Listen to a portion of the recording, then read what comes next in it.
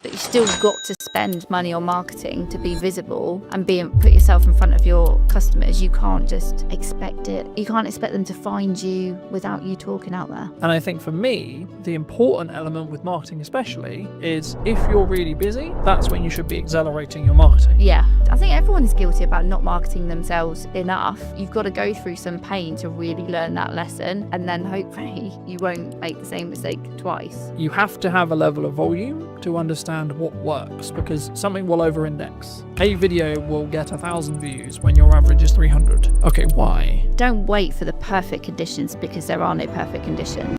Did you know that 93% of you are not subscribed? So if you could please do me a favor and you're enjoying the show, then subscribing would mean the world to me, and it would allow me to grow the show and continue to get larger and larger guests and continue to bring what's missing in marketing today. Thank you ever so much for joining me, and I'll enjoy the episode. Hello, my friends. I hope you're well. I hope you had a good day, evening, or night. Today, we're back from a brand new episode of the podcast, and today I'm here with Gemma. Hi, Gemma. How are you? Hello. How's it going? Yeah, I'm really good, thank you. Yeah. I think marketing's an interesting space at the moment. I wasn't necessarily going to start here, but I think, is it an economic thing? Are people struggling to think, well, I've got to cut some corners, or I've got to maybe look at the ROI, or I've got to... I think to keep things afloat? Is that what you're feeling at the moment? I think it's definitely part of the influence. You know, people have to think about where their budget's going and be smarter with it. I think if businesses are still constantly searching for the hack or the quick wins, then that's where it gets really difficult, I think, for me as a marketer selling to clients. Because, if they think there is a shortcut or there is a quicker way, and especially the space that I work with being B2B, and it is that longer buyer journey, it isn't, there are no hacks or quick wins. It's not about being in a consumer space where you can use sales tactics to get the sales quicker. So yes, partly the economy is having an influence, like especially businesses where they've got lots of employees. They've had the impact of the national insurance contributions in April, so that has hit their bottom line. But it can't always be the excuse, I'd say. You know, the economy is going to go up and down. Look at all the things that have happened in the last 5 years that people did not see coming. So it can't be used as an excuse. You still got to spend money on marketing to be visible and put yourself in front of your customers. You can't just expect it. You can't expect them to find you without you talking out there. Do you think that a lot of businesses, especially conversations I'm having with some clients, retainer clients, etc., like they want really strong ROI, right? Return on investment. They want that strong return on investment. Do you think, though, when it comes to marketing, that people, because I'm seeing a world in the larger space for larger business. Now, of course, they've got more capital, they can burn it for maybe a bit longer, etc. But they're actually focusing on brand building, right? The larger space. But do you think the small business space is more driven towards strong ROI, like trackable ROI in marketing? Yes, I think ROI marketing people sometimes feel it's a bit of a dark art, you know, and it's difficult to be able to go, yes, I did this particular piece of marketing and it resulted in X. That it doesn't always work like that. The clients I work with, I help them with marketing across a number of channels, because ultimately activity in silos does achieve so much, but it's the bigger picture and how it all works together. That's where you gather the momentum, and that's where you start to see the results. Do you think, let's play a theoretical scenario, let's say I do 4 different things in marketing, one thing maybe the podcast is an example, and I've seen my revenue go up by 20-30% in that time, let's say, but I can't directly track it because the client hasn't said categorically, oh, it's because I watched your podcast that I've hired you. Is that still because of the podcast though? Could I look at it that way, and could I, from an analytical point of view, when a client or me or you or etc., we look at our spend and we go, okay, well, I'm outputting these things, right, and my revenue has jumped this way. I've had a change in revenue, whether it's 10%, 20%, 30%, whatever it is. And what did I do before that change? That's how I look at it personally. But is that how you look with clients? Is it you say, well, okay, well, we did these things, and then the maybe not the direct outcome, e.g. the trackable thing, but the byproduct was you're consistently, across months, not a week, etc., but like across months, you're up 10%, 20%, 30%, etc. Yeah. Do you think? Yeah, definitely. It all works together, and the thing, especially with B2B and the longer buyer journey, is that they might remember like the last engagement they had with your marketing, and then that, when you fill in the surveys online or something, how did you hear from us? You might then, you'll legitimately put the last thing you remember, but it will be because of the influence of all the other engagements that you've had. So it might be that they go, oh yeah, the most recent thing I saw was one of your podcasts. That's how I heard about you, or that's made me want to buy from you. But, whether you want to get down to the granular detail and kind of attribute 50% to the podcast because it was the last thing that they saw, but actually they were also on your email list, and maybe you give that 30% of the credit. It depends how you want to analyze it and get into the detail. But ultimately, everything will have a weighting, and it's good that you've obviously gone, right, before this point I wasn't doing this, but after this point where I've seen bigger engagement and bigger sales revenue after, because I've done this, you can kind of logically go, that's because of the podcast. I think for me, like, especially in marketing, especially in content, you have to continue to adapt, to continue to test. I'm sure we'll get into that in a minute, but for me, I would just look at it as a kind of a binary set of actions. So I do a set of things in marketing. What is then the outcome, either in my number of views, etc., tangible target there, or revenue, right, or both. And I think for me, sometimes people, especially maybe starting out businesses, or maybe, I was going to say maybe slightly older businesses, but not even necessarily older, but I think businesses as a whole, sometimes we don't understand that marketing is the journey to the sales conversation, and then the sales, when it happens, gets all the credit. Oh God, yeah. So it's like, oh, it was an amazing funnel, an amazing client journey, and this and this and this, but actually the salesperson who closed it is the one that gets all the hooray. Absolutely. Because they're the one that's tangibly tied to the revenue. Yeah. What would you say to businesses, people listening maybe who are in that boat? And should they just focus on the sales side of it? Like, oh, that salesperson did a really good job because they signed the X. Yeah.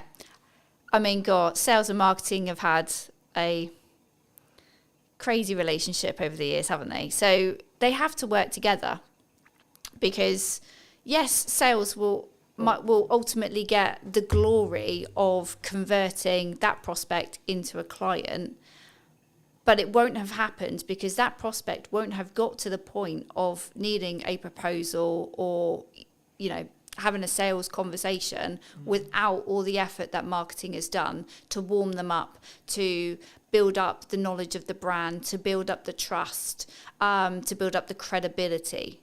Sales can't do that in their kind of one hit, I'm going to tell you about features and benefits, or whatever the conversation goes like. So yes, they might get the credit at the end, but unless they work together. And it's the same, like, marketing can do so much to get a prospect to the point of wanting to buy and convert. You still need to have a sales message and a sales process to get them over the line and get the revenue in. So they can't work one without the other. They have to work together. But yeah, you'll always come across organisations that kind of weights slightly more to marketing, slightly more to sales. But, marketing has to think about what happens at the point of sale, and making sure that they're not going to get the sales team kind of go, these marketing leads are rubbish, and actually it's because marketing has done so much, but then the salesperson is missing a piece of information that they didn't tell us that they needed. You've got to get them to work together. Got to get them in the same room.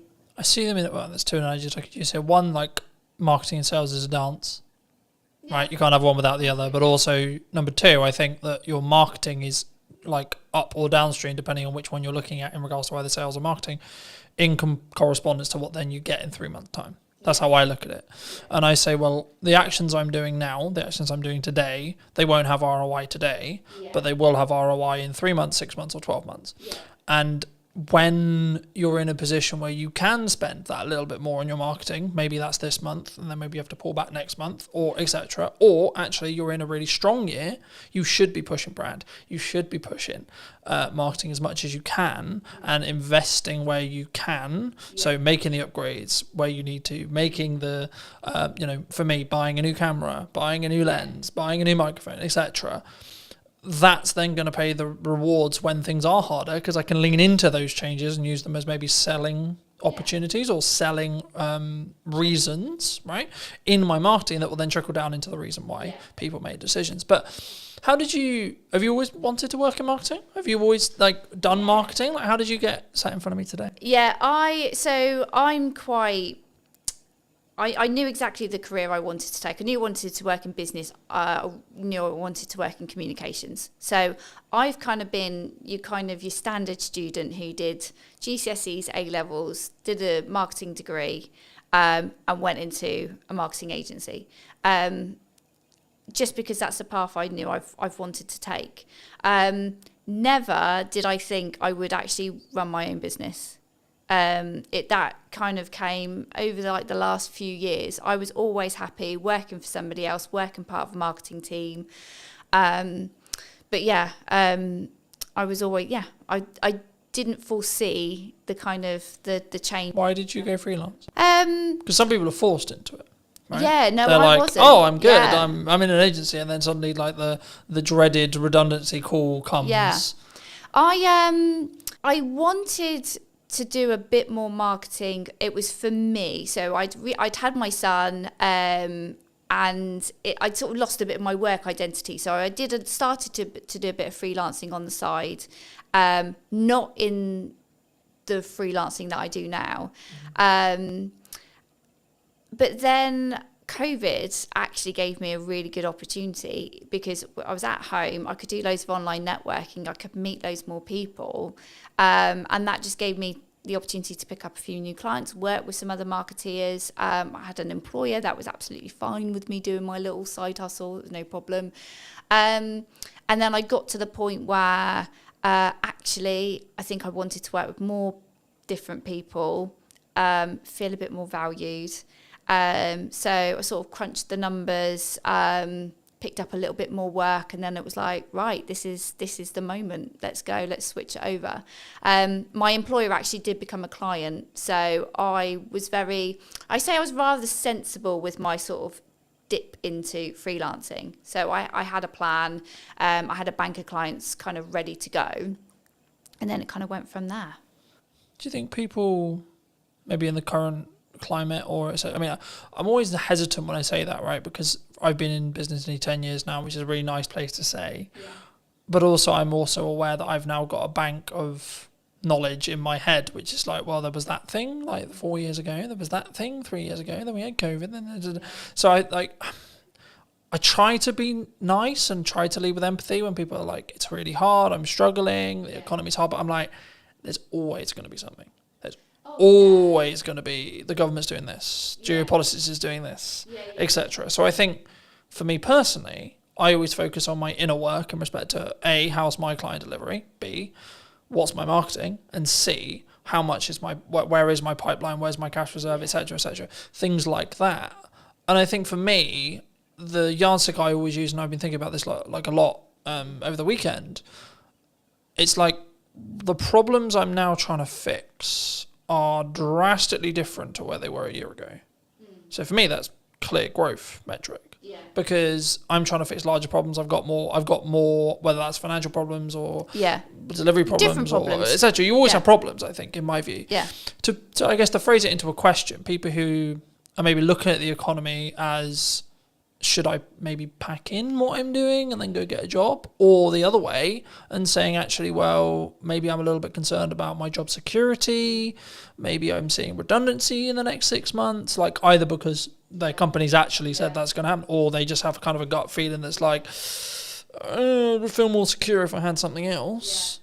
What would you, is now a good time, would you say? Any time is a good, any time. Like, don't wait for the perfect conditions, because there are no perfect conditions. Employment, some people do look at it a bit more securely. There's more, law behind, to protect employees. I don't sit there and think, I don't think either or is more safer, freelancing or employment. I saw somebody post something the other day about, maybe I think they must have gone through a redundancy. And I just sort of commented to say, like, look, don't overlook freelancing, but also don't look at freelancing if you want to get some income in your pocket quickly, because it's not the quick result, unless you've got somebody that has got a project lined up, that they're going to be good payers. But I think that happens because you did the work 3 months ago. Yeah, no, that does. But that's what I'm saying. I'm saying, like, somebody that was like literally, okay, I've just been made redundant, I'm going to jump into freelancing, and it's like, that's fine, but brace yourself.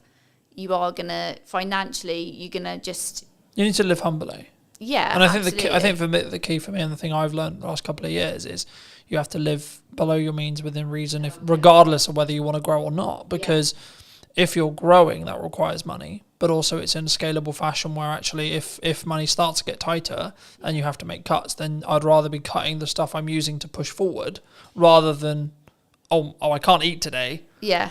I can't turn the heating on.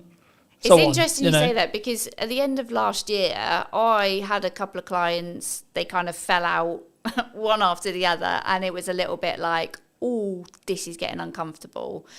But it was a bit of a wake-up call for me, because I'd had lots of work come to me via referral, via other clients, but I could honestly say I wasn't doing enough marketing outbound to reach new audiences. So as sad as I was, and I was panicking, I knew I had enough money to pay the bills. That was fine. But I decided to invest in myself a lot more. So I invested in a bit more coaching. I invested in some other kind of support marketing communities where I was going to meet other marketeers, learn from them, possibly grow my network and find other people to work with. And it was absolutely the best thing I've done. So it's scary to spend money when your income is reducing, but sometimes you have got to do that. You've got to invest in new systems and technologies and new ways of doing things. Yeah, I was going to say, I think it's like, what's your response? And I'm having this like constant concern, right? When things are going well, you should make wheat. Okay, cool. But then actually, maybe I've got runway of, let's say, 3 months. Or maybe 2 months, right? Or maybe a month and a half. Cool, right. Do I continue to move forward, continue to say, well, this is working, this is growing, and trust in that by the time I hit my end of my runway, I'll be fine, the work will be there. Yeah. Or I'll make the money, or I'll found a way through. In that scenario where you are, like, unfortunately losing clients, the project work isn't there. We're recording this will be going out probably nearly October, but we're recording this in the middle of the summer holidays, where I naturally know there's going to be a lower demand for stuff happening, which is understandable to an extent, because kids are home, things are harder, people are working less, people are enjoying either holidays or time with their kids, etc., which is completely understandable. But also I'm like, okay, when I looked at my financial plan, I was like, okay, I need to kind of plan as if there's not going to be any project work for the next 6 weeks-ish. Yeah. I guess to phrase it into a question, what's your response? It sounds like it's like lean into growth and lean into investing. Or have you always been that way? Or do you sometimes feel like maybe you should have pulled back on costs and gone, actually, I can live on this for 3 months now? The interesting thing is, if you ask my husband, I am Captain Cautious. So I am not necessarily a risk taker.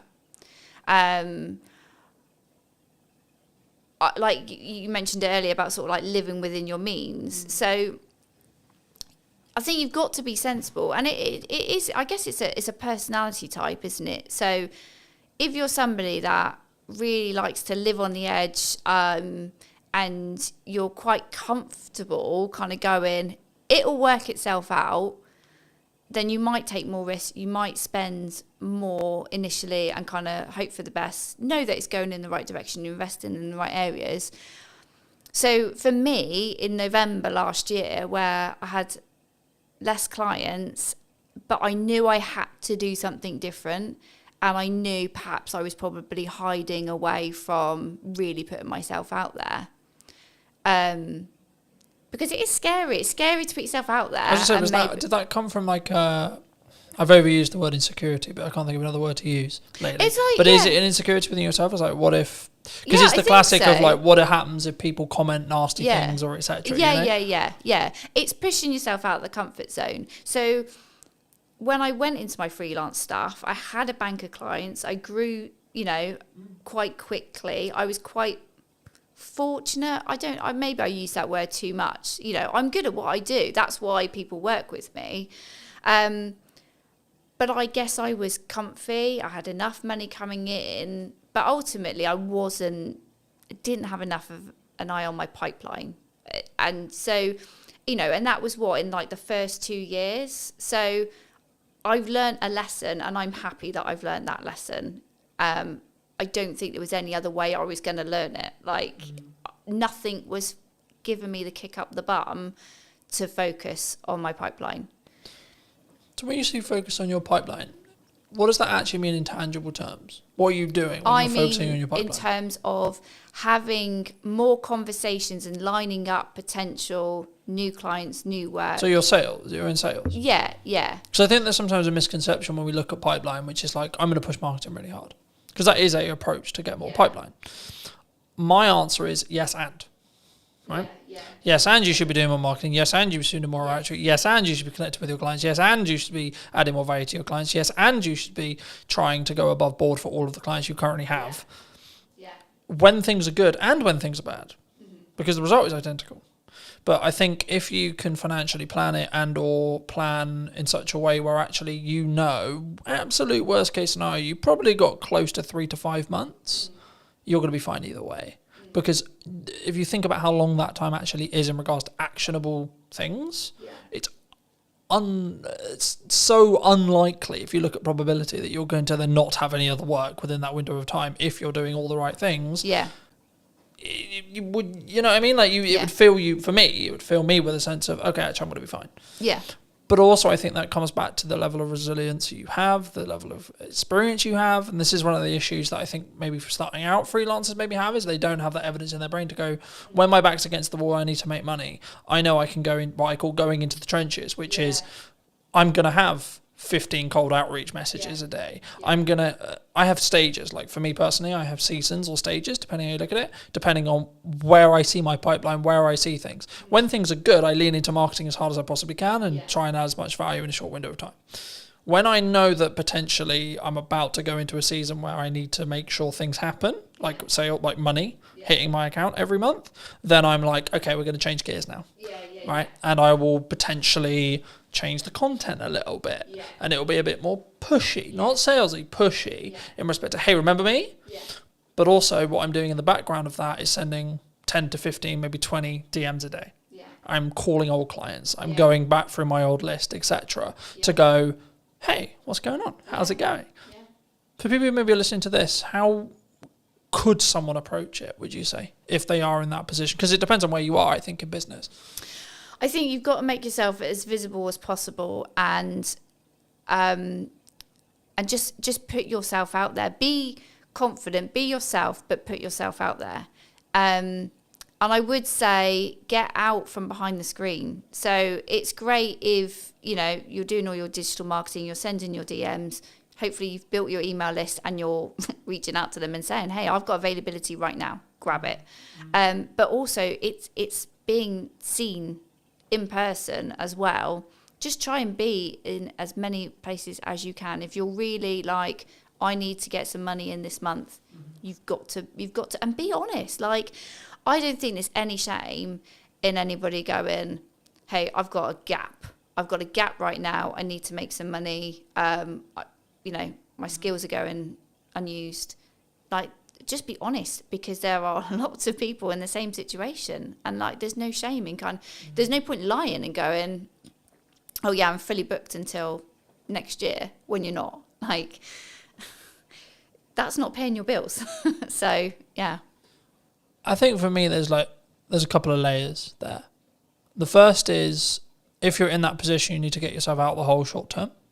Yeah. Second position, you need to take the lessons that you got where you got there. Yeah. And thirdly, you need to then understand that actually, even in a year's time, when you've taken the lessons and when you've moved forward and when you've done the money management, and I keep leaning back to money management because that in crux is what will fix the problem long term.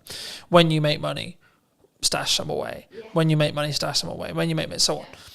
And that can, there's loads of ways you can do that. But I think for me, the key is to understand that once you do that, you're then thinking longer term time horizon, but you still have problems. Yeah. I might lose some of my retainer clients tomorrow. I might not. Right? Cool. But what am I doing to potentially get 2 more? Yeah. Constantly. Absolutely. Yeah. So I think sometimes, I'll phrase it as a question. Do you think marketers can get complacent sometimes? Things are great. Things are good. I think we can. I think anybody can in their role. And I think people have different fears at different times. So the whole thing when you said there about you've got enough work, but you're always thinking about trying to get 2 more. I've definitely had the fear of, well, if I put myself out there too much, what if there's loads of people that want to work with me and I can't work with all of them? And I'm not necessarily, for me personally right now, I'm not interested in growing an agency. I might have thought that last year, but this year it's like, who cares? If I end up with that problem, I'll find a solution when it comes. Right now, that isn't, it's not a fear to worry about, Right now, it's all about having those conversations and keeping visible and reminding people. I had a client that I now work with this year. We had a conversation 12 months before, and it wasn't the right time for her to work with me. And then as soon as she was ready, she comes and has a chat, and that's it. And then we're working together, and we started working together on one particular project, and that project has grown, as a result of continuing to have these conversations. Do you think, I've always looked at it from more, in some ways, I've seen myself as very unique in the respect to how I market and what I do. But also I've seen on the other side, which is what I would call more traditional marketing agencies, where they sell marketing service, but they only market their own business when they need work. Yeah. And I think that's backwards, personally. Yeah. I think regardless of whether you're busy, regardless of whether you're not, you should be leading with your best foot forward as a marketing agency, if it's what you sell, right? Or a videographer, you should be posting your best content for you. You should be having the podcast, and you should, and look, I always focus on, for me personally, everything I do is 1% improvement, right? Little thing, how can I tweak the lighting? How can I make it look a bit better? How can I make it sound a little bit better, etc. And sometimes it has a cost implication, and sometimes that's an uncomfortable cost implication. But I'm always like, is it going to make 1% improvement? Yeah. Because if I plan it in respect to I've got 2 months, let's just say, for example, 3 months worth of runway, by the time that 1% compounds, I'm going to be fine anyway. Yeah. Regardless of what happens with it, I could lose, touch wood, that won't happen, but I could lose all of my clients as of today, and actually I'll still be fine in 3 months because of the compounding effect. Yeah. Because as long as I've got enough cash to live that runway, then I'll be fine on the other side. Yeah. Do you think, is that common in marketing? Do people take their foot off the gas for their own stuff because it's just a application of resources kind of question? Yeah, and this is the reason why I'm a freelancer and people work with me, is because they might give marketing their best effort when they're really motivated. Like I say, they need the sales, they need the income. They win all that work, and then as soon as client delivery needs the focus, marketing, then they take their foot off the gas, and they're like, oh, we're fine. And then as soon as they are then at that next stage of growth, or clients have left them, they then go, all right, well, we'll just switch marketing back on. But that's not how it works.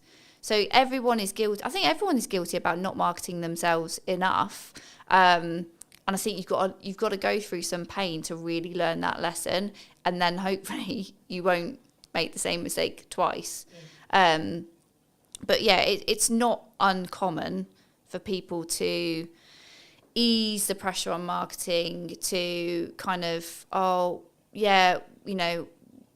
just let inconsistency just kind of bleed in. And that's when you've then got to make a decision. Either are you doing your own marketing, or you need to really sharpen the tools and focus, or you need to outsource that to somebody who can do that for you so that you can put your attention on the other areas that are needing your attention. From a tactics side of marketing, we talked a lot of psychology, we talked about like, should you do it, should you not do it? But from a tactics point of view, what do you think's missing right now? What do you think people are maybe not doing that they should be? That's a good question. I think they're still looking for like the hack, the shortcut. I think they're still kind of thinking, do I really have to do all this? Do I really have to put this effort in? And the answer is yes. So if the business owner, the director doesn't want to, if you're not interested in marketing, if you're not good at marketing, don't do it. Give it to somebody who can. And I will always say to anybody, if they're not in the financial place to outsource, when you are marketing, think about something that you enjoy and that you're going to be able to be consistent with.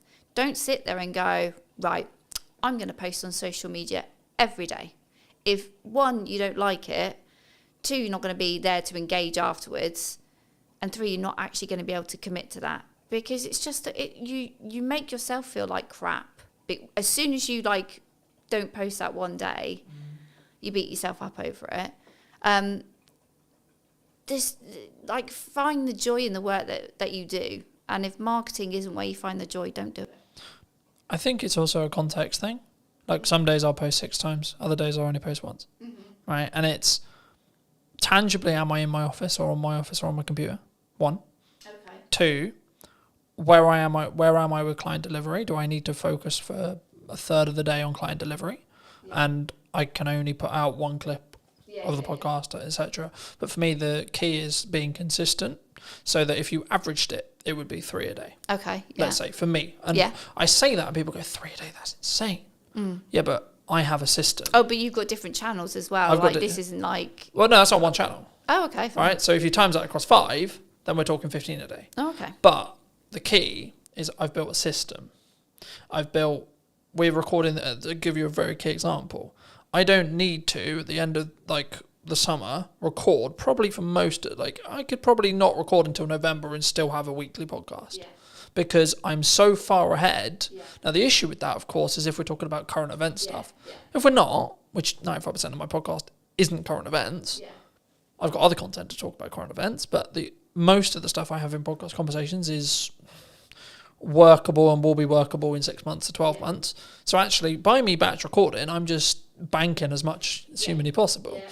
So then if I get really busy with client work, if I have to fix problems in the business, if I have to X, Y, Z's on, I then don't have to allocate resources and time necessarily into the podcast, or I can limit that cost on a month where it is a bit tighter because I'm so far ahead. Yeah. But the key is I'm focusing on the consistency. So, and this is where I've used the analogy of you need to make the hay while the sun shines, because if you don't, you'll just be left with sludge. Yeah. And I think for me, the important element with marketing especially is if you're really busy, that's when you should be accelerating your marketing. Yeah. Because then you're actually going to, and even if you don't have capacity, right? So let's say I don't even have capacity, I still am going to push hard on marketing because I want demand in 3 months. Yeah. And actually, I trust that by the time I finish those projects, if I've pushed with marketing, I'll have some stuff left. I'll have some people who are ready. And just being honest with clients and saying, look, I don't have the availability until September. Yeah. I don't have the ability until October, November, December, whenever it is. Yeah. And saying, cool, can we book something in? Can we get a pre-production call? Can we get a discovery call in? Yeah. Cool. But also understand that actually a project that you quoted and you alluded to earlier where you had a conversation a year ago, I've just finished a project started a project last week. I had a pre-production meeting for that I initially quoted about 3 months ago. Yeah. Right? And I was like, at the time, maybe it's wrong time, maybe they're not ready, etc., etc. I was like, okay, maybe it won't come Maybe it won't come through, maybe it will. But then I got a call 2 weeks ago saying, hey, Cotton, we're ready to move forward. Fabulous. Wonderful. Right? And I think for me, if I had, perhaps, I haven't asked them yet, but perhaps if I had stopped marketing, they wouldn't have been constantly reminded that I existed. That you're around. That we've got that project there. Yeah. And the same with a handful of other clients who are like, yeah, we really want to do something, but we're not quite sure what we want to do yet. And I think that's the key sometimes. And I think that's why when people maybe don't look, maybe they fall off their consistency. And I think the reason why the podcasts are very different this series than it was last series was I was in that boat of I'm trying to do too many things and not doing them well enough. So I'm very focused on 2 channels for the time being, which is podcast and my event promotion for my event in September. And by the time this come out, the event will probably have finished, and then it'll be about marketing the next event. But anyway, the crux, I guess, from a tactics point of view is what role do you see? Like, what do you value right now for your marketing or for clients? Is it written word? Is it audio? Is it podcasting? Is it video? Is it user-generated content? Like, what do you think's working? I would say I hate to start with it depends, but it does depend on the client. So let's talk about what I'm doing right now. Obviously, we're having this conversation because I invested in some video content a few months ago. So that absolutely, I am. Like you, championing investing in video to have another format of delivering your message to your audience. It's great, and it can be used in so many places. So it's it is an investment, but it's a worthwhile. And also networking in the right places. So there's lots of different networking events out there. Some you might like, some you might not. I always say to people, like, it's about finding the right kind of event that you enjoy. It's got the right people there. Because ultimately, don't go to a networking event where it is just a cup of tea and a natter. Like, you do need to meet people and build relationships. It might not. Don't ever go into a room and think, right, who's going to buy from me today? Because that's not what it's about. It is about growing. Yeah, exactly. Yeah, but yeah. So for me, it's been and remaining consistent on LinkedIn, and not wondering what the hell the algorithm's doing, and sharing posts from 3 to 4 weeks ago. Yeah, I find it really interesting when people go, "Oh, the algorithm shadow banned me." Right, I'm a handful of chapters into Gary Vaynerchuk's new book. Well, it's not new now, but it's new for me. Day Trading Attention, and he talks a lot about no, your content's just not very good.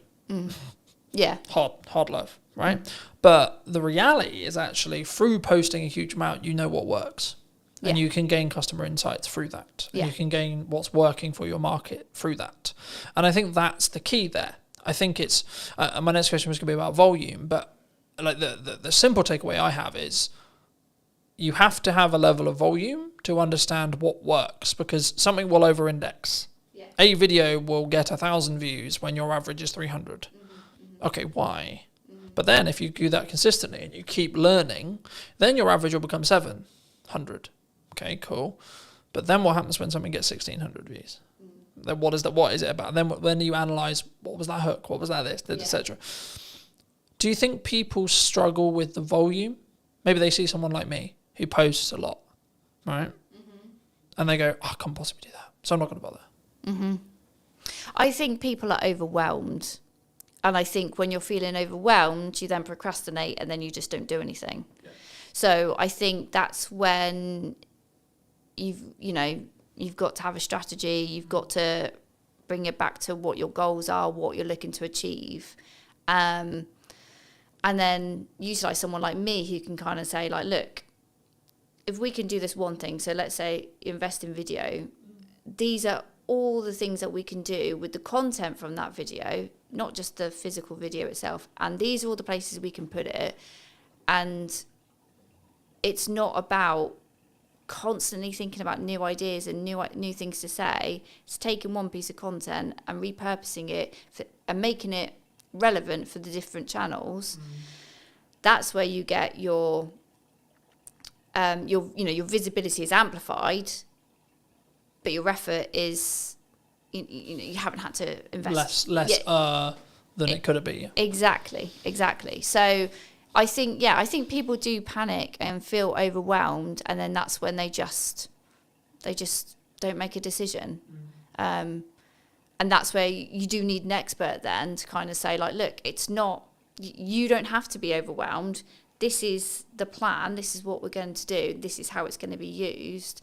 But ultimately, you just need to sit in front of me for 45 minutes and talk about what you do. Yeah. Easy. Where does AI fit into this? Because a lot of people are scared about it, right? People think they're going to take their jobs. Yeah. They're going to be out of a job. The robot's going to take over the world. Yeah. What do you think? AI is a tool. They are all tools to help you be more efficient, but ultimately they can't replace human creativity. I've heard some people talk about, AI is for lazy people. It's like, it's not. If you want to use AI correctly, you've got to invest the time. You've got to invest the time in understanding how these tools work and how you get the most out of them. And that is not just by going, chat GPT, please write me a blog about X, and taking that and posting it. Like, no. It's a bit like, I don't know, I was thinking about this today. Like a sat nav, okay? So a sat nav is a tool that tells you how to get from A to B. It's really great if you have no idea, but also you could work out using a map yourself, but it takes a little bit of the thinking time away from it. But you might also just want to go for a drive and enjoy whatever route you decide to take that day. So it's not, AI isn't there to replace what people do. And I think businesses that are looking at AI and going, I don't need to hire a copywriter, I don't need to hire a videographer, or I don't need a person to do something because I've got a tool, you're kind of missing a point there. If you're looking at it just from a cost perspective, you'll learn a lesson very quickly that basically what you've turned out is a load of rubbish.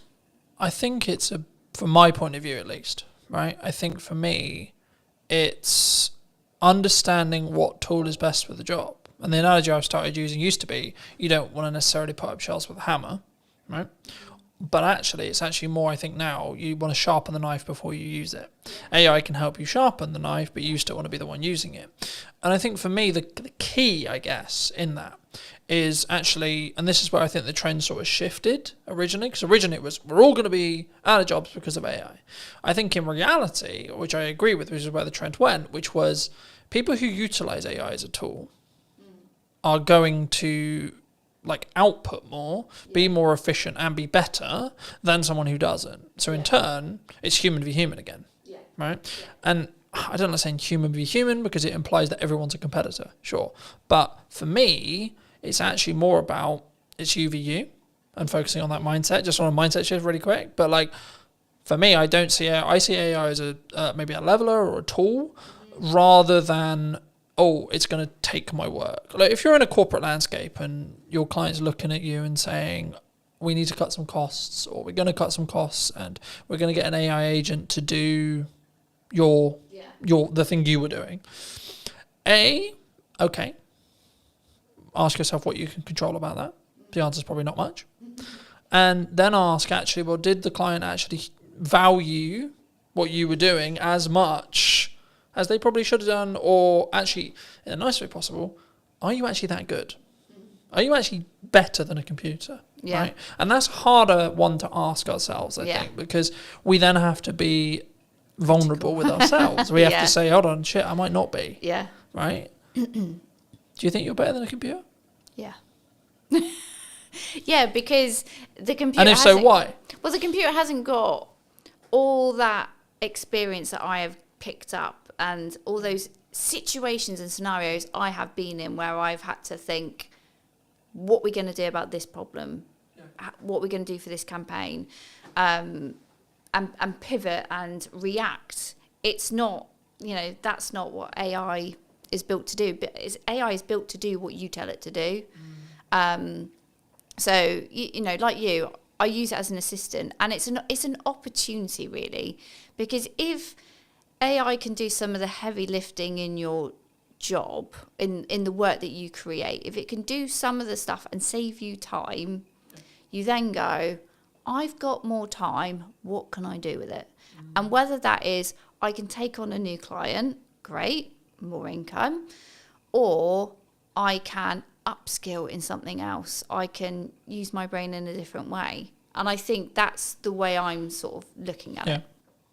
I think for me, there's a couple of ways that you think about it in general, right? And I think you can tell a lot about how someone looks at their business when that you ask them about what happens and how they feel about losing a client. My perspective personally, as someone who's been in business for a while, long enough to, I would hope, know what I'm doing, I would say there's a couple of ways you can look at it. You can go down the road of, that's a shame, but I added the value I could, I did the best job I could. And if you're being honest with that, then actually, what are you worried about? Because if you genuinely did the honest thing, and it might just be they have to cut some spend to stay alive, and you happen to be the thing on the cutting block. Now that you can go into the psychology of how much they value it, and if you want, sure. So there's that approach. A. B. Cool, I've got that time back. Yeah, maybe I don't have the income, but I got that time back. So now it's, how do I utilize that time? Because what we talk about a lot of the time when it comes to ROI or return on investment is return on money. We don't necessarily talk on return on time, right? For me, as I've looked and learnt more from really successful people, the thing they always focus on is time. Because money, yes, you need it, but the more you have, the longer runway you have, regardless of your expenditure level, right? So the more expenditure level, the more you need to have a longer runway, etc. If you're living humbly, then you have a longer runway with less money. But you still will have the same amount of time. Me and you will have the same amount of hours a day, right? How we utilize those, how we use AI tools to optimize, work smart, not hard, but also the thing that people get wrong about that saying, in my view, is you're not working hard and smart. So if we both work at the same amount of hours, but I'm working smart hard and you're just working hard, I will win. If you're working half the hours, but you're working smart and hard, and I'm working double your hours, I'm also going to win. Because I'm not just outputting more, I'm also working smarter and then harder on top of that. So I have a volume metric and then a optimization metric as well. I think the key sometimes what we do in marketing and sales is we don't necessarily look at, it is a volume game, it is a quality game, but you get to those results, as I was alluding to earlier, through volume, because you don't have metrics otherwise. We can sit here theory, right? We can say, this is a good idea, this podcast is going to do really well in theory. Or I can tell you, I know it's going to do well because the last 15 episodes have had consistent growth of 2%. Okay. So now I know by the time this comes out that it will be however much further down that line, as long as I continue the trajectory and continue the learning that I've got. But also people, what they don't count in when they have a podcast or something like this is also the knowledge they gain from the guest and the knowledge exchange we have. So actually what I'm doing is I'm creating content out of it so I can go to many, but also in our one-to-one conversation, you might say one thing to me that I might go, actually, hold on, I could implement that. And actually, what's the knock-on effect there? So it's not even, because I think sometimes we go, oh, it's got 3 views, right? Especially when you start out a video, oh, it's got 5 views. Does small numbers of views matter in marketing? In an ideal world, we want thousands and thousands, right? But yeah, like you want that, but don't ignore the fact that there's lurkers like that. You know, not everybody who sees your content goes, I'm going to indicate to you that I've watched this video, that I've done something that, you know, it's resonated with me, it's given me an idea. Not like people do on the periphery, observe from the background and go, okay, yeah.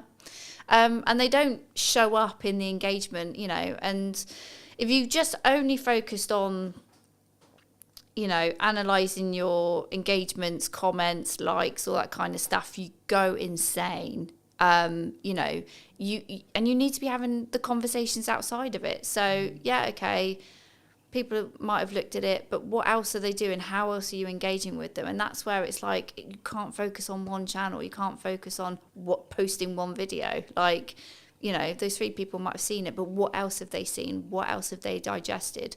What else have they taken on board? And are you going to talk to them? Because that's the other thing, is like, this is not one way. Marketing is not one way. You have to create that dialogue, find out, dig deeper, get them to know you. You know, it's like, you know, today we're here, but we had a conversation before. So it was great to, you know, understand what we were both thinking, have a, you know, chat around a conversation, so that you obviously felt like, oh yeah, I think Gemma would be interested on the podcast. And I obviously feel comfortable being interviewed by you. I think sometimes, I think it depends on the context, right? Like if you're fortunate enough to get a guest who's quite high profile and they've done 100 million podcasts and they're very good at very quick rapport building, different conversation. But also, to be fair, you may not have a longer term relationship after that podcast episode. Because in most cases, they're there to film their half an hour section with you, or 45 section with you, that they're also going to use as content.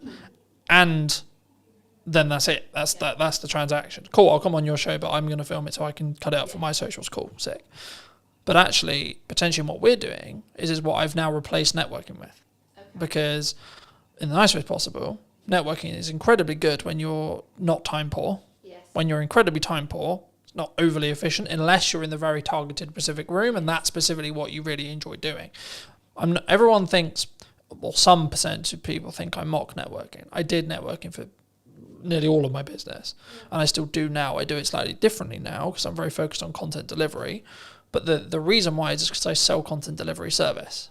So for me, the highest return on time, energy, and resources is content delivery, because it allows me to hit every single bucket I want to hit. But also, something which I was doing when I was networking and doing content, and this was I was doing them all poorly. Instead of doing one incredibly well and reap the rewards of doing those things well, I was actually trying to do all of the things really badly. So I think maybe as a takeaway, do you think people should do lots of things? Or do you think people should just focus in on, actually, I really enjoy talking to people, so I'm just going to go to networking and talk to people?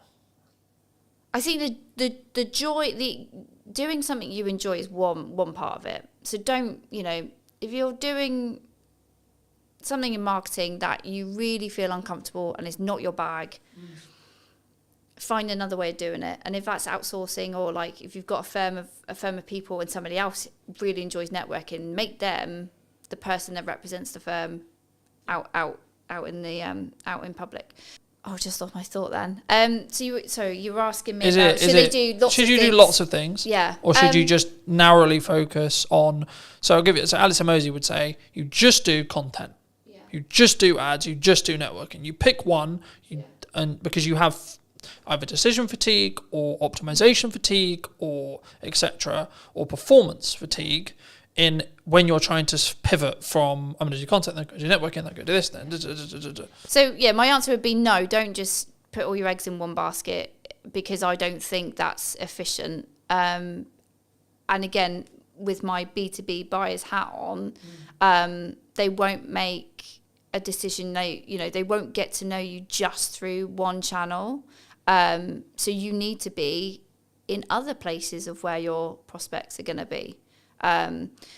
You need to, because they need to hear from you directly, but also they need to hear from other people that have worked with you to kind of, you get that stronger credibility, and it's built up quicker when they can hear from a third party who might be a client or might be an advocate, to hear what it's like to work with you. And then to really kind of think, yeah, okay, this is a company I think I want to engage with a bit further. So I would always say, like, no, you can't just focus on one area and ignore everything else. But if you've got limited time, budget, resources, you've really got to go back to, well, why are you doing this? What are your goals? What are you looking to achieve? And you've got to be really critical and say, okay, I want to grow the brand. Okay, I'm going to focus on these activities. But if it comes back down to a goal, then you've got to focus, and then you've got a reason to help you make a decision. Like, decision fatigue happens when you probably don't really know what you're trying to achieve. I also think we don't give ourselves the time window. So I was alluding to it earlier. For the next 3-ish months, but just under 3 months, I've got 2 focuses. Podcast, event. That's it. Yeah. Nothing else. Everything I do is in one of those 2 buckets. Yeah. The byproduct of me doing that is I'll probably win more production work, I'll probably win more marketing work. Cool. But the main 2 content focuses is those 2 areas. Yeah. Now, after the event, when there's a bit of downtime between the event, I might add another one for 3 months. Yeah. But the thing I did potentially poorly in the past, and why my marketing didn't reap the rewards I wanted it to, was because I was constantly pivoting and adapting and changing what I was doing all the time, so I didn't commit to anything, which showed a sign to the market, if I'm really looking into it, that I didn't necessarily believe in what I was doing necessarily, but also I wasn't getting good enough at it through that 1% improvement consistently, right?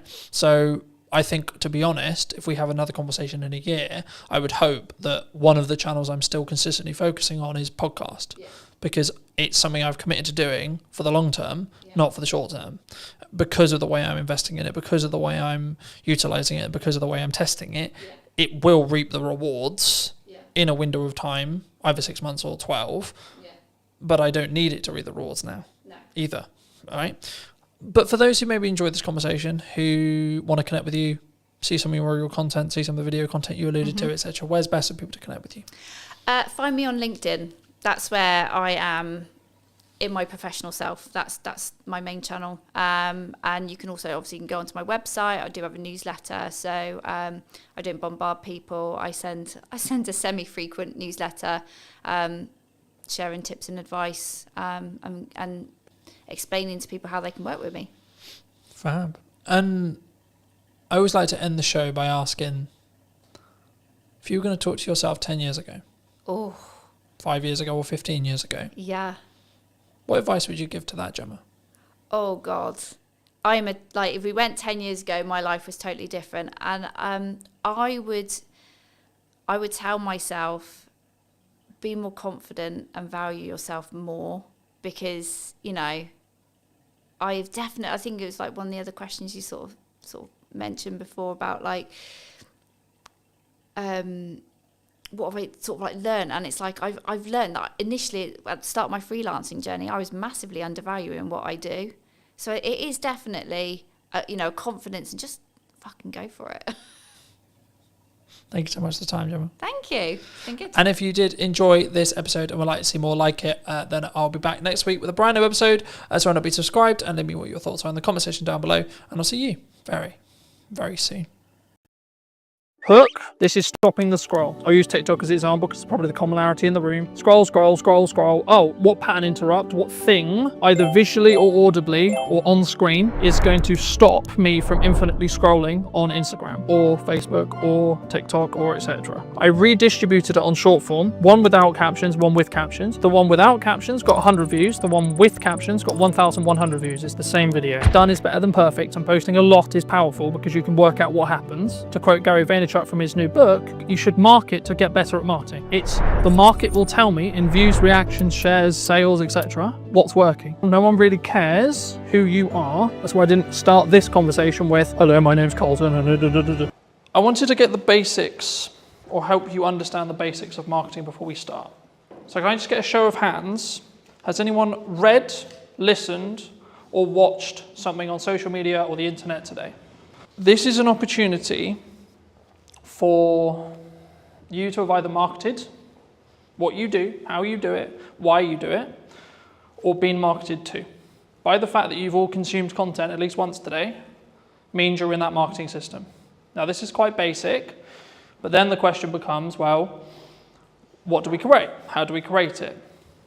The commonalities for me, in 95% of cases, whenever I have a one-to-one conversation, I work with businesses, etc., their hurdles are, in most cases, not knowing what to create, not having the time to create it, or not knowing specifically what to create it about as a whole, right? So the first part of this workshop has been designed in such a way for you guys to really troubleshoot what you feel is your hurdles.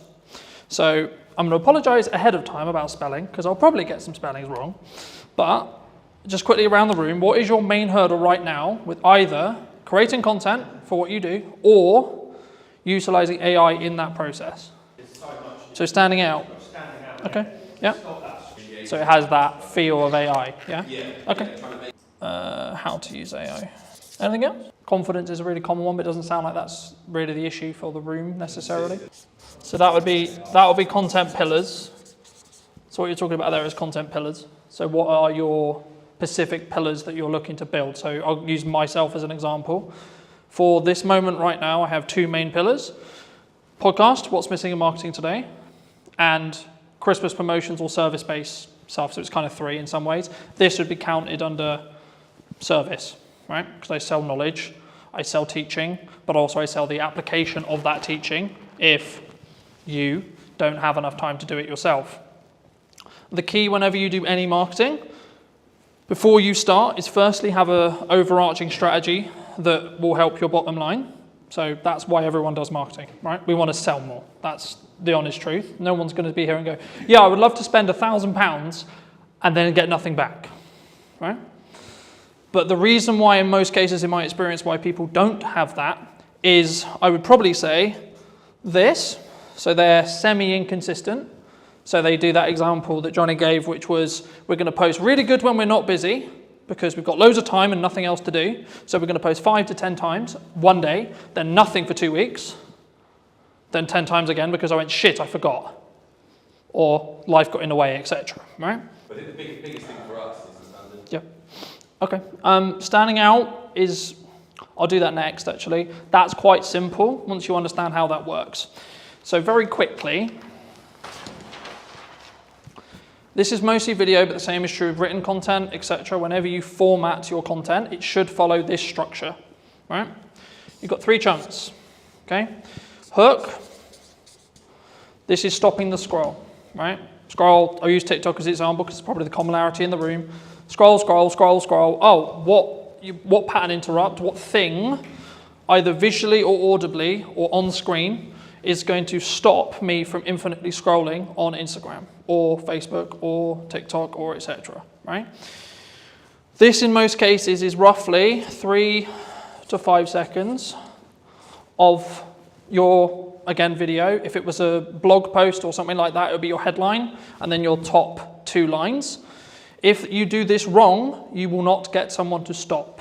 Right? I'll go into depth in a second on what you could use here as ideas, but then you'll have a level of, so your body of content, so this could be, in most cases, value-led for me, and then a call to action here, right? So when we create content, we want a journey to happen, right? Step 1, get them to stop the scroll. We'll go into depth in that in a second. Step 2, what do you want to talk to them about? What's the objective that they're trying to do? If it's a piece of educational content, like this, for example, then I might have a captivating hook that positions a question that I'm then going to answer, but I'm going to first say, well, this is the solution that you're trying to create, followed by, as short as you can, because attention spans are dwindling, etc., gets to the point in the nicest way possible. No one really cares who you are, right? That's why I didn't start this conversation with, hello, my name's Colton, and you don't give a shit, you don't care, right?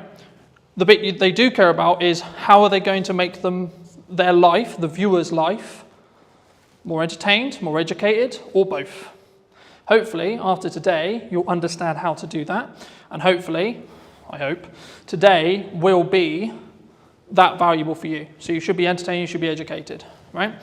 Just on that, sorry, Bob. Yeah, of course. Every piece of content you've got on TikTok has to follow that. We start getting good reactions, say, on funny content. It's got no call to action on it. The only... Would you say that that's still valuable? So if I put my hand here and ignore the call to action, then yes, that would be true. Every single piece of content has to have a hook because you aren't going to stop the scroll. It doesn't have to be anything complicated. It could just be like, this is my opening line. So the things I'm focusing on for podcast clips, for example, is what's the first line of the clip, right? And because you'll see it as text, you're going to go, oh, so one that did really well was from Maddie's podcast a little while ago, and I was talking about how did I not become a drug dealer because I was dyslexic. So the opening line was, I'm surprised I'm not a drug dealer. So if you saw that on social, you're probably like, hold on, what the fuck? But then I gave the context, right? Straight away, here. So Ideally, it should follow this format, yes, in every post. So you would say for us to stop messing around and spending half an hour filming a Jet 2 on trend TikTok with no value? So this is mostly for thought leadership.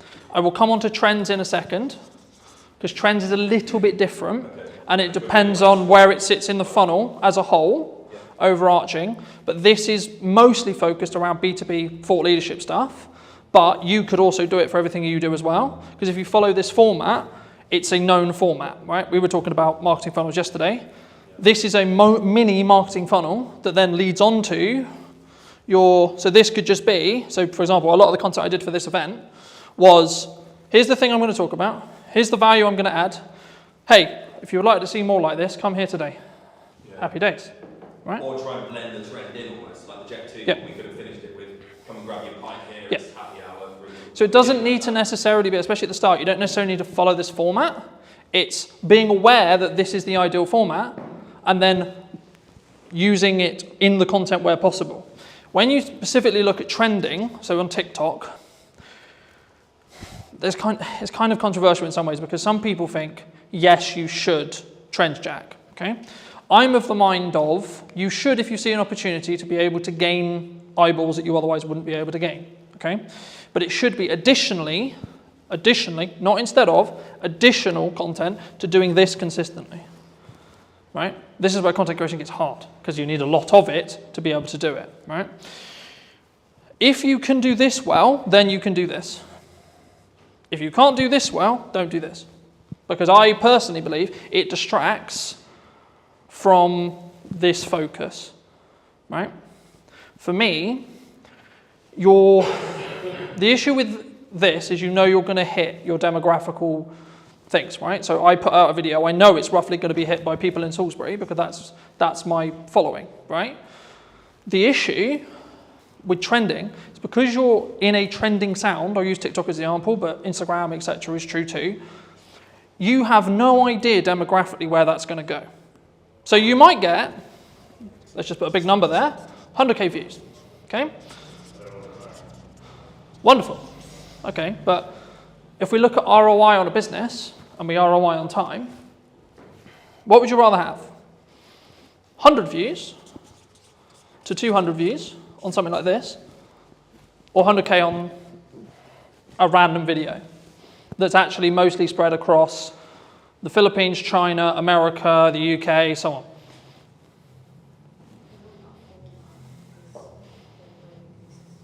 Mm-hmm. What do you think?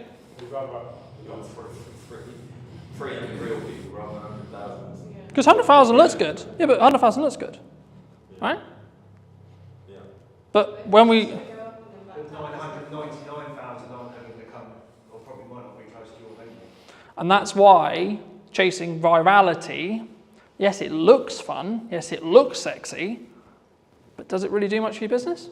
I'd much rather have consistent of the right people at 200 to 300, maybe up to 1,000, but I know that each one of those views is going to potentially mean that I get more people sat in a room, I have more people to work with, I have more people I can help in my location, or in your... How do you do that location with TikTok? Facebook's very simple, physical business. So social media has changed, right? If I did this presentation or talk 3-4 years ago, I would only be talking about social graphs. Okay, I'll explain both in a second. But on this side, we've got social graphs. Okay, that's how everything worked before TikTok or Musical.ly arrived. Okay, here we have interest graphs that I'm definitely going to spell wrong, right? But the job of the team of two. So this was basically what TikTok created. Kind of their algorithm created it. It was in other places like Tumblr, etc. But like modernized and actually like popular, it was TikTok who did it. So what happens here is and this is why I said yesterday, following doesn't matter because we're now over here. But just for those who don't know, socially, what happens is I would follow someone, I would like, share, or comment on their post, right? This would send or say to the platform, hey, cool, this person likes and enjoyed this content. Cool. Okay, so the platform goes, we're going to show more of that to that person, right? So you followed me. Okay, cool. So that means you're telling to the platform, I like Colton's content. Can you show me more? Sick. Right. Same with likes, same with shares, etc. Now, the bit where it got interesting is because when they started changing the weighting, you wanted to target different things. That constantly changes. There's no point me going into it because by the time we finish, it'll probably have changed. The main difference when TikTok launched a handful of years ago was instead of it being followers, like shares, etc., they are kind of still important, which I'll explain in a minute. But the job here is Craig is going to open TikTok, and if he had previously never installed TikTok, it will just show him videos. And what it's trying to do is it's going to go, right, I'm going to show Craig a picture and a video of a dog. Cool. What does he do? Does he watch the video? Does he interact with the video? Does he like the video? Cool. Keep scrolling. You'll find that the more stuff you interact with, the more stuff you give watch time to, the more stuff you like, the more stuff you enjoy, you'll be shown more of it. Right? So that's what an interest graph is.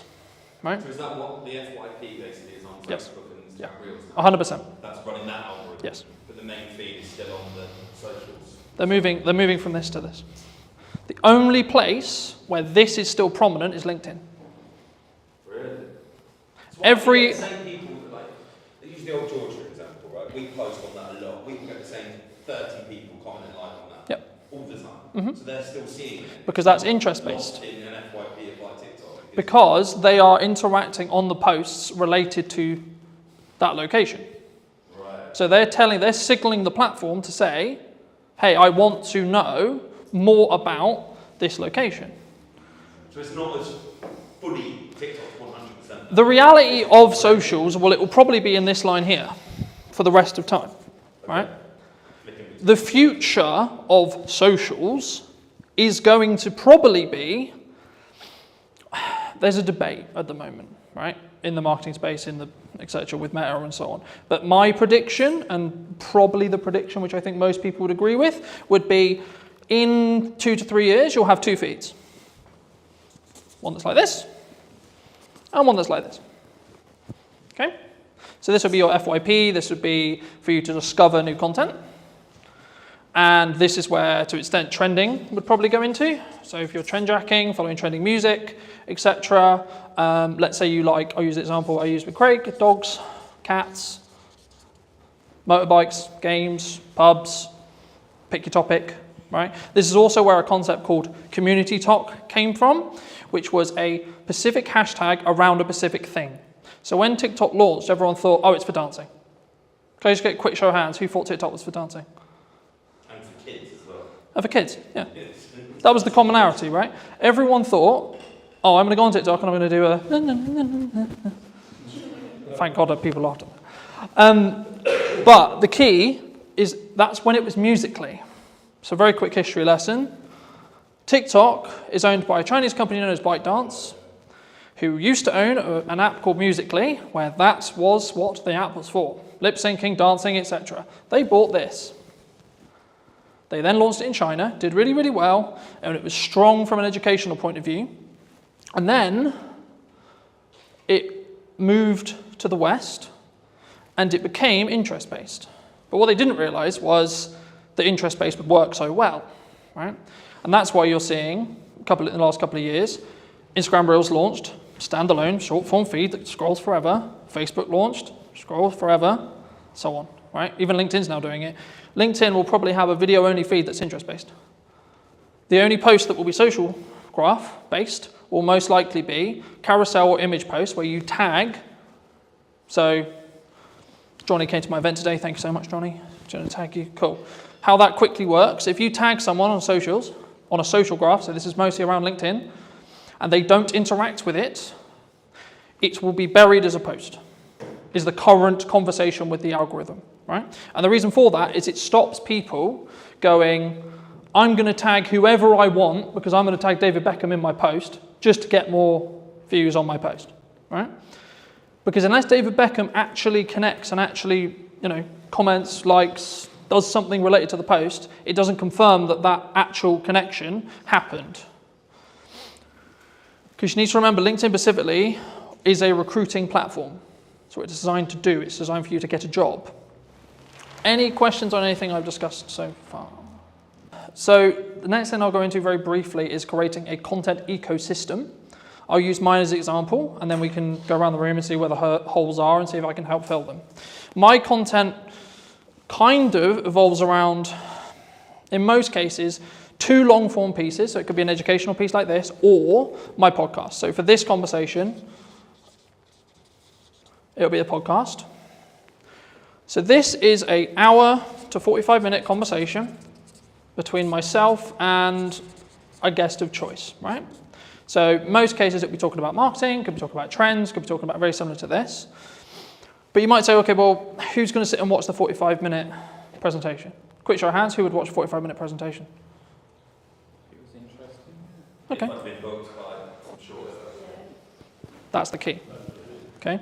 So what most people do, and the reason why most people don't do it, is because they don't have the self-worth and self-belief to be able to put this 45-minute conversation out and it to get 2, 3, 10 views. What 95% of people should be doing is creating this, and then using it to fill their socials, right? I'll show you in a minute. And that's when you get like when you scroll through on YouTube. Yeah. So that's called that is basically about how you structure your short form, right? So very quickly, short form. I'll show you how to use AI to create 20 plus pieces from each one of these, because I do it, right? Every week I do it. For you specifically, you could talk, I'll use an event that you're running for an example, okay? You could talk about every single unique selling proposition and every single thing about the event that you think is really good, okay? Like a Q&A almost. Yeah, with your staff. You get someone to ask you questions. Okay. What's it going to do, film it, chop it down, and then put it And you don't have to film it the way I would film it, with multiple cameras and pro audio and this and this. I literally mean, right, a phone on a tripod, looking at 2 people, right, stick person, wonderful, another stick person, you can tell I'm not an artist, right, 2 people having a chat, wonderful, okay? That will fill your socials, okay? Because it's this long piece here. Could be anything. Your long form piece could be, this is how to utilize 1 hour of content, especially if you're time poor, right, and you've only got an hour of content to deliver. You can film it once, then distribute it into short form, you're probably good for a month. And then if you want to hire an editor, like I do, I get a custom trailer made for each podcast. Some of you would have seen them. If not, go on my socials. There's one every week, right? And that is designed for the hook, which I showed you earlier, on the front of the podcast specifically. So that's meant to hook you in, show the best parts of the conversation, etc. if you come to the whole hour. But also it allows me to be on social media with short form. So by the nature of how the trailers are designed, I'm naturally going to get a higher retention chart, which will look something like this, which means people are watching the whole video, which in 95% of social media cases, if people watch up to 100% of a shorter video, less than a minute, it will then be served to multiple audiences, right? I'll go into that very quickly, but just quickly on this. Once you've got short form from this 1 hour, you can then do lots of stuff with it. You can pull out the audio and have it as a standalone audio podcast, right? You could also get it transcribed, and then using tools like ChatGPT, you can get it into blogs, etc., in your own tone, etc., right? And then also, you can then take that blog, turn it into 20 tweets, 15 tweets, right? Or standalone social media posts on their own. Hey, in this conversation, it doesn't even have to have the video, you can just take some pictures afterwards and say, in the conversation we'll be releasing next week, we talk about X, Y, Z, right? This is a very key example of hooks don't have to be anything. You need to do them to then see what works for your audience. Because what works for me is not going to work for you, and vice versa. So that's a social question. 95% of the time, socially, we watch videos in our breaks, when the kids are asleep, etc., right? So you don't want... Yeah, so or the telly's on or something else is on. So in a social scenario where you wouldn't necessarily want to blare out your reel, but you still want to know what's going on, right? And just to give you some numbers behind this, I re-edited some Christmas content that I did, I think about 3.5 years ago, 4 years ago. I redistributed it on short form, one without captions, one with captions. The one without captions got 100 views. The one with captions got 1,100 views. It's the same video. Okay, that's a 10x difference in views with one change. And this is how I'm starting to test stuff. The one thing people get wrong with marketing all the time is they go, this is our ideal profile, this is the person we're trying to talk to, and I know what they like. Do you? You may have known what they liked 2 years ago, but is that what they're into now? Does your ideal profile change through time? Mine does. Personally, my content consumption habits and what I consume will change on a weekly basis. When I want to go really deep on AI, I'll be watching nothing but AI stuff. Okay? When I want to go really deep into content and delivery and how to do it, shift again. So on an interest graph, my feed is going to change dramatically across 2 weeks. On a social graph, I'll probably get some of the same content. So on the Look into the terms and conditions of TikTok, you'll be scared about how much it knows. Well, this was actually a big problem a couple of years ago where I was aware of it, where people would be watching a specific video. So I'll give an example where like maybe it's a motivational video or like maybe they're feeling a bit sad, etc. They're watching something that may be a bit sad. And what the TikTok algorithm did, and they got in a lot of trouble for this, but they would then start feeding more and more, and you would go down this loop of negativity, right? Like I don't want to go into detail on it today, but it's the same with like the quote red pill spear, right? You are fed what you watch. So people are like, oh my God, my TikTok's so annoying because it only shows me X, Y, Z. I'm like, okay. A, log out, reinstall the app, watch stuff that you don't want, like so watch the stuff you want, and then the algorithm will catch up. Or just when you're on the socials, just stop consuming and interacting with the stuff you don't want to see more of. Or search what you do want to see. Yeah, or manually go in and search, I want to see pretty kittens. I want to see dogs, I want to see positivity, I want to see quotes, I want to see etc. To start, put your video everywhere. Put your blog everywhere. Put your piece of content everywhere the same way. Because the first thing you need to get into the habit of is doing content consistently and getting consistent, right? Because that's where the results will come from. And concentrate on video. I focus on video because it's my best, like building off Emily's point, it's my best way of communicating. And it's what I will also consume. And also I know the power of being able to leverage it because I can use it a million ways. Some people say, I don't want to be on video. Okay, that's okay. Don't be on video then. But if you're a good writer, then write. Okay? Like, you don't have to reinvent the wheel. The content quality will always rise to the top if you're A, consistent, B, talking to your target demographic, and C, adding actual value. Not fluff, not this looked nice, this was wonderful. The goal for me today is to give you as much valuable the stuff you want to learn as much as possible. That's it. That's my only objective today. Very quickly on how like algorithms work in most cases. This is a video algorithm, but the same will be true in blogs, the same will be true in articles, and you can swap the words. So whenever I say video, there is a similar algorithm for every other form of content and will work very similar to these principles. Okay? So when you post a video, I'll use Instagram Reels, for example. This is your video. Okay? The first thing it does is it will send it to, these numbers are rough because they change every week, right? And we actually don't really know. It's roughly about 10%, maybe lower, maybe 5% sometimes, of your audience, okay? Now, depending on what happens will then depend on if you get a new audience or not, right? So in most cases, if, let's say this video is, I don't know, 30 seconds, okay? If someone watches up to 25 seconds of that video in this seed audience. So this is called a seed audience. The job of a seed audience is to tell the algorithm, because it doesn't know what all it knows is you uploaded a video. Wonderful. It can see what you said in it because it can pull the transcript, etc. It doesn't really know what the video is. It just knows you put a video out. Sick. So what it does is it sends it to the 5 to 10% of an initial audience that it believes will enjoy this piece of content from what it learned from the title, the media data, or the post, depending on what platform you're on, and then what's said in the video. And then depending on what happens with things like watch time,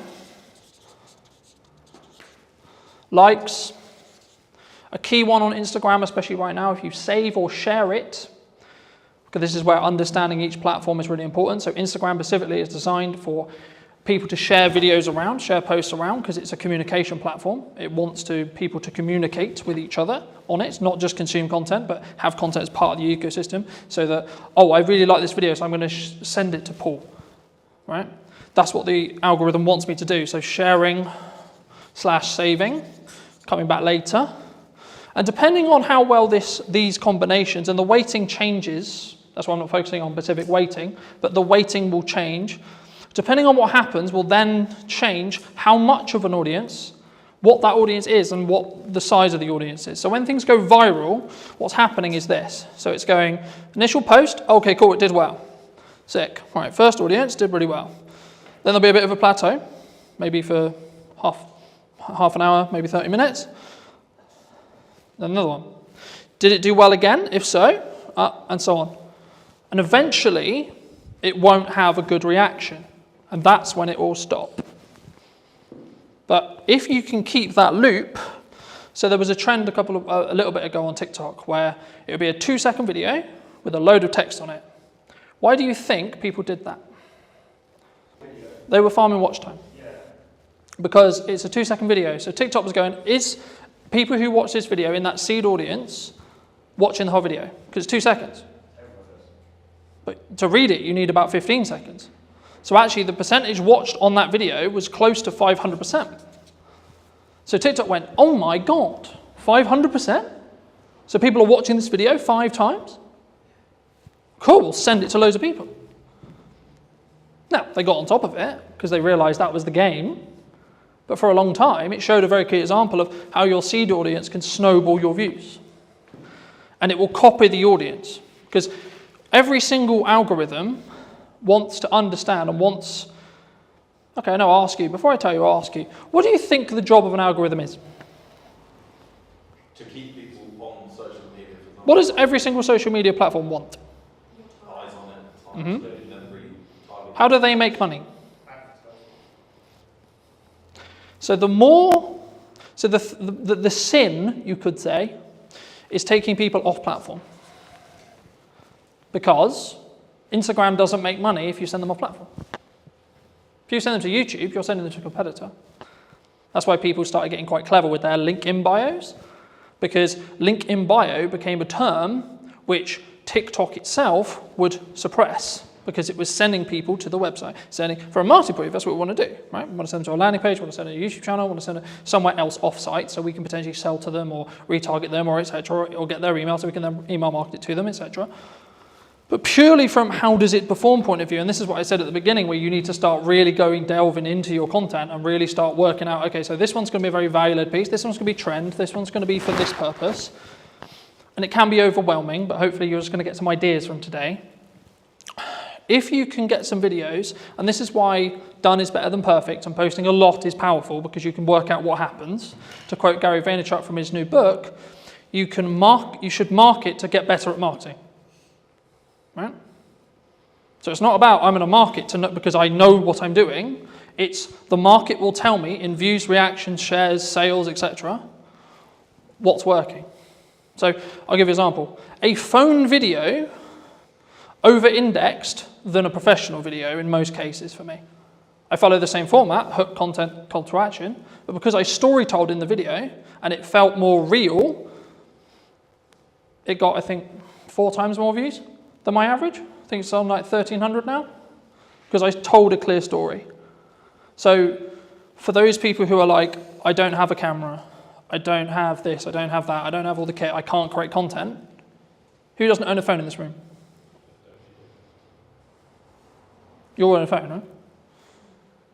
So then you don't have an excuse.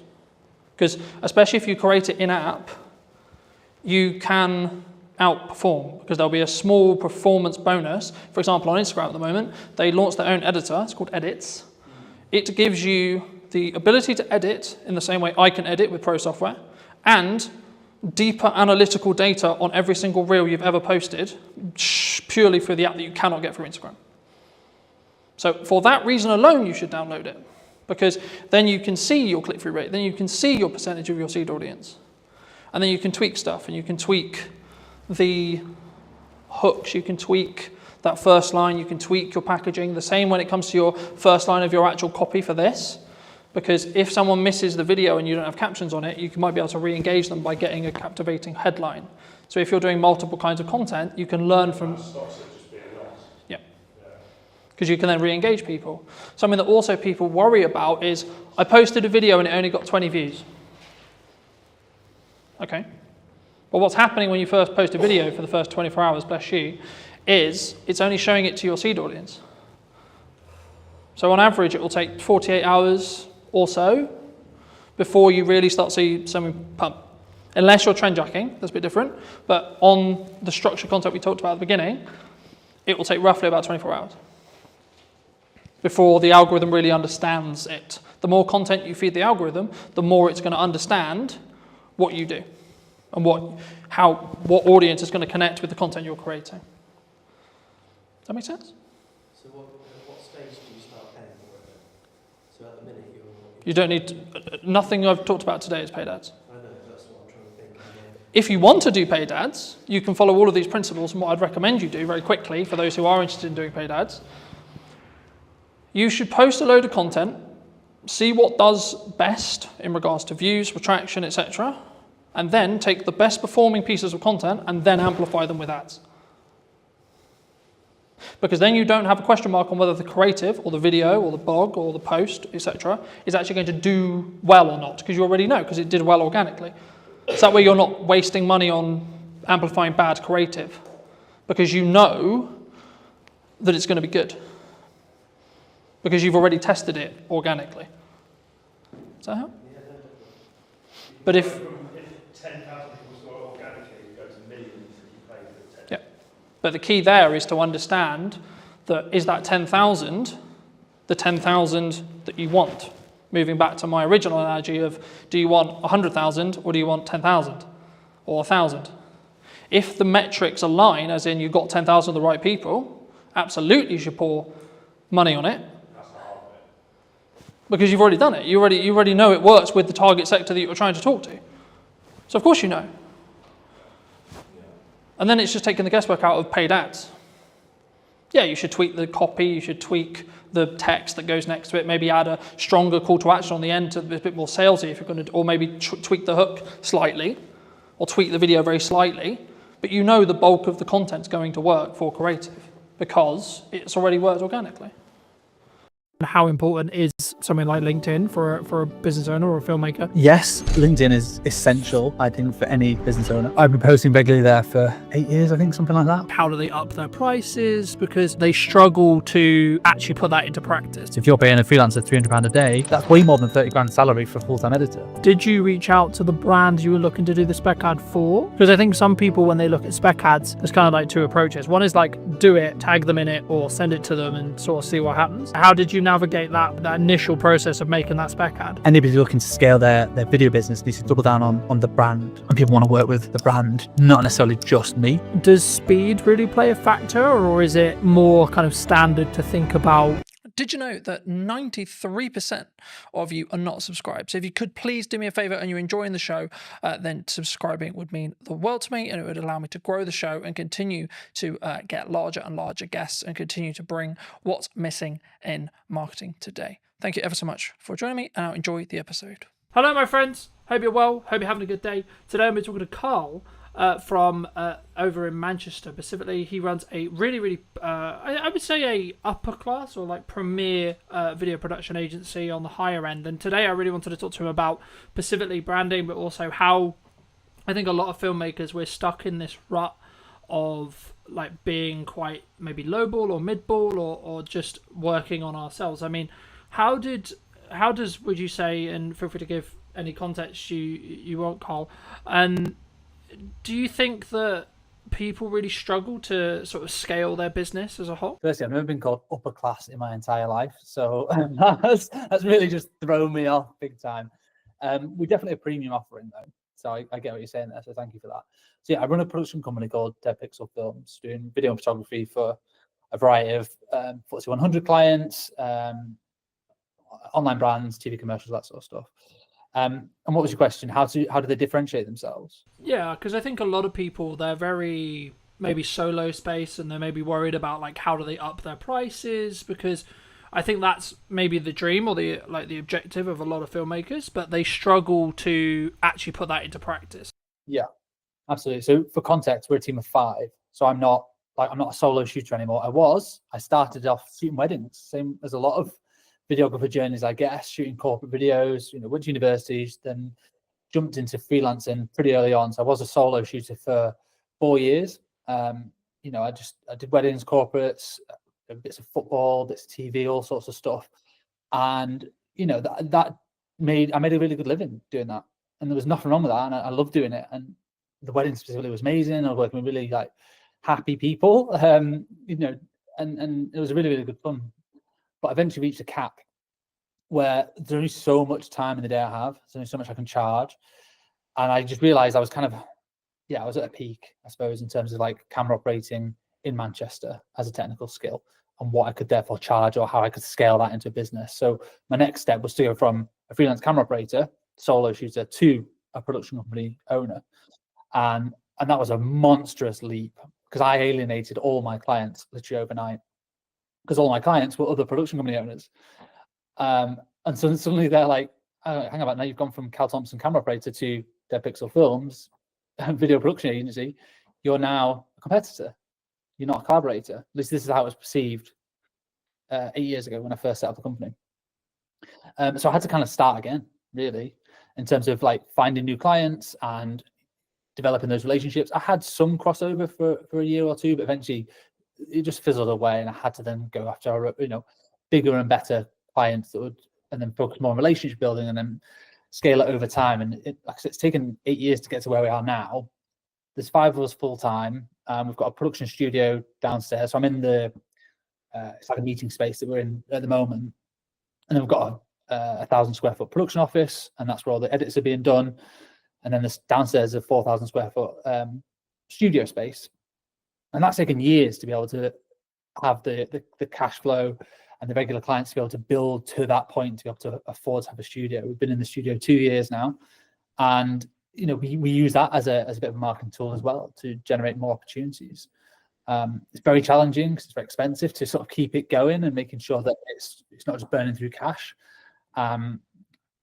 But it's all part of the journey. It's really good fun. Yeah, I mean, I was going to ask you about cash because I think, as cash flow as a business owner, right? Because I think there's a massive difference, obviously, from a solo shooter who's maybe positioned themselves as an agency, or maybe the traditional, I think, from the sole videographers that I've spoke to about, they're looking to get work through other video production companies or agencies similar to yourself. Did you always have good money management skills, or because the story that I found is people normally get it wrong before they get it right? Yes. Cash is king with any business, and it's definitely applicable to video production and photography services. I've always been good with money. You have to be a business owner fundamentally, but even as a kid, I was always quite tight, I guess, with money. Didn't intend to be. I always did what I wanted to do. And I went traveling all over the world and stuff like that, and I had some great experiences in my 20s.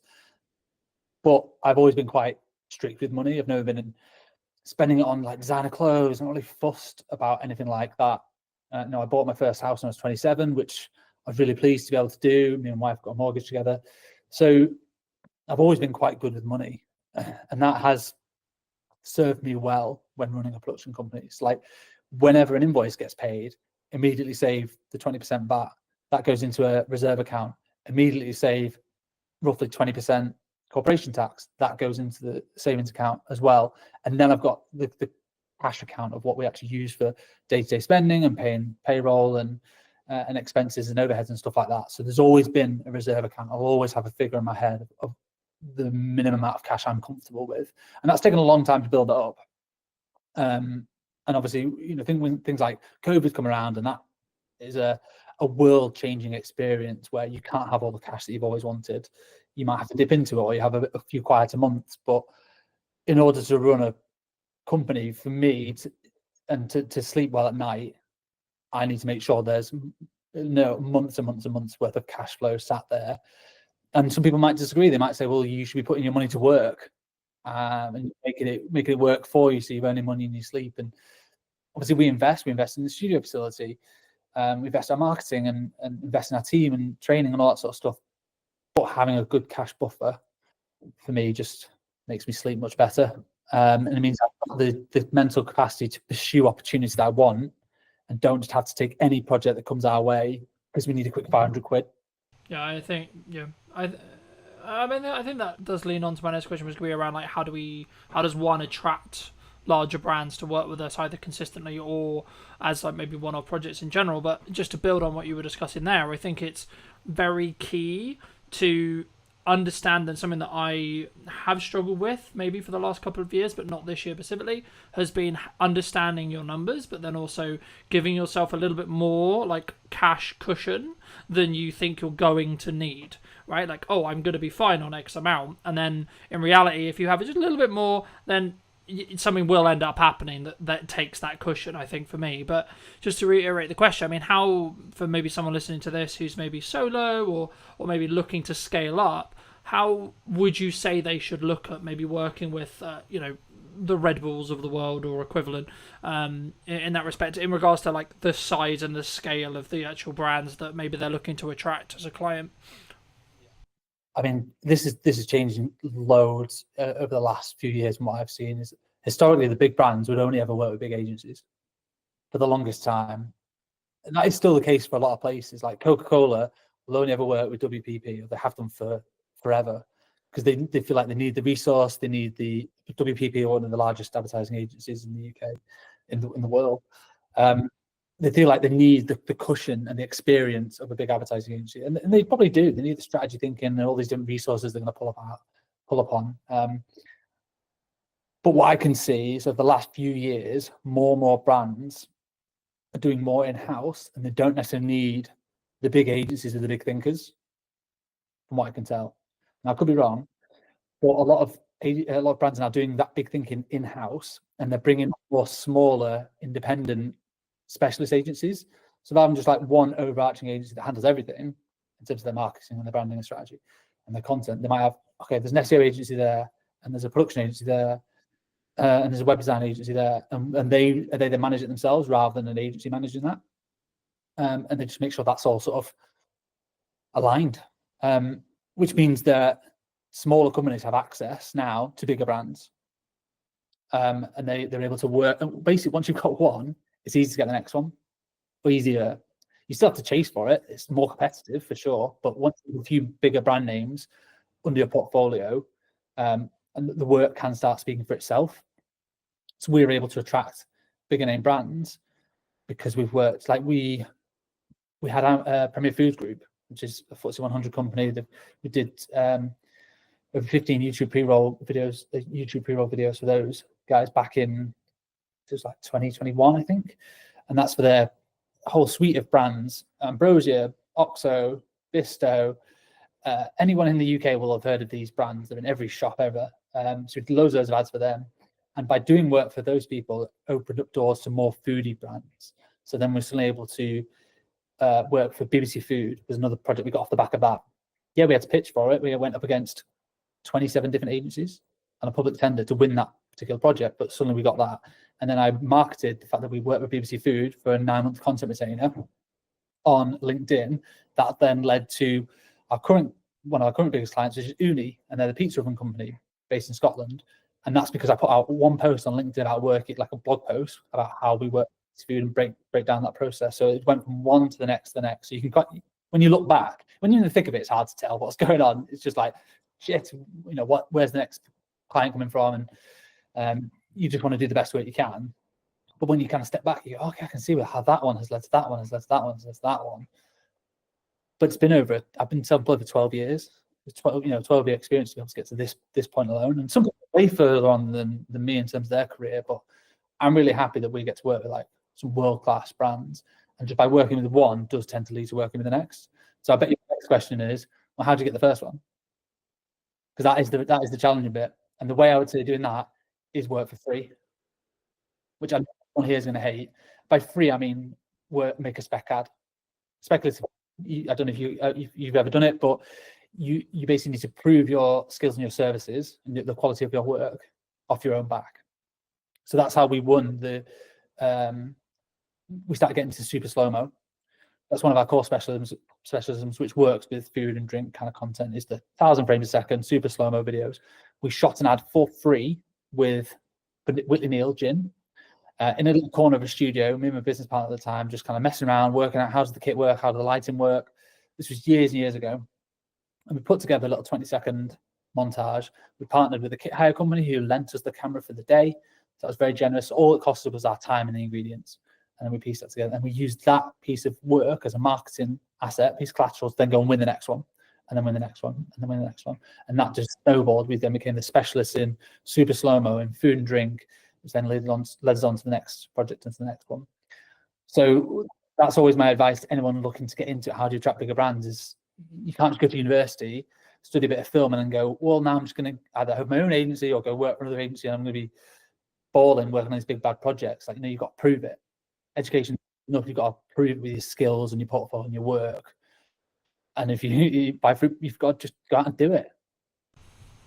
Yeah, no, I completely agree. And I guess the question that comes from that is, did you reach out to the brand you were looking to do the spec ad for? Because I think some people, when they look at spec ads, there's kind of like two approaches. One is like, do it, tag them in it, or send it to them and sort of see what happens. The other one is like, hey, start building that client relationship, etc., and be like, hey, we would love to work with you, or etc., but can we make one for free? Like, how did you navigate that initial process of making that spec ad? Depends how big they are. If they're massive, if they're like a high street name, if you're suddenly doing on a spec ad for Gymshark, they've already got amazing commercials, an amazing in-house team. They don't need your spec ad. So you emailing them saying, I'm going to do this ad for free. If you want to use it, use it. They just won't. They don't need it. So in that sense, I would just go and do it and just tag them. Like, massive fan of you guys. I hope you don't take offense to this. We've made our own ad. We want to tag you in it. And if Gymshark will unlikely see that and then want to just hire you immediately, but their competitor might. So someone else who maybe slightly smaller than Gymshark might see that and go, oh, I love what these guys have done. Or you can use that to market to Gymshark competitors. So you can reach out to people directly that made this little piece for fun, just showcase our skill sets. Be really honest and transparent. Don't suddenly try and pretend that Gymshark are your client. You've done it as a paid project. That's the last thing you want to do. But just be honest about what you've done and how you made it to showcase your skills. And would you be interested in that one for your brand or business? We did one for like Innocent Smoothies, massive global brand. We didn't ask them to make that. We just did it as I was building all these like mad rigs because we've got a food studio, we have the space. I built like this test tube rig that when you pushed underneath it, basically it forced all the liquid through the bottom of a smoothie container and then just created like this volcano effect out the top. I wanted to test it to see if it was even doable. It's just like an idea, and we shot it in super slow-mo. It worked. So then we got a few more shots off the back of it, pieced together a little 20-second thing, and then just tagged them and put it on LinkedIn. And their marketing team like commented like, "Oh my god, this is awesome!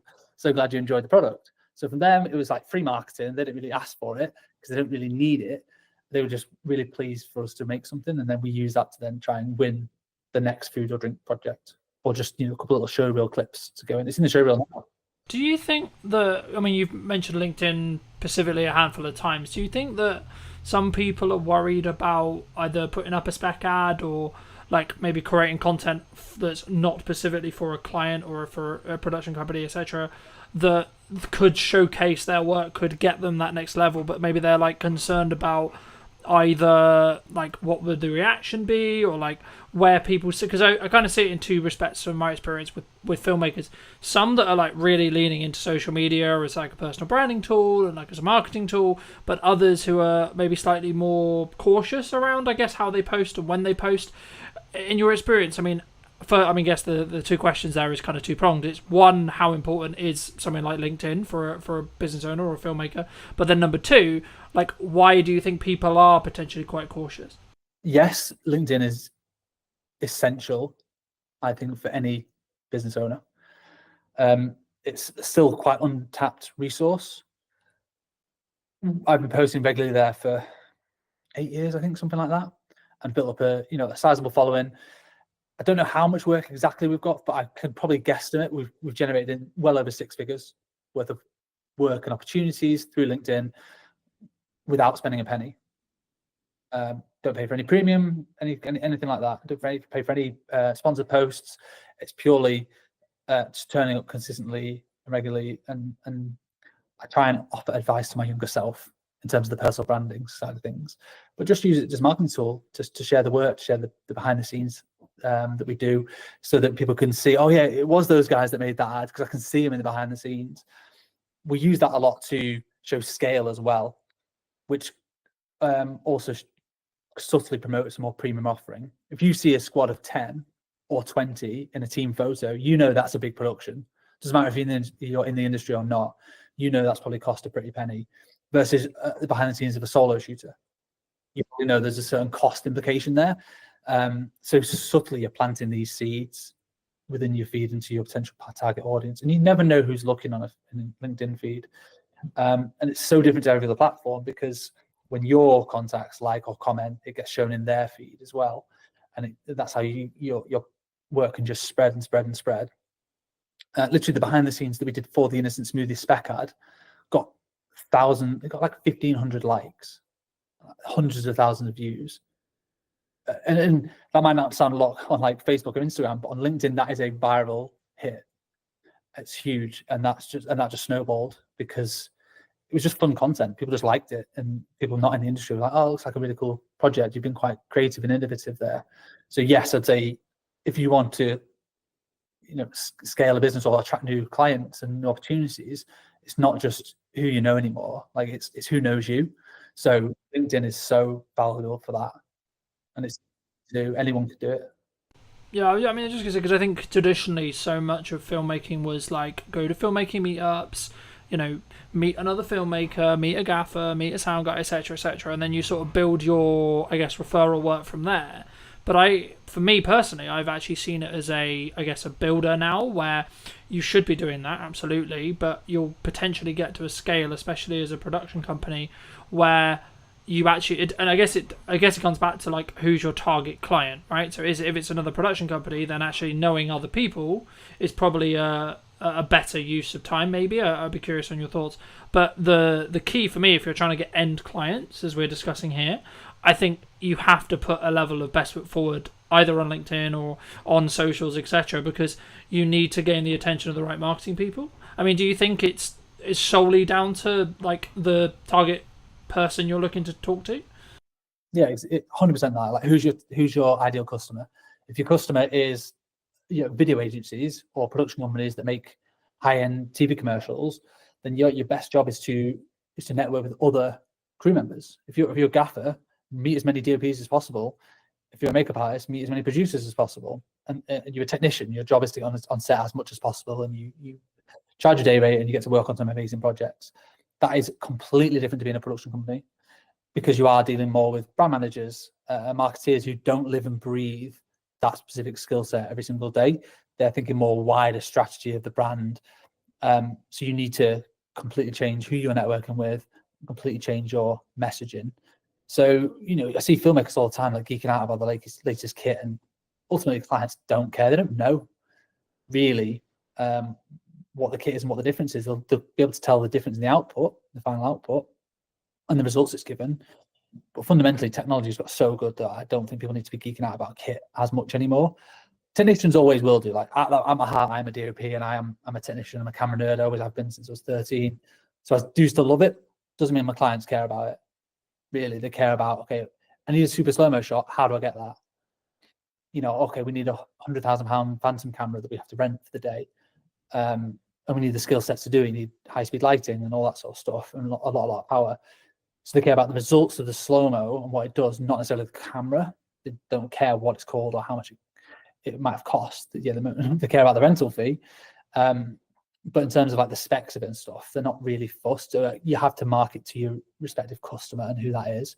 If producers are hiring you and you own a super slow-mo camera, then talk about the specs all day, because they probably will care. But the end I mean, my next question was going to be like, from a delivery point of view with larger clients, does speed really play a factor, or is it more kind of standard to think about like, oh, we're going to give you a 2-week delivery or etc.? I mean, obviously it depends on when they're going to use it, but would you say like a unique selling proposition for what you do specifically is speed related in regards to turnaround, of course quality as well, but is specifically looking at speed really important? We never market ourselves as like the fastest video agency in the West or anything crazy like that, because I think it would just attract a certain type of client which will expect everything yesterday. We do have a lot of clients who still do that, and like they want it as quick as possible. That they usually come to us because they have a project in mind, a deadline in mind, or if they don't, we certainly ask them. You know, that's one of the earliest questions. What's the idea? What's the budget bracket that you're kind of working with, and when do you want it? And then we can work backwards from there and go, okay, well, when can we slot it in? You know, we have certain projects that we're producing one now that we're not shooting until September, and the deadline's not until the end of September, and that's marketing for a Christmas ad. So we're talking about that now. Other ones we're shooting tomorrow, and we need it live by 1st of August. So that's quite a fast turnaround because there's 5 20-second ads, like montages with like heavy edits and a lot of content going into it. So speed is important, but I think clients prefer more like a stress-free production. And are you going to handle the brief? Are you going to deliver on the concept? And are you going to be obviously professional and make them look good to their boss ultimately? People might not say it, but they kind of is what they mean. That a lot of brand managers are sticking their neck out certainly with a new agency they're working with. They're putting their neck on the line. They've said, right, we really like these people. They're going to be great. You have to deliver on that. Yeah. You have to. Yeah, I think the key is you have to follow through on the content or the promises that you have like said that you're going to do, but then over deliver on those. So I've always followed a motto for a long time, and it might be why I'm doing quote unquote okay in business, because I've always under promised and over delivered with every project that I do. But I think it does to an extent kind of bring me on to kind of the next question I wanted to ask you, which was about like how do you justify to a client who's maybe on the fence about spending, let's just say 10 grand or 15 grand or whatever it ends up being, right? How do you deal with those hurdles when it comes to being higher priced as a whole? Yeah, so we don't do quotes anymore. We do proposals.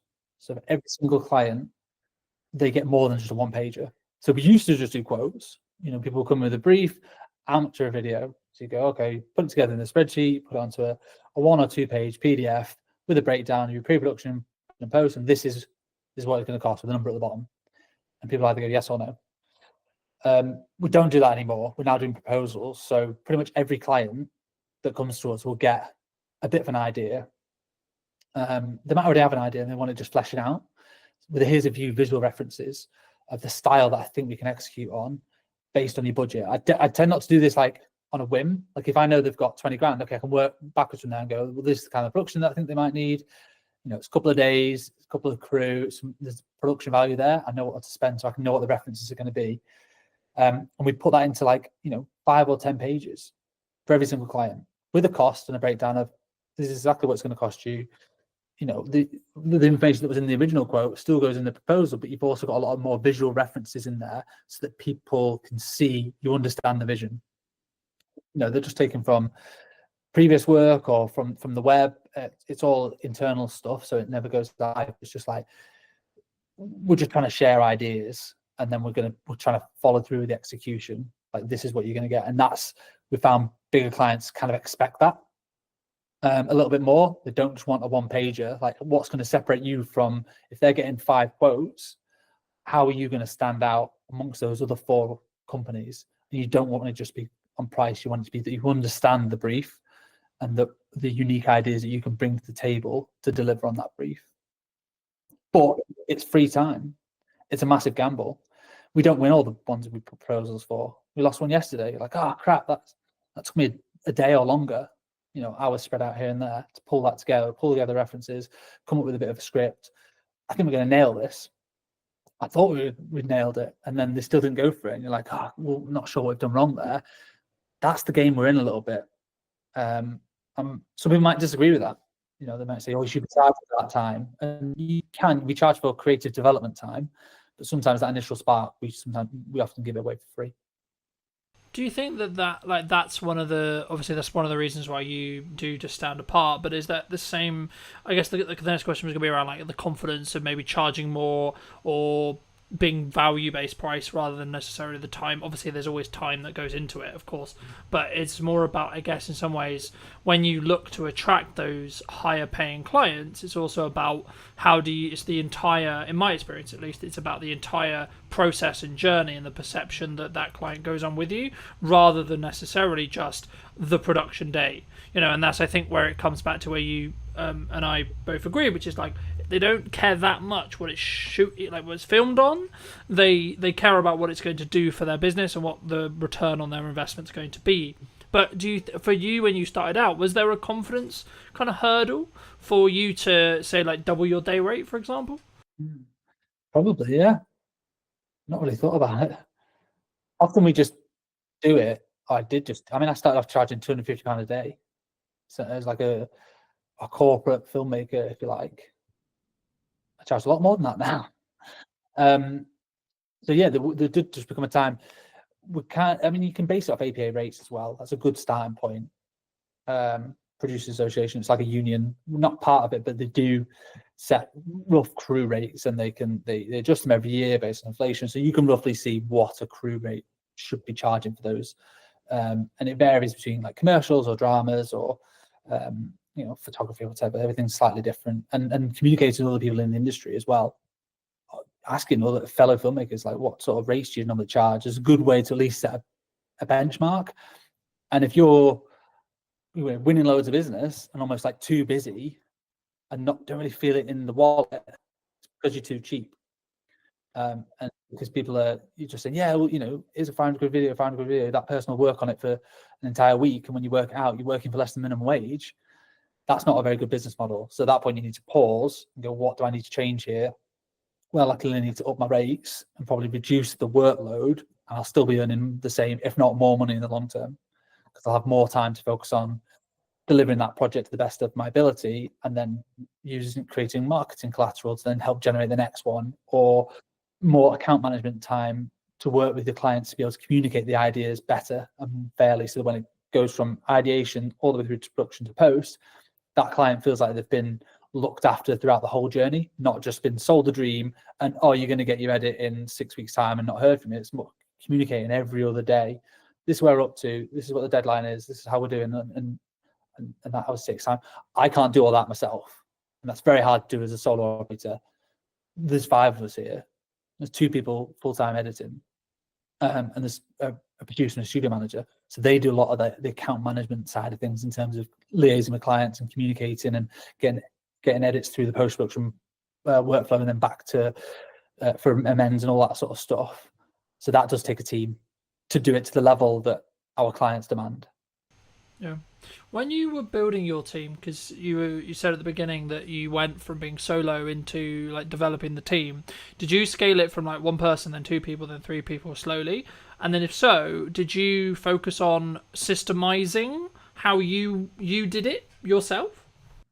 So originally it was myself, and then I partnered up with somebody else. So we then became 50% business owners.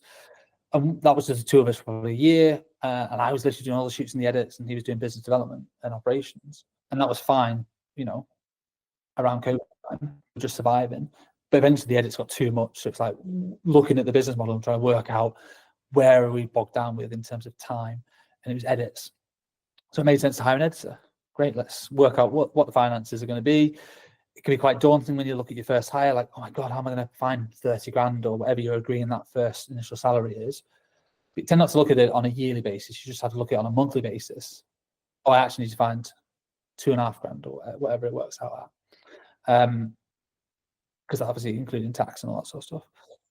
So that's much more manageable. And it's a bit easier to think of it like that, or what do I need for this quarter to be able to hit that, rather than thinking about the larger scale side of things. And editors are amazing, hardworking people, and that is quite an easy way in terms of a business model to, as long as you keep them busy, they will pay for themselves very, very quickly. We did, and then we did just add on to the next one, different skill sets, and eventually the producing was bogging us down a little bit. So we're just like, oh my God, we're just having to, my email inbox is 100 every day. Like, how do we help manage this? Okay, we need a producer to start doing some more of the logistics, booking hotels, doing casting, all the logistics of like sorting crew and client liaison. Right, that can come. Basically, I hire somebody when I get too busy with one thing that I don't necessarily want to do all the time. And then just let them do that. And then I can focus on the stuff that I want to work on. Yeah. Did you, from like a management or money planning point of view, when you were looking to do that, like, did you have the money in the bank to pay for like 2-3 months, or did you have like the full salary, or did you like just have it in like contracted jobs in the respect to like, I know I've got consistent revenue for say 6 months and it's going to be that number, and that actually means that pays for me plus 2 people. How did you sort of plan that when you were scaling? Because I think so many people, when they maybe look to take from a video production point of view, they take it from maybe a solo, what I would describe myself as, which is like solo plus, where they only have budget for project by project basis to bring in people, expand those crews. But for me, like potentially in like 2-3 years, it will be a situation of, I guess maybe it's risk profile thing, but I'd be curious on your thoughts around, like, did you plan it as a, like, I've got 6 months and actually we're good regardless? Or did you maybe lean into like, actually, I know we're going to get the work, or I know it's going to free me up to the point as a founder where I could do the marketing and the sales to then mean that I can then know that I'll have the work? Yeah. I mean, for like a U+1, use freelancers until it becomes so obvious that you're spending so much money on freelancers that it's more cost effective to hire somebody full time. So if you're paying a freelancer £300 a day, that 10 days of work, it's £3,000. 20 days of work, a normal working month, that's six grand. That's way more than 30 grand salary for a full-time editor of what you've got to pay out as an individual. So if you do that consistently, you'll soon realize that having all these freelancers has cost me way more money than a full-time person. So generally, that's exactly what we did. We had freelancers, and we actually won a few big block bookings. So we knew we had 2 months worth of editing work. So we had freelancers just coming in. I think we had 2 at the time, just helping us churn through this massive volume of work. It was all costed for, so it was all fine. And we just knew that, well, hang about this. Once that project was coming to the end, we were getting another big project that was sort of, we had loads of edits on, so it just made sense to eventually put a job ad out and hire for that full-time role. So we would effectively be saving money on the freelancers. And we gave the freelancers the opportunity, like, do you want more job stability? Do you want, to come on full-time? And some people did, some people were not interested. They're like, no, I'm happy with the flexibility and the variety. Like, there's a place for both in terms of freelancing as a technician or going full-time in-house.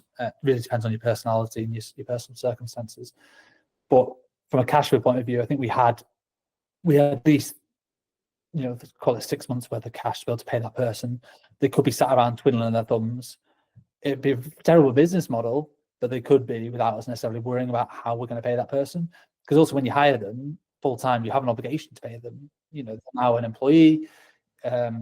You can't just get rid of, you can make it redundant, but that's a failure on your part, I think, rather than just, we didn't have enough work to be able to pay them. Like, you've got to then go and get the work to keep them busy.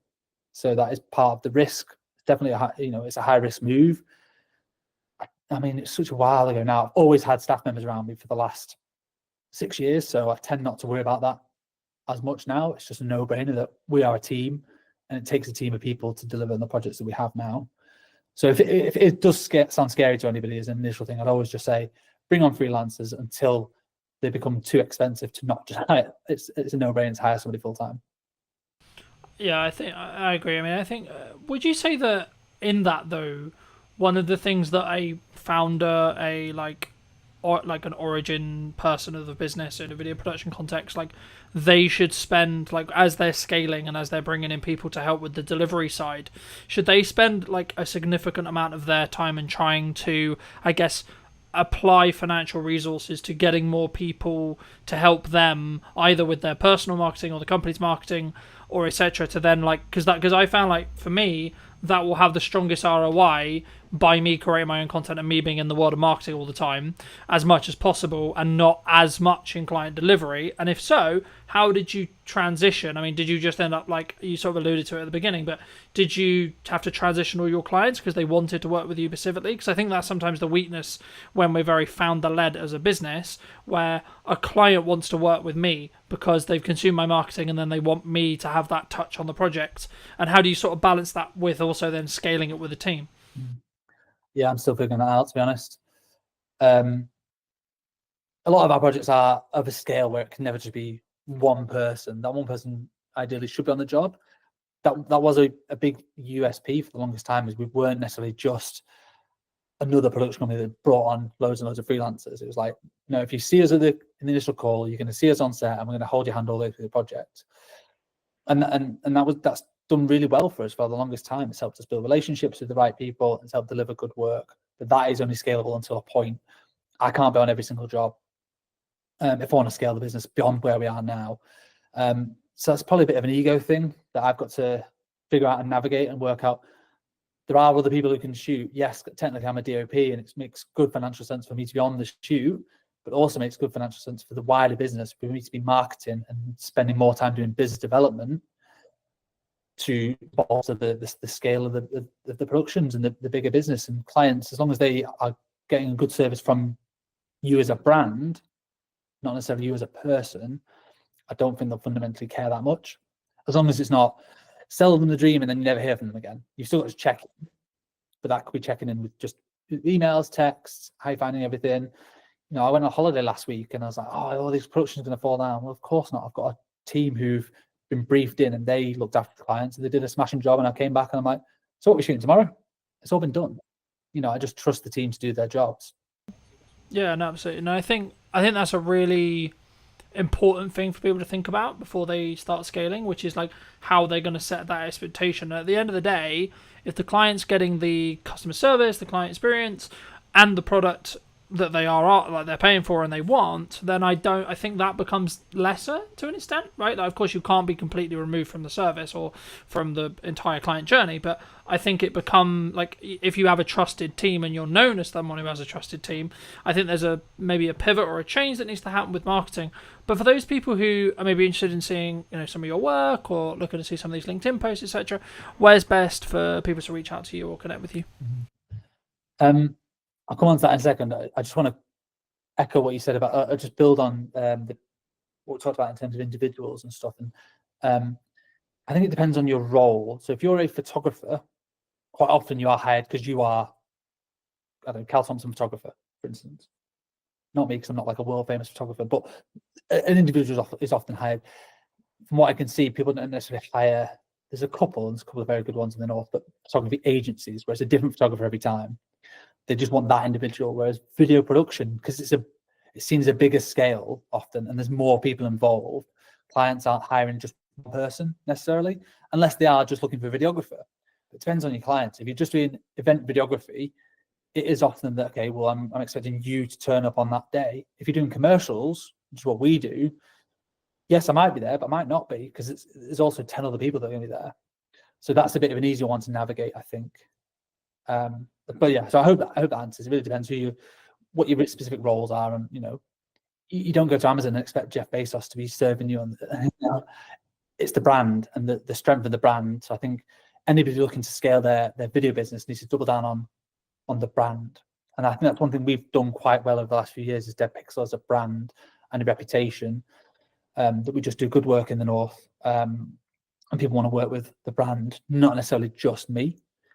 I am the face of it quite often, but I do bring in everyone else from the team, and I make sure I tag everyone else. Like the edit was done by Kate, it was produced by Jazz, and we do some culture pieces as well as not just sharing. You know, we go on team days out and we share that, so people feel a closeness to the whole brand, not just to me as an individual.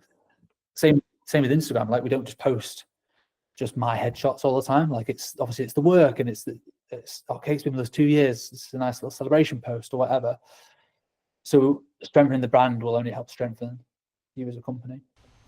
Yeah, no, I completely agree. And I think it's about understanding really and being very crystal clear on who you're looking to serve at the time that you're doing the marketing. And if you are looking to maybe shift into going from, say, you work with video production companies and you want to shift into end clients, as in you do a lot of the whole process and you're more perceived as a video production house or video production agency or however you want to phrase it, then you need to be crystal clear on who that is that you're serving, but also number two, what content you need to then create, because it will be different to what you were creating in that respect. But for people who want to connect with you, where can they do that?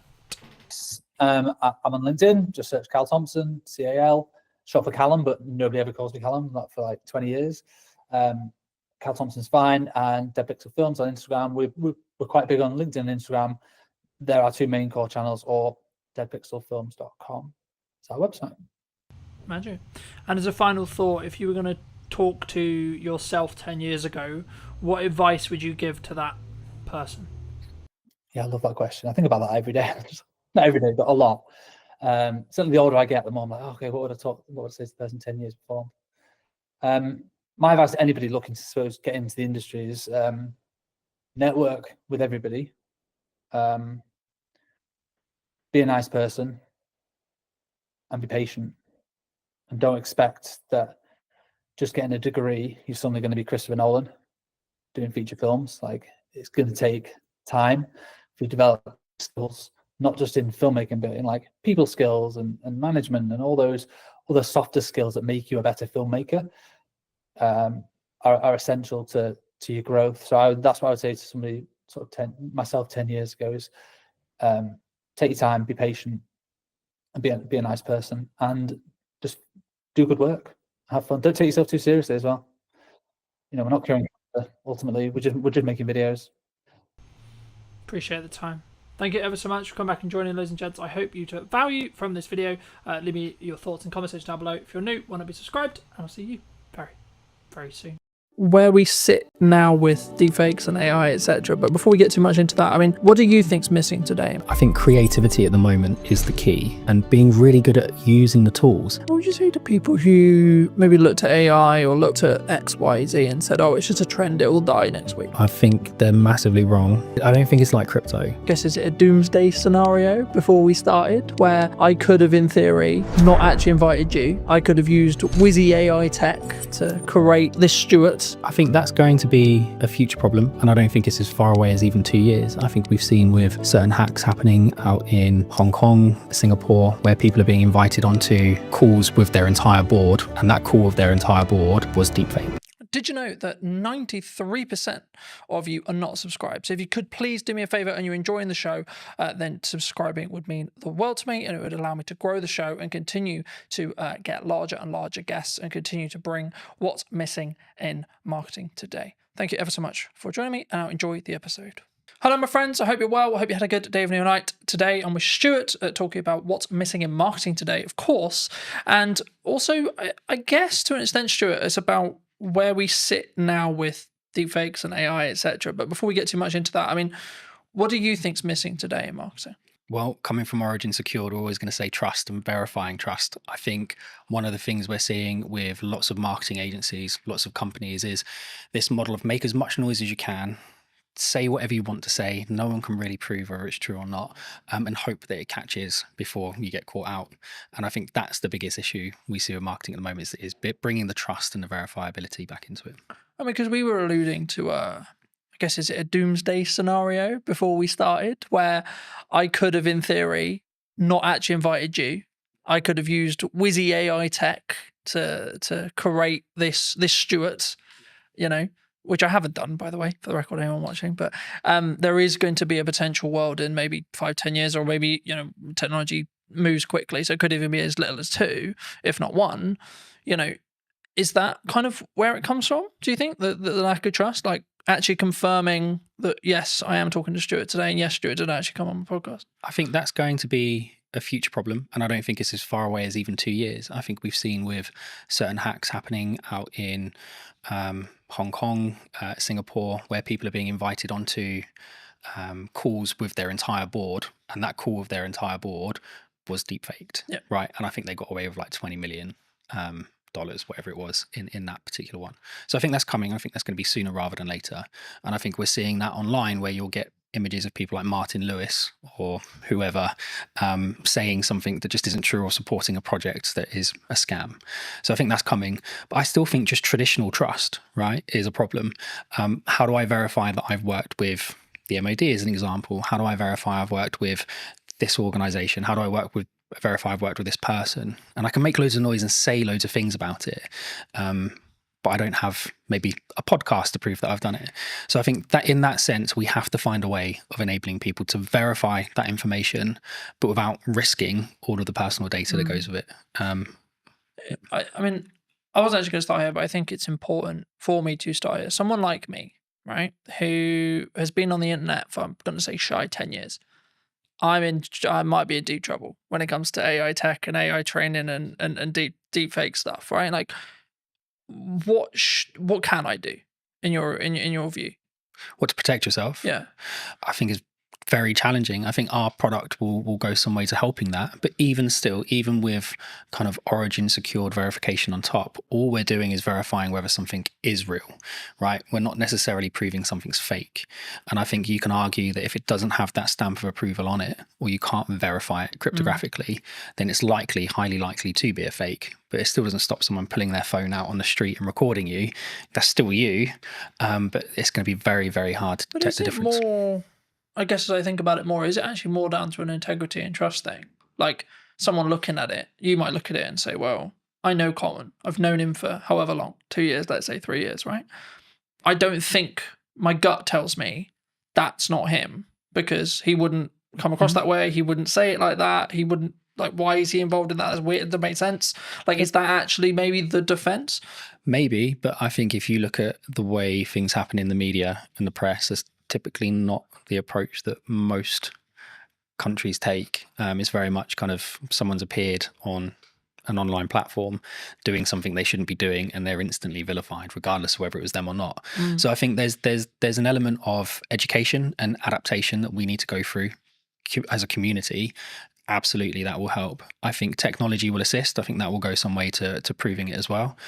I think it's really going to be education. I think we need to teach people to be safer online, and to be able to identify when something might be a fake, which at the moment I just don't think we do enough. I think we rely heavily on third-party organizations who we think represent security, and in some ways they have been secure, but when you've got trillions of dollars flying around markets every day, if you carve off even 10%, even 1%, right, these are huge numbers. Fraudsters are going for them. So I think we need to adapt and find new ways. Do you think maybe as marketing, or as maybe as like just a medium to small size business, what can I do then? What can you do? I think, again, having things like this will help. I think having endorsements from organizations will help. And again, going back to what Origin Secured is about, it's about having endorsements, right? How do I verify that I've worked with this organization? How would you verify you worked with Origin Secured? Well, you can have my video with you online. But outside of that, it would be a case of, you could put my quote up on your website. But again, how do I verify that was real? You might have to get one of your customers to come and talk to me. So I don't know if we actually have an answer to that question at the moment, other than we know with Origin Secured, we can cryptographically prove you've worked with us, and you don't have to pick up the phone and call me to get me to prove it. So it's difficult, right? You know, I think everyone thinks trust and brand, and, you know, like, I'm a big advocate for trust and brand, and I think that the only really, like to quote Gary, the only thing that matters, or the only thing that will be left, will be brand when everything is commoditized by AI. Yeah. But will even that be left? Because if you look at some of the AI tools that are coming out now, I mean, we're looking at them. We use AI throughout the business. And I know a lot of companies say that, but genuinely, from cursor all the way through to the front end, products like Replit are coming out. You can take an existing front end and you can copy that, and it might take you 2 weeks, maybe a month, with a couple of half decent devs. So you've spent millions investing in this product, in this brand, and then someone comes along and just copies it. It's a carbon copy. And if their marketing skills are better, if their social media skills are better, if they're better at hacking that kind of influencer side, well, where's the value then? Like, is it more valuable to have a really good kind of marketing team, or is it more valuable to have a really good brand? I think they don't always go hand in hand. You can have a really great brand, security, integrity, strength, and it can be destroyed in minutes. I think that's difficult, right? Isn't it? I think that's, I hate to use Bud's term, but like, that's where personal branding comes in. Yeah, because like, if I'm saying and I'm endorsing something, yes, it could be AI'd, but then, as I say, maybe it is that. Like, as I say and think about it, like, maybe it is just that, because of my track record, because like, then people, I guess the question there though is it then down to the person consuming it to make the decision?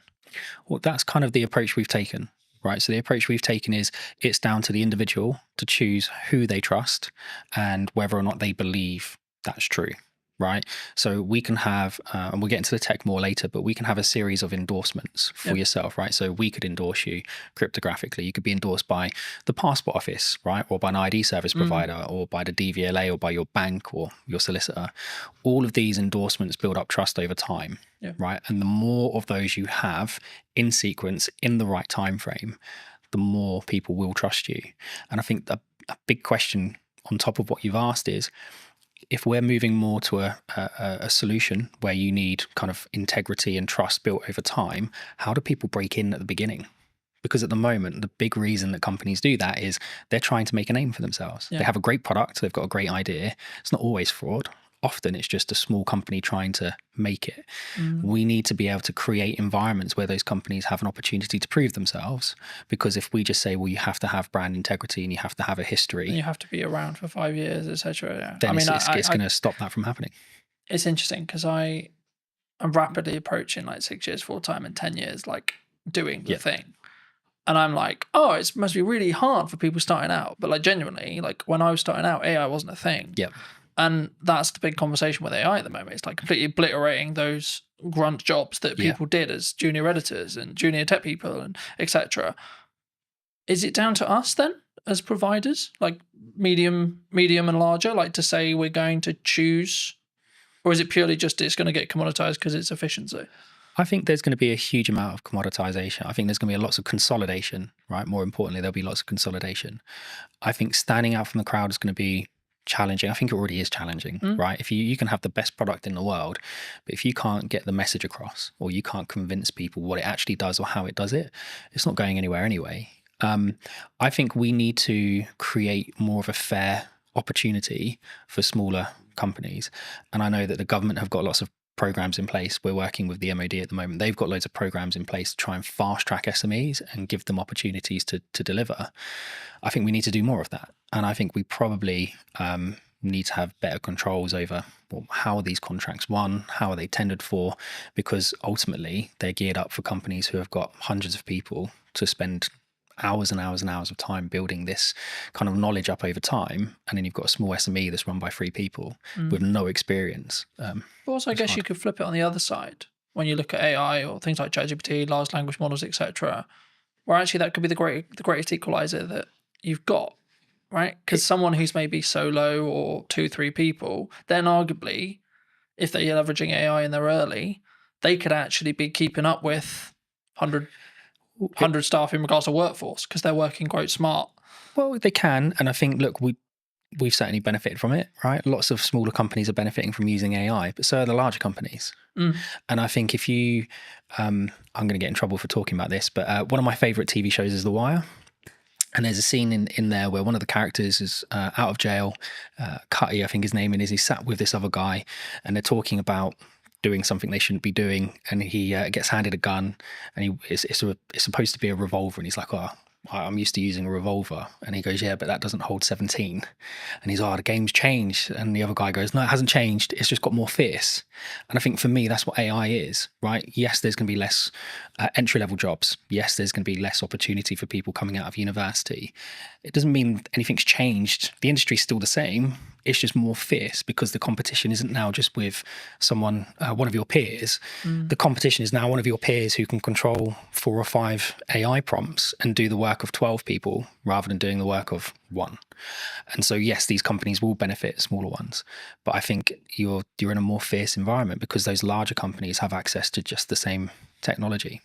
Do you think it comes? I mean, there's kind of like, there's 2 strands here. Number one is like the larger companies is like turning a ship. Right, a massive ship. When I'm a speedboat, I can go, woo, you know. But I think the more important, I guess, question is around, number one, how agile you can be as a company, but also number 2, it's the mindset, I guess, in some ways, because I think like with the commoditization of automation, technology, etc., like we could go down the mindset of, okay, we're all gonna be out of jobs. Bye-bye, farewell. Right. Or we could go, actually, how can I utilize this as a tool? And, you know, I was having a conversation with someone very close to me about another filmmaker the other day.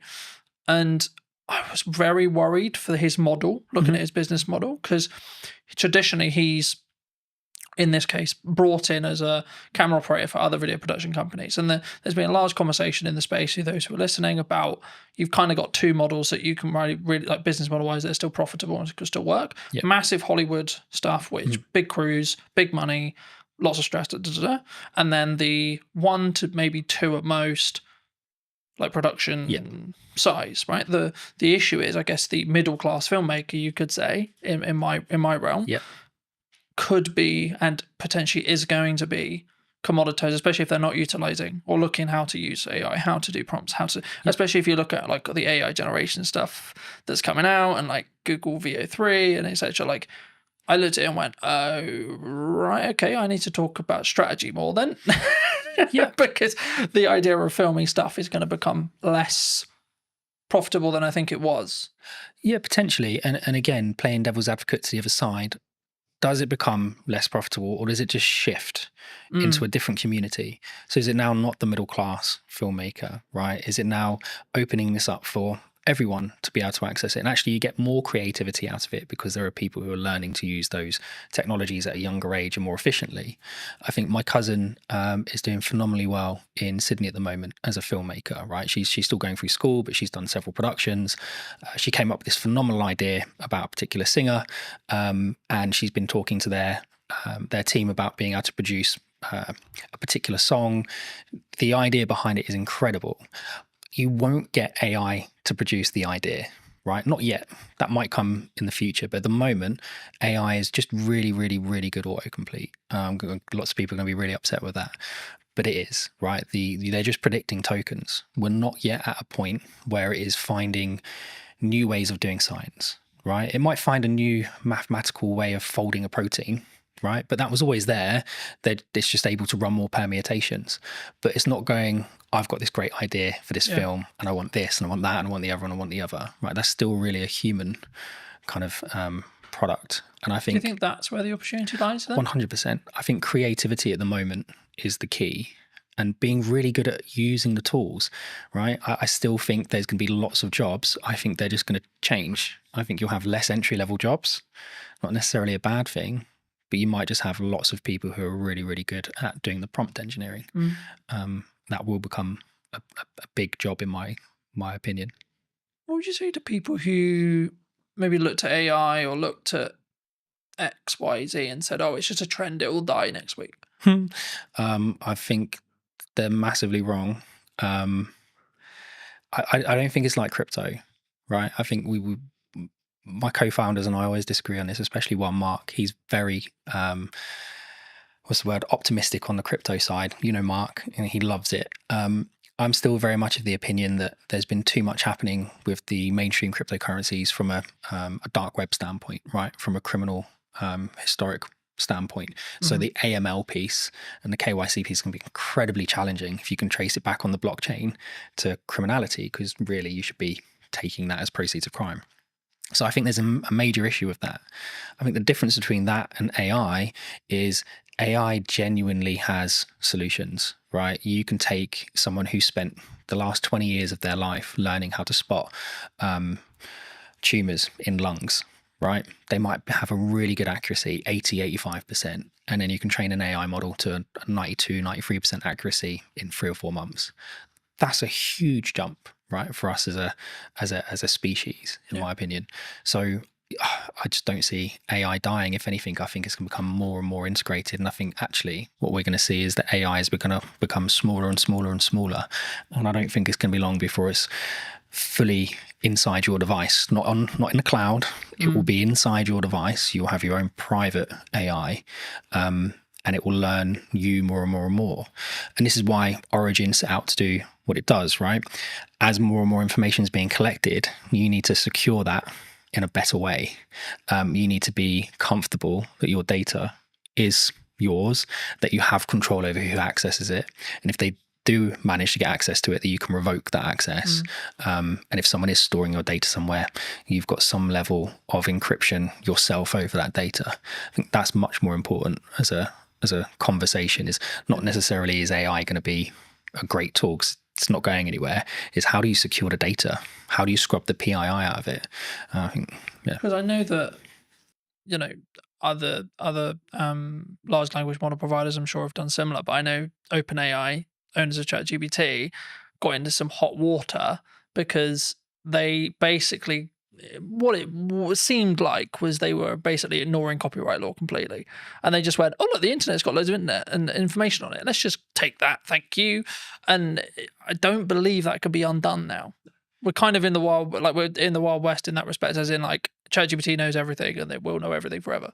Yep. And again, there's only so much data in the world, right? So forget kind of some of the data that people think is proprietary for their organization, right? Where they might have taken 4 or 5 pieces of information and done something cool with it to produce another metric.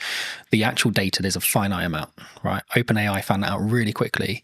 You can still download pretty much the entire website scraping, and you can pay to download that online, right? There's several companies that offer that as a service. Anthropic will have done it. Google will have done it. Apple would have, all these organizations, if it's not just specific to OpenAI, every single company has done it.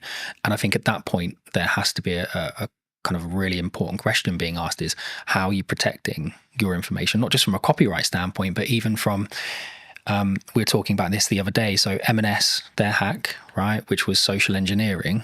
Well, how secure is me sending a 6-digit passcode to your phone? The phone's not linked to your identity. It's not linked to anything other than you've told me that's your phone number. And yet this 6-digit code magically makes it secure.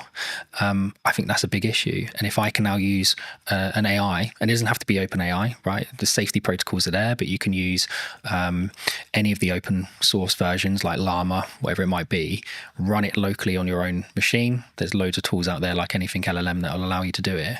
Well, I can now connect that online and I can say, right, go and find the maiden name for Carlton's mum, right? And give it access to Facebook, give it access to LinkedIn.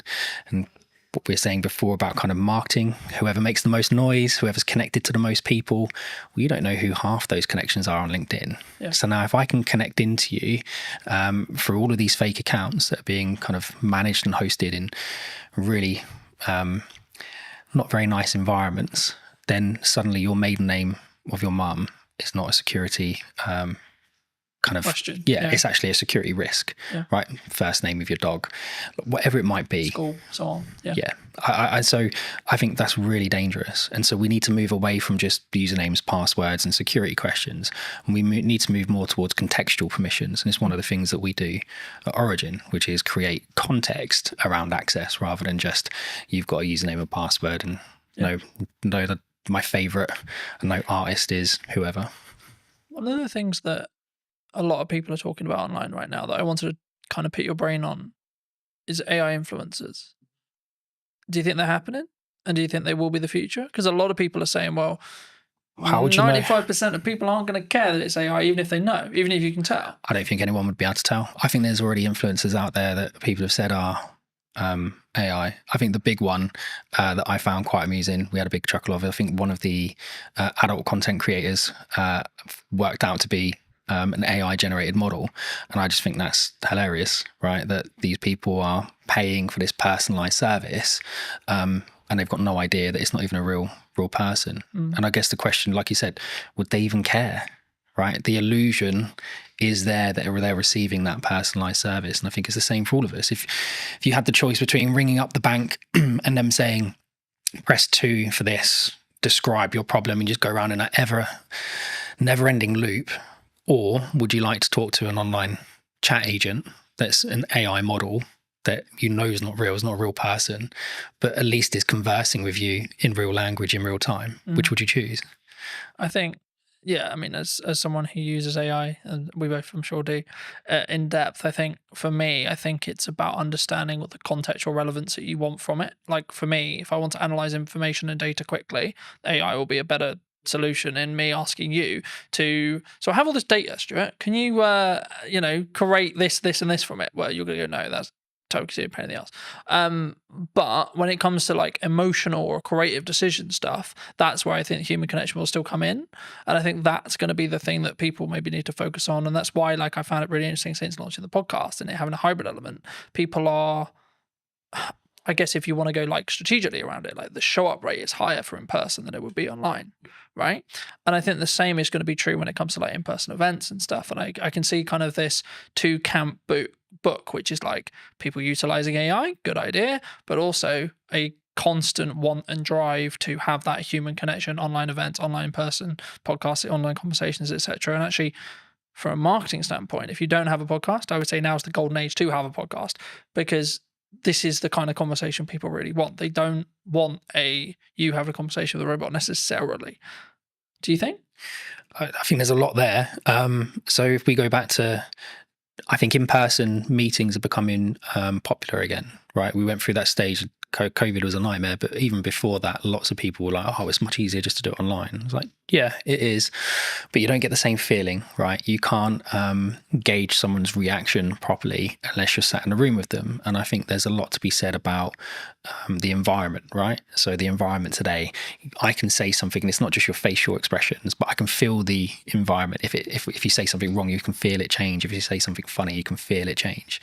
And I think you lose that online. I think we'll start seeing people doing more and more in-person meetings, more and more in-person conferences. I guess the question really I've been asking a lot recently is the younger generation, right? When I was kind of 12, I was out from morning till evening every day doing whatever I was doing. It's not always the right things to be doing, but I was having fun. Whereas my 12-year-old, getting him out of the house is a nightmare. And it's not just because he's on his devices, because we limit his time on his devices. He does lots of exercise. We do Muay Thai together. We train together. We do loads of stuff together. But him and his friends don't go out.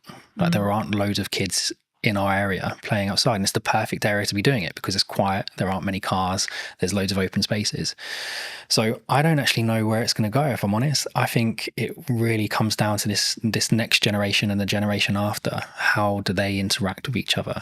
And if we don't keep encouraging people to maintain the social aspect of it, I think it will be an issue. And again, the trust side of it, I can trust you more if I meet you in person most of the time. But even then, you still have people who are really, really good at kind of convincing people of things in person that aren't necessarily true. I remember a handful of years ago, I did a talk as part of a business panel at a local college. For obvious reasons, I won't mention which college, and the consistent thing that came through all of the feedback that we gave to these students, like we all gave little talks on our business, gave some context, then we did an open Q&A, and the constant thing through all of it was, you need to work on your communication skills. You need to work on your communication skills. You need to work on how to articulate. But I think sometimes especially someone who talks on content a lot, who does content a lot, who's constantly trying to do that 1% to improve how I come across, the words I use, how I pause, etc. I guess to an extent I take for granted the fact it sounds really weird. I know how to communicate, right? But I do. It's even the little nuances, like how I do a stupid noise, or how I pause, or when I pause. I mean, is that something that, like, and if so, like, if that's, we need to either invest that in our children or put that into like schooling level, and or when we're in the workplace or looking for careers, etc. I mean, is that something that's, do you think, weaker as humans? Obviously it's a broad stroke, but do you think it's something that we all need to improve on? I think it's a muscle, right? Communication's a muscle. I think being social is a muscle. That's not to say people who suffer from any anxiety aren't right to feel the way they feel, or that there isn't an underlying issue there. But I think a lot of the time it is a muscle. And I think the only way you can exercise that muscle is to push yourself past the comfort zone and do it. And we aren't pushing people to do it, right? I think we've got to an age where someone can self-diagnose as having a problem. And then we go, oh, okay, well, we won't talk about it anymore. Like, it suddenly just stops the conversation, and suddenly it's not, well, that's the end of it, right? Well, I think that's a problem. And I think that goes back to what you're saying before around kind of school-age children. Yeah. I think my wife and I foster, right? And we've just had a 2 and a 4-year-old that will be leaving us shortly, and we've had them since March. And when they came, like, the little girl was nonverbal.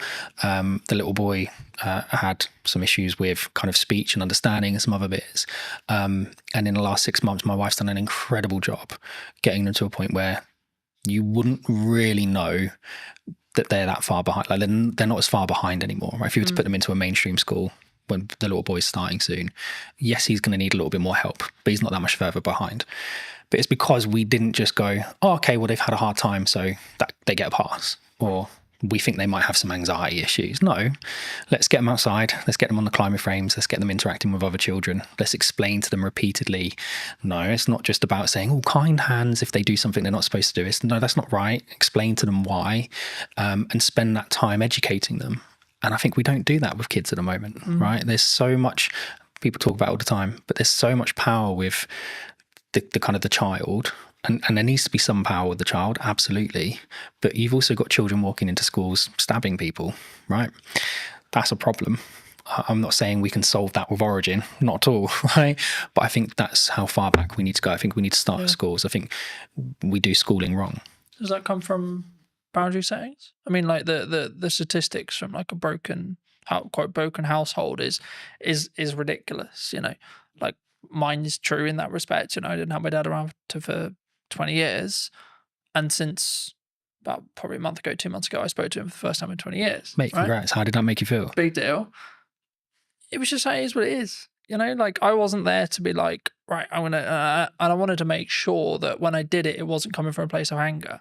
It's like, right, I'm going to pull 20 years. And it was, right, okay. But I did it for a point of view of, I need to make sure that I do this so that I don't regret if I'm told he dies. I did my best, I tried. And I think, but then also I've set a boundary to say, this isn't a fully open door as well. And I think for me, that's come from years of building on it. And that's why I asked you about, that's why I guess the question of like, do we naturally have boundaries, either in work or from parents to kids as well? I think we spend a lot of time teaching people how to drive, right? Lots of time teaching people how to drive. We spend a lot of time teaching people how to communicate at work, right? You can't say that. You can't say this. You have to say it this way. You have to say it that way. We don't spend a lot of time with children teaching them boundaries because sometimes the parents haven't been in a position to learn those boundaries in the first place, right? Not everybody has the same start. I had a similar experience with you. Didn't see my dad for a long time. And I did go in different directions, and I was lucky enough to meet my wife who kept me on the straight and narrow. And I didn't speak to him for a long time, and he passed away. So before we had a chance to reconcile, whether we would have not, I don't know. So I'm really pleased you managed to get through that. But there's a lot of people that don't have that kind of, they don't know themselves enough, right? They don't have the same strength of character. They haven't gone through the same experiences the same way and come out the positive side of it. I think we encourage people, and TikTok and the others drive me mad because it's 10 ways you know you've got ADHD and 10 ways you know you've got this and 5 ways you know you've got that. And we're just creating excuses all the time for the behaviour.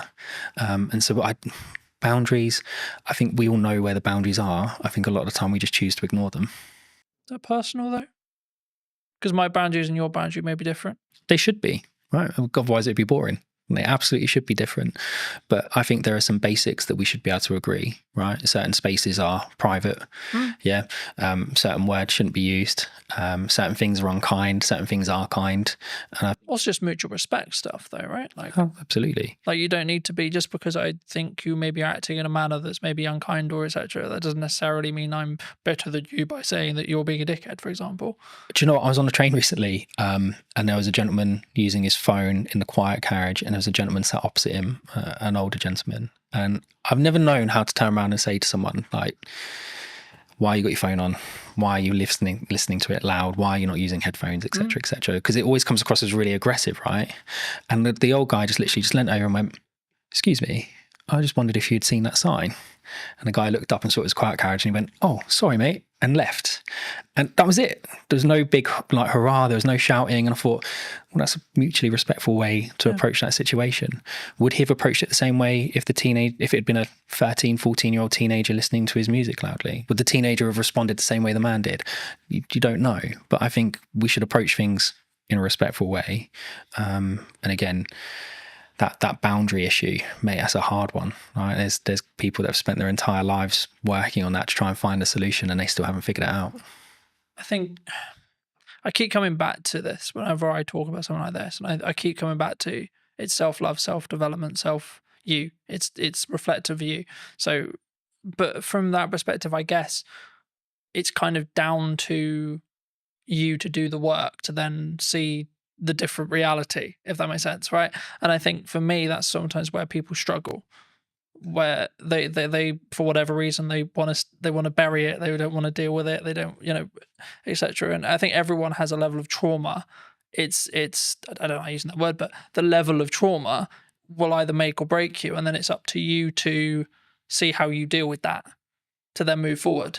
So I think I'm smiling because it actually brings up a really good example. You remember you'd go to the gym, right? I want to lose weight. You go to the gym, you're trying to lose weight, and the guy go, well, if there was a pill you could take that would make you lose weight, everybody would take it overnight, right? But it doesn't change the fact that you need to create these habits and these kind of self-motivation that drive those behaviors, right? Because this is really important. And then we had Ozempic and Mounjaro and all these other things come on, and people have utilized it. And I think it's a great tool. If you need to kickstart that process and you're nervous or anxious about going to the gym because of how you look, great, kickstart it with that, but don't rely on it. And I think we've created an environment where I feel depressed, here's some tablets. I feel anxious, here's some tablets. I feel overweight, here's an injection. I feel this, go do that. I hate going to the gym. I hate working out. I'm not someone who enjoys it. If I haven't eaten properly during the day, I will throw up. It doesn't matter how much I train, right? My body just absolutely hates it. But I push myself to do it because I want my son and my daughter to see me go through those hard things and realize sometimes short-term pain gives you long-term gain. It gives me an extra 5 years with them, then it's important. And my dad was 41, 42 when he passed away, and I hadn't spoken to him for a long time. So I don't want to be in the same boat. I'm only 3-4 years away from being in that age category. So I'm going to do everything I can to. Do you think we need to not live with regret then? 100%. And if we can take actions that are maybe uncomfortable today to mean that we're not going to be regretful in 5-10 years? Yeah, I've lived a lot of short-term pain for long-term gain. And if you ask my wife, she'll tell you that it's been kind of lots of long-term pain for not very much gain, but actually we're starting to see the fruits of our labor. And I've got lots of friends who I've grown up with who haven't always taken the same approach. There's one or two of them that absolutely have, and they're smashing life and they're doing really well. But there are still an incredibly large number of people I know who are living month to month, and whether that be just kind of taking out finance on a new car because they want another car, or they're not taking those kind of short-term pains of, well, actually maybe I'll just hold this car for another 5 years. Nothing really wrong with it. The plate might be, I don't know, my plate's a 17 plate, right? I've got no interest in selling my car. I love my car. I've had it for a long time. Yeah, but you don't get the, oh, that's a cool car. Oh, well done. You got a new car. Tick box from your social circle, though. No, you don't. But again, it's that confidence of being able to say, well, I don't need it. And again, you go back to what you're saying before about boundaries and how you're brought up. Lots of people don't have that. And again, from a trust standpoint, well, who's going to give it? Right? Because you do need a parent or someone you trust in your life to give you that validation. And if you're missing it, you're going to be looking at it from all the wrong people. Do you think we come from a place of like strong, I guess, I'm just thinking of the best word to describe it, but like for me, it's like we can only think about this way because we come from a sense of privilege. Yeah. Because I'm always aware, for example, like, and not to like dwell on what's happening in the world right now, but there's areas in the world where like children are starving. Mate, right? I look at what is happening in the Middle East, and it fills me with dread that we kind of won. And even then, we're in the fortunate position to have the available time, energy, and resources to sit here and have a conversation that we can put on the internet. Well, it's a genetic lottery, right? Like we just happen to be born in the UK. We just happen to be born into the families we were born into, or the environments we were born into. It doesn't mean that we haven't had to struggle, haven't had to go through interesting times. But we have to frame it in our perspective when we come with it is a privilege. We're coming in from a level of passive privilege because in 95% of cases, yes, there's exceptions to the rule, etc., etc. Everyone has the different story, but in most cases, in the UK especially, or Western culture especially, like we haven't really need to worry about most of the essentials, either because state looks after us, and or because we come from a family that can look after us, and or we're given the tools to be able to create income that then in turn means we can take those, have those things. It's having the opportunity, right? I think cars aren't exploding next to us. And I think when you can walk down the street and a bomb isn't going to go off, that creates a level of opportunity where you can focus on different things. You can focus on building wealth. You can focus on improving yourself and moving up the social ladder, so to speak. My upbringing, my parents, my mum, my stepdad, everything they could for us, but we still went without certain things. But my dad loved holidays, right? So we did one big family holiday every year, and he loved to travel. He loves politics. He loves history. So we would go all over the place, and we would go and actually really explore the areas we went to. We'd meet locals, we'd understand the history of the place, and that gets you out of your comfort zone, right? Because now you've got the social aspect of it, you've got the verify point, because I'm actually in the country speaking to the people at that location. And I think that kind of shapes you as an individual, whereas if you spend your entire life just seeing everything on TV, you can just turn it off. And it's not the same. So I think we absolutely are very privileged. Even if you're going through hard times, you're still not necessarily worrying about the same things other people are. But it doesn't mean your story is any less challenging. Though. And I thought that's why I've always, for as long as I can remember, I've always talked about the fact that I don't have to walk 3 miles to get 50-50 chance if I die from drinking the water that I got, you know? Like, I have clean drinking water, etc. And it sounds slightly ridiculous, but like also just the odds of being alive is 1 in a trillion, right? Yeah. Like, and being alive now, like, and if you look in this age as well, with this level of opportunity, etc., which is maybe why I can sometimes come across quite brash, because I'm like, I don't have time for people who maybe victimize themselves. Cause I'm like, you don't understand how lucky you are.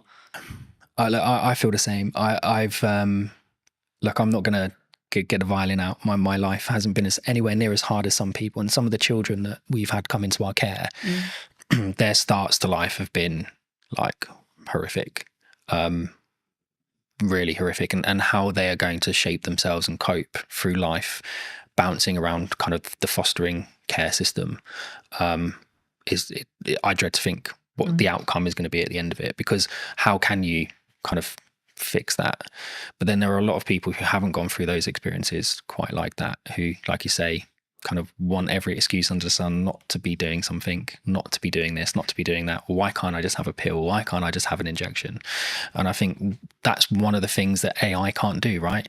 AI can't solve that. That's a social issue that we need to solve together. And I don't think we're going to solve it by all being in our homes tapping away on AI. We have to be out with people, meeting people and doing it ourselves. Moving back to what you do. That was a bit of a detour. Nice detour. But digital licensing, where does that sit? We've discussed this at length. So one of the key things we wanted to solve of Origin was, how do we verify information about something without revealing the underlying data? And I think a really good social example of that is when police do stop and searches, right? I experienced it quite a lot when I was younger because of the environment I was in. My friends did as well. We'd get stopped and searched by the police lots of times. And sometimes it was okay, and sometimes it was really not a nice experience. And I think it always started with, what's your name, what's your date of birth, what's your address? And even if I give you my name, date of birth and address, how do you as a police officer verify it, right? Does he have any tattoos? Does he have any markings? Does he, I don't know, look a certain way? But you kind of become generic. Guessing, right? Lots of guesswork, right? And lots of gut feel on the police officer side.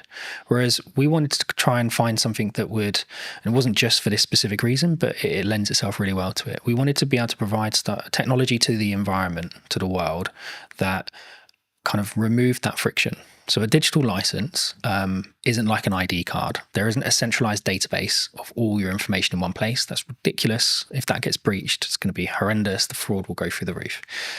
What we've done is we've used kind of a decentralized approach. So we've taken some concepts from blockchain, but removed the blockchain because it's inefficient and doesn't really work for this context.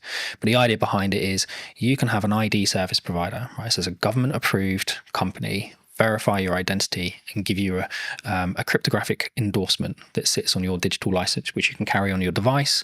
It could also be hosted in the cloud, but the idea behind it is you've got control of it.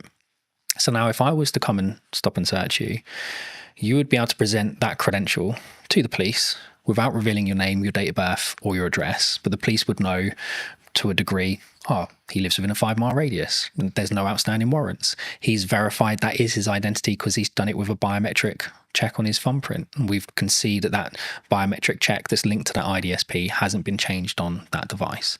And then we can link it to other credentials. He's got a full-time job with an employer. Don't need to know who the employer is, but he's employed full-time.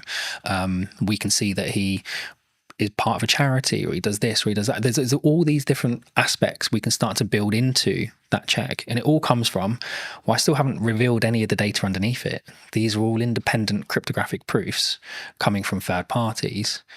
But that police officer is now sure that individual doesn't have anything outstanding. And I think that would help. I'm not saying it's going to solve the issue, but it certainly would help remove some of the friction. And if you then start to expand that out to kind of the business world, so if we're looking at things like how do I onboard employees in a fast and efficient manner whilst maintaining their privacy. So one of the tools that we're doing for the digital cleaners license is we do the right to work checks. We do a modern slavery check by making sure that the bank account name matches the name on the ID. Real basic check, but lots of organizations don't do it, right? And that's one of the flags for modern slavery. We then can go and endorse all of your employment history, right? And again, we're not the verifiers. We're not verifying the data. We're not storing the data, right? But we're going off and having those independent third parties endorse you. Same for your certifications, your training. And I think in that environment, when you're dealing with disparate workforces where English quite often is a second language, not your primary language, these people, they kind of get left behind, right? They come along with their paperwork and they have every right to work. They have every intention of working, but it might take 5 or 6 meetings and 10 or 11 copies of their documents. Now, where's all that documentation going? They've got no idea where it's being stored, no idea who has access to it, no idea what copies are out there. But we're expecting them to just continuously do this. And if they're now working 3 jobs, we're extrapolating that 3 times over. So for us, it's about digitization, yes, but without just copying the existing paper process and doubling the problem, right? You have to do it in a different way. That would fix the problem we opened with? What, going for back? Someone like me, for example, who, let's be honest, if deepfakes become mainstream in AI, someone points an AI with that mindset, I'm screwed. Yeah, I think there's definitely a way of being able to verify something's real. But again, there's then nothing stopping someone from creating an AI deepfake and just putting their endorsement on it anyway. Right? They haven't had to do the work. Like the AI has done all the work. I think it will become more important for organizations and in fact probably more important for creators to be able to verify that's their work. Right? I was the one that created that first. It's Here's kind my of endorsement. in some ways from a maybe not a legality point of view, but kind of a copyright plus model, I guess you could say. Yeah, absolutely. And I think one of the things we've seen with the endorsements is, and you'll get it all the time with correspondence from the BBC, right, or for Sky News or whatever, our person on the ground. Well, that's great, but I don't know who that person is. I don't know their credentials. I don't know where they're from. I don't really know if they're from that country. I don't know what their background is. Whereas if you were able to say, here's the credential that's been lent to this article, well, now I've got, well, yeah, he's got an IDSP verified in that country that he comes from that country. He's got a university credential that says he went to that university. He's got an employment credential that said he was employed there at these points in time.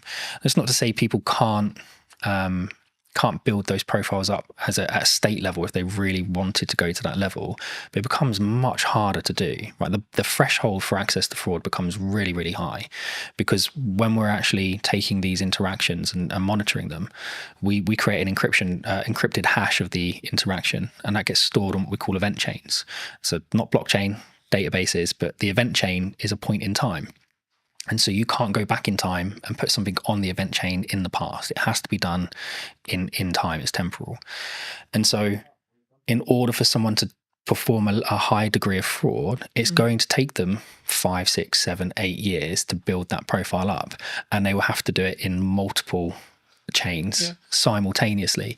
And they're just not going to be able to do that. And I guess it comes back to that point, which is like, it sounds horrible whenever you say it, but like you're making it less likely that you're the one who gets targeted, because the burden of likelihood that your stuff gets stolen, etc., is so much higher than Barry, than Sally, than James, so on, and that's, I hate to say it because it's like, oh, go and steal their car, not mine, because mine's a pain in the ass to steal, for example. There is that, but again, from our standpoint, I mean, we want to give it to universities for free. Right? We want to give it to schools for free. You have the Online Safety Act that's happening at the moment, and I think you've probably seen some degree of access to adult content reduced.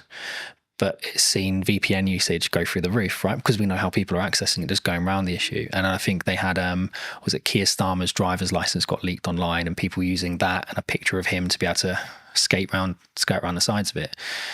That's the same tech, by the way, we were talking about at the beginning that some of the retailers are now choosing to use to verify their staff, right? It's not with an IDSP, it's just a localized check that looks Because I right. guess this was a big conversation like a handful of years ago, and I've covered it in the social media show and etc. But like, there was this big conversation, and lots of jurisdictions across the world have said, below 16, you're not on social media. And that seems to be the future, because it's like we're now like half the world has basically got that. How do you verify you're under 16? Exactly. Right. And again, with Origin, it's one of the things we were saying, if we give it away to students for free, you can have a cluster of credentials, right? And so from our standpoint, it's about enabling the verification of a credential to create context. And contextual permissions is something that we've kind of started to patent from using our tech. So the idea behind it is I can access a system. I don't need a username and password, but I need a credential from an IDSP. I need a credential from my employer. I need a credential for someone linked to that system. I need a credential maybe from a school or university. All of those credentials must confirm specific assertions about myself, right? I'm under 16. I'm a UK citizen. I go to a particular school in a particular area.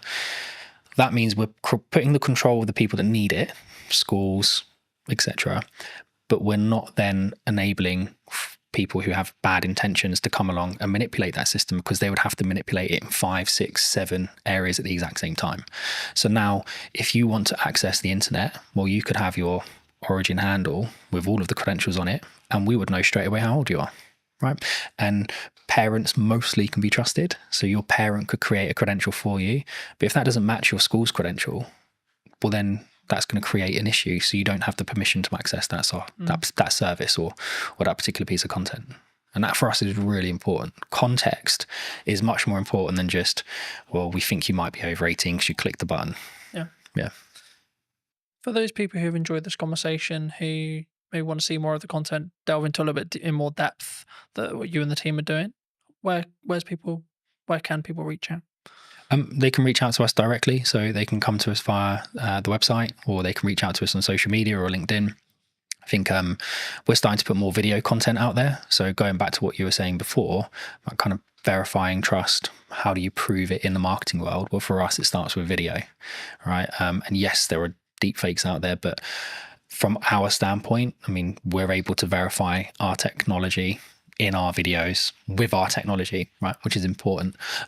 We're certainly seeing kind of proof of concepts with the MOD gain lots of traction.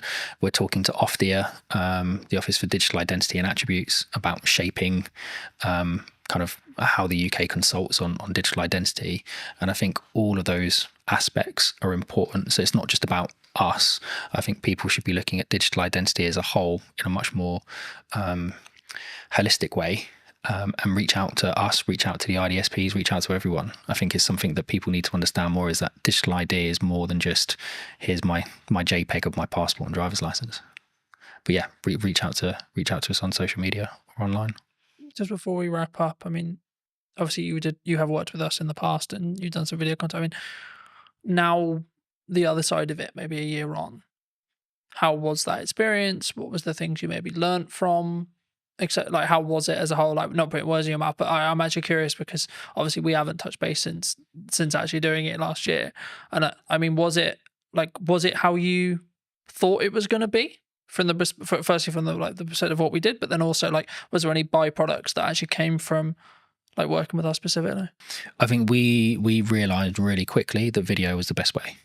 Yeah, 100%. And I think working with you guys and working with Lucas for the day, it kind of got into our minds a different way of thinking about things. And we were just on the cusp of really understanding how to talk about our product and how to talk about our technology.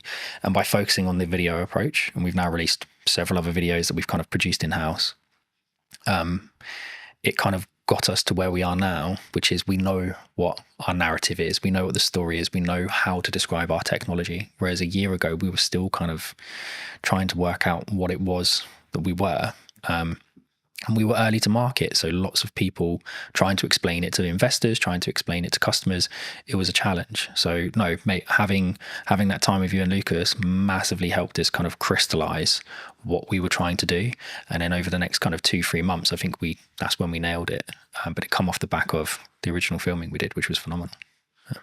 What would you say to people who are maybe looking at what's going on in the economy or etc., and they may be on the fence about maybe utilizing marketing right now, or like, because the traditional kind of known thing is like when things get hard, you cut marketing. Yep. Honestly, I'm probably not the best person to answer it, but I'll answer it as best as I can. I think you absolutely have to have a presence, right? You have to. Unfortunately, at the moment, it's about noise, right? We spoke about it earlier. The more noise you make, the more you get noticed, the more the algorithm picks you up, and the more it promotes you to the top. And it goes back to what we're saying as well about the SMEs. Like, how do you get spotted? How do you get noticed if you have to have that kind of credentials proving you've done something? I think consistency. Right. And we had this chat about podcasts a year ago. I think it's something like most podcasts end after 11 episodes, something along those lines. Right. So 11 weeks, 11 months, whatever it is, that's the kind of podcast limit. And people go, oh, it's not growing. Right. You have to push past it. And it's the same with the marketing. Yes, some people are really fortunate and they do growth hacking and all of a sudden they're a viral sensation overnight. But that's not the norm. And I think the only way you can build your message is consistency. You have to be in person at events, you have to be putting stuff online, you have to be writing articles, you have to be talking about it, you have to be meeting new people and spreading the word. So I don't think marketing just stops with video. I think it's something much more holistic, and it's something that you have to consistently do every day. And we have a great marketing team, so Hannah does that for us, and she's excellent at it. If you were going to wind the clock back to speak to Stuart 10 years ago, 15 years ago, what advice would you give that Stuart? It would probably be trust your gut. I think we've had hiccups along the way with everything that we've done, right? Whether that be businesses my wife and I started, with raising children, with kind of investors, whatever. There's always going to be a hiccup. Something's always going to come up that you weren't expecting, but you have to trust your gut. And even if that is completely in the opposite direction to what everyone is telling you, sometimes you just have to go with your gut, because at least at the end of it, you don't have the regrets, right? If you listen to everybody else and they turn out to be right, that's great. But if you listen to everyone else and it turns out to be wrong, you're going to spend the rest of the time going, oh, I wish I'd listened to my gut. I wish I'd trusted my gut. So I think take people's advice on board, listen to it, kind of take the best strategies, build them together, but ultimately trust your gut. Yeah. Thank you so much for the time, Stuart. You too. Cheers, Carl. And if you did enjoy this episode and would like to see more like it, then I would love to hear what you think in the comment section down below. Why not subscribe so you don't miss next week's episode? And I'll see you very, very soon.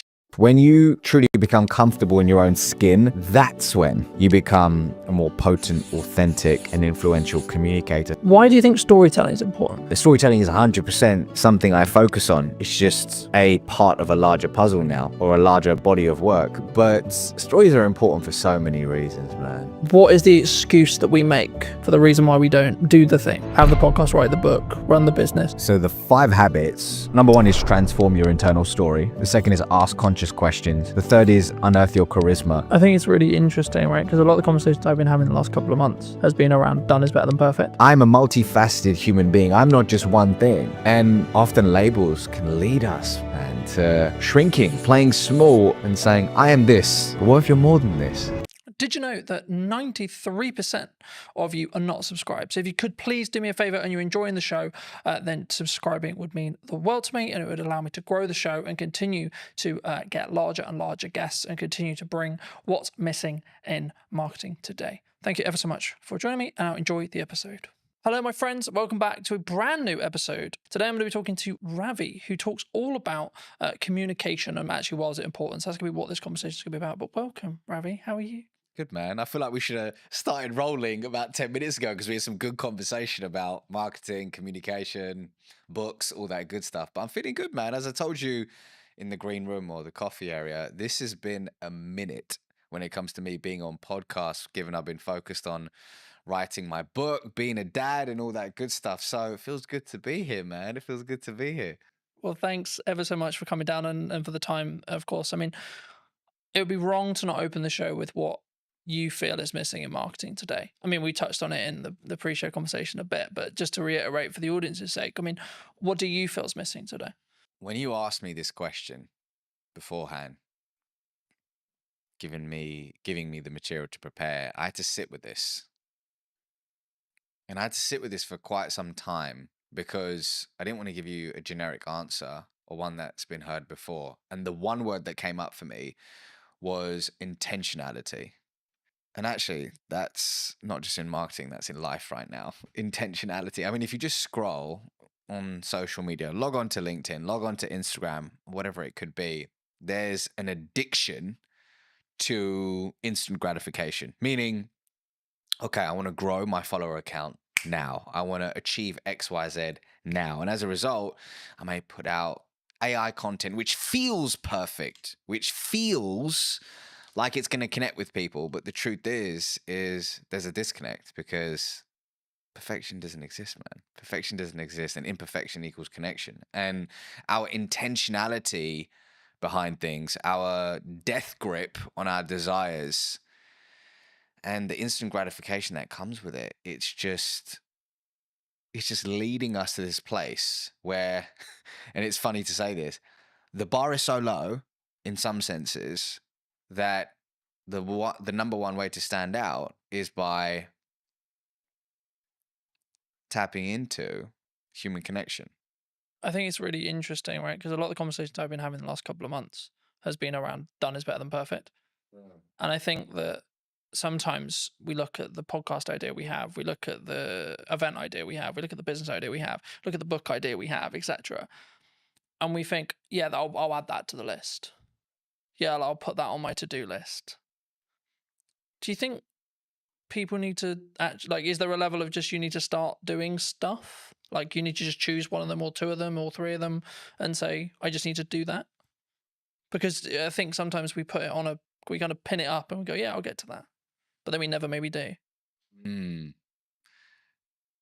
What's the question behind the question? I'm curious. The core, I think, is do people... So I guess what I'm actually asking there, and this isn't planned, so I've just come off the fly, but I think it's what is the excuse that we make for the reason why we don't do the thing? Have the podcast, write the book, run the business. Maybe someone's watching this and they're in their 9 to 5 and they're like, I've got that really business idea. I'm really passionate about X. But they don't start working on it in the evenings. They don't start because maybe they're worried about what people think, etc. These are the common answers I get. But is it just that? I'd say it could be many things, and I can't answer it from everyone's perspective. I can only answer it from my lens. And I would say the two things coming up for me are, number one, fear, like we spoke about, where, I'll give you an example. I know of somebody who has a specific idea that they knew in that season of their life was in alignment. But there was always a reason why they couldn't pursue it. There was always, for lack of a better word, an excuse as to why they couldn't pursue it. And that excuse gave that individual the reason why, I can't do it now because of X. I can't do it now because of Y. But what those excuses and what that narrative was grounded in was fear. So there is definitely fear. There is definitely fear, but as the old saying goes, fear stands for false evidence appearing real, right? So yes, there's fear behind it. The second thing is, do you actually want the thing that you say you want? Or have you just logged onto Instagram and you've seen that Jamie is doing incredibly well now that she's left her 9 to 5 and is in this job and seems to be crushing it, and actually you like the idea of that? You like the concept of that versus the actual reality. And is it your ego saying, hey, I want a bit of that? Or is it actually your authentic self? Is it driven from your authentic self? I don't know. But I think those are the questions to ask ourselves, because the truth is when you, this is my truth actually, when I'm deeply aligned with something, it has a meaning behind it, which means the imperfect action, the work or whatever it takes to achieve that. The excuses, the fear, it starts to move to the sidelines because you know that not taking action is going to cost you more. I think that's key. And I think people listening need to consider, is it keeping up with the Joneses, looking at the trend, etc. And that's why you want to be an entrepreneur.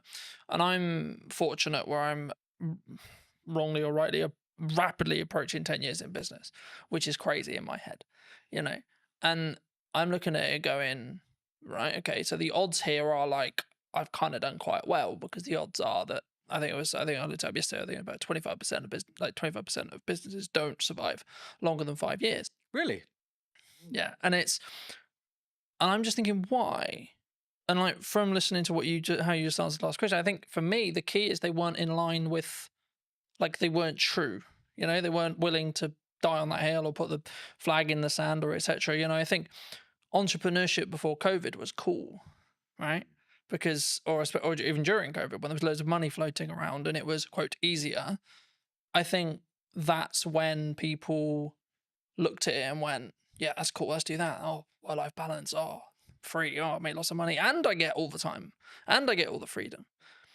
But now we're in a world where what most people I talk to, and I'm sure you've had it as well, which is like, well, this is just as normal. This is what real business is. You know, things are harder, you maybe lose a client, or things are harder in the economy, etc., etc. That's just another day at the office, you know? And I think for me, I think that's where the true entrepreneurs will stand through. What do you think people get wrong, though, in either that step or then how they communicate that step to their friends, their family, maybe the clients they want to work with, the market? Because obviously a lot of what you do is about communication, right? And that's why I want to focus on that, because it is your unique skill of expertise and etc. But I also think it's the most underrated one, because it's like, well, there's not much to it, Colin. You just have a conversation, right? Well, before I answer that, to back it up for a second, you know what was cool when I was growing up was everybody wanted to be an investment banker. Everybody, you know, there was like, everybody would watch the movie Wall Street. Gordon Gekko, greed is good. And they were like, okay. And the movie American Psycho, Patrick Bateman, they're like, okay, I want to be an investment banker. And it's so funny how entrepreneurship is now the thing. Like, I think about my daughter, she's nearly 3.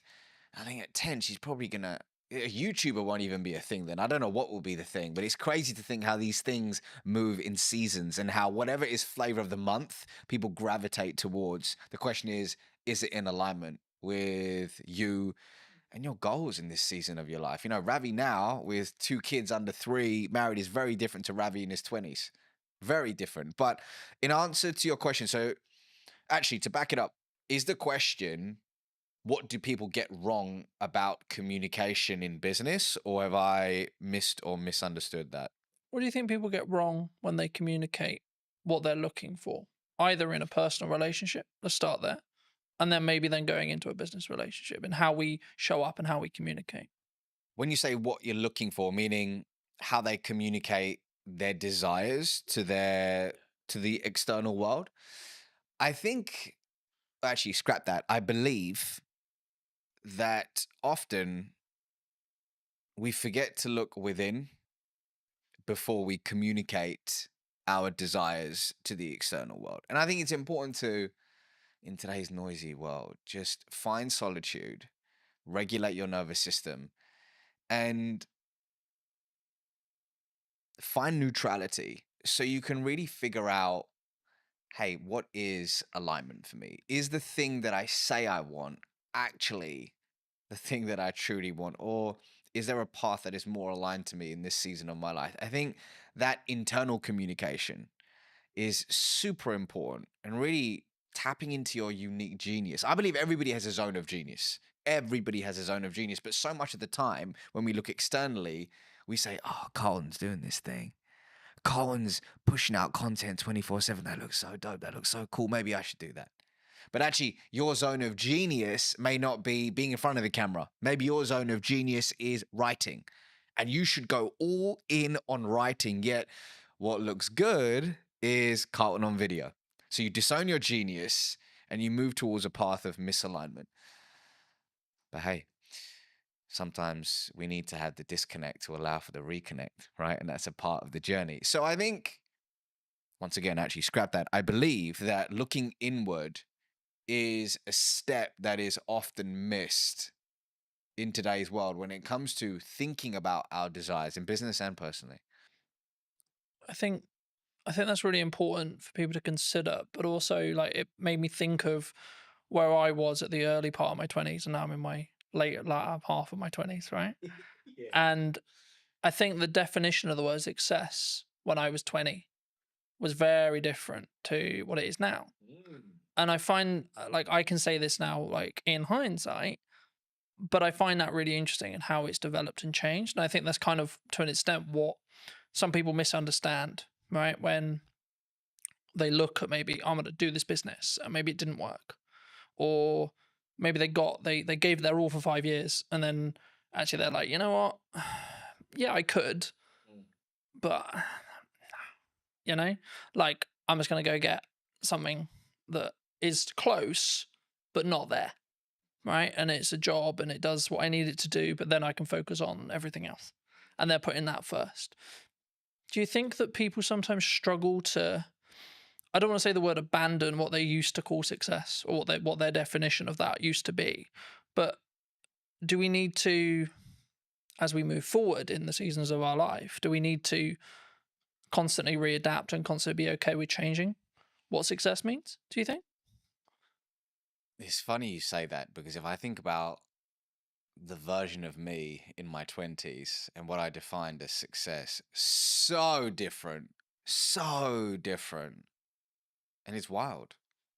But I also needed the 20-year-old version of Ravi to, like, actually, a better way to put it is, I acknowledge that younger version of me. I have compassion for that younger version of me. And I know that he did the best he could with the consciousness that he had at the time, versus berating that version. You know, some people say, oh, God, man, I was such an idiot. I did so many years. Yeah. Actually, we did the best we could in that season of our life with the tools that we had. So I've got to honor that version of me. But when I look back, I'm like, wow, I'm glad I've evolved. I'm glad I've evolved. And I think we do need to be comfortable with not labeling ourselves. We need to be comfortable with labels. I'll give you an example. Somebody could say, I am an entrepreneur. I am an entrepreneur. And on the face of it, great. Gives that individual a sense of belonging, pride, identity, brilliant. However, let's say that one of their buddies hits them up and says, hey, Jamie, I've got this role at Netflix. It's in the C-suite. I've spoken to people internally. We think you would be incredible for it. But Jamie's like, hold on, but I am an entrepreneur. But actually, it's not working for them in a way that they would have hoped. And actually, being in the C-suite at Netflix could be more expansive and abundant for them, but they reject it. And they say, no, but I'm an entrepreneur. So the labels that we give ourselves can often create these mental cages where we shrink our desires, we play small, and we often reject abundance. Versus, instead of saying I'm an entrepreneur, we could say I'm somebody who runs a business. Instead of saying I'm a podcaster, is I'm somebody who has a podcast. So when we expand our identity, we expand our being, and we allow abundance to organically find us. So, for example, when it came to writing my first book, this was a first for me. I haven't written a book before, so I intentionally thought about embodying the label of I'm a world-class author. I am a world-class author. So I could embody that identity to write something I'm deeply proud of, but quickly switched it to I'm someone who writes books. Because does that mean I say no to speaking? Does it mean I say no to coaching? Does it mean I say no to consulting? No. I'm a multifaceted human being. I'm not just one thing. And often labels can lead us, man, to shrinking, playing small and saying, I am this. But what if you're more than this? I think for me, and what I was thinking of as you were like explaining that as well, I think you can have your definition of success in the correspondence to the season you're in, right, as well. And I think I understand why people would like, I need the X, whatever it is, right? I need the car, I need the house, I need the wife, I need the lifestyle, whatever. But I think you can undo what's possible if you stay true, like if you're only solely focused on that, rather than saying, I want to go north. Yeah, but Colin, you're not being specific on where north. Okay, but I know I want to go in this direction, and then see what opportunities then arise from there. and then reflect on what happens. So at this moment, yes, I run a marketing company. Sure. Okay. But if you had a conversation, this same conversation nearly 10 years ago, I would have said, I do video production. Right. And if I had just locked into, no, I only do video production, that's all I do. I work with other video production companies and help them create content. Cool. Then it would have pivoted or changed how what horizons I could have met or gone to. And what I found was that people, they tie what they're doing and their self-worth to it together. And I think that can be sometimes the issue. Massively. Because then you're tied to, like using your entrepreneur example, then you're tied to, oh, what if I'm not an entrepreneur? Now I'm lesser, right? Because that kind of implies you failed. And then to you, that means actually me as Colton has failed, not the company has failed, or not the company served its purpose and it got me to the Netflix role or etc. Colton has failed. Colton will not be able to win. Colton will not be able to be, quote, successful. Do you think we need to, is that a inner work thing that we need to do? If someone is listening to this and going, shit, that's me. They've tied what they are to them and their own kind of self-belief, self-worth, self-love. Two things are coming up for me. Firstly, picking up on something you said earlier. Something I talk about in the book, Inside of Habit 1, is about being fixed on the desire, but flexible on the path. So let's say somebody says, I just want to generate more revenue. Broad, but more revenue, okay? And they have the idea that the path to get there is landing net new business. They build this whole team around it, but all of a sudden, this beautiful opportunity arises with their existing client base. If they are fixed on the path and go, no, we're just going to acquire net new business, and they reject this abundant opportunity, they may not reach that idea of more revenue. But the idea of pivoting, being open to the infinite possibilities to reach that said desire, which will evolve, and it's okay to evolve it, is super key. Yes, that requires inner work. But going back to your question about self-worth, I used to work in investment banking. And one of the reasons why it took me a long time to hand in my resignation notice back in August 2016 is when I left that world, was I had pinned so much of my identity and self-worth to I am an investment banker. I'm somebody who works in an investment bank. So much pride, status came from that, which stroked my ego, and it was beautiful until it wasn't. But that experience, I'm so grateful for it, man. I'm so grateful for it. And it was, I believe that everything, this is my belief, that everything's happening for you, not to you. And whatever you're experiencing right now is a lesson that you need to learn to be able to transform your identity into the human being that can receive and sustain their true desires. So somebody listening to this right now may say, man, I'm so annoyed that my team member or my employee just keeps doing this frustrating thing. They keep being late to work, or they keep missing XYZ, and you're getting frustrated. Why can it not be like this? It is not fair, you keep saying. However, you may have requested from the universe, whatever your North Star is, that I want to be an influential leader. Well, you've requested it. So as a result, the people, the projects, the challenging circumstances are coming your way to sharpen you, to expand your being so it can, once again, your identity can be transformed into one that is able to receive and sustain. So whoever's going through, whatever you're going through right now, see it as a gift, an opportunity to transform your identity. So if you are pinning your entire self-worth, over-indexing on career, whatever it could be, see it as an opportunity, right? Does it take looking inward? I believe so. For me, that's the way forward, but you got to figure out the right path for you. I think for me, lacking in the business world, and this is a very broad stroke, there's obviously exceptions to the rule, but I think sometimes is lacking is the self accountability side of it, right? So whenever I have a project or a podcast or something I'm doing, I'll go, right, even if it went well, cool, great, it went well, great, the client's happy. What can I do to make sure that experience was better? What can I do to make sure that that went closer to plan?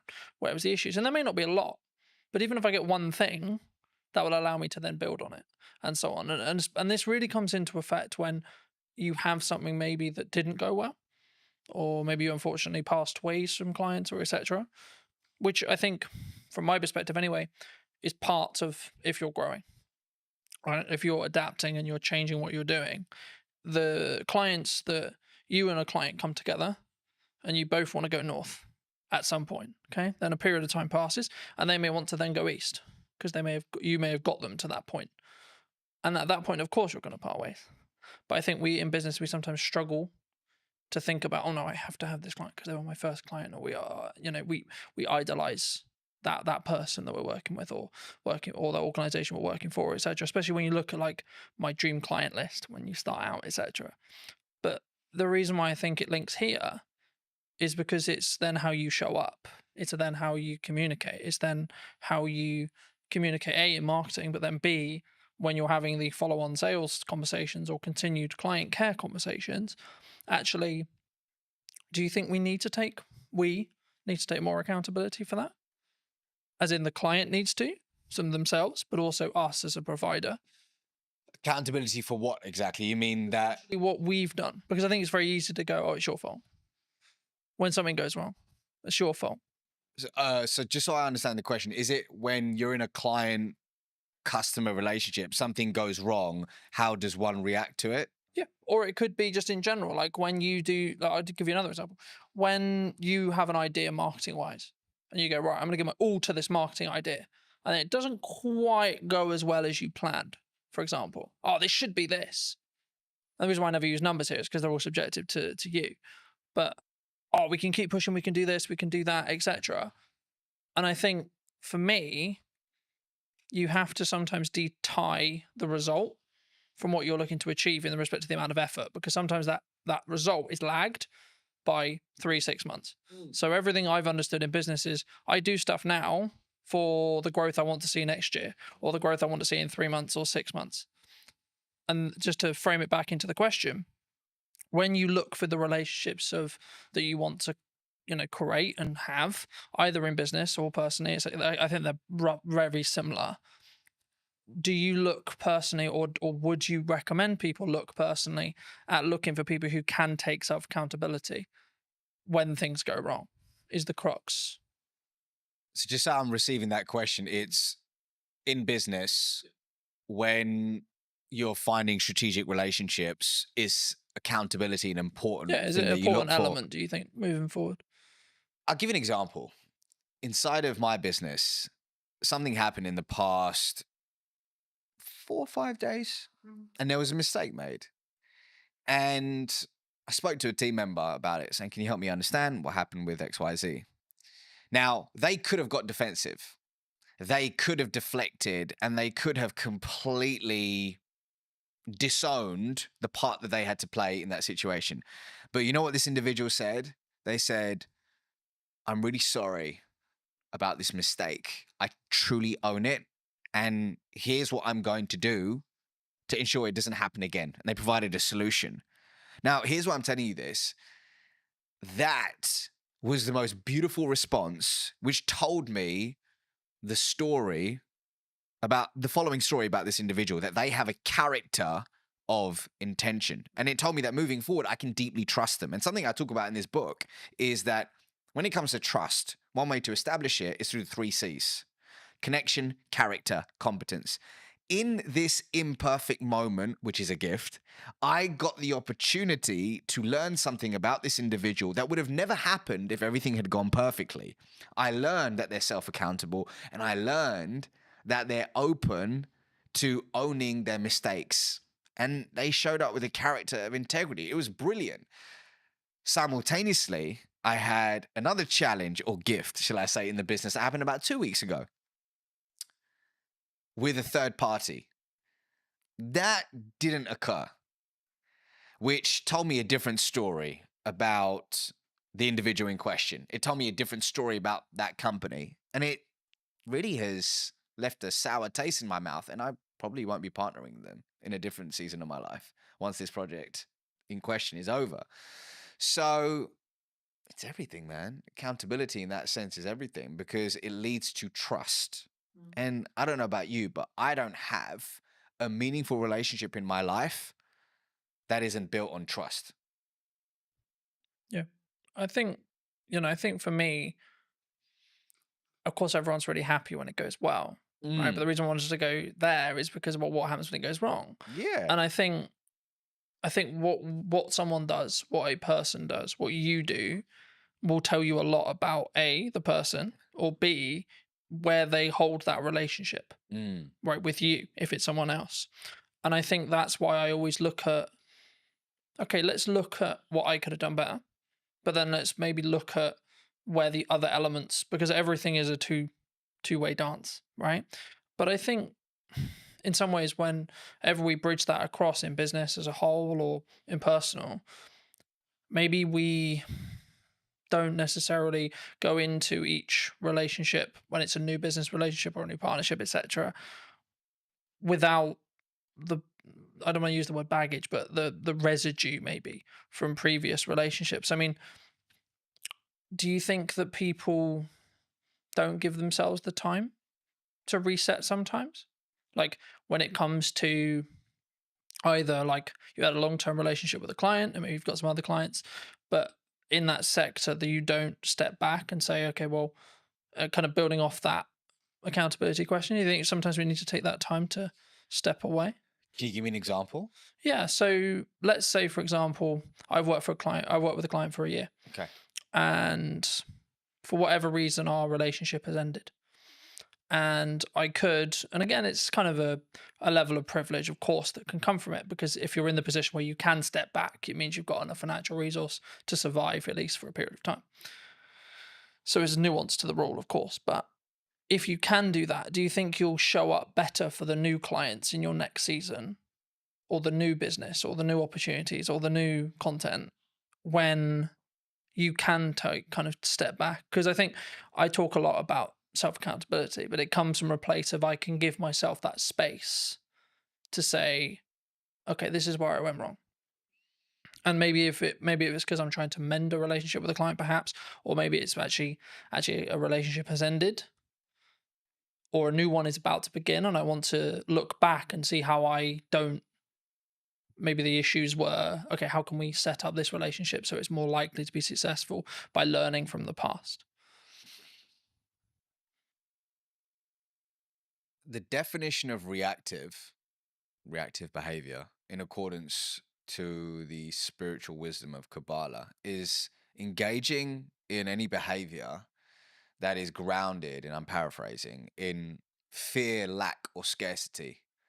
So if we are operating consistently from a place of fear, lack, scarcity, we're engaging in reactive behavior. And I think, rather, I believe, a lot of our day to day, especially when we're flying through our day on autopilot, meeting to meeting, doing X, Y, Z,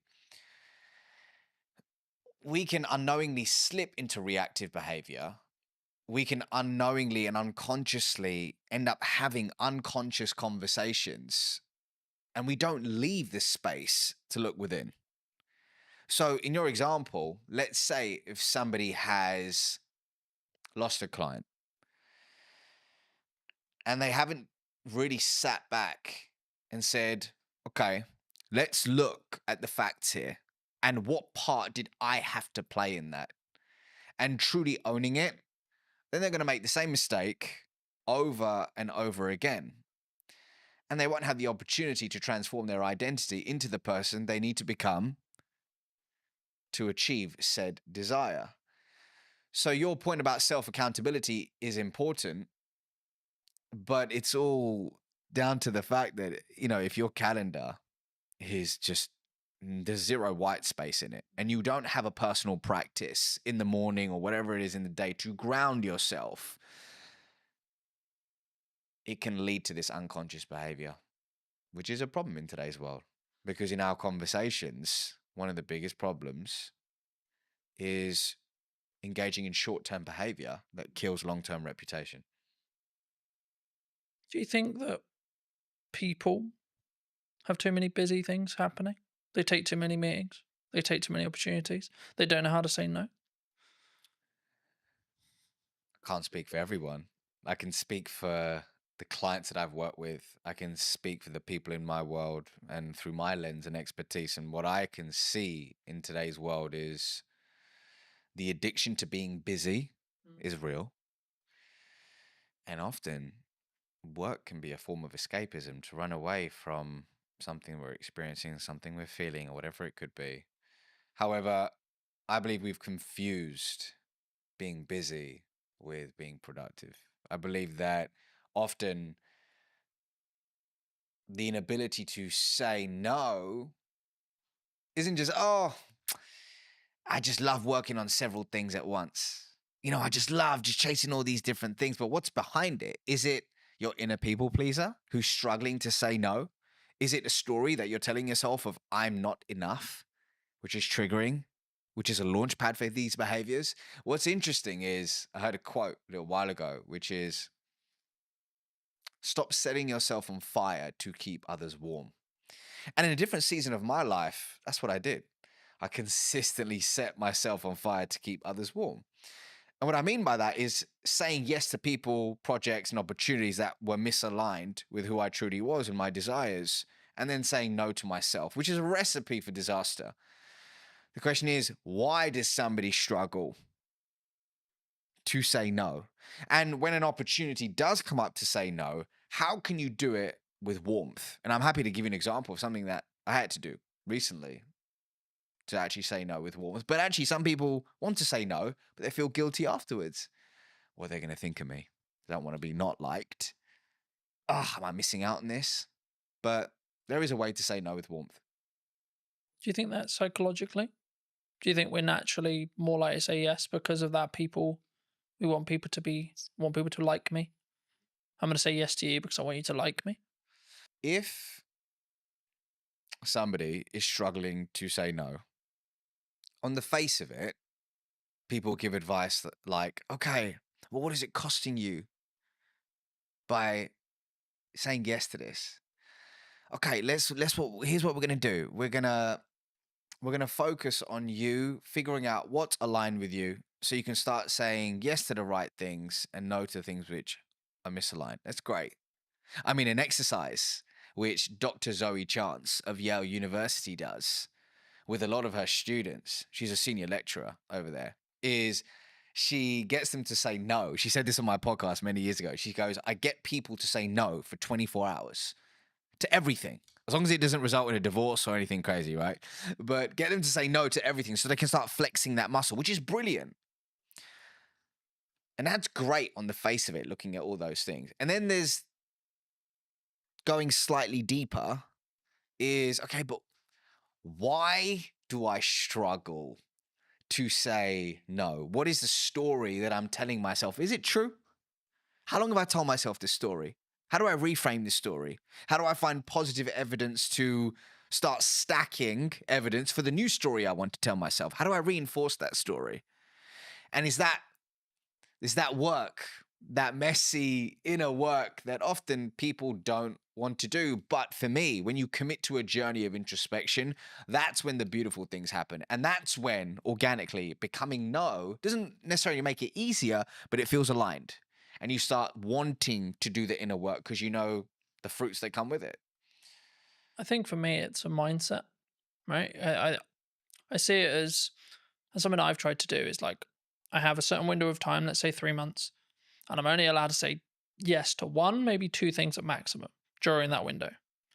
So is this really worth those 2 shots? Yes or no?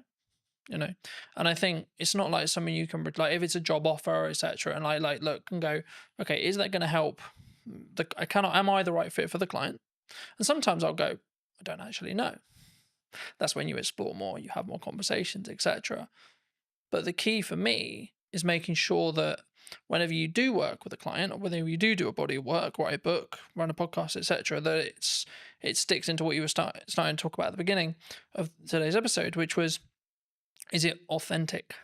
Is it connected? And it's kind of I hate using it because it's kind of become a buzzword now, right? Being authentic on social and being authentic in content, but only you know whether you are. And something I did want to talk to you about, and I know it's maybe something you're maybe trying to move away from, and I would love to hear if that is something you're moving away from, potentially why, but like, why do you think storytelling is important? Well, actually, storytelling is the fourth habit in my book. So the 5 habits are, number 1 is transform your internal story. The second is ask conscious questions. The third is unearth your charisma. The fourth is tell stories that inspire change. And then the fifth is become the trusted guide. So to hit on your point, storytelling is 100% something I focus on. It's just a part of a larger puzzle now, or a larger body of work. But stories are important for so many reasons, man. But let's take it back to the work of Zoe Chance for a second, Dr. Zoe Chance. So in her body of work, she highlights that human beings all have a gator, an alligator, and a judge within. Now, behavioral economists will liken this to system 1 and system 2. And what she says is the gator is the fast, instinctive, and unconscious part of us, where our emotions live, that drives 95% of our decisions on a daily basis. The judge, like a judge in court, is slower, more deliberate. It requires conscious effort to make rational decisions. So the judge, or rather the gator, is automatic. The judge requires conscious effort, and the gator is more dominant. Interestingly, the gator is the first responder in Zoe's eyes. The gator is the first responder.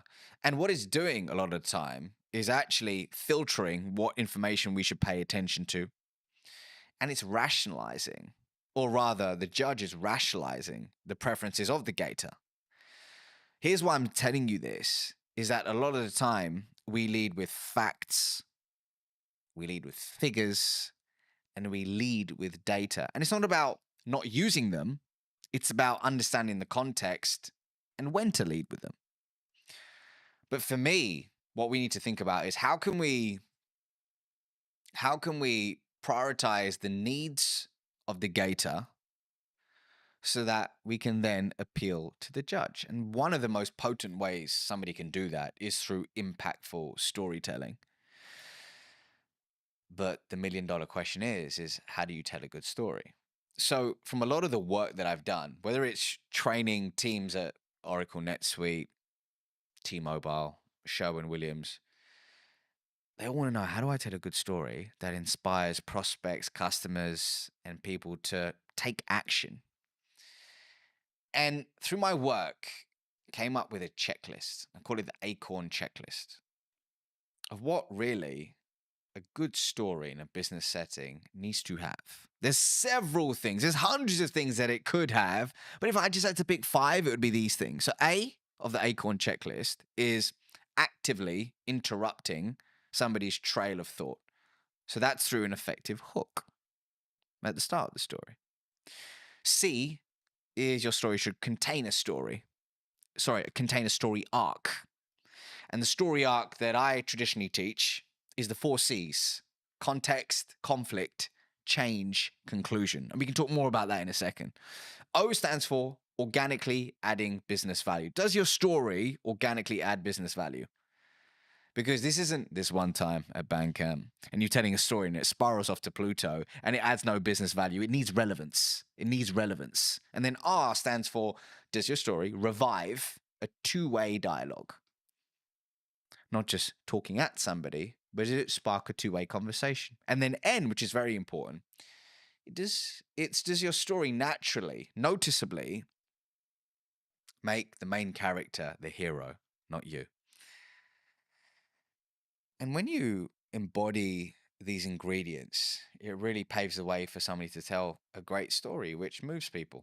And hey, what are we trying to do when it comes to our prospects, our team members, our customers, our partners, or shareholders. We're trying to inspire change, moving them from a current set of series of behaviors, to a new series of behaviors. And change is hard and change is messy, but storytelling can start that process and make it stick.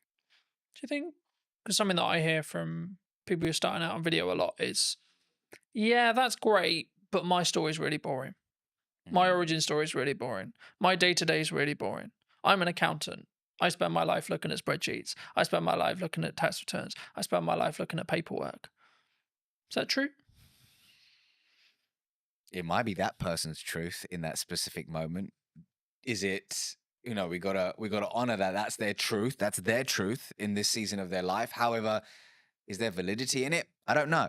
I don't think so, right? I'm sure we'll be able to find cracks in the story that they're telling themselves. So I was recently speaking at an event called Atomicon. Incredible event, really cool business conference. And at the end of my keynote, this individual came up to me and they said, it's really interesting when you were telling stories about your kids and this and that or the other, there was humor in it. There was fun in it. It wasn't like, oh, I went through this immense pain and this happened and that happened. And that's what I struggle with. I was like, what do you mean? Tell me more. And they said, well, I'm struggling to craft my origin story because I don't have this huge moment in my life where, oh my God, I was down and out. I was at rock bottom and look where I am now. And for me, that's a recipe for disaster because it can leave you in analysis paralysis and forgetting that often the beauty is in the imperfect moments, the relatable small moments. When I came out on stage that day, I told a story about my daughter and how she was mimicking breathwork that I was doing in some season of my life. And as a result, it made me realize that how I do whatever I do in my life, she's going to mimic it. And my job isn't to tell her what to do, it's to show her who to be. That was the crux of it. But that came from a seemingly insignificant moment in my day-to-day life. So I think what it boils down to is creating a story bank. And I have a process for that, but creating a story bank where you're collecting these insignificant moments, figuring out which one of them can be transformed into a story and testing them versus sitting there trying to think of that one story and then going, I don't have it. I'm going to wait for it. And just doing nothing. So everybody has a story to tell. The question is, do you have an intentional, going back to our question at the beginning, do you have an intentional approach to finding them, identifying them, and then delivering them in low stakes scenarios to test and tweak and iterate for high stakes scenarios? It's a real process. And I think it's something that you'll adapt as well. Like as you move through the seasons, right? Like you might not talk about the current season or the season you just come out of, but you potentially will talk about maybe season 1, season 2, season 3, etc. And I think for me that allows you to tweak and adapt and show that you're a non-finished article as well. Building off that, like my level of success at 20 was very different to now and will be very different in 10 years. And I think that's the constant thing. And the thing that kind of goes through the core of that is, what's my improvement today? What's the 1% thing I can do? What's maybe the thing I heard from you today, or the thing I picked up whilst watching something, or the key takeaway from the book I just read, or etc. And I think sometimes we don't give ourselves that time. That's why I asked you about the kind of the busy schedule thing.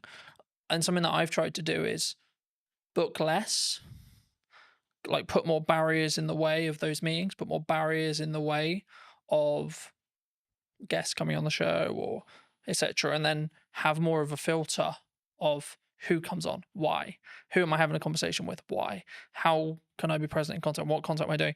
And the reason why I do that is because then I can be more present and more focused on, and doing less work means I'm more present in the work I'm doing. And it means actually I'll be more transformational, so to speak, to that client, to that customer, to that guest, etc. I hope, I believe, anyway.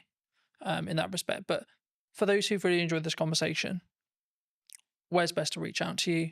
Where can they get the book? That kind of thing. Yeah, so if you click the link in the description, I'm sure you'll put it in the description, but you can pre-order my book now, which is available on November 4th, and it's called Relationship Currency. And really what it's about at the core is teaching people in any conversation how to build trust, cultivate authentic relationships, and master the art of communication along the way. So, hey, if this conversation has aligned to you, then pre-order a copy and I'll see you on the other side. But otherwise, I'm on LinkedIn, YouTube, Instagram, TikTok, all the places, just at the Ravi Rajani, and you can find me there. Magic. Thank you so much for coming on. And if you were going to talk to either yourself 5-10 years ago or someone who's your junior, what advice would you give them? About life, about communication, because I could take this so many places. Wherever you want. Let's stick to communication. And I would say the following. I would say you can listen to podcasts like this. You can watch videos. You can absorb books, courses, and all that good stuff. But if you truly want to be able to communicate with influence and with intention, it doesn't begin with that. It first begins with a journey of introspection. And for some people, that can mean seeing a therapist. For some people, that could mean journaling, seeing a coach, or speaking with a friend where you can speak freely and remove the mask.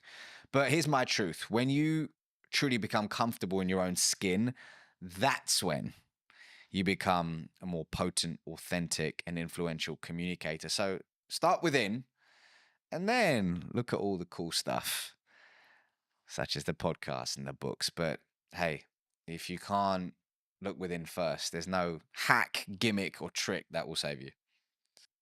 Thank you so much for the time, ladies and gents. I hope you took value from this episode, and thank you for coming and spending the time with us today.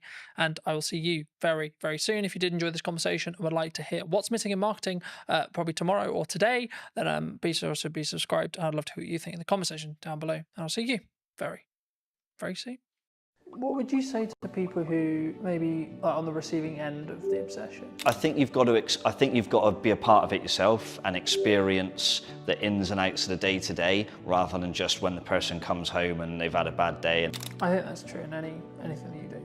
You know, marketing or fitness or writing or driving or whatever the skill is that you're trying to build, with consistency and with showing up when it's harder is when it will work. I think what you touched on there is a really common misconception in marketing.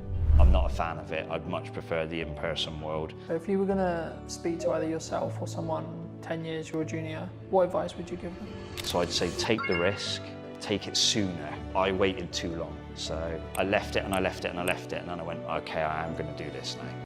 Did you know that 93% of you are not subscribed? So if you could please do me a favor and you're enjoying the show, then subscribing would mean the world to me, and it would allow me to grow the show and continue to get larger and larger guests and continue to bring what's missing in marketing today. Thank you ever so much for joining me, and I'll enjoy the episode. Hello, my friends. I hope you're well. I hope you had a good day, evening, or night. Today, we're filming a brand new podcast, as you have seen, with Matt from Involved Health. Thank you so much for coming on. My pleasure, Colton. Thanks very much for having me. No, you're very well. Good to be back. For those who don't know you, Matt, how did you get to sit in front of me today? I'm sat in front of you today because I've sat in front of you before. We've done some work together before. You've helped with some of my social media marketing. And we had a few of my clients come in and do some testimonial work. So, and obviously I've seen your work with other businesses and other people in and around Salisbury. So, yeah, it's nice to have you back here again. Absolutely. I mean, I think we'll get onto that a bit more in depth later, but how did you, because you're obviously have you always been passionate about like helping people with personal training and fitness as a whole? Yeah. Like, how did you get into this industry? If I think back far enough, the origin story is I loved sport, I loved fitness, I loved playing sport and being involved in fitness and health related activities. I was absolutely rubbish at everything else. So that it was like, how can I make what I enjoy and what I'm half decent at into potentially a job further down the line? So left school, went to college, pissed about in college and sort of experimented in a few different sport and health related activities. And then through pure chance, I ended up working at the University of Bath, sports training village and sports setup that they had at the time. That was back in 1996, I think it was, 1997. So I'd have been about 17 years old, showing my age now. Started off there, ended up living there on campus in a sports house with the Great Britain Olympic swim team. And being part of that campus and being involved in the university gave me a massive exposure to high performance sports, a lot of different athletes from a lot of different sports and disciplines. So I got to see how elite level athletes were trained, how they lived, how they recovered. I got to understand what operating a sports facility was all about. Part of my role was making sure that the gym was in operational order, looking after swimming pools, you know, all sorts of different stuff, athletics tracks. So I had quite a broad education, if you like, being at a university, into how that world works, and it just snowballed from there, really. Was there or is there, should I say, because there's obviously still athletes who are around that you may train and work with, you know, but is there a kind of commonality in respect to the mindset? Because I think athletes and high performance people, I think there is some standard traits. Maybe it's like the cliche, wake up at 5 a.m. kind of morning routine stuff, or it's actually their mindset as a whole, would you say? I mean, I couldn't comment for everybody because everyone's got their way of doing things, but I think there's dedication, there's discipline, sometimes obsession, and I think all of those things are quite interesting to me. I feel like I'm a relatively driven person. I work hard. I put in a lot of work over the years in the industry and with this business in particular. Some would say potentially sometimes I might be a little bit obsessed, but I think that's a good thing. But you certainly that's necessary for high achievers. Yeah, you can't be a high achiever and not be obsessed. You have to throw yourself into whatever it is you're wanting to do or build or grow or be a part of, and if you're going to deliver a highly successful business or an environment, depending on what aspect you're working in, I think you have to be obsessed. I don't think it works if you don't. Not at that level, anyway. What would you say to people who maybe are on the receiving end of the obsession, right? So maybe they're with someone, their partner, their mother, etc. Like maybe when they're starting out and it's their parents, or maybe as it develops into a full-fledged business, what kind of can that support person do? Because I think for obsessed people who are very driven, like we get it, but sometimes that they don't get the attention or the thought process when it comes to, I wouldn't say how to deal with an obsessed person, but how to support that's a person in that respect. Of course. Yeah, I mean, first off, I'm not a parent. I don't have any children.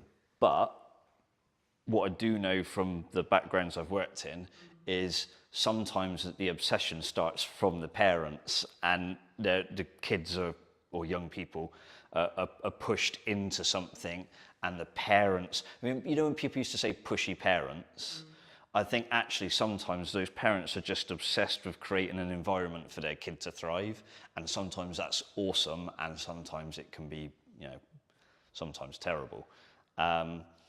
So in terms of how to support someone who is obsessed in trying to deliver high performance, tricky one. I think you've got to be a part of it yourself and experience the ins and outs of the day to day, rather than just when the person comes home and they've had a bad day and they, is uncomfortability and stress that kind of comes from that? Is that normal though for a high achiever? Is that a sign or a byproduct of them being high achieving? Stress. Yeah, like so from a partner's point of view, or etc. You know, like in that respect. I think there's elements of stress for sure. They will be stressed about delivering an outcome on a performance. You know, if they're trying to compete, they want to win. They're stressed in the build up to a competition, can be stressed at the competition, and then there's the stress if the competition doesn't go so well. So yeah, stress definitely plays a part. Obviously, I've not competed myself at a high level.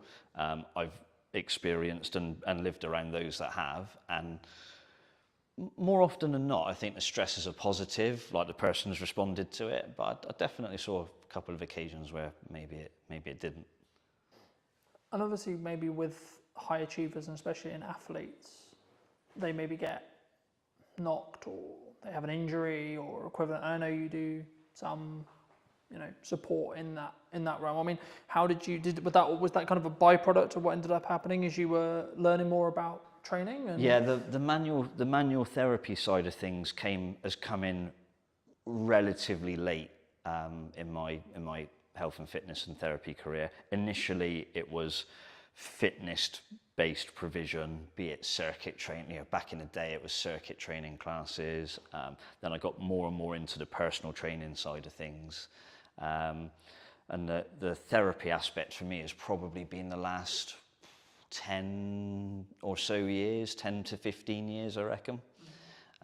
Whereas I've been in the fitness and PT industry for I've forgotten how old I am, 24, 25 years. So yeah, pretty much since I walked through the doors at Bath University, I've been involved in fitness since, and that's changed, throughout the years. Therapy's become a big part of that.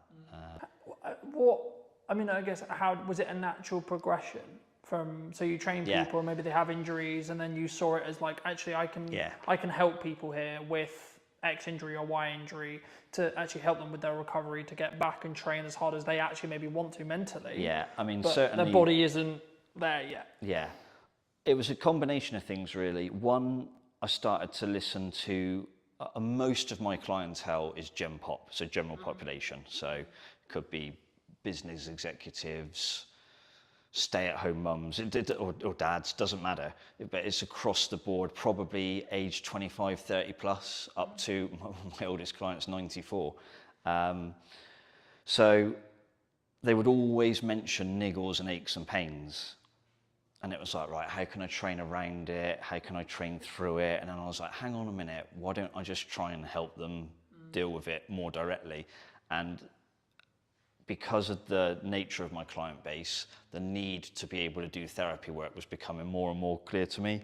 So I'd say around about 15 years ago, I really started to delve into the therapy side of things. And 15 years later, that's probably a fairly significant part of Evolve's business now. Do you think that's one of the things that makes you unique in comparison to, say, another personal trainer, another gym, another etc.? I think when I first came to Salisbury, for those that don't know, I didn't grow up in Salisbury. I wasn't born here. An opportunity came, where are we now? Probably around 2014, 2015 maybe, to start getting involved here in Salisbury. So what I realised through that is a lot of places had personal trainers. There were some gyms around. Sadly, there are fewer gyms around at the moment. That's another story. And I realised that nobody was really creating an environment where it was seamless. So you could be down here in the gym, maybe having a therapy type workout. You could be upstairs on the treatment table. You might have ligament damage that needs hands-on treatment and things like that. So the ability to put the two things together is really, really important, because as a professional then, I can manage and help the client through a myriad of different options. So I can be involved in their fitness training, I can be involved in their therapy work, I can guide them on their stretching and flexibility, and it all has a carryover. It's better for the client because you've got one set of eyes keeping an eye on things. I'm not saying I can be all things to all people, but it does assist. But also from a finance perspective from the client, if you have 1 or 2 PT sessions a week, then you've got to go to an osteopath, then you go to somewhere else for a massage. Most people know what these things cost these days. That's serious money on a weekly basis. Whereas within a visit to here, they can have a PT session. They might need just a few minutes of hands-on work or some help with a stretch. And they've spent a fraction of what they would spend if they had 4 or 5 different professionals helping them. So it's almost trying to create a multidisciplinary environment, but the one person is delivering that multidiscipline. I think for me, like, that's maybe the unique selling proposition of what you do, but it allows that synergy. So if there is an injury that happens, either unfortunately with during training or like outside of training, and then when they come into training, then it can be maybe tackled like faster or potentially better, you know, in that respect. But do you think, I mean, I guess then, the next question I was going to go into was like how consistent or like how focused should the average person be on fitness?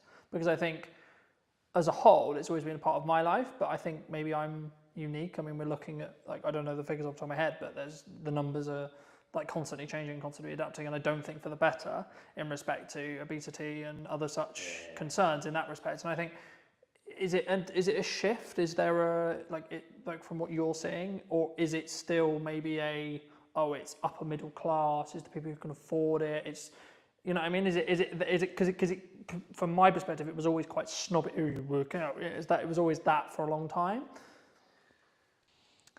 I think what's changed is the media.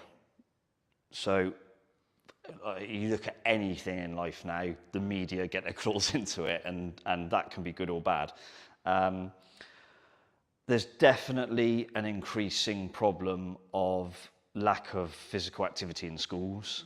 I can remember when I went to primary, I can just about remember when I went to school, primary school and secondary school. I was lucky, I had great PE teachers, I enjoyed sport, and the provision was there to do it, and we did it for a few hours a week.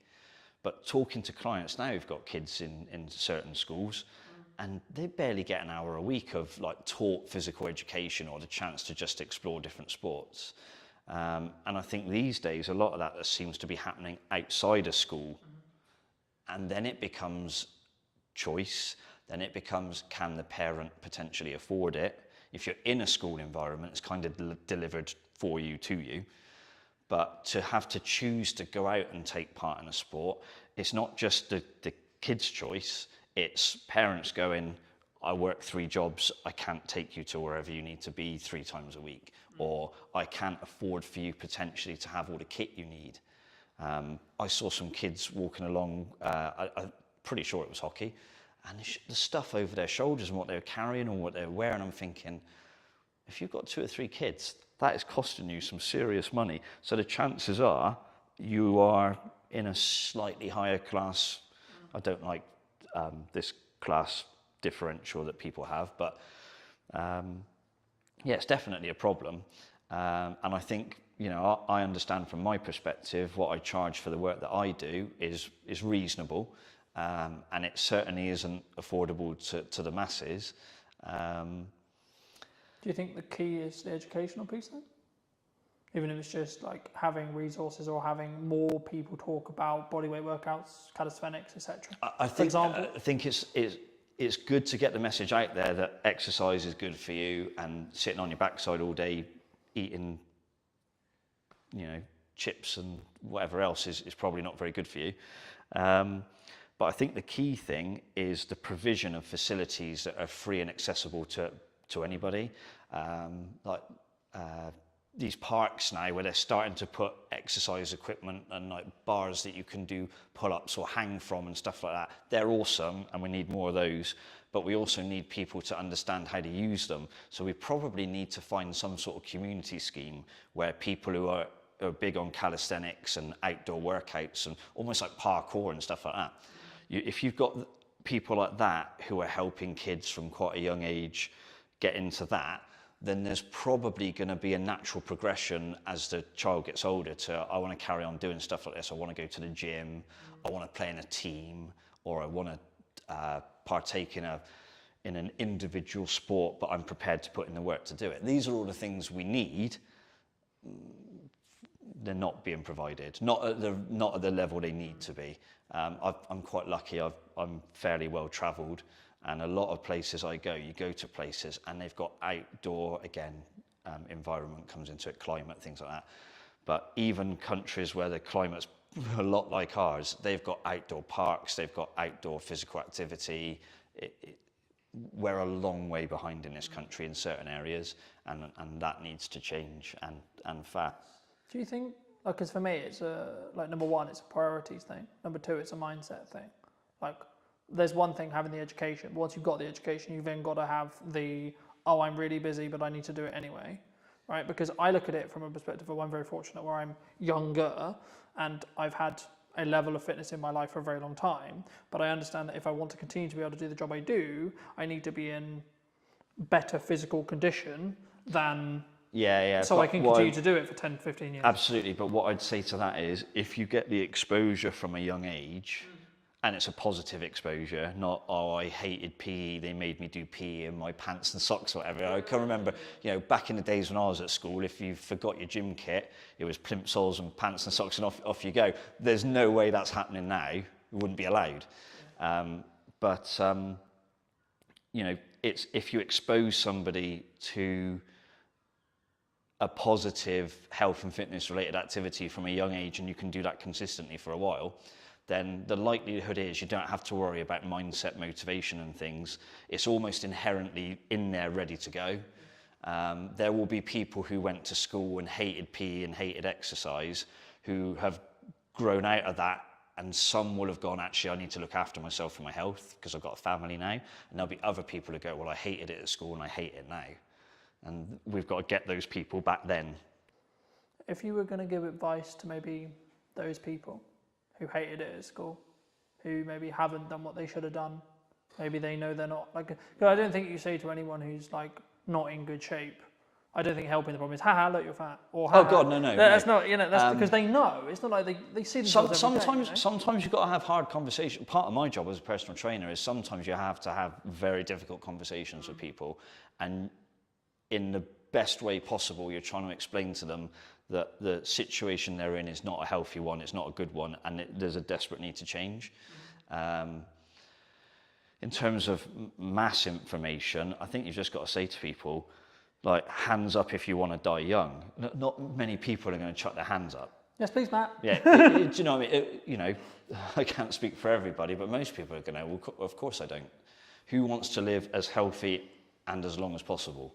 Probably most people. Yes, please, Matt. Yeah, exactly. So if we can say to people, look, there's still time for things to change, for you to have those positive experiences, and ultimately it's going to massively benefit you. Some of the hardest conversations I've had to have with clients, I remember one guy, I'm still in touch with him now. This is when I used to PT back in Bath. I literally had to sit down and say to him, I know his daughter had got stuck into him. She was not far away from graduating university, had been involved in a relatively long-term relationship, and there was a wedding on the cards. This particular chap, the girl's father, was not in a good way. Very successful, but very highly stressed executive. He owned a very particular international business, and he was flying all over the world, airports, long hours, eating all the wrong foods, a lot of client hospitality, so a lot of drinking, and he'd got himself into a real mess. And he'd had a heart attack. And the daughter had sort of said to him, look, if you want to A, see me graduate, and B, see me get married, you need to sort yourself out because you're going to die soon. And I think when it comes, if you're a father, I can imagine your daughter looking at you and saying that's got to be a gut punch. So he came to me and he said, Matt, I need you to help me. And we did a lot of good work. And that was 10, 12 years, probably even 15 years ago. And even now, he's still out running half marathons, going out for big bike rides. It completely changed him. But he said to me, the turning point was his daughter saying those things to him. If he'd read that in a magazine, he said I probably wouldn't have taken a blind bit of notice. But he said, my one and only daughter says that to me, and she's like got tears in her eyes. It's like, I won't use exactly what he said, but he had to sort himself out. So yeah, sometimes you've got to be fairly hard on people, and other times it's how you create a different message or a different environment that might encourage people to get involved. Thank you for sharing that. And I think even just through that message, I think, I don't want to use the term wake some people up, but hopefully you'll wake some people up to maybe, I mean, my next question was going to be around like age, and I think the science is semi-conclusive, and you probably did confirm or deny, but like for me, as far as I look at it, like the healthier you are in your 20s, the better your 30s and so on, right? But there is a point where it becomes harder, but I think that could be perceived as, well, I'm not going to bother then. Is it that, or is it actually you just... I mean, there's no doubt that as you get older, things get slightly more difficult to do. Yeah. Within reason. It doesn't have to be that way, and it isn't just a linear decline. You know, you were fine in your 20s, not so much in your 30s, 40s are getting bad, 50s onwards, you're bollocks. That's not true. Obviously, if you haven't done anything for a long time, and then you come into a gym environment or a fitness environment, maybe you take up running, you're going to find those things slightly more difficult, slightly more comfortable at first. And if people tell you it's all going to be easy and sunshine and rainbows, you know, no, it's not. And you have to be honest with people about that and set the right expectations. So part of any personal trainer's job, but certainly how I look at it is, you have to set expectations. Sometimes you have to put a limitation in place, because sometimes people attack it too hard and they can do themselves damage. And sometimes they can attack it so strongly that it actually becomes less healthy. So it's striking a balance, pretty much like everything in life, really. You want to try and find balance where you can, knowing full well that the perfect balance is not achievable, I don't think, for anything. Sometimes you've got to be a little bit obsessed, like I said earlier. Sometimes you have to rein it in a little bit. But it's just finding that balance and working with the person. And it's building a relationship. So it's not just turn up through these doors and go, hey, Matt, just bark at me or tell me what to do. You have to build a relationship. There's an element of trust both ways. You know, the client needs to trust that I'll provide them with safe and effective exercise or safe and effective therapy treatment. And I need to trust that when they leave here, they're not going away and doing 10 times more stuff that maybe they shouldn't be doing, or their lifestyle is bad because they go, oh, I can offset it by going to see Matt, so I can carry on drinking heavily and eating all the wrong food. So it's a relationship, and the relationship's built on trust, and that trust comes with me establishing at the start of the process what are their expectations of me and what I expect from them, and it does go both ways. So that's crucial, I think. Do you think some people struggle the long-term mindset of the results? Because fitness is, from how I look at it anyway, it's a compounding thing. Like once you're consistently doing it repeatedly, then the results will compound. But there is, like, I would say probably a month, maybe 2 months, maybe 3 months where you maybe don't see, it's the question analogy of you go to the gym, you do a thing, nothing changes. You go the next day, you do the same thing again, nothing changes. But there is a day where it does start where there's a change. Yeah. It's consistency. I can write the best fitness program, the best strength program, the best flexibility program for somebody. But if they're not consistent, they won't get the result. It doesn't matter how good one session is, it matters how good 20 sessions are. So most of my clients have been coming to see me for years. I mean, I've still got clients who are training with me now that we've opened the doors to 12 years ago when we first opened, and they're still training with me now. That's consistency. And they very rarely miss, they have the occasional family holiday. We tend to wind down a bit at Christmas as a business and let people go and have a good time and then attack it again in January. But the overall key is consistency. It doesn't matter what one session's like, it matters what 25 sessions are like and whether they are relatively close together. If you do 25 great training sessions but it's spread across 15 years, it's not going to work. But if you're consistent more in, week in, week out terms, then ultimately you will be successful. Is that why you would say sometimes, even when on the hard days, like how I look at it is if I can show up on the really hard days where I'm really busy, really tired, etc. Not like really tired as in exhausted. Yeah, but like, you find as in like I've shown up. It's not the best workout, but it's still a workout. Yeah. And it's building that momentum. Or would you say that like you need to then focus on recovery there? You find out most about people when they're having their bad days in any shape of life, or any walk of life. But in terms of training, I get people to walk through the door. I haven't got very many skills, but I'm pretty good at reading people. And one of my things as a personal trainer is when somebody, or a therapist, when somebody walks through the door, I can tell pretty quickly if they're having a shit day. So then you have to say, right, well, the person still turned up, so that's a win.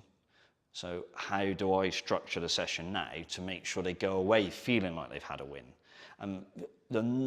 Any personal trainer will tell you this, any personal trainer. The number of times someone will say, I didn't feel like coming today, I've had a shit day, but I've finished now and I feel much better for it. Every PT's had that conversation, or every PT's had that text message or WhatsApp message, whatever it happens to be. And that's crucial, like the ability to read the room, if you like, read the person, and still deliver a session and try and give them that encouragement and that consistency, even on the not so good days. That's when you get really good results for people. And if there are PTs watching this, then they're all going to be nodding their head to that. There's not one that won't be. I think that's true in anything that you do, marketing or fitness or writing or driving or whatever the skill is that you're trying to build. I think that's with consistency and with showing up when it's harder is when it will work. But you mentioned at the beginning roughly that obviously we had worked together before today and that respect. I mean, what, if you can recall, it was a while ago to give the audience some context, but like what were you looking for when you reached out to me for that project? I think it was, how do I deliver the message of how we can help people, but through the lens of another person. So it's easy for me to say, hey, I do personal training, I do osteoarticular joint pumping for therapy, but most people are going to go, I haven't got a clue what you're talking about, Matt. But you're able to derive answers from people by the way you ask questions, and that's a skill that I haven't got. So I think that was one of the key things, is it developed into a conversation with you and some of my clients, and that conversation brought out some interesting answers. And it was an interesting experience for me, actually, because they said things to you on the camera in the interview that they hadn't said to me. So you get a different perspective on why they're here and what they think of the place and whether I've done a half decent job. Hopefully it seemed to be that's what they thought, which is good. But the key thing for me was the ability to extract information from them that I hadn't got myself. Even though I know the person and I know what they're trying to achieve, the way they explained it to you was different, and I found that really useful. And that kind of then helps you think, well, how do I put that message out further down the line? So that was pretty cool. What, I mean, either since or in general, like, how do you look at marketing in the current landscape? What do you think people should do? What do you think people shouldn't do? Is it a time, obviously it's nuance related to the business, of course, but is it a time, I mean, a lot of people are saying the creative industry is struggling, people are saying the economy's hard. I mean, in the nicest way possible, I've heard that for nearly the 10 years I've been in business. I've always heard that. So I don't want to be this way, but I'm like, but what's really going on? You know what I mean? Because for me, there's always something going on. There's always something going on in politics, there's always something going on in geopolitics, etc. But right now, at the time of filming, what are you looking at from a marketing point of view that you think is really going to work, or are you leaning into more referral based stuff? Are you maybe like keeping your costs lower because you are seeing the climate, or are you going the other way? I'll try and unpack that. I think the key thing is be transparent and be honest and upfront about what you do and how you do it. Don't bullshit people. Like I can't deliver I don't know, think of someone who's in incredible shape, who's on TV a lot. Can't think of a name now. But if I said to all of my clients, you can have that in 3 weeks, I'm telling some porkies, yeah? So be honest with people about the process. Explain to them that, yes, you can achieve some brilliant results and sometimes life-changing results. And it might not just be the way you look, it might be the way you feel, it might be the way other people view you. It could be all sorts of stuff. But be honest and transparent about what you do and what you can deliver. Most of what we've got here at Evolved has always been referral based. I mean, you know, because we've had this conversation previously, I'm not a big marketer. I don't do, what is it, sponsored ads or Facebook, whatever it is. Wouldn't even understand how to set one up. So on that side of business, I'm probably not very good. But I came here to Salisbury, I knew two people. And we've built a business that does 80 or 90 sessions a week between myself and my colleague Charlie. We've been here 12 years. That's referral, that's not marketing, that's referrals. It always has been, and I suspect it probably always will be to a degree. I think the challenge for me and how I grow Evolve now is I need to market to the people who don't know I'm here and that people can't refer to because they don't know we exist. You know, you can only get referrals from people that know you're here. So I should probably try and get more people to understand that we're here. You know, if I had a few quid for every time somebody comes and said, I didn't even know you were here, Matt, until someone told me about you, I'm like, oh, I really need to do something about this. But yeah, I think marketing for me now is being able to explain to people what we do and how we do it, and saying to people, do you want to come along on the journey, as opposed to come and get fit in 6 weeks, which I hate that message in the fitness industry. It's rubbish. I think what you touched on there is a really common misconception in marketing, that people think it's either referrals or it's word of mouth or it's ads or it's content or it's this or it's that. The reality is all that content's going to do, all that marketing's going to do is apply fire to your word of mouth. Yeah. If you have good word of mouth, happy days. Yeah. If you've got bad word of mouth though, you can kill your business very, very quick because it's just going to make things better or continue things moving faster in whatever direction the business is currently going in. So what I say to clients when I start working with them, and I think we had this conversation when we initially started thinking about working together, I said, okay, well, are you moving the trajectory you want to work in? 1, and then 2, how can we utilize video content that's scalable that allows you to then do that upon scale, right? So instead of you having to trade one-on-one time with each person, you can say the stuff you want or get your clients to say the stuff you want on camera to then be like, okay, cool, this is what real people think. And social proof, which is what you're talking about, getting your clients to talk about it, is infinitely more value in a marketing context than you saying it. Yeah, exactly. In the nicest possible way it is, because in the same way with me saying, I'm going to say video is a good idea because I have a monetary tie to whether it's good or not. Yeah. In the same way you're going to say PTing is a great idea because you have a monetary tie. We don't even necessarily do this deliberately, but we're naturally going to because it's our natural sales process, marketing process, however you want to articulate it. And that's why hearing from clients, that's why I ask people about marketing, is really interesting and really important because then to an extent they're making the decision all on their own. Yeah. And I think for me, as the landscape changes, as the economy does what it will do, I think and it's more of a mindset thing and seeing how people either want to shift or don't, because, and I guess actually this is a question of, in your case, do you actually need to market? I would argue you don't even need to market because from what it sounds like at this stage right now, at the time of recording, you're close to full capacity, if not full capacity. Yeah. And you don't really have enough space or staff or both to scale. No. So actually, should you market? Yeah, tricky one, isn't it? Yeah. Maybe, finding maybe good. If you want to create a waiting list and you're trying to develop another product and you want to keep things going, but you wouldn't market in the same way as if you were trying to fill a new class, for example. Yeah, finding good people in the industry locally is quite difficult. So it is something to factor in. Because I think for me, it's a key on whether it's a scaling issue. And that's why I think any marketer listening to this, they need to ask the clients they're talking to and the people they're talking to, what does their client, the person they're doing marketing for, helping with marketing, what do they actually want to get out of it? Yeah. Because there's one side of it's like continue with the reputational gain that you can gain from doing video, sure, but that's a way of doing it. And then it's a bit more punchy or a bit more maybe paid ads or etc. would work if you were trying to fill a class in quick time. But actually in the position you're in, for example, you wouldn't want to do that necessarily.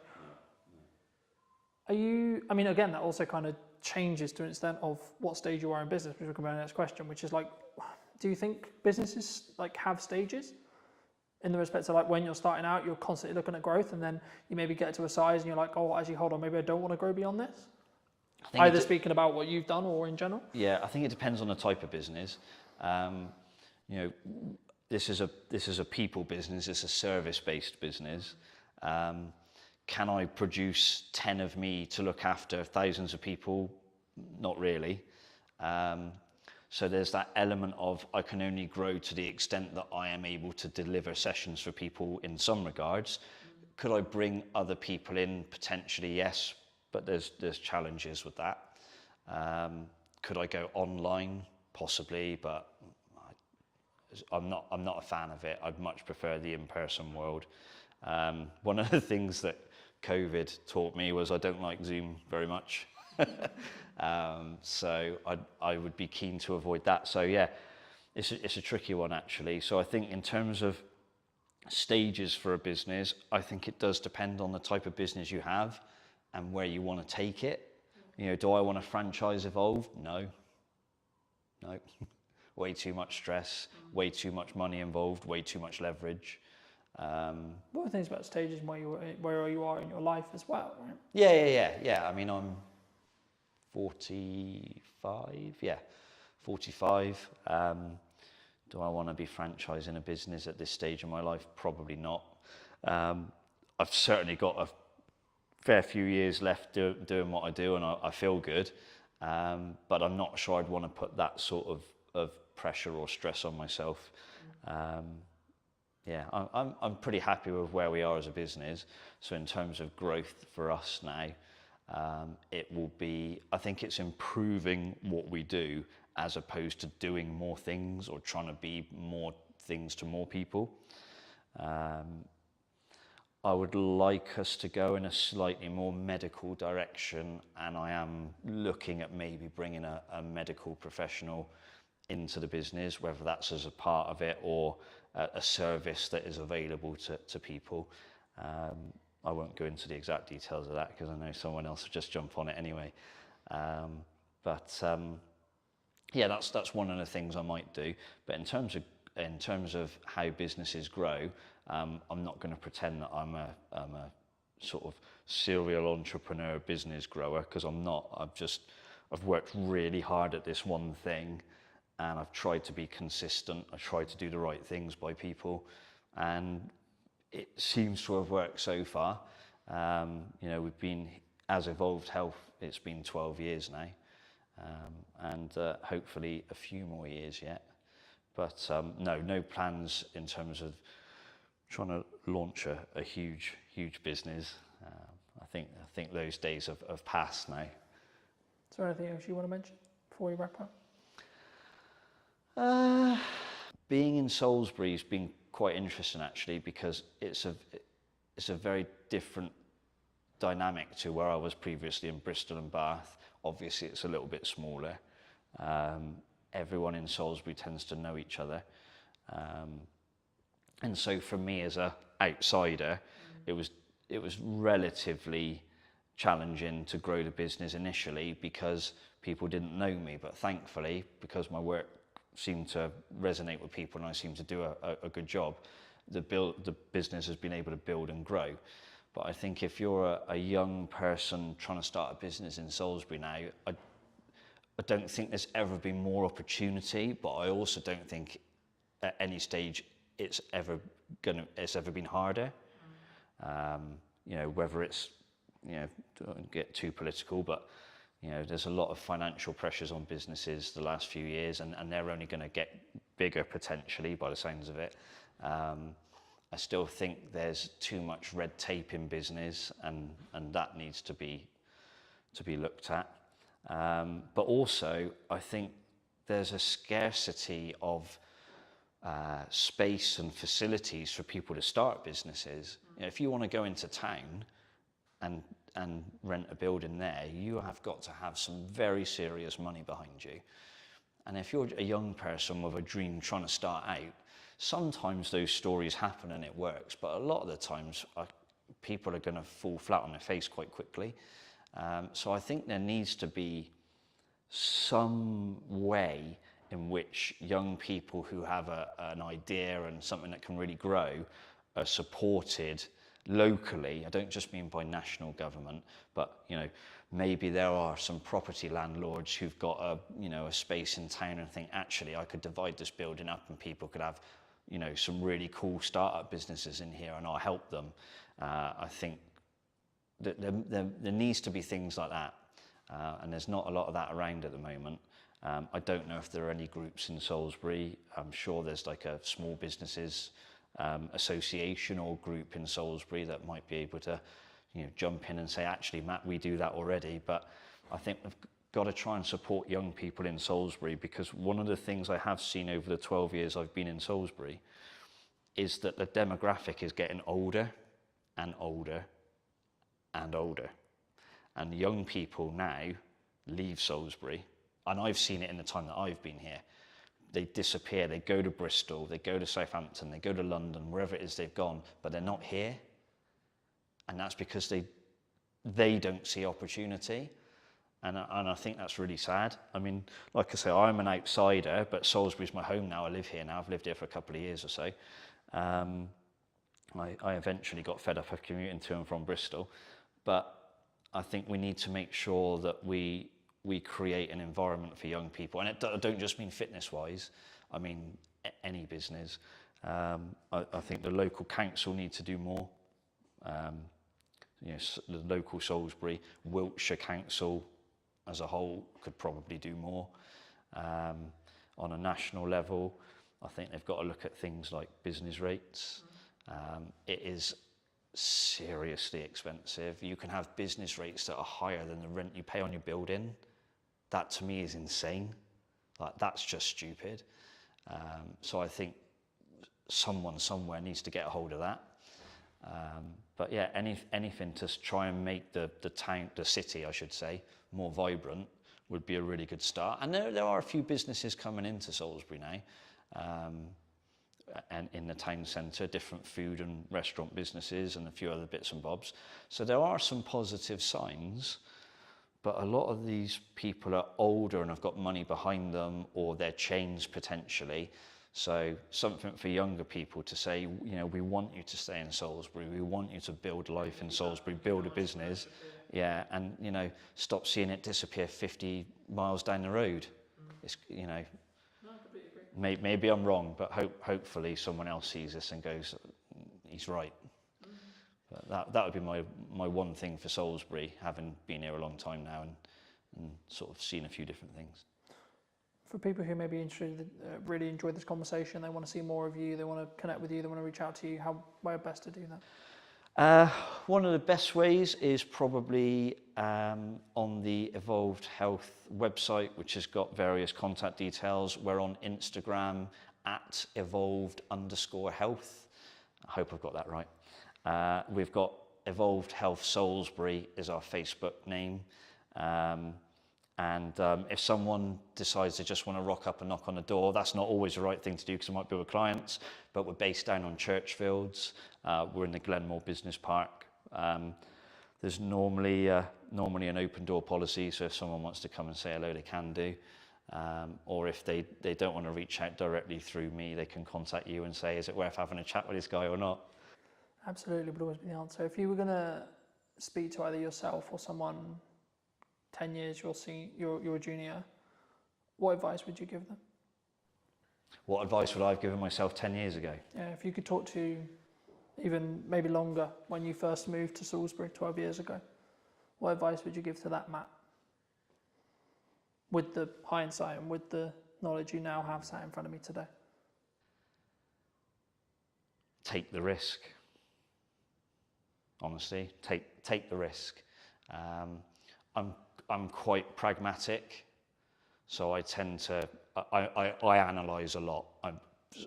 Probably one of my faults is I overthink things. So I'd say take the risk, take it sooner. I waited too long. So I left it and I left it and I left it, and then I went, okay, I am going to do this now. And I should have done it sooner.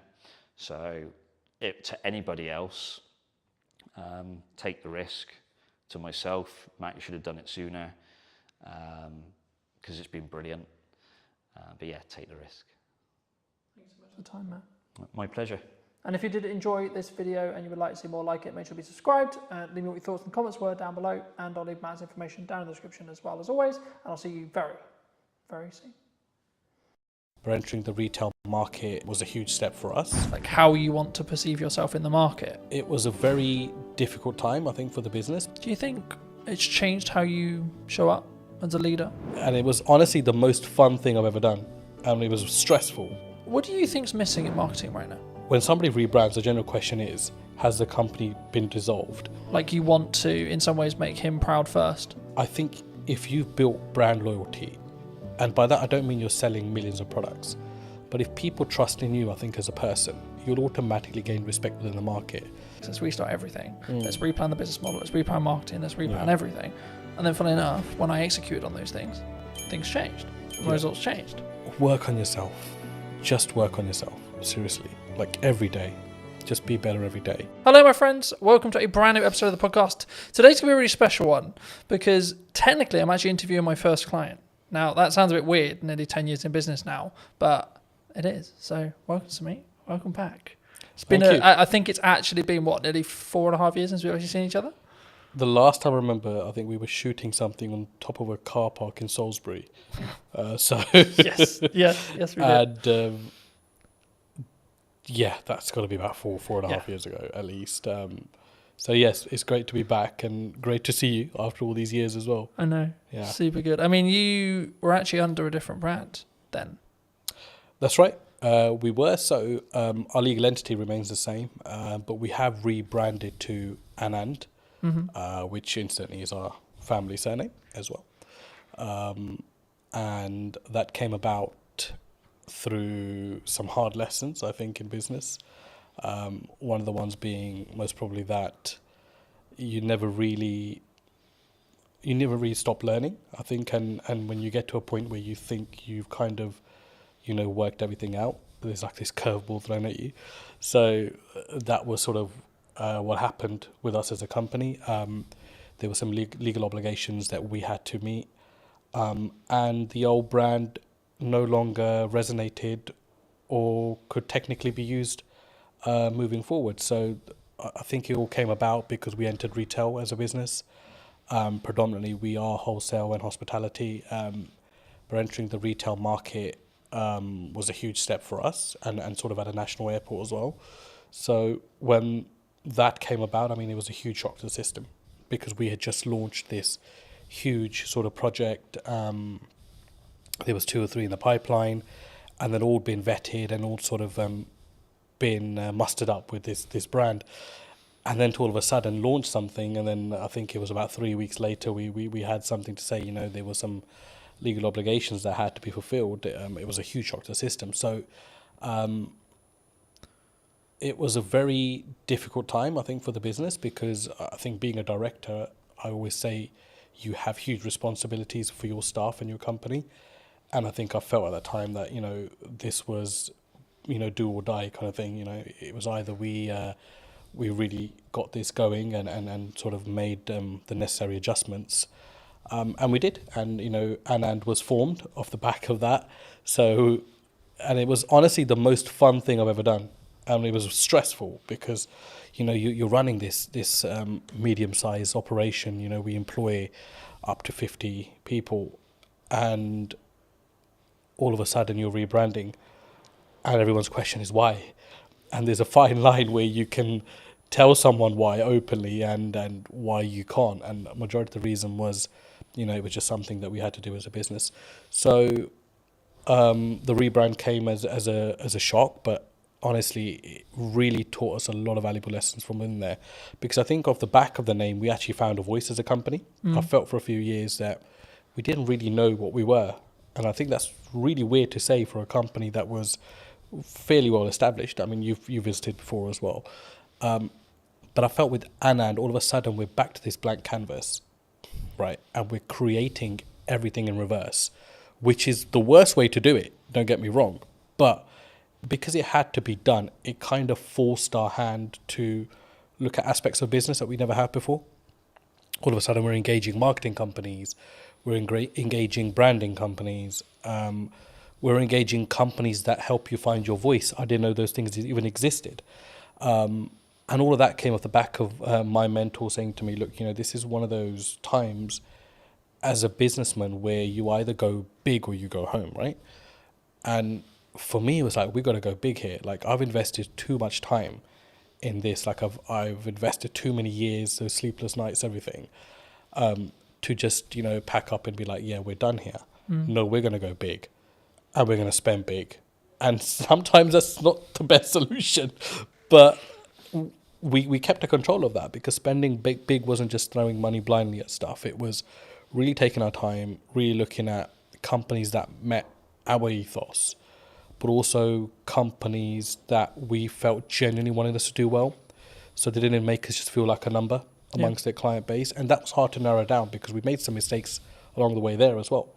And in hindsight, it's easy to say, these things happen. But at the time, when you're financially forking out money, it's a huge, huge deal. So, I mean, look, it was an amazing journey. And it's been a year since we've rebranded. And I think as a company, we couldn't be any happier than we are at the moment. Do you think that maybe some people are really worried about rebrand? I mean, you kind of forced into it, but I think like maybe people who are listening who are maybe on the fence about like what do you gain from a rebrand? Was it just that voice and that like that really what I would call depth work when it comes to really understanding what your brand values are and like how you want to perceive yourself in the market? Would you say, or is it like if that's like a disconjointed? Because for some business, I think that can be really disconjointed for some people. I mean, I'd answer that in reverse. So one thing you won't lose is your reputation, which was a huge aspect for us. It was, when somebody rebrands, the general question is, has the company been dissolved, or has something happened? Has the company gone bankrupt? Has there been a huge gross misconduct from somebody? And the thing is, like, you've got to get past that, because naturally as an individual, we would think that.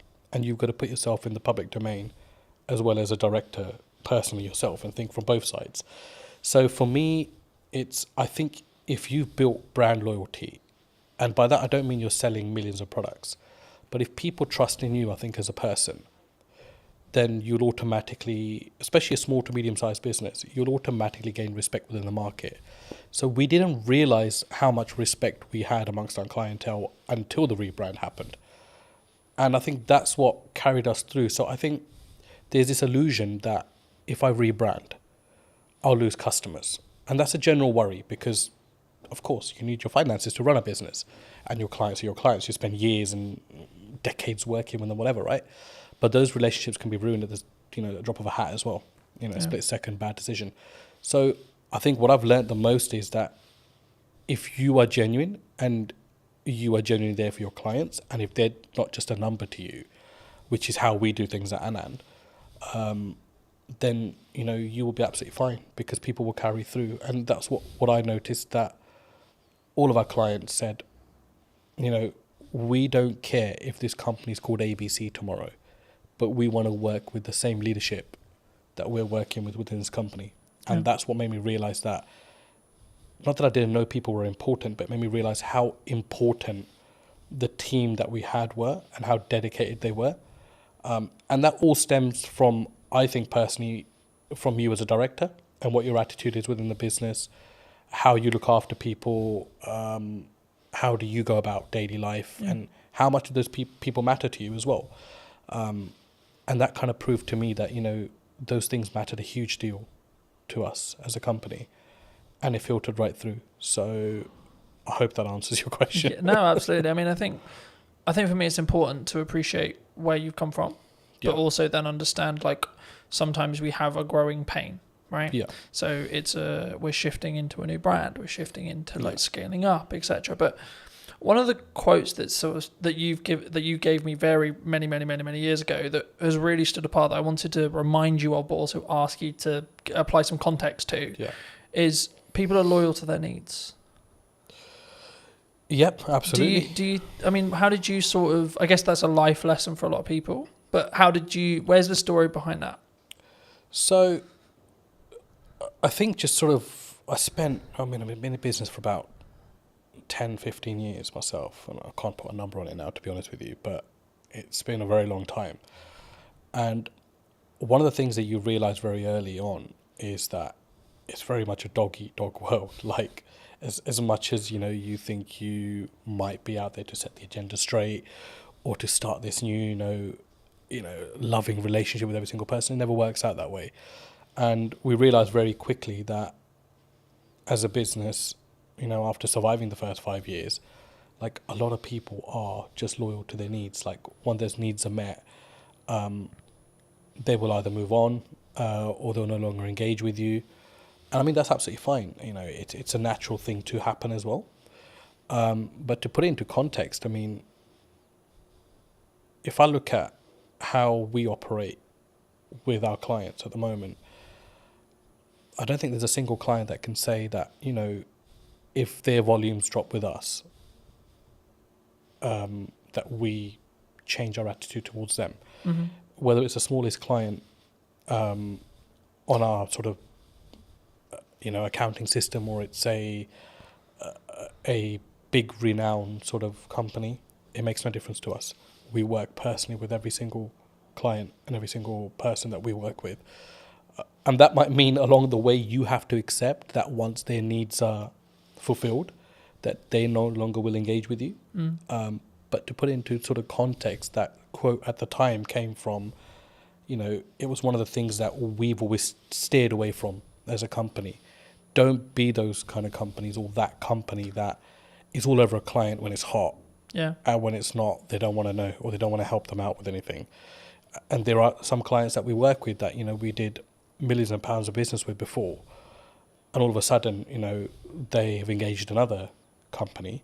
But there are times where they still engage us when there's an emergency, and we would never turn them down, because you've got to remember that whether they've moved on as a client to another supplier, they were also once your client and made up the DNA of your business to be what it is today. So yeah, I mean, it's something you have to get comfortable with, I think, in business, and grow some thick skin around that, because people are loyal to their own needs, and it's just the way of the world. For me, it's something that sort of, at the time, I think when you initially told me, I didn't really get it. Yeah. Right? And now I can say, 6 years, 7 years down the road, I get it. And I think for me, it's one of those things where it may not even be deliberate from that person, that client, customer. Yeah. I think it's more around, actually, sometimes you just, there's only so much value you can add to that customer, client, etc. Absolutely. And people have personal lives, and it's well, it's easy to say, don't involve your personal and your work life, but it's a very difficult thing to do as well. So sometimes we do forget that people might have stuff going on in their own lives. People move on, and all of a sudden a new person comes into that role in the company and doesn't see your business to be as valuable as the previous person. So there are elements of that as well. Yeah. But I think I've always found that there's no use keeping hatred and negativity about somebody moving on. I think you've got to accept that and look and think, how can I learn from this? And how can I get better from this? And there was times that, clients left us on a very bad note, completely unexpected. Some that didn't even pay, the thousands of pounds they racked up in accounts, not to mention any names. And, that didn't mean that we were not going to look at what we could have done better as a company. So I think it always starts with what's going on at home before you look anywhere else. Yeah. Do you think, because I've been fortunate enough to be in business and grow and scale and adapt and be in a position where I think there's always some people who are saying there's something going on in the economy or COVID or et cetera, et cetera. I mean, is it a mindset thing as an entrepreneur, as an owner? Because I've always been of the mind of yes, there's stuff going on, but actually your output can then fix your like if it's a revenue problem, then there's a solution for it. If it's a marketing problem, you can fix it. You know, it's down to you to fix it, regardless of like the economy's in bad shape. You know, a lot of people have said to me like the creative space is challenging right now. You know, in comparison to maybe when like COVID was really good, for example, where there was loads of money floating around. But it's like, actually, I think for me, you've got to focus on what you're doing, and I think that's the key. But I mean, in your experience, have you? Is it kind of I guess a catch-all kind of? Oh, they're just saying it because the economy's hard, or as maybe as an excuse. Look, I mean, there's no doubt the economy is very different to pre-COVID, but then it's also very different to 2009, when there was a huge crash, right? Yeah. So I mean, that's just a constantly sort of evolving, you know, situation. Yes, I do believe it's very difficult now to do business, no matter what field you're in. But there are some fields which feel legislation change particularly, you know, they feel it a lot more than some businesses. But I think you're right to say you can navigate through anything with a very positive mindset. And I think if you fold as a business, but you've given it your absolute everything, you'll sleep peacefully at night. And that's for me personally, and I felt that in a situation. I mean, you know, 2023 to 2024 financial year was our worst performing year as a business, and it was also the year that we rebranded. And there was a lot of sleepless nights there because revenue was, you know, rock bottom. We'd employed people that year, doubled our workforce because we were looking to go, you know, north, and ended up going south as a business. And naturally along that is a lot of doubt because you think, should I have employed these 6 people? Should I have done this? Should I have done that? And it's easy to say in hindsight that actually I'm worried then, but you generally do worry at that point. So I think it's a mindset and how you navigate. And the thing that got me through was just mindset. I think I am just so resilient, like, to anything. I think right now in my life, where I'm just like. Do you think that comes from your years of experience in business and knowing that actually sometimes you've just got to what I would call grunt it or push through it to you just figure it out? I think it's both of those elements, but I think for me the biggest thing is upbringing. My dad was a very resilient character, hugely resilient. Sorry, not was, is still a very. He's still there. He's an extremely resilient character, and a completely uneducated man, which I must add to this story as well. So to see him, you know, as a migrant in this country with little to no education, he still doesn't speak English fluently. And it was like, this guy struggled, and he struggled so much. But he made it, you know, he made it in his career and in his life. And it was like, a lot of that played on my head at that point. And I don't think those things sit well with you, or you don't draw on those things sometimes in life. But when it really matters, those things will come in, and you'll know what your metal's like at that point as well, and how strong you are. Do you think that was like a key in respect to like how well you've now done, like that having that upbringing and having that, I guess, those values or what could be described as the correct values being installed into you? Even if it was like an information sponge point, like you as a kid 100%. Just taking that information, sort of saying, well, this is the upbringing I had. I mean, 100%. But the thing is, I think I didn't realize that till I was about 35. So there's no like one fit solution to this. You know, it's just when it's going to hit you, and it hit me a couple of years back.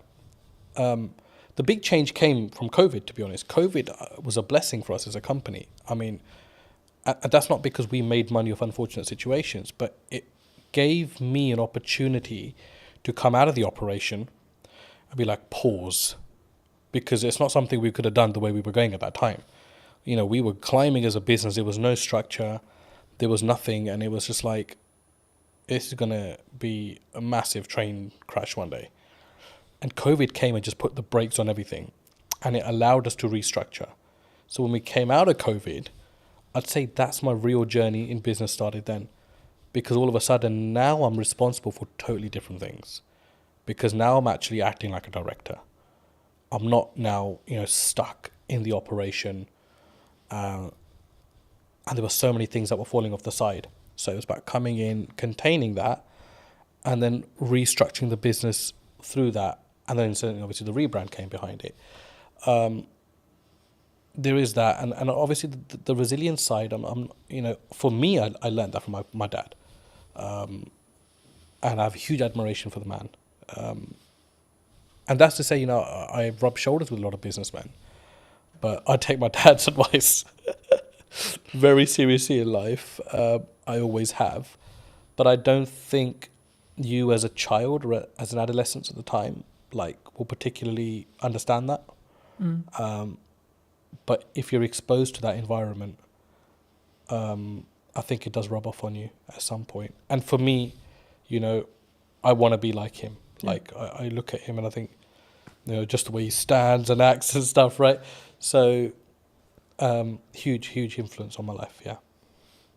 Do you think it's changed how you show up as a leader, or even in your marketing maybe as well?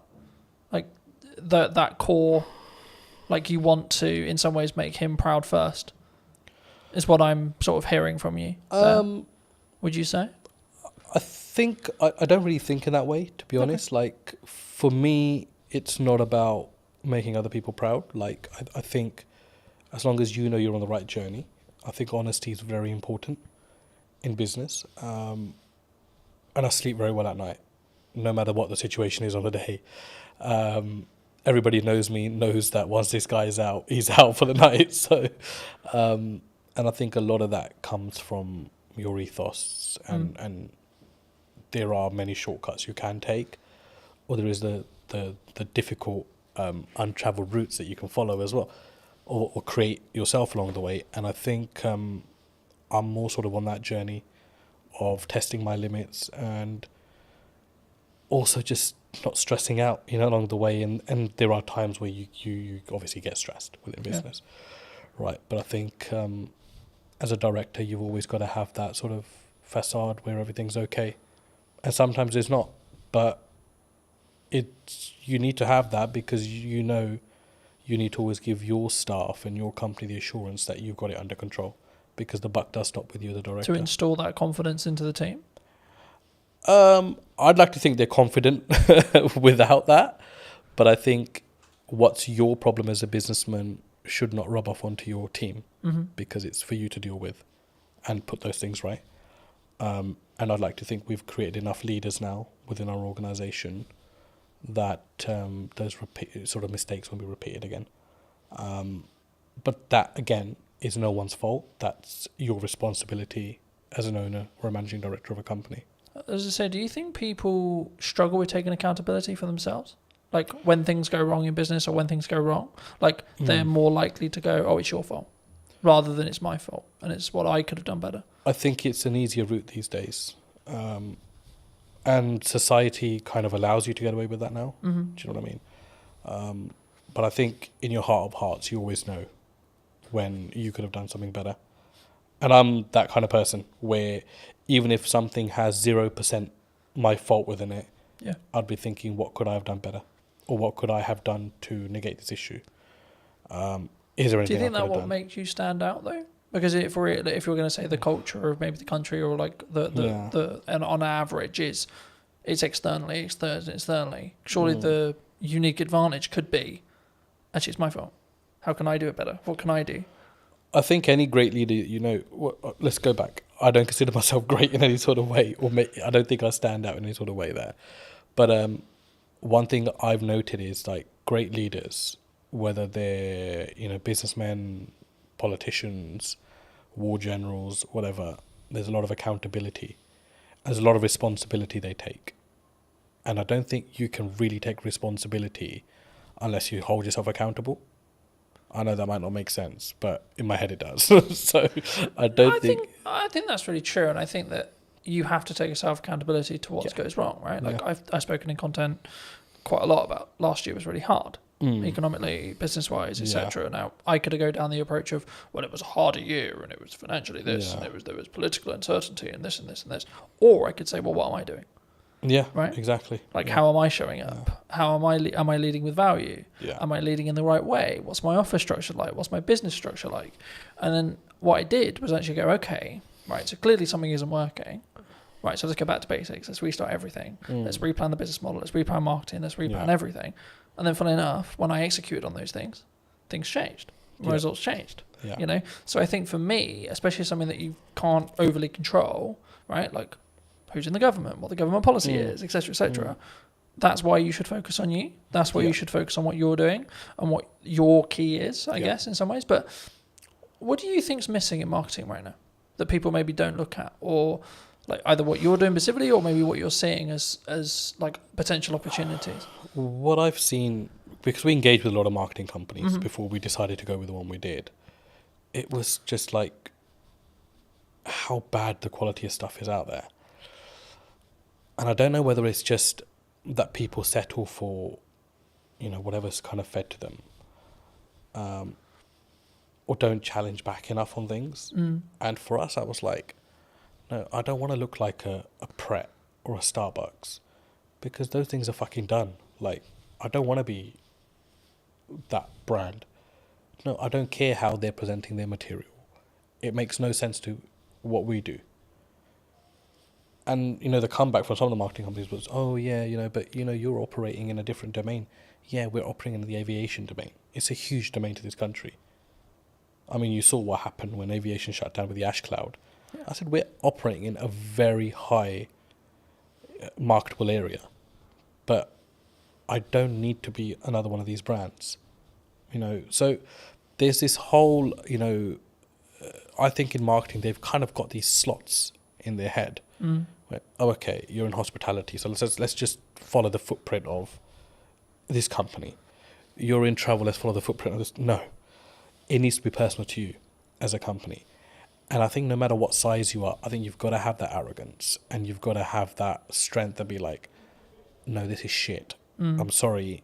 Yes, you might be saying to me this is going to cost me £5,000 a month, but I do not value this at £5,000 a month. Like this content is shit. And it was until we took that stance, we were able to filter out the companies that we actually wanted to work with. And it ended up actually being a company that had absolutely minimal experience in marketing, had a very strong presence in videography. They did some of our content. We sat down and said, we'd love the opportunity to market for you. And I was sold on the directors of that company. And I think that's a huge valuable lesson, that don't just go out into the market and think, you know, I'll go to the marketing agency that does marketing for X, Y, and Z. No, that will not be the necessary fit for your company. You need to find the necessary fit for your company. So overall, I think it's a huge gap in the market there.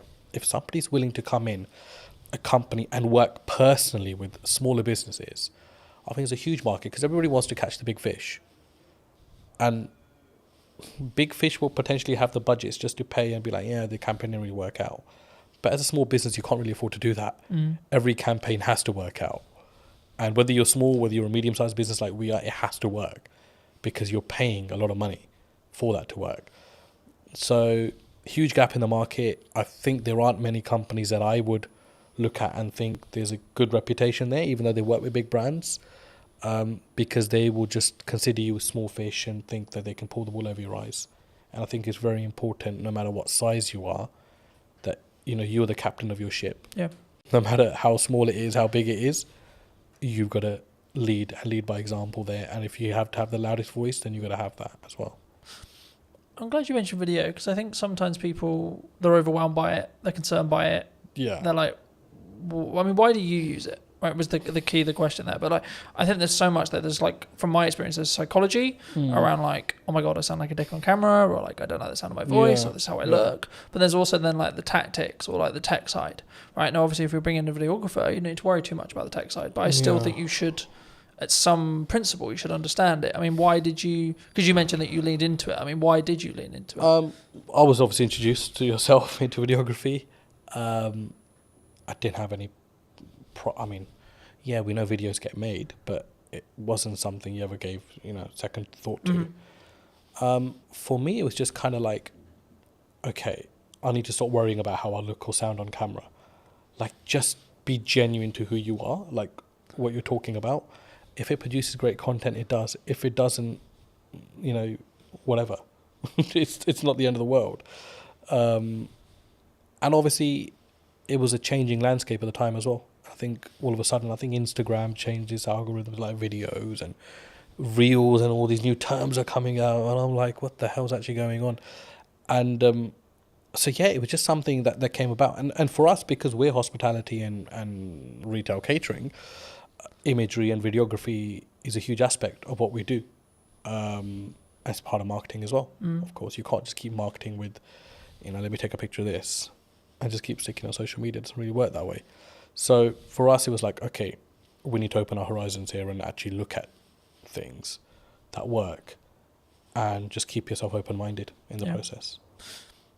I think it's something that people should always try, and then like see what the data then tells you, right? In whatever the campaign is, whether you're doing short form, long form, etc., etc. But I think it would be important when talking about data to think about like AI, right? We're seeing an AI boom.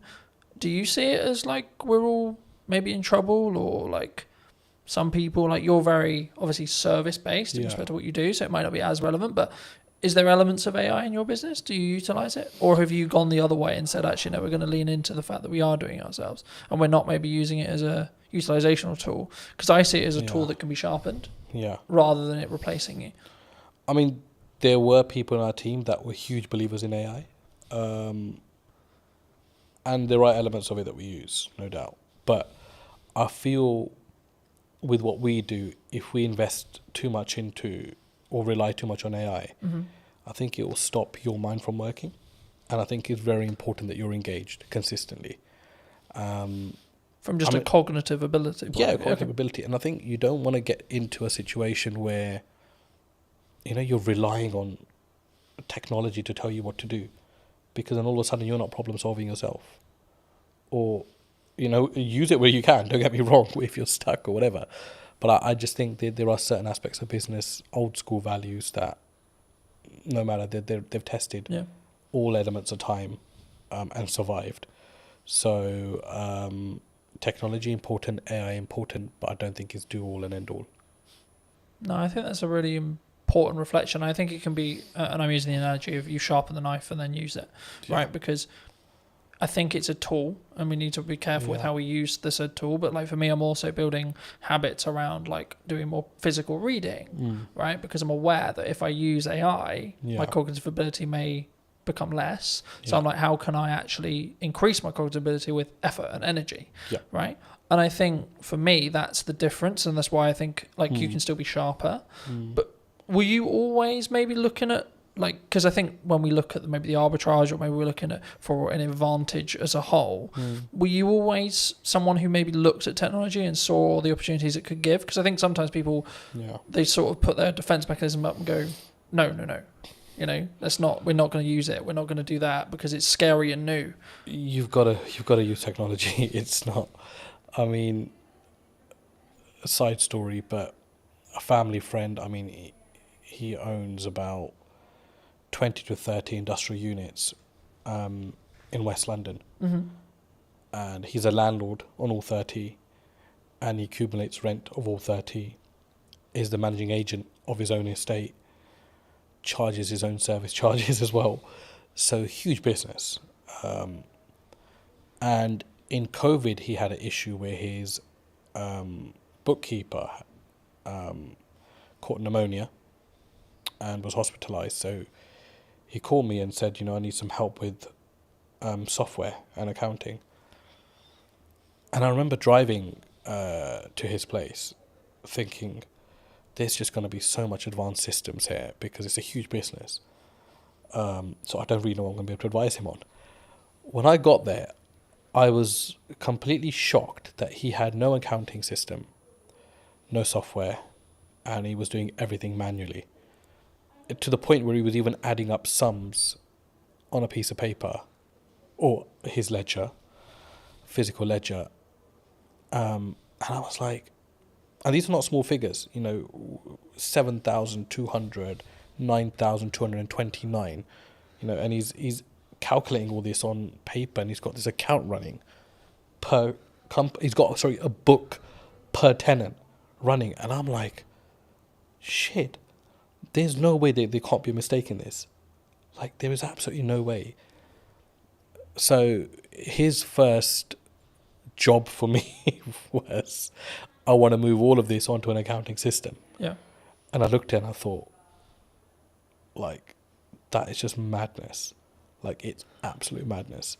And I remember setting up Xero for him. And I mean, I'm no Xero professional, right? We have a team that runs our accounts and stuff, but he wanted this to be a personal favor. So I remember shifting all of these physical ledgers onto an accounting software, and the sums were wrong by like thousands.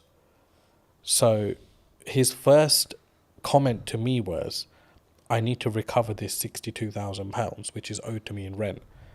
When we actually shifted everything onto a ledger, the figure was about 225,000, which was owed to him.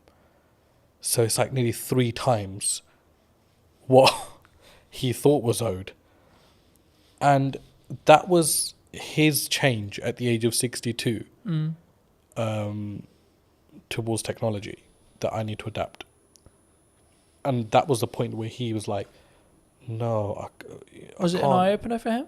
Sorry? Was it an eye-opener? I think it opened... Like, how did he react? I think it opened everything that he had within him, because he was just like, I don't even know how many years I've been losing money for, which is the main thing. And he always had tenants, I said, and came to him like, this rent figure is wrong. And he was like, no, he's adamant it's right. And I was like, an accounting system will put all that to bed. All of a sudden, the queries went down by like 90%. People stopped querying their bills because it was all automated.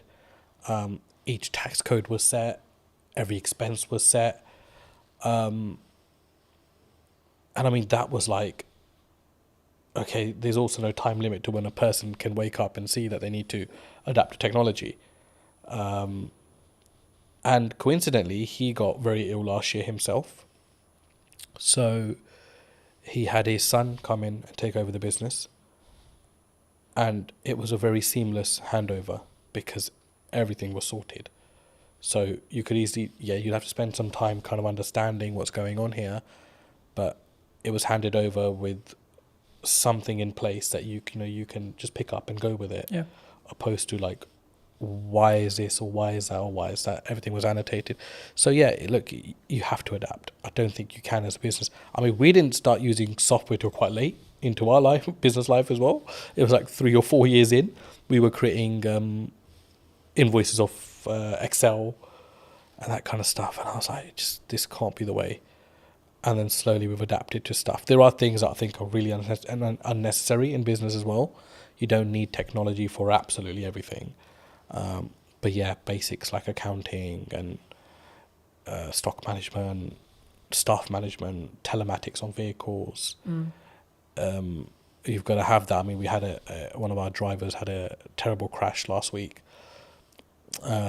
month, and the police wanted to know, what speeds were both vehicles travelling at, and we were able to prove that because we had the telematics. And the third party wasn't able to do that, which, favoured us as a business because we were able to prove that we were within, or our driver was within the speed limit. Didn't harshly brake. So technology is a lifesaver in certain places, and you've got to have it for the basics of your business. Yeah. You're specifically, obviously, a very niched business in regards to the sector that you serve. Have you always been that way? And if so, was that a very conscious decision from day one to be like, I'm going to serve this? Nope. aviation just came about, to be honest. Well, I say it came about, but I kind of think you set your own destiny in some ways. We were so busy trying to survive as a company, but it was just like customer focus, customer focus, customer focus. Yeah. Make sure the customer gets everything they can from you, even if it means you're losing something. Just give your customer absolutely everything and make them feel special. And we do that till date. So in some ways, business is a funny thing because you can never say, I set out to do this and it happened. Because I think you've got to, a lot of things happen around it and you end up taking a different route. So, I discuss aviation a lot, but we work heavily with construction. We work heavily with tech companies as well. And we have a huge footfall in the city as well. And none of those things were ever targeted. I don't think we actually knew what we wanted to do when we started business. We just knew we wanted to serve food and, have a business as such, right? So it was like, okay, how do we do that now? And I think along the way, your business will adapt. Things will come up. You'll see value.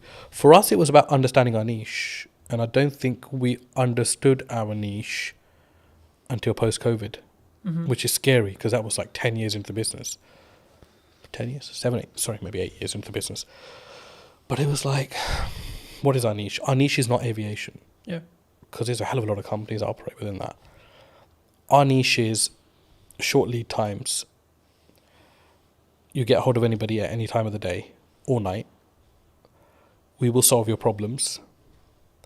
And if we don't, we will make sure we've done everything possible to try to solve that problem for you as a client. Now, there are some clients that have my number specifically, and they will only call me in situations because although I'm the director of the company and we have an amazing workforce, I've built that relationship with them personally when I was building the company out. And I can understand why they only want to come through to me. I totally get that. But my attitude towards them doesn't change irrespective of my position in the company. And we distill that through our staff, completely distill it through our staff. That nobody's bigger than the company. We help a client in any given situation that we can. If we are closed for the day and something comes up for somebody, we will do everything we can to make sure that we solve that problem for them. And we've become that. I think that's been our niche. Our niche is we are problem solvers. And that's helped us also recruit the right people. And people don't come to this company thinking, I'll just spend 9 to 5 behind a desk and I'm done. They're problem solvers. And we make sure they become problem solvers. And our retention rate's amazing. We've had one staff member leave in the last 2 years, which is incredible. It's absolutely incredible. There are obviously niggles. There are obviously things that, staff feels management can do better or management feels ownership can do better. But I think that's a healthy relationship and it's good to have that open dialogue. But it's so important to treat your staff well. And that doesn't mean just money or pay. I think just an attitude, sometimes just asking people how they are, talking about the football or having a normal conversation makes people realise that actually you're a normal person yourself. Yeah. I was going to say, I guess in a business your size, is there a level of all the directors are in today kind of it's really scary, and then if so, how do you either defuse that or lead with empathy to be hey, I'm a human too? I think because I've never really come in wanting to feel important. I think because I was working the fields, as you can say, when I first started, I've kept the same attitude now. If someone's a new starter or hasn't been around or hasn't got to know me because of the size of the business now, so they don't probably interact with me as much, they're put to ease by the older staff because they're this guy is actually really calm and really chill. He'll come in and be let's order some pizza. Or did anybody watch the football or the cricket or whatever? It's we have our company WhatsApp groups, and I was at the cricket India-England the other day, and I'm sending in the group chat, a photo of myself at cricket, but that helps people just feel I'm not intentionally doing that. I'm just doing that because I've always done these kind of things. And there are staff that say, they don't feel sometimes that I'm the owner of this company just by how I act, how I am. I'm very relaxed. Mistakes are fine. I think we've always said that, look, it's fine to make a mistake, but don't let it become a repetitive mistake and we're not learning from. So it's that yin and yang. I think you've got to find the balance. For me, it's very hard to be serious with people, especially my day-to-day staff, because I think their life is serious enough without me having to add to it. Our work is serious enough without me having to add to it. So I try to, just be chill around them. If there's problems, I'll take that up with my higher management, and we will deal with it away from our team. But I think it's very important to have that balance as well. Do you think, as a founder, as a director, as a leader, that maybe not you specifically, but those people in the question, leadership founders, they maybe have an ego problem, and if so, like, is that maybe their undoing sometimes? Like, they have a massive ego, they care about the car, they care about the house, they're keeping up with the Joneses, but they don't necessarily lead with maybe the correct, what I would describe at least as the correct values. Yeah. Do you think that has a strong impact as from a leader, from a founder, from a kind of how you show up for your staff, your employees, your higher management, etc.? I think so. I mean, the people with, if you've got the nice car, the big house, you've made it in some elements in life, and that's amazing for you as a person. I'm really happy for people that are able to do that. But do you think it comes from an insecurity sometimes? From insecurity, did you like say? They're doing it like, I've got the car because I don't maybe love myself as much, or like I'm trying to fill a hole potentially in their own self. I think everyone's trying to fill a hole in some way within themselves. I think we all have that. I mean, there isn't a perfect person out there. No, of course. Let's start with that. We all have our blemishes end of the day, and there are things that we can always improve on. But I've been in business long enough to see both aspects. I've seen people that feel like they need to show their hard work or remind people how hard they've worked by showing possessions. Yeah. And they do that more for others opposed to themselves, which is sad. I think it's quite sad. And I don't mean that in a horrible way, but I genuinely think like I'd hate to be in that position myself as a person. Starting out younger, I was obviously the general perception around business. One day I'll have a really nice car, and I'll wear those clothes, and I'll wear, I'll buy this and I'll buy that. But I think once you're fully invested in your business, all those things would just not matter anymore. Like, for me, it doesn't matter right now that I'm wearing discounted Next Aspadrilles, or I'm wearing a certain branded top. It matters nothing to me whatsoever. Because I think more about the quality of the person then? I think... Or the quality of the founder, the quality of the leader? It's like, what's your higher purpose? Like, you've got to think, that's what you've got to think of. And I think if your purpose goes beyond materials, you've got a bigger purpose in life. You're not thinking... I mean, I get absolutely no joy. I mean, I love my car. Don't get me wrong, I love sitting in my car.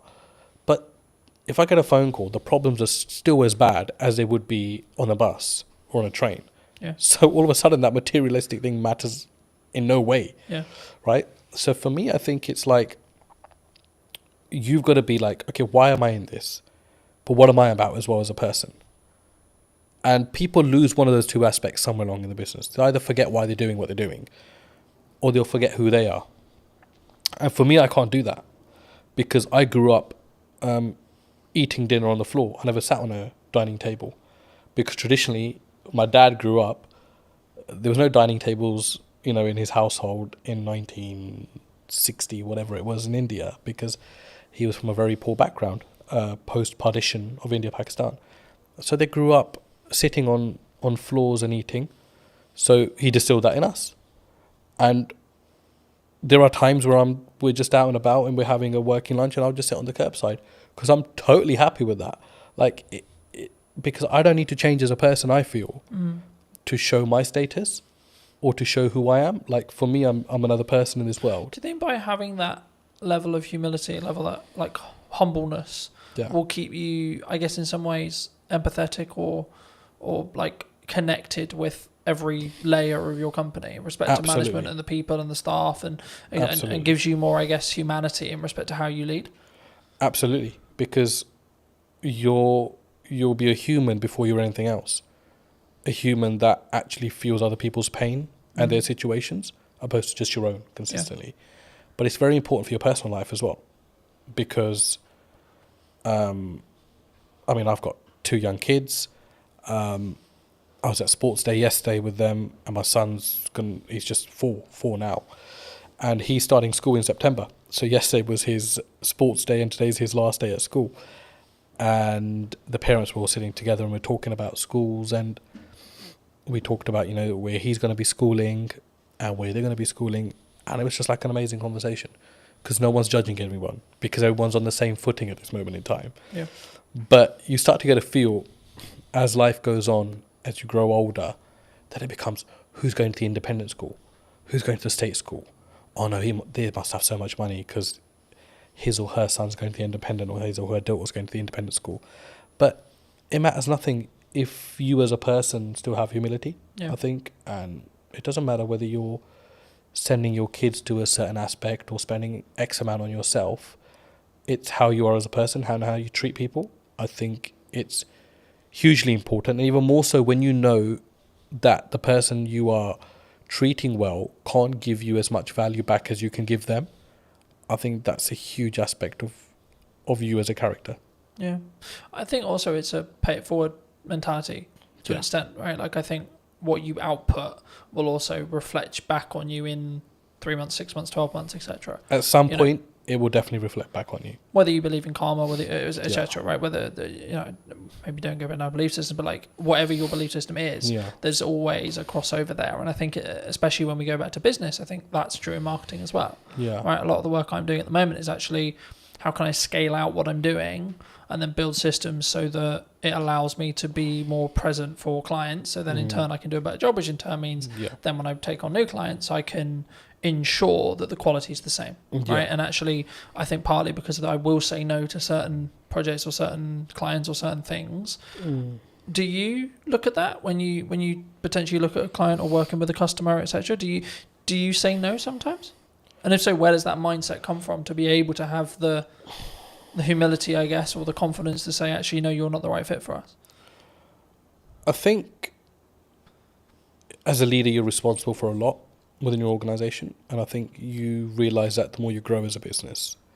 It's something which is easy enough to ignore if you're stagnant or if you're growing through, the growing pains, right? And it's a very painful area when you're growing as a business. And I mean, by no means is Anand a multinational business, but I feel the pain of it every day when we grow. And majority of the time it's financial pain, because the bigger you become, the more restraints you get on your cash flow. And there's times you're thinking, I just want to be small again. I just want to be that business that everything was done on account, payment on receipt or whatever, right? But all of a sudden now we've got payment terms. There's clients that rack up huge bills, but we know we're not going to get the money for 60 days or 30 days. And, there's clients there was a client that came in, and we're absolutely wonderful with each other now, but they started and they, said, we won't pay you for 90 days, but we'll give you this much business. And everybody was like, oh, that's an amazing deal to be done. And it was somebody from our team, actually, because when I consulted him, and he said, there's absolutely no point to take this business on, because if this client's going to be giving us £150,000 a month, we won't have that for 90 days. So all of a sudden we would have racked up something like $500,000 in 3 months. Or this business would have racked up $500,000 with us and that's a huge risk, because we only get paid 150,000 out of that 450 after 3 months. Yeah. And then it becomes that again. And then it becomes that again. And if that goes down tomorrow, we're going to be losing $500,000 as a business. And that's not just the revenue, there's the cost that comes with it as well. Yeah, because you have to pay out the cost anyway. I think sometimes when people look at business, they maybe don't appreciate it, right? They'll see them with the nice car, they'll see them with the new studio, whatever it is. But I look at it and go, oh, that's a lot of money. Yes, my God, that's a lot of costs. Yeah, of course. Right? And I think it's how, I guess in some ways we develop as people to stomach those costs as leaders. Definitely. And I think Carlton, it's got to be your attitude as well. Yeah. I think you've got to I do not think that there is a company in the world. I do not think there's a single company in the world that should ever come to you and try to take advantage of the size of your business. Yeah. Or play on the vulnerabilities. But unfortunately they do, because that's the way the world works. And that's where I think you've got to show your mettle. Like, how much do you value yourself as a business? How much do you value your services as a business? But be able to back that up with quality as well, which is a fine line, right? And that doesn't necessarily mean you've got to have the best product in the market, but absolutely deliver on everything that you say you're going to deliver on. If it costs you to deliver on it, you deliver on it, irrespective. You don't just shortcut and then leave yourself exposed in the market for having a bad reputation. But I think it's self-belief.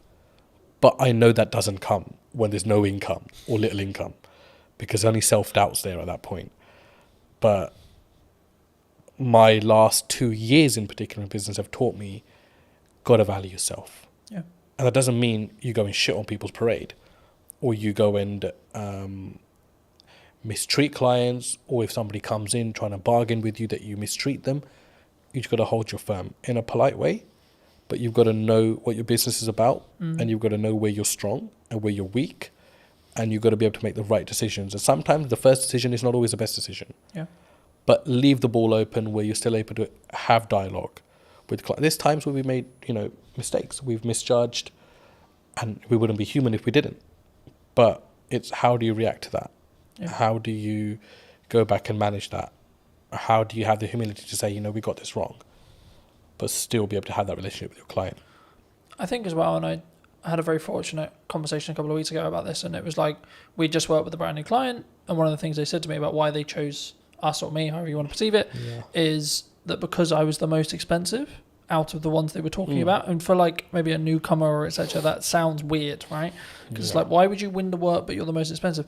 And I think from what they told me, it sounded like it was like, well, I've got the gonads, I've got the balls, or whatever you want to call it, I've got the confidence to say, no, this is how much this is what I'm going to commit to price wise, but then also I'm going to follow it up with the value that I'm going to lead with as well. Huge. Do you think sometimes people get really challenged on price?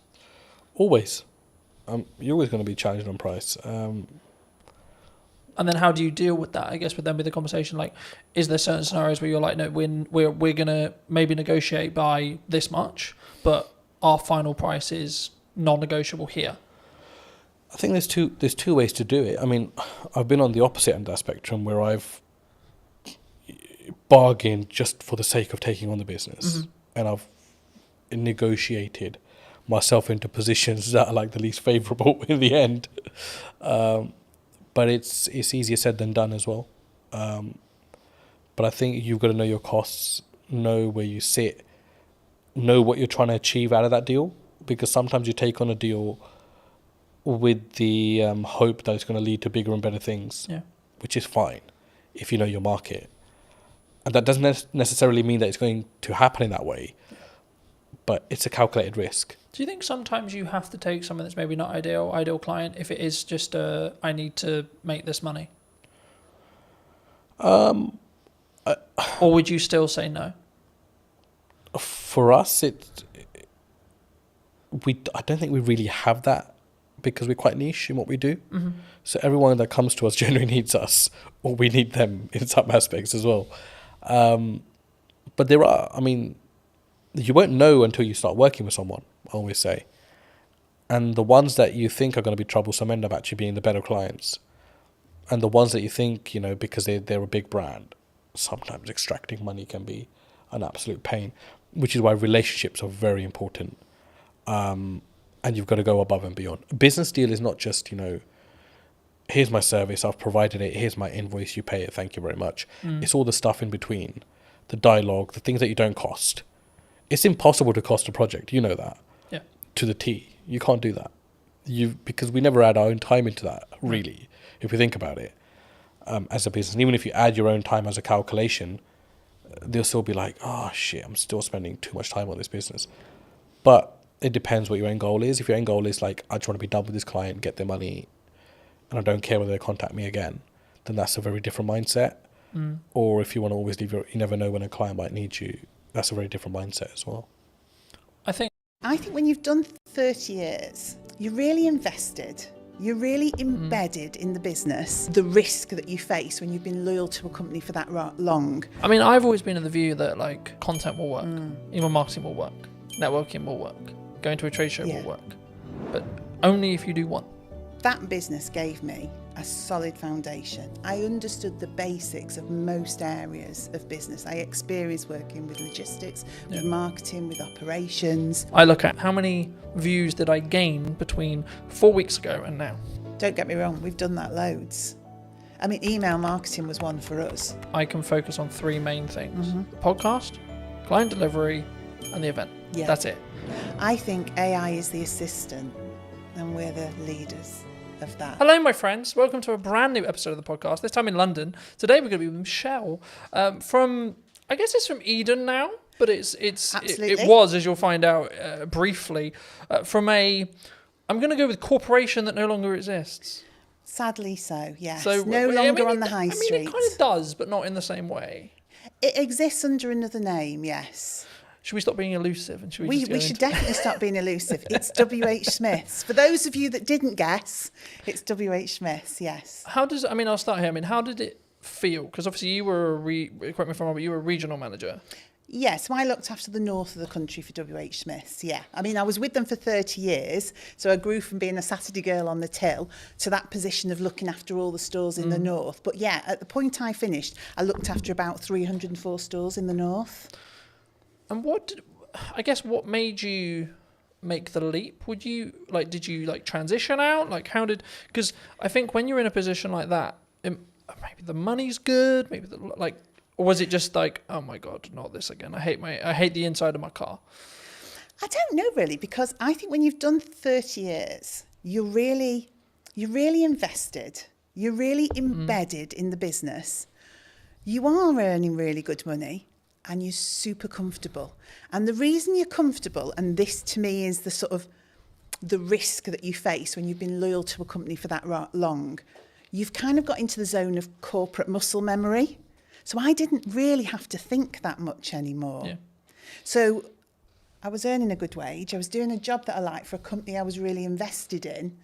But ultimately, I'd kind of lost the ability to be myself. The company had changed, I'd changed. And it was just time, I think, to find something that was me. I guess there's a natural kind of, sometimes there's maybe a disconnect. Like you were who you were then, you grew 30 years and then you wanted to go this way, but they wanted to either downscale or go that way. I don't know if it was a case of they wanted to go this way and I wanted to go that way. Because in all honesty, I could probably have done another 20 years for them. Because genuinely, I was really embedded in the business and I loved it. I loved the people. I mean, you literally know everybody when you've done 30 years. You know every store, you've been to every place. But I just sensed that it wasn't going to be right for me in the future. You know, I think you just get a knowledge of, I've got all this experience, I'm getting my own mind, my own voice more. And that needs to be somewhere else for it to develop and grow. Yeah. It's not going to develop and grow here. Or I can stay and carry on doing what I've always done for another 20 years. So was it, I guess, in some ways a personal development shift for you? Because we were talking just while we were setting up about, you know, the difference that you now have with where you are with Eden. Yeah, I didn't know it at the time. I honestly didn't know it at the time. So it was a leap of faith moment, really. And then the weird thing for me was COVID literally happened on the Friday of the week that I left. So I gardened for about 12 months. So in that period, I really did start to think, well, what's going to work for me now? And do you know what? It is not an easy thing. I now see people going through that same process of leaving something really big and corporate that they know well, and then trying to find their way. It's difficult. Do you think that it comes with because we were talking before we started that I'm going to find it very hard to go into corporate now because I've got the freedom of self-employed. I guess you could say I know what works marketing wise, especially right now. Yeah. And it I would have to fit perfectly into a team culture-wise for it to work. It would depend what you'd want that for. For me, that business gave me a solid foundation. I understood the basics of most areas of business. I experienced working with logistics, with marketing, with operations. It taught me to be resilient. You know, they were a company that was adaptable. I mean, they survived on the high street. So it did give me an understanding of how you support a business to survive, to protect its people, to protect the brand, etc. But yeah, on the other side of it, the thing that you're talking about, having your own voice, that freedom to shape a culture, shape a business, shape the dynamics of what the team are doing. For me, that didn't exist in that type of business, because I think they have to have really clear communication, real clear clarity of message. Yeah. And if you're someone who wants to divert or disrupt that, that can be very regardless difficult. Of maybe how good the idea is. Regardless of how good because the idea it is a triangle Yeah. in that respect. You know, you have to follow the top. And I always found I was always in a box. I think so, and as well, and you can have, and also it's the ability to push that idea through, because some ideas do make it through. But what do they say? It's like steering an oil tanker, not a speedboat. Yeah. So it's the perseverance, it's that just ability to doggedly slog through with that idea till somebody says, yeah, we can make that work, and you get people behind you. But you learn so much from that. So I could see you going into corporate and learning a ton of stuff. But because I know you, I can't imagine you there, because you're more entrepreneurial. Yeah. You shape things, you do things that you believe are right, not what people tell you is the right thing to do. So Smith's was all about just execute, and deliver. Whereas now I get to shape and change and mould and mentor and support elements of that in a business like WH Smith's, but now with a lot more heart and my own voice behind it. Do you think, I mean, obviously, for those who don't know, you've moved into Chief Strategy Officer. This is the first time I've heard of it. I mean, in a nutshell, what is that? What is it? What does actually your day-to-day look like and feel like? I guess it's about, ultimately, it's having the long-term plan and strategy for that business, so the growth plan. So looking at quick wins, middle term, long term. So saying, where is Eden as a business going? But then from that, understanding, I guess, some of the fundamental change. So what are the operational and robust things we need to put in place to get it there? Yeah. But also having the freedom to be inventive, to work with the team, to generate ideas. So I would say I'm the person who knows the long term, but I'm also the person that wants to generate all the bits in between that move us in that direction. And some of it is quite simple. Some of it is really quite complex. It's about building teams. It's about building roles and responsibilities and processes. Yeah. But then it's about looking at innovation, deciding what we want to do, NPD, all the fun side. And I think for somewhere like Eden, Chief Strategy Officer is because we want to scale up and grow the business, but we don't fundamentally, well, I don't believe fundamentally we can lose the heart of what Eden is. Yeah. It started in somebody's house with the founder and his partner and a couple of people working for him. And it's grown now into its own HQ, its own warehousing, employing 26 people. There are loyal customers who've been with that brand for that whole 12 years. So we've got to scale it up because we want more people to join the organisation and more customers to experience the brand. But we don't want to lose the heart of what Eden's all about. And I think it's my job to make the scale up happen, but make sure Eden remains Eden. Do you think it's difficult?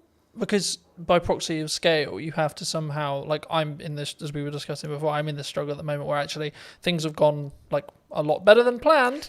Happy Which days. Is brilliant. Right, great place to be, grateful place to be. But it's also like a legitimate issue in the respect to actually now I've got to like, how do I duplicate myself? Because that's potentially the position I'm in, especially when it comes to like continuing the next step now, which is actually continuing with what I feel is working, but sort of, I guess, because I'll never be able to replace me sat here in front of a camera. No. Right? I can outsource everything else, but the only bit I'll never be able to, especially if a client is very tied to, I want Colton on the production, I want Colton on the marketing, etc., it's going to be difficult. I mean, did the team at Eden find that as well? I think because obviously you sell a product, right? But the essence is still there. Yeah, I mean, ultimately our main product, it's dog food. I mean, that's what we produce and sell, premium quality dog food. I think when I came in to that business, it was difficult because it was change.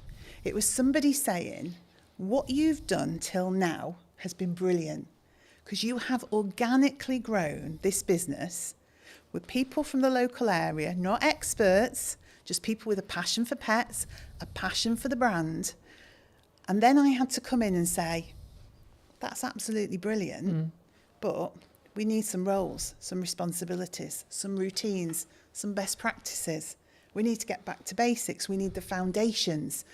And that was the change people found difficult. So that freedom to just almost do whatever you want, whenever you want, had to be pulled in for a while we established some core basics.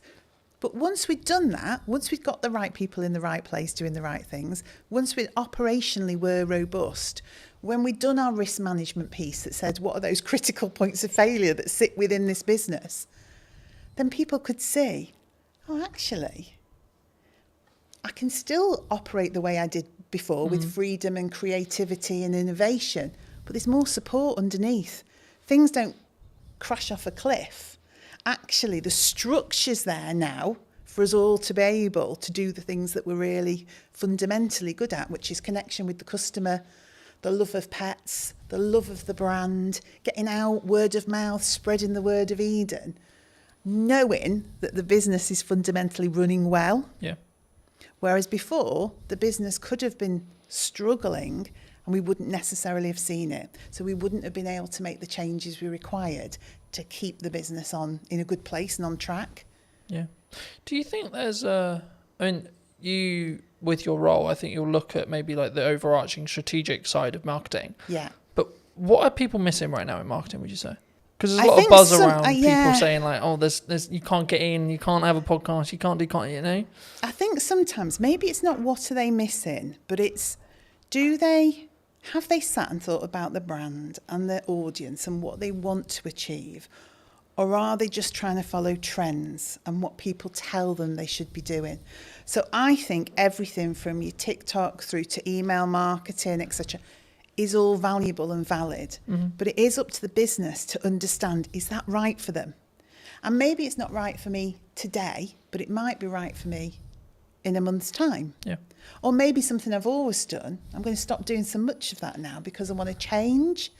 So I think you have to consider everything in the marketing sphere, but it doesn't mean you should do everything. Because if you do it without authenticity, I've seen many TikToks where I just think I could literally crawl under a rock with embarrassment. Now, I'm sure some of that actually works sometimes. But if you're just doing it because you think you have to, I don't think it works. I think for me that's really true. And I mean, I guess the follow-on question was going to be around like the shiny thing syndrome. So to give you some context, I was out on a run yesterday. Yes. And I was like, hey, I should have like a teaching platform and it should be on a subscription base. I was like, no, Colton, that's a good idea, but no, because I'm focused on like two main things right now for the next, like probably to the end of the year, more likely, which is the podcast, right? And then the event, right, that I alluded to before we started.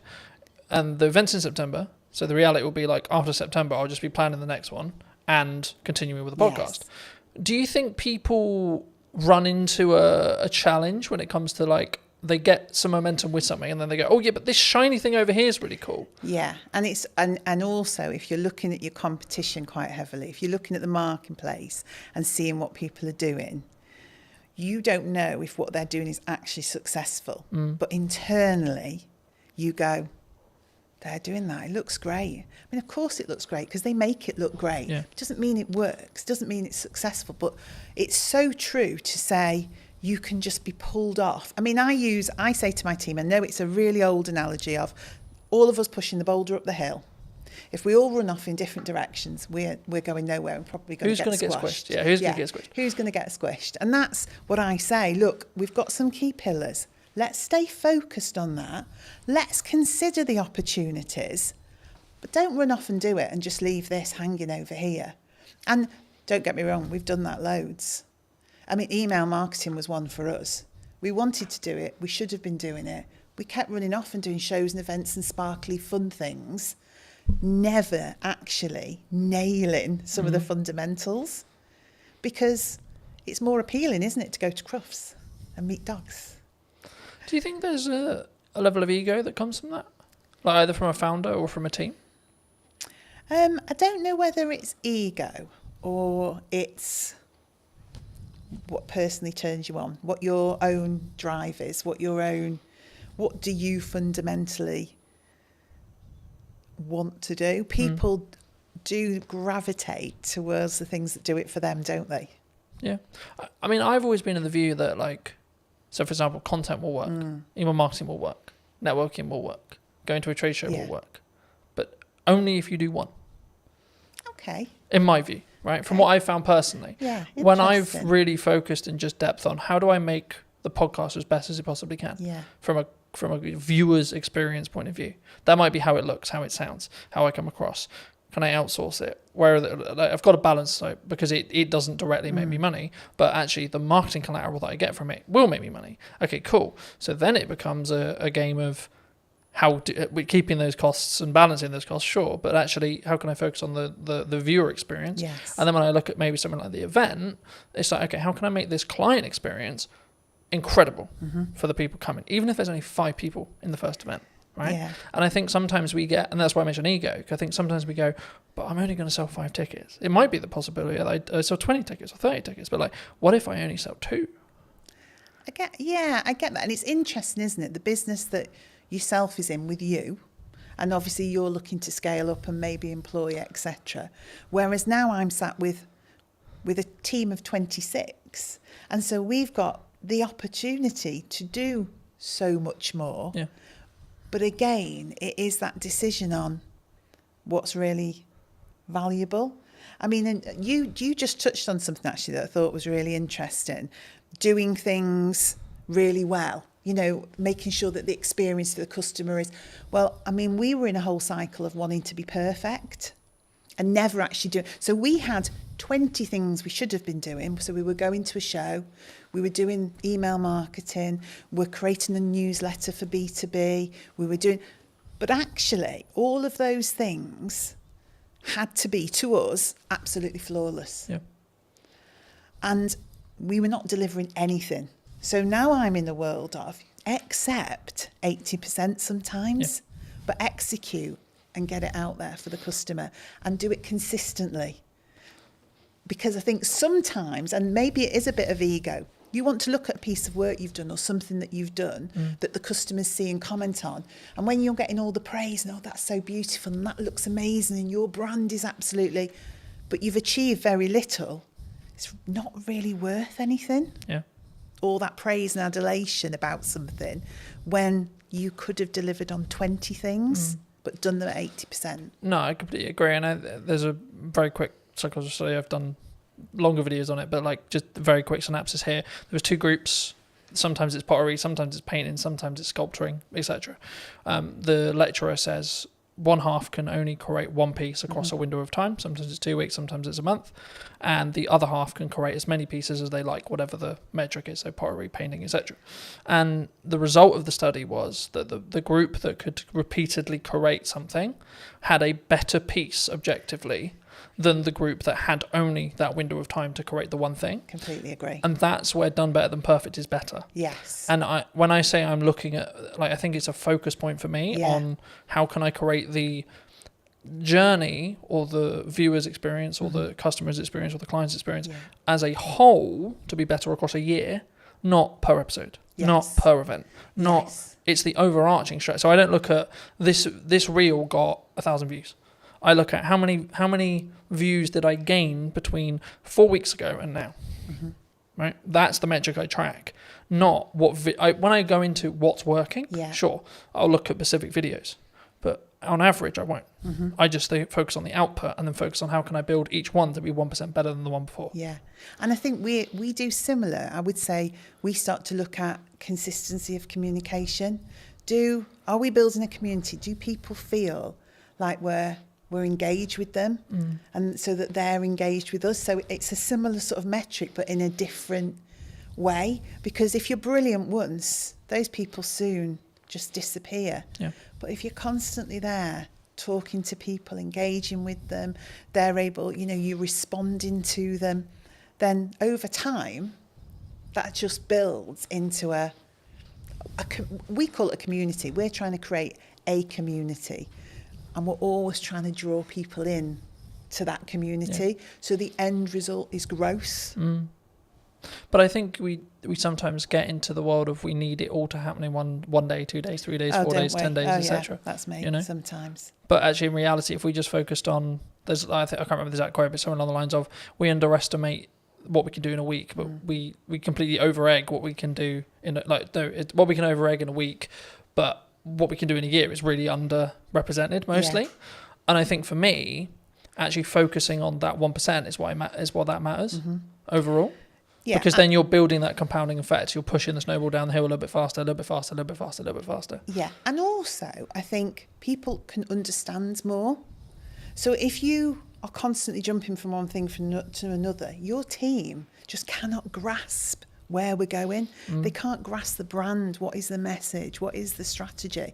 So that continued delivery, that momentum that builds, you onboard the team. And by onboarding the team, you onboard the customer. And particularly in our business, because we've got customers and consumers. So the dog's the consumer. It's the dog we're trying to get to, but it's via that customer.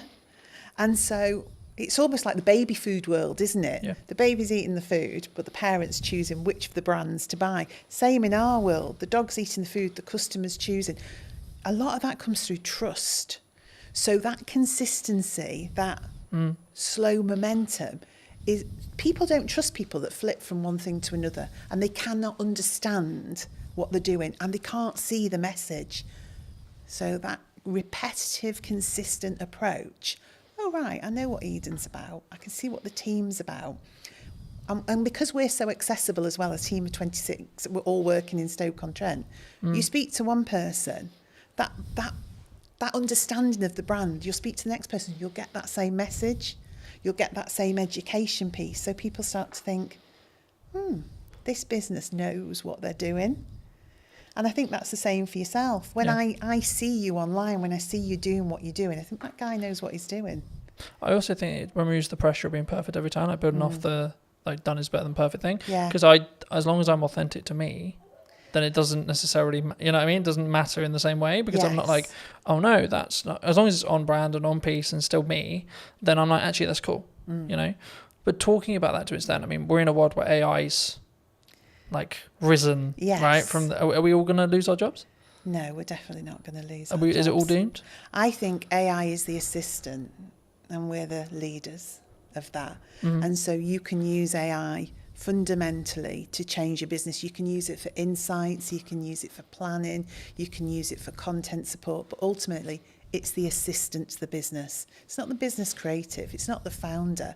You know, the people are the heart of your business, but you can deliver fabulously elevated results if you work out how to use it in the right way. So no, it's not scary. And I did something funny at work the other day to show the team not to be fearful. It was just something really small. I took a picture we'd taken and I said to AI, you know, give this picture some movement. And it did this crazy thing. I mean, we're pirouetting around the stage on this picture. I think one of us had claws for hands or something ludicrous. But then I gave it real instruction, my voice and the heart of the brand, and explained what I wanted. What it created was amazing. But it needed that voice, that human voice, that human interaction, that brand understanding. So we shouldn't be afraid. I've used the analogy recently of you need to sharpen the knife before you use it. Very good, you know, in the same way with AI, you need to teach it what you want it to do and not just write me a social media prompt, end stuff, right?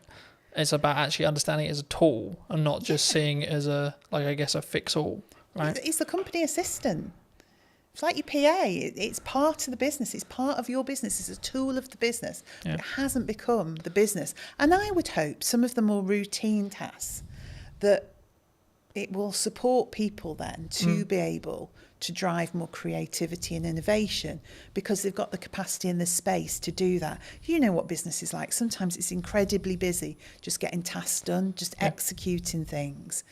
And then you end up working in the business all the time doing. And you don't step away and think, right, okay, let me listen to the customers. Let me look at what's happening in the marketplace. Let me analyse some of the insights. And when you stop and do that, and I hope AI gives us that, so we can stand back and go, do you know what? This is what we need to do. Because I've had time to think about it, because AI is my assistant. Something that I found really interesting, and I'll be curious on your thoughts as I'm bringing up here. I mean, I'm rapidly approaching the end of Mel Robbins' the 5-second rule. Okay. I don't know if you know it, but it came out a handful of years ago, and the crux of one of the things I read on the way here was procrastination is actually a reaction to stress management. It's nothing to do with like not getting the work done. It's how we cognitively distract ourselves and have that stress break. And it kind of links to the AI thing, because I think the performance, you could say that, especially when you're in C-suite or you're, you know, a chief marketing officer or a chief exec officer or a chief strategic officer, etc., we can be so do. How do you personally balance it, but also allow yourself to have that time to, I guess, think up the more creative ideas, or like have that more synergized approach in respect to actually, no, I'm going to step back now and say, let's look at the problems I may be facing and how I can like strategically fix them, but not with the pressure on having to fix the answer today.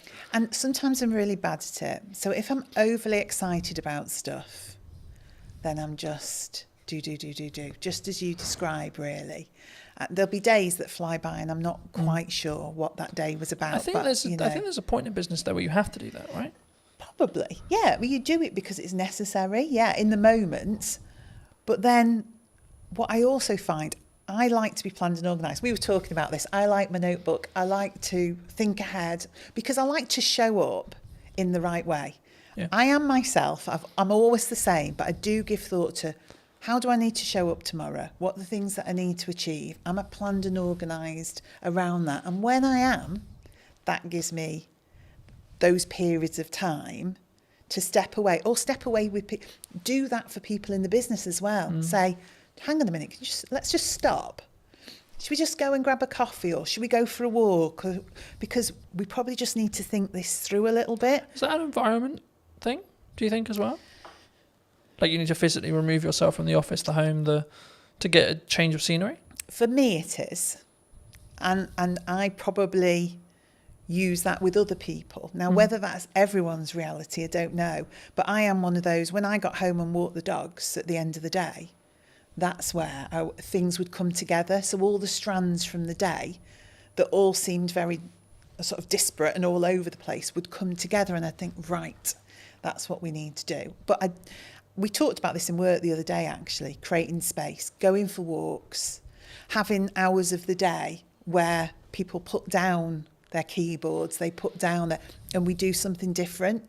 And whether you want to call that a team exercise or just chilling out and having a coffee, but forcing people in a way to have space. Because your natural reaction is you're being paid to do a job.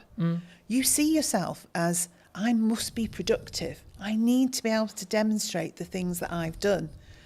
But that's not the case. What you need to be able to demonstrate is an understanding of what the most important and priority things that we should be doing. Not that you've done 100 things, that you picked the 10 most important things and did those.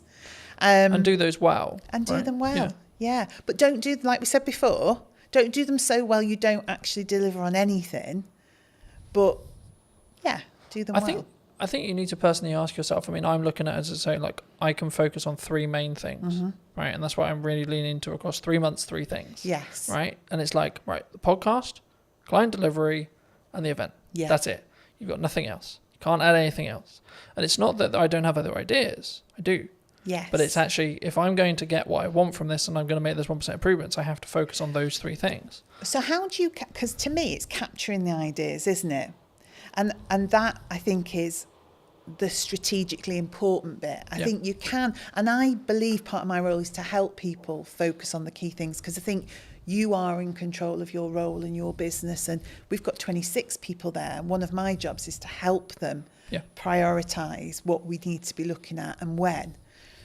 But capturing the creativity, not allowing ideas to disappear because we're busy, always making space to go back to things, to reconsider them. And even if in 6 months' time it still isn't right, to reconsider them again. Because what do they say? There isn't any bad ideas. No, it's just about timing. Yeah. And, you know, I mean, the simple answer of like, how do I do it? I have a set of like what I call my command notes or like top end notes. Whenever I have an idea, I put it down.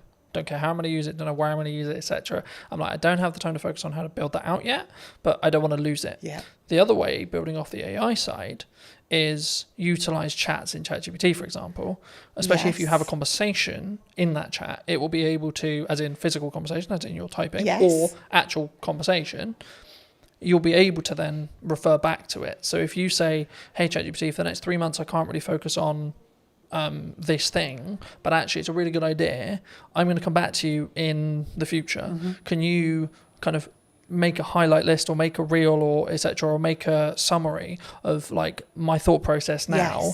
And so when I actually have the time to give the focus, I can then do that. And then what you do is you just brain dump. And I love that, because I am a notebook. You see my notebook there? I am a notebook girl. If you ask anybody in the office, I mean, I have strategically coloured notebooks.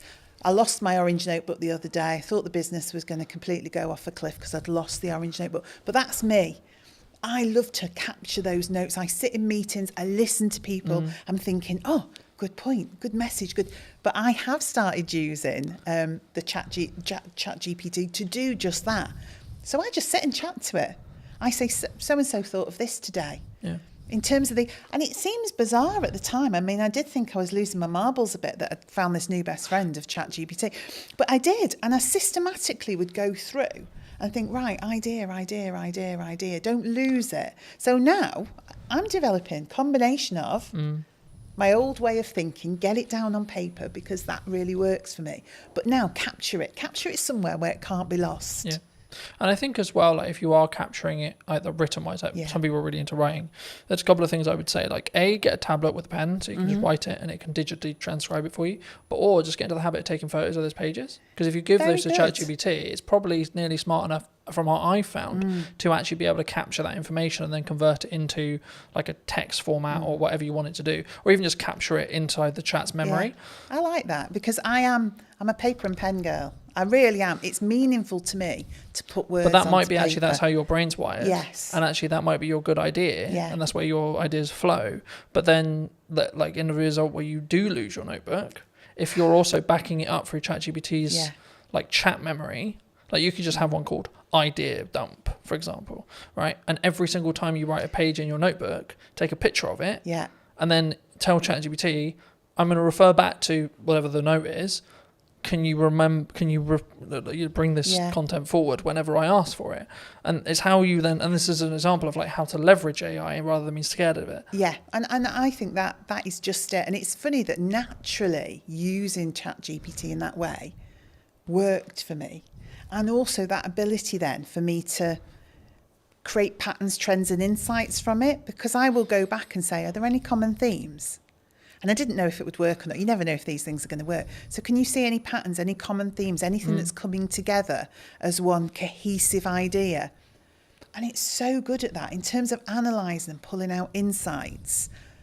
Because I would go back, I mean, and this was an arduous task, I'd go back notebook, highlighting things in different colours, pulling strands together, generating one idea from 20 thoughts. AI is really good for that. Yeah. But again, I think it's an assistant tool. I don't think it's going to necessarily replace us. I mean, the trend sort of changed and it became this, someone who's utilising AI is going to take your job rather than the AI itself. And I think that's a more positive or more real reality of what we're going to have in the next 10 years, I think so. To be honest. And things change, don't they? Things always evolve. You know, industries change, the way we work changes. But our minds are amazing. We've just got the power to adapt and do things in a different way with the support of that new way of working. But I found because it's taking the grunt work away or allowing me to document things, etc., I then can have the more creative thinking process because my bandwidth is like opened up in that respect, and I can sort of play around a little bit more with what works and what doesn't, and like what ideas work and what, and I can ideate them a little bit deeper. Yeah. I think one thing that came to mind then, and this is why I think being the strategy officer is important, is probably one thing we need to think about. One thing I think about is everyone in the office is using ChatGPT or something similar, but I have to keep our voice as the Eden voice and the Eden brand. So that's what then becomes important in terms of us and the team. Because again, we could all go off with our voice thrown into ChatGPT. What it gives you back then starts to become... But I think it's a mirror, right? Yeah. And I think when we blame it, oh, it's a bit robotic, oh, it's a bit this, oh, the words aren't... It's like, well, you put it, you did the prompt, you did the... Yes. But I think, I mean, as a more generalised question, I guess, do you think that we don't look at ourselves in accountability-wise as an over, not even necessarily AI, but as an overarching kind of like, as a person when we see something maybe goes wrong, like more generally? Like, what, that people as a whole we don't take accountability themselves? Or do you think that's rarer? It's easier to go, it's your fault. Yeah, we don't always want to take accountability. If you're asking if we do, I think you know when you're accountable for something. Yeah. That doesn't mean you don't try and deflect that accountability. But normally, if you work it through with somebody, you can get to a place where you understand what role you had in that. And again, that's something I have to do, because I think part of my role is clarity. And I think clarity is caring for people. So getting people to a place where they do understand their accountability and they do understand... There's also needs to be a proven place of safety, right? Well, yeah, definitely. But that's how it should be, isn't it? It should be a place where because it isn't like hands up, I made a mistake. Oh shit, my job's gone now. No. It's actually, no, hold on, we're all going to make mistakes, and that's okay. How do we learn from it? It's we've made a mistake. You know, we have done. We've put tons of effort. We're relaunching it again, but we did a try before you buy campaign, and we got quite a few little bits wrong in that. So that campaign did not deliver as it should have done. Now, we've learnt from that and we're relaunching it. But at the time, nobody wanted to hands up where the... So I just said, we've made a mistake. This team here, we're the project team. We didn't do it well enough. We weren't aligned. We weren't working together in a way that we were picking some of these things up. So you may have had that ultimate last part responsibility to deliver on that or to create that or to... But actually, fundamentally, it was a project. Yeah. So we all bear the responsibility. But let's go back and say, what was your part? What was your part? What was your part? So next time we do it, we've got clarity. Yeah. Clarity is a form of kindness. If you don't give people clarity, what you're saying is, I want you to keep making mistakes. So ultimately, at some point in the future, this is going to blow up and you're going to be in a whole heap of trouble. Where it's much better to say, oh, that's not quite right. What can we do about that? Yeah. Or I just want to have a chat with you because I've just noticed. That's much better a way of having accountability than waiting for something to crash and then saying, you did that. Yeah. Do you look at it as in your role, because obviously you work with a larger team, so I'd be really curious, do you look at it and go like, do you come at it from a perspective of like, are you okay? Like when you work with someone one-to-one, like if they are making mistakes, because it's like you good? Like what's going on? If it's out of character. Yeah, I don't necessarily say I always would do the you good, because different people respond in different ways. But I like to be in touch with the team. I like to have sat with people before we get to that point, so I know a bit about them. So some people want to share more than others do, but fundamentally, you know the dynamics of the team, and you can see if they're having a good day or a bad day, if they need a bit of space but a business, and also SME, I have to say one of the things I noticed about being in a small business, it is a lot more personal and emotional to me. Because I know all those people. I know their dreams, their passion for their role, but equally, that's really positive as well. Because just as you described, there are days when I can say, hang on, that's not like you. Or do we want to just take 5 minutes? Or actually, is there anything we can do today? You know, is there anything you just... So, because I feel differently about a small business. I definitely feel it. There's a lot more heart in a small business because that connection is so close. I'm so close to the team. I'm very close to the product. I'm much directly closer to the customers. Yeah. So those decisions you're making, those things you're doing are much more personal. So I would say it's made me more thoughtful. I use my own voice more. I use my own judgment more, and I deal with things in different ways at different times rather than a blanket approach because I just need to get things done. Yeah. Do you think that do you need to, I guess, lead with empathy as a leader in some scenarios? Definitely. I mean, I would say for me, what has always been important to me in the roles I've had, outside of the things you need for life, like your money and all the rest of it, absolutely. is building a strong team and a strong set of people and individuals. So, yeah, you've got to have empathy for that. You've got to have some kindness for that. You've also got to be you want to drive people. So motivationally, you do want to stretch and challenge people. So it's equal hands of empathy, kindness and support, but drive and challenge and creating a buzz in people where they can see a future and they can start to really push themselves forward. So I think it's in equal measure, really. Yeah. I think sometimes we don't necessarily look at the empathized way of looking at it. I mean, I think we'll wrap up soon, but do you think people are purely just, you're here to do a job? Like, could that be the approach? Like, it can be very, I'll use the term, maybe domineering or led or, very pushy in that respect. Like, you're here to do a job, get the job done. It definitely could be, couldn't it? And I think we all have to admit there are times where you just want somebody to get something done. 100%. And actually, is it more of an ebb and flow?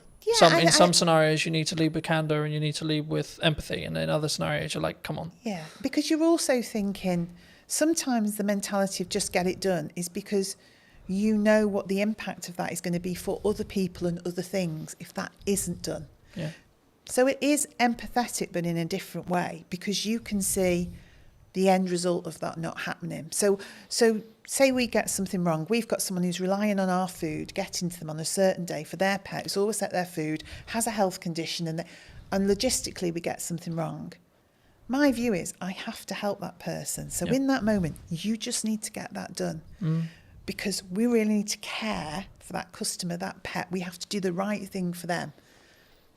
Then we'll stop and say, right, okay, could we have done that differently so we didn't have to get to that point where we had to drive somebody to get that done? Yeah. But there are moments where it's right, but most of the time that's a result of not having done the hard slog in the first place, that you got there. Yeah. For people who may be interested in connecting with you, seeing more of your work, seeing what you're doing at Eden, where's best for people to connect with you? I guess I would say social media, Eden-wise, and then message me via there. So if you go onto Instagram, Eden, throw a message out. Because we're all in the office together, I will pick that up and see it. We're so easy to contact. I am on LinkedIn. I have to say it's not my favourite forum. So I'm much happier to see messages come through on that social media platform, and then I'll be in touch. Fabulous. If you were going to talk to the person who was in corporate maybe 10 years ago, 15 years ago, and you give them this advice today, what would you say to them? Gosh. As a final thought. Allow people to have a voice. We all care about business at whatever level we work and are operating in that moment, and let that individual have a voice. That would be my message. Thank you so much for watching. If you did enjoy this episode and would like to see more like it, make sure to be subscribed. Let me know in the comment section down below if you enjoyed it and what your clear takeaway was, and I'll see you very, very soon. The reason a podcast is valuable is the trust building element of it. I don't think any other format builds trust in the same way that a podcast does. Sometimes done is better than perfect if it's a barrier. Talking to people about their own personal relationship with money. How do you break that down? You will know this better than anyone. You need a hook to get people in. It's not glamorified. It's not you put out a video, it got 1 million hits, and then you get 20 phone calls. Right? Absolutely not. No one's calling me at this stage. Definitely not. The super niche stuff is a super niche audience. What content can you create on a consistent schedule? So now I'm like, how can I best spend today? And how can I be as efficient as I can? Hello, my friends. I hope you're well. I hope you had a good day, evening, or night. Today we're talking to John all about podcasting. Hi, John. Hello. Yeah, good. Thanks. Yourself? Yes, super well. We were fortunate enough to meet through James, whose space we're in today. Studio man. And I was debating about how to start this because I think sometimes like podcasting can be a really challenging thing, right? And I think for me, firstly, I mean, I guess why should someone actually have a show like this as a whole? But then because I think there's a psychology kind of hurdle in the respect of creating content, but especially in a podcast environment. But also then like, what is the ROI, I guess? Yeah. Would you say? I think it's the format dictates that more than anything else. Mm-hmm. So the reason a podcast is valuable is the trust building element to it. I don't think any other format builds trust in the same way that a podcast does. For a couple of reasons. First of all, you are sort of having a long form chat. So you can go into subjects way deeper than you can in other stuff. Sometimes even videos and documentaries and stuff. If you're watching a documentary, there's kind of like a point at which you need it to move on. With a podcast, you could sort of effectively ask questions forever. And if it's good content, it keeps going. Do you think it's the first or easiest step into content creation, would you say? I think audio only, yes. Mm-hmm. Simply because of the barrier that is video in terms of skills and everything. And you've got to think about camera setups and everything like that. Whereas if you do audio only, so easy to get a mic, so easy to talk to someone online, virtual on a video call. Mm-hmm. That's so accessible that actually, it's quite an easy first step into it, I'd say. Do you think you're limiting like yourself though? Because I don't know whether like I question audio only, unless obviously you're on the platform, but when you're looking at maybe social posts like LinkedIn or Instagram or Facebook, is there is there an audience, would you say, for audio only still? Yeah, definitely. Because I think the thing in terms of marketing, like you say, and promoting the show, without video nowadays, it's hard to get it out there, definitely. But a lot of people, myself included, view the podcasting format as something you listen to while you're doing other stuff, while you're hoovering, while you're driving, that kind of thing. Yeah. So I think it's definitely still there, and I don't think that's going away. Would you say then it's more of a step by step? So someone could start audio and then where's step 2? I think so. Yeah, I think so because, for depending on who you are, if you're a business, it's a bit different. If you're an individual, you kind of learn the time required to sort of get to each step. So once you start on the audio step and you're like, actually, it's taking me too much time, it's not worth it for whatever reason, it's not for you. If you then introduce video purely for clips, so you film the whole thing but only use clips, then you can see what time the promo takes, and then when you go to a full video, you can see how long that takes. So I think that's why you'd do it potentially in that step if you're coming at it from a completely new perspective, if that makes sense. And then, I guess you then can grow to the Diary of a CEO style, full form trailer-esque piece, right? And I think sometimes we get so, and this is true for any marketing, not necessarily a podcast, but it could also be true of a podcast.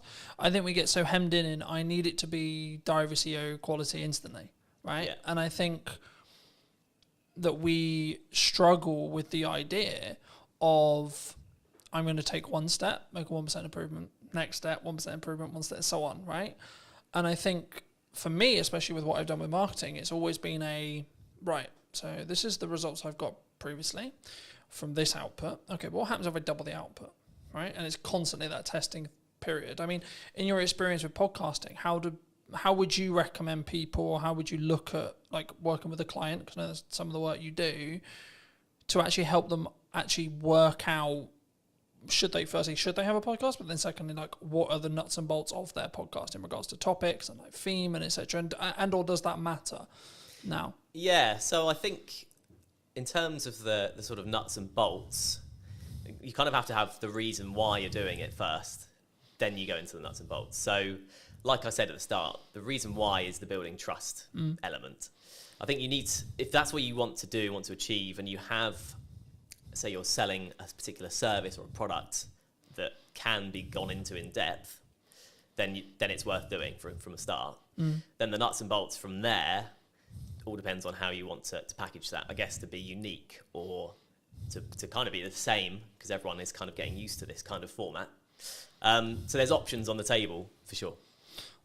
I think there's obviously that psychology thing that we've talked about a little bit as well, but I think for me, I didn't overthink it. I was like, I enjoy talking about business, I enjoy talking about content creation, I enjoy talking about marketing. And yeah, I've evolved it, and yeah, it's sort of changed, and depending on like the guests will kind of tailor the conversation slightly. But I also don't overthink the conversation, because I trust in myself as an interviewer to ask, I guess, poignant questions or like what naturally comes to my mind. And I think sometimes when we look at content, it's not in this box, right? I watched a video this morning talking about the fact that like one of the reasons why they're not, the person in question wasn't on YouTube was because he was constantly concerned about, he sells video production, so it has to look good, has to sound good, and I followed the logic of yes, sure, but actually sometimes done is better than perfect if it's a barrier. Do you, like, how do you, when you look at either, and I'm sure we'll get onto the podcast you're launching, but like when you work with clients or when you're maybe looking at your own podcast, like how do you balance that line of, okay, it's done, but actually there's these things that that could be better? Do you hold a podcast back? Would you reshoot a podcast? Like, where's your line? Yeah, I think you'd want to know that before even starting, frankly. If you want it to be polished, and the client's a big company, for example, you want it to be polished, you start from there. That's kind of, the level is set effectively. And going on from there, in terms of, you know, if it looks scrappy, there's kind of growing evidence that a scrappier look still appeals on the right platform. I was reading recently about TikTok and how people, or watchers or users of TikTok, prefer the raw content, the raw sort of footage and stuff. So someone literally picking up their phone and talking, there's no kind of green screen, no one's putting any effects or whatever.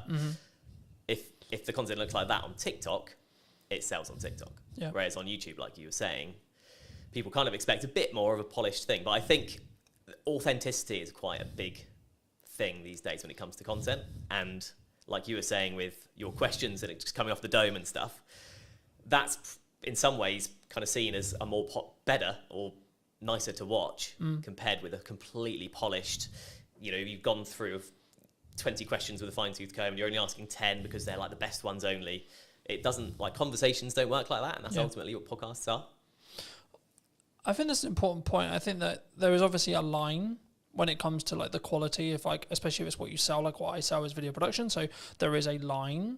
But I also think that there's an opportunity cost of refilming a conversation that isn't the first one, for example, right? So to give you some context, last week or so, I filmed a podcast with my mum, and that post, me announcing the fact I did it, did really well, which kind of doesn't surprise me to an extent. It doesn't, but there's actually a tech like challenge with that podcast because one of the cameras isn't in focus. So my camera isn't in focus. So I was in a position last week, and I think I pretty much made the decision I'm just going to work around it. But I'm in a position where I'm like, the episode is really strong in regards to the content, but it's not perfect video production wise. Do I reshoot it with the potential opportunity that it will feel different and the conversation will maybe come across differently? Or do I work around the fact I've got multiple cameras and I fix it that way?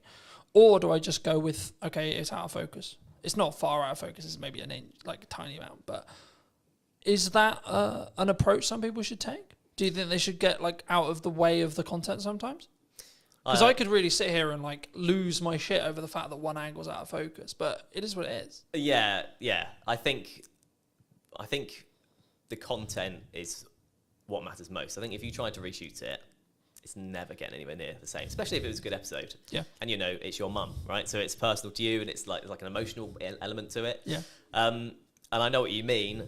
You're coming at it kind of from like an editor's perspective, and it's just going to annoy you forever. But the average watcher probably won't bother them that much, I'd say. So actually, if the content's really good, I guess like you say, you could in theory refilm your bits of like, you could pretend you're there again. Yeah. Unless you're a particularly good actor, it's it's not gonna work. Yeah. So I would say no. I'd say take the hit on the because slightly also, blurry but I image. also look at it from a perspective, from my point of view at least, by saying, okay, well, in the grand scheme of all the episodes I've got in production, that's one episode out of 20, right? Like this week, I think I'm filming like 9 or 10, right? Total. And I think for me, it's like the action will always outweigh that, and maybe that one with my mum isn't perfect from a production point of view, but the conversation, the content's really powerful. Yeah. So I think that's the thing people need to focus on. I think that's when, especially when they start, I think they get in the way. Like they get in their way sometimes, and they're constantly like, it needs to be £40,000 of production. It needs to be this, and I only use 45 because Stephen Bartlett's known for like what he did with Director of CEO and like how he then scaled that to the point he did. But I think we don't look at the journey sometimes that Stephen went on specifically. If we're going to use him as an example, anyone with a big podcast, we don't look at the micro testing that happened through the journey to then get to the point where they're at today. I mean, have you confirmed like where you are with the podcast? Like, where's your podcast? So yeah, yet to officially launch, but all the stuff's going on in the background basically at this point. I've got first bunch of guests booked, I've got the studio booked, and in terms of the background work, in terms of questions and what I'm thinking of asking and how I want it to look, that's all sort of down in my head. Yeah. So it's I've got to start it now. I've got the dates booked in, so it's just a case of starting when it starts. Happy days. That's super exciting. I mean, for people who may be interested, I mean, how did you come up with the idea? What is the idea? Like, what are you going to be talking about? Like, where's that? And I think it's really important to also highlight, and something I try to do is like collaborate with other people rather than, because some maybe will be watching this and go, but Colin, that could be like technically you're a competitor in some ways, right? Yeah. But I'm like, no, actually, because I think we can both work together to actually create a better show as a whole, right? And lean into each other's skills where it makes sense. But I mean, just to reiterate the question, I mean, where, what, and how is your podcast going to be about? Yeah, so it's called How Do You Money? And that's the idea. That's the sort of opening question somewhat. So it doesn't actually make grammatical sense, obviously. But I think most people can get from that. It's talking to people about their own personal relationship with money.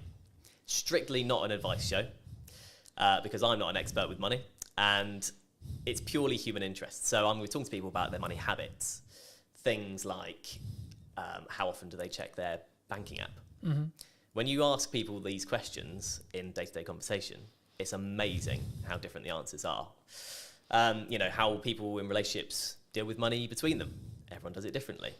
And so like the crux is that twofold. First of all, in the UK, we're just not taught what to do with money in school.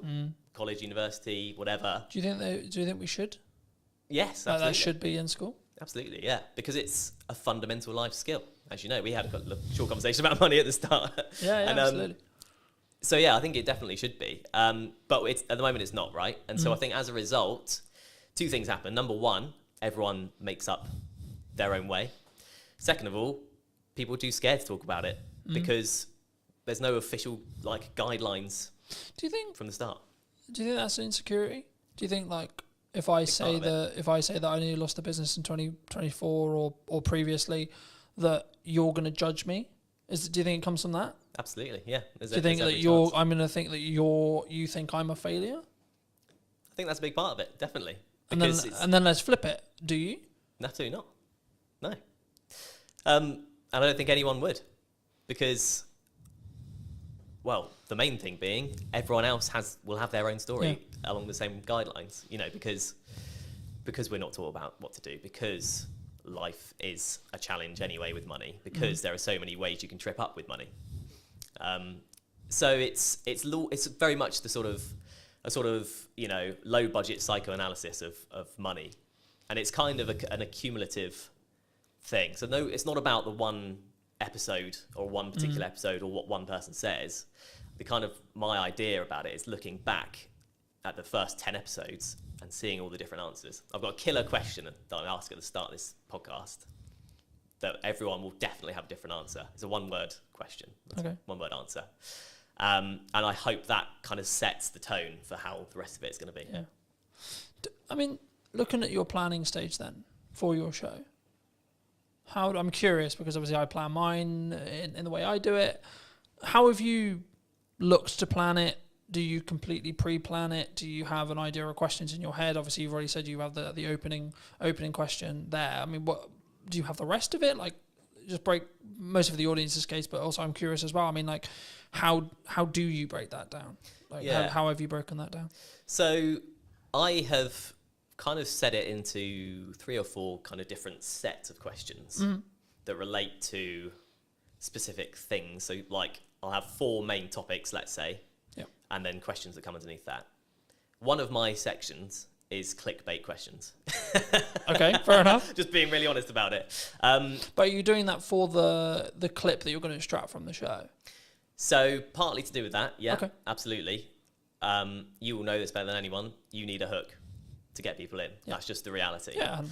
But as well as that, those questions often come up with the best answers. There's a reason they're clickbait questions, because they're the big questions. But it can't just be all of that, because it's like me going to you, what's the biggest mistake you've ever made with money? What's the best thing you've ever done with money? What's the worst problem you've ever got? Do you know what I mean? It doesn't, that's not a podcast. It doesn't work as a format in any interview or anything. So that's one section, for example. But in terms of the process, I just thought of the questions based on normal conversations with people. And then I've sort of categorized them, you know, chopped a few out. Yeah. The clickbait thing was only a recent idea, really, so I've added some of those in. And yeah, in terms of a format, it's conversational, right? So I don't have to hit every question. If I ask the second question and that lasts a good chunk of the podcast, so be it.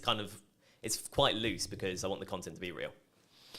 I think that's important, right? Because I think sometimes, and we were talking a little bit while I was setting up, about why people don't post or why people don't like show up or why they don't talk about their money, or, you know, there's loads of the kind of from a psychology point of view or like coming across point of view, it's the same. And I think that for me, I've been very fortunate that I've always sort of taught publicly or built in public. And it was interesting because about a month or 2 ago, I think, I personally saw, I don't know when the trend started, but the trend of building in public really started taking momentum. I mean, have you, because I know we in our one-to-one, we talked about the fact that you were 6 months-ish like into freelance. I mean, how was your journey from like, okay, I'm going to do this thing, I'm going to go freelance? I mean, was it forced on you? Was it 50%? Okay. Yeah. I took voluntary redundancy basically from my previous job. But to be honest, I'd come to a point where I felt like I wasn't going anywhere in that job, if that makes sense. And yeah, it was a bold decision because I was also 3 months away from my first child being born. So I've since had a conversation with a friend who was like, "You're mad. Why have you gone and done this at this exact time?" But yeah, a lot of things felt right about it. I did seek advice about it from people about, you know, rates and how much work is available, just a few people that I knew. And it just seemed like the way to go, and it has been the way to go up until this point. So it's a bit like that freelance, and you'll know as a business owner, you're just sort of going, okay, I've got through this month, go to the next one. I was definitely like that at the start, right? I've been very fortunate. I've talked quite openly about the fact that 2024 was quite rough, but I blame myself on why it was quite rough. Yeah. Because I wasn't showing up as it's in the correct marketing to actually get the output I wanted, but also in volume, I don't think. Yeah. I think if now I look in hindsight about what I was doing and like what went wrong, quote unquote, and I could sit in the respect of maybe a victimized mentality of saying, well, the economy was hard and there was this issue and then etc. But like as we were discussing before, I think you're an example of this at 6 months in, but I'm maybe an example of this year. You have to have a strong business model. something that I've tweaked in the business model now is a more recurring revenue model. So we'll work with people on a monthly returning like payment plan. Nice. Or like, and it's not like that's not the only thing I do, but I still do project work. But like for me, it was always a matter of, from looking at a business point of view, of how do I squish those troughs, yeah, right, and also squish those peaks in proxy to an extent. But it's basically having a flat line. I know categorically I'm going to have X amount coming in, and then how do I design a business that allows me to do that? But then also, what marketing does that business need to then show to other clients that I know what I'm talking about? And I think when we look at actions, and this was going to be on to the next question, which was around like, is it just the reason why you're busy is because of your output? Because I think sometimes we sit here and go, oh, things are quiet, or like, you know, we both kind of alluded to it already, but business owning, freelancing is difficult, right? And I've had times where it's really, really hard, where I know I've got to hit a certain amount every month, and I'm like, I don't fucking know where that money's coming from. But how do you look at it when you were looking at either going full time or like now, in respect to like keeping your pipeline full? If you don't, because I'm in a quite privileged position where I've got that residual revenue, so actually I don't need to worry too much at the moment as it sits right now, because I've got that residual revenue. Of course, I'm still pushing, I'm still looking for projects, etc. But I don't need to worry in the same way as if I didn't have that income. Yeah. So for people who are maybe in the position closer to that, where they're just project to project, and maybe they don't have a pot of money and they don't have like money management, how do you look at it? How do you create a strong pipeline, I guess, is the question. There's a magic wand called LinkedIn these days. And it basically, I just utilize that. So you can find companies that do what you do, or companies that you want to work for in a freelance capacity. Then there's a tab that says people, and you can directly speak to the people at these businesses that you want to work at. That's all I've done.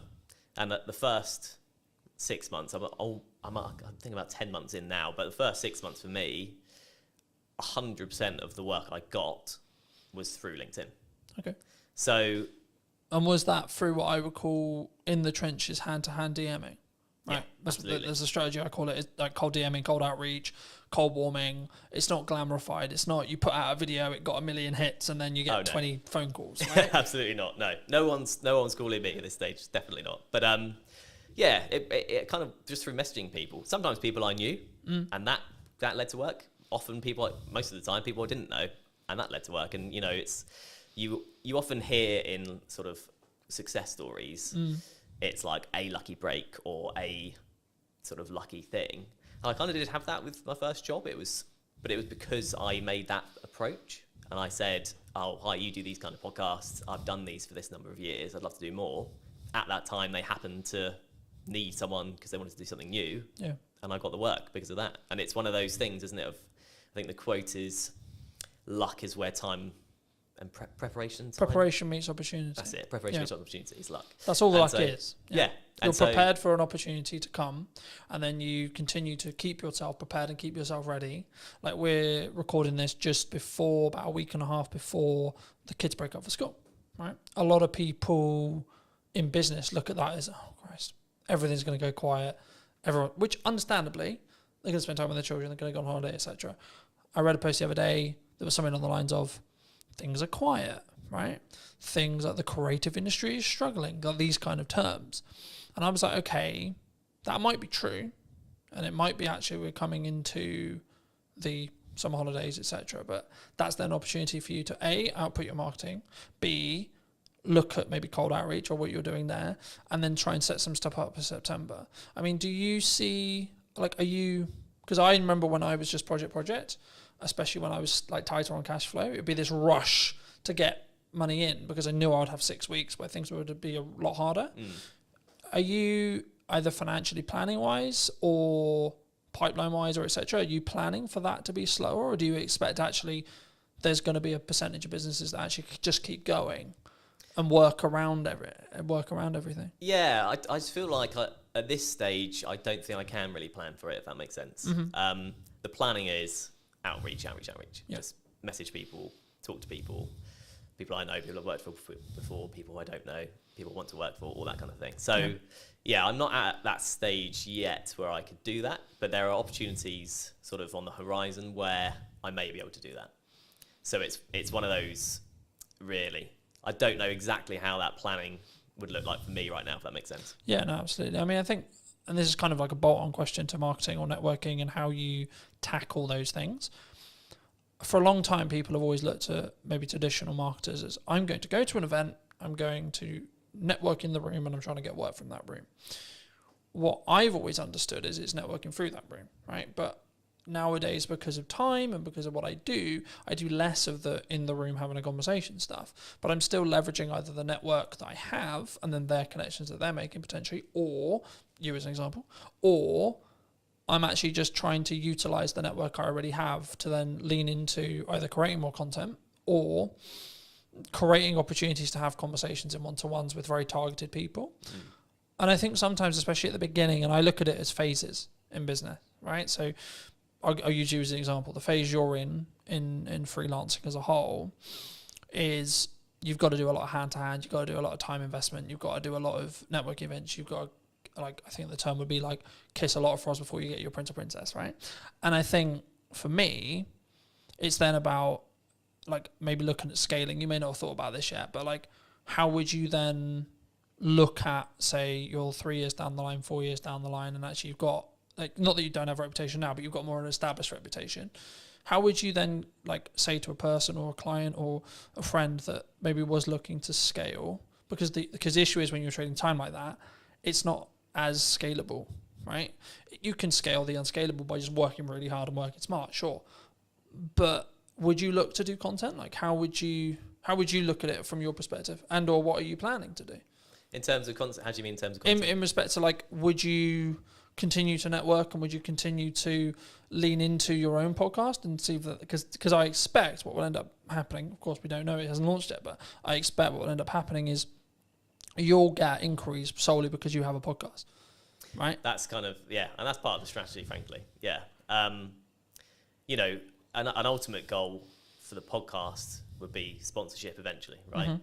Very hard to get, notoriously, very long time to get there. So I'm not particularly holding my hopes up for that at this point, but that's kind of my best bet in terms of something like you say that isn't just working and getting paid for the work, if you know what I mean. Yeah. You are getting paid to do the podcast, but it's not directly, I do this hour, I get this pay. Yeah, absolutely. I mean, I'm glad you mentioned sponsorship because I think it's something which people really struggle with. Do you think, because normally it's audience size based, right? Yeah. But I would actually say it's value. To an extent, it's audience size, but also it depends on who you're asking to sponsor it.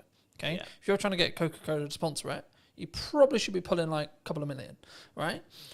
If you're not trying to go for Coca-Cola, you can probably do it on a lesser scale. I mean, at what point would you, from your experience, would you say that even entertaining the idea of a sponsorship is a good idea? From a business's perspective. Yeah, from from the sponsor. Yeah. Coming into looking for shows, and or if you have a show, at what stage should you then be like, hey, we've got sponsorship opportunities? Oh, I see, okay. Well, from the sponsor's perspective, there's a lot more talk these days about the power of niche podcasts, basically.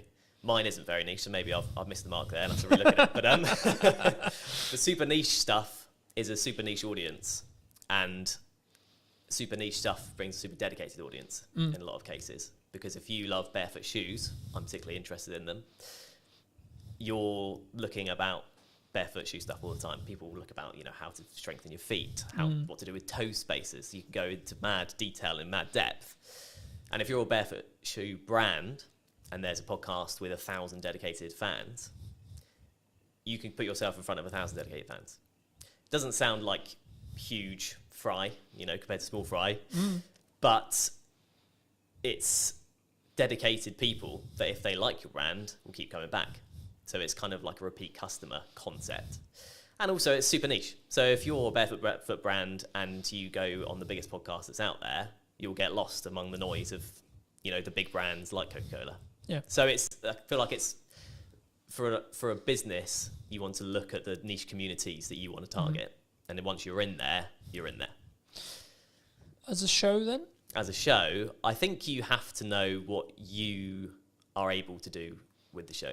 If you're committed to it week in, week out, because I think sort of weekly is what you need to be doing, really, for it to be worth sponsoring, maybe bi-weekly.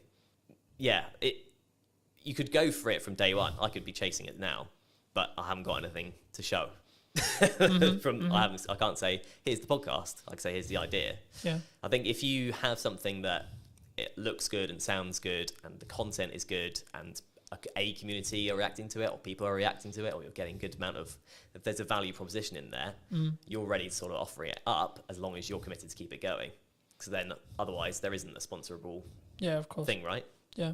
Do you think, I mean, I'm glad you mentioned like rhythm, is what I call rhythm of shows. Do you think that you kind of alluded to it, maybe weekly or bi-weekly, like, because I know there's some people who maybe listen who are like, I can only do once a month. Yeah. Right? Would you say that would stop them doing a show, or do they need to organise filming in such a way or producing in such a way where when they launch, they've actually got enough to do weekly, for example? Yeah, I think it kind of probably depends on the content, what the podcast is about. There's a lot of complicated algorithm stuff with YouTube and stuff. You definitely know more than me about that. But that kind of dictates that you need things to be weekly or you get lost. That's what I've sort of read. I think the buzzword we could use here would be you have to be consistent, right? You have to commit to what you're saying. For me, I do weekly because it can work. And how I do that behind the curtain-esque is I just film a shit ton. Yeah. So then I've constantly got content, right? So for me, I've kind of got content buckets. Like, so I'll have stuff that's just me involved. For that, I'm about 6 weeks ahead of schedule in respect to like what I'm editing, in respect to what I'm filming. And then from a podcast point of view, as I alluded to earlier, I'm filming 7 episodes this week. But 7 episodes won't go live this week. No, right? Of course not.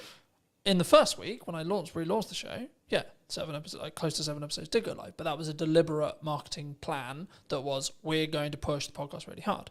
Now, I'm doing clip generation through AI. I'm doing clip generation with me, and it's a yes and strategy rather than a yes or strategy. Because I think so many people, they look at, we could use ops clips, we could use an editor, we could use this, and they don't say, what if we do and, right? How do you look at it from a post-production point of view? Should someone, when they want to start doing a podcast, I mean, I guess it's audience-based, and it's the person, right? Whether they've got resources to throw at it, etc. But should someone who's starting a podcast, maybe a corporate or a medium-sized business, and they want to do a podcast, should they get into the trenches first and start? Or should they just pay someone like us to come in and help them with it from day one, would you say? Yeah, I think if you're taking it seriously, you need a producer of some kind, an editor of some kind, realistically. To do that exact strategy, as you mentioned, have X amount ready to go. Yeah. And then it just kind of mitigates against all kind of problems coming up. You know, the studio isn't ready, available. Studio isn't available, someone doesn't show up. Someone's sick. Yeah. You like, for me, there's client delivery weeks where I cannot fit it in. Physically, there's no gap in my calendar, it doesn't happen. Yeah. Right? But then I also have the week after, the 2 weeks after, where I'm like, this is podcast filming week. Yeah. Then I'll have a month where I don't have that, but because I've got a load of bank, and that's why I constantly try and bank as much content as I can when I can film it, that I can then be in a position where actually it's fine, right? So if I do fortunately get really busy with work, which is a nice problem to have, I guess, right? Which is actually the reality I'm now in, because I have an abundance of content, an abundance of, I guess in some ways it's a mindset thing around like, I don't need the work. So to an extent, actually the work's more there because I'm showing up differently, I think. But I think for me, like, especially as I'm doing a clip strategy as well as the YouTube, like the YouTube is a focus, sure. But for me, and just quickly as we're talking algorithms very quickly, the way YouTube's algorithm currently works, basically, in a nutshell, is you'll be served a piece of content that you like when you open the platform. So it'll pull, not push, it'll pull the content for you. And what will happen is when a piece of content goes live, so I put a new podcast out, I put ours out, etc., it will send it to a specific audience sector, okay? And then it will say, okay, cool, this audience sector watched X amount, Y amount, it got number of views, etc. If that is, and the threshold changes, right, and it's the unknown bit of the algorithm, but if the threshold, if it hits above a certain threshold, it will then be served to a similar sized new audience. Then it will check the threshold again and repeat. So when something goes quote viral, what's happening is the watch time, the likes, the views, whatever it is, whatever metric they're waiting on at the time, is basically scaling repeatedly into new audiences, and the reaction from every new audience is great. So it's greater than the next one. So it then serves it to a larger audience and larger audience and so on, so on and so on. That's how it gains momentum. But even virality videos will lose momentum eventually. Yeah. Just because it will be oversaturated to the market. It will go into a different part of the audience, etc., etc. TikTok's known for this. And then people will start clicking off or not watching it, and then you'll just watch it sort of drop off. Right. You know? But then there's also the reason why like YouTube's so powerful. So you can have a video that's been it's got 5 views. 6 months, 12 months time, for whatever reason, triggered by the algorithm, 1,000 views. Right? I've watched it happen. I'm sure you have as well. And I think for me, it's not necessarily about looking at what the algorithm is rewarding or isn't rewarding. It's more about what content can you create on a consistent schedule that you're passionate about, that you can speak from, that puts you in a position to put your best foot forward. When you look at working with people, are you quite picky and choosy? Or are you in a fortunate position where you can be picky and choosy when you work with people on their podcasts?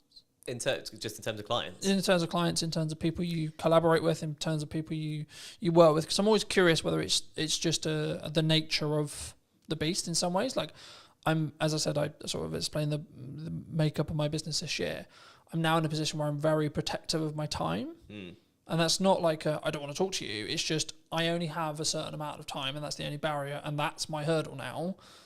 Because actually I'm okay on cash flow pretty much all the time because of my retainers. I'm okay because of project delivery. I've got a strong pipeline, and I'm good on content because I've got a large pile. So now I'm like, how can I best spend today? And how can I be as efficient as I can, in that respect? So is that, I guess the question, I'll re-ask it, but like, is it something you personally do?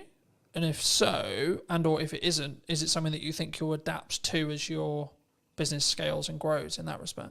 Yeah, I think it's a stage thing. So at this stage, I'm picking up what I can, where I can, effectively. If there's something I particularly don't want to do, I'm not going to do it. I was just saying, is there still a line? There's still a line, I think. Yeah.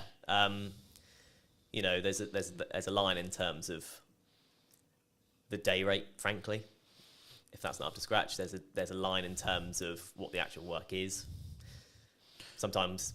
Do you think people struggle with? So I've said no to certain clients just on like, not necessarily political ideology, but their approach, how they come across, whether they respect my time, things like that. And I think people, they sometimes worry, what if I say no? What if there's, like, do you think that's it comes from I'm aware that I'm overusing the word insecurity, but I can't think of another way to describe it.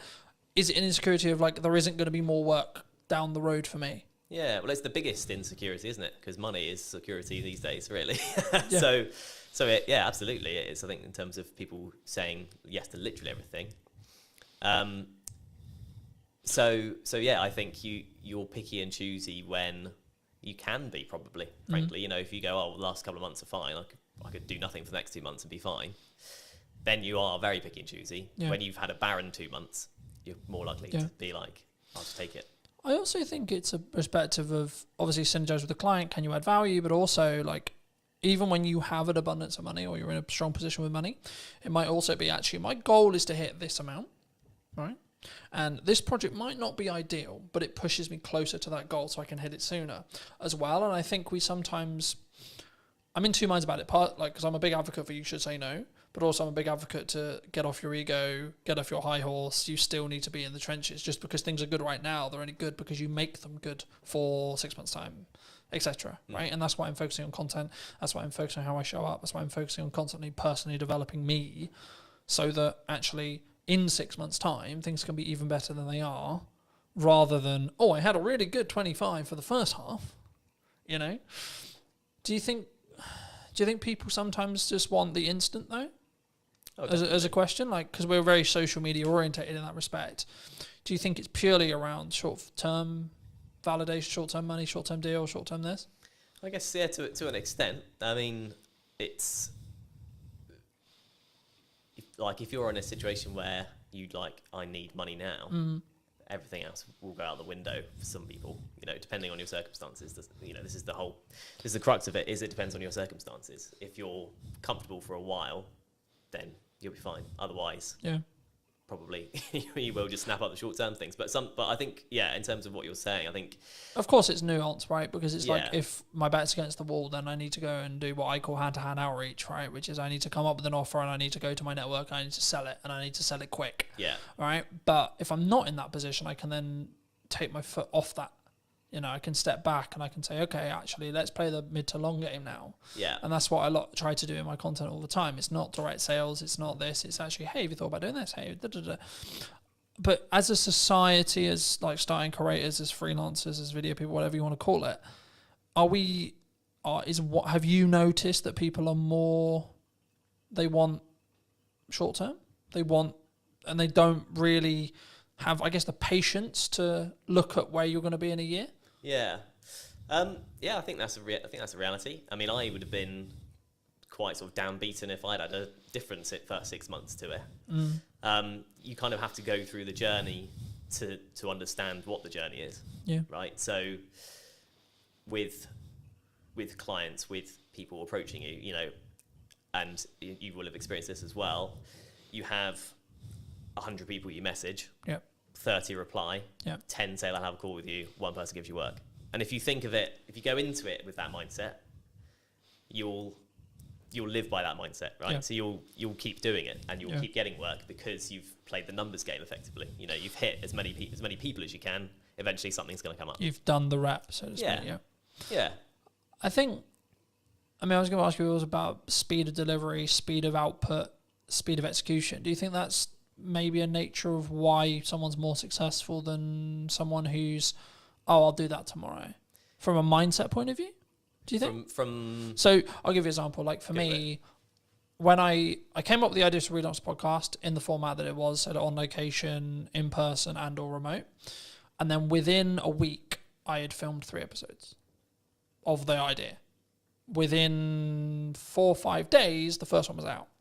Because I didn't let myself get into that will be on the to-do list for next year. That'll be on to-do list for next summer. That'll be on the to-do list for 3 months' time. Because I knew I'm only going to get the results. I'm only going to start getting the data if I start outputting.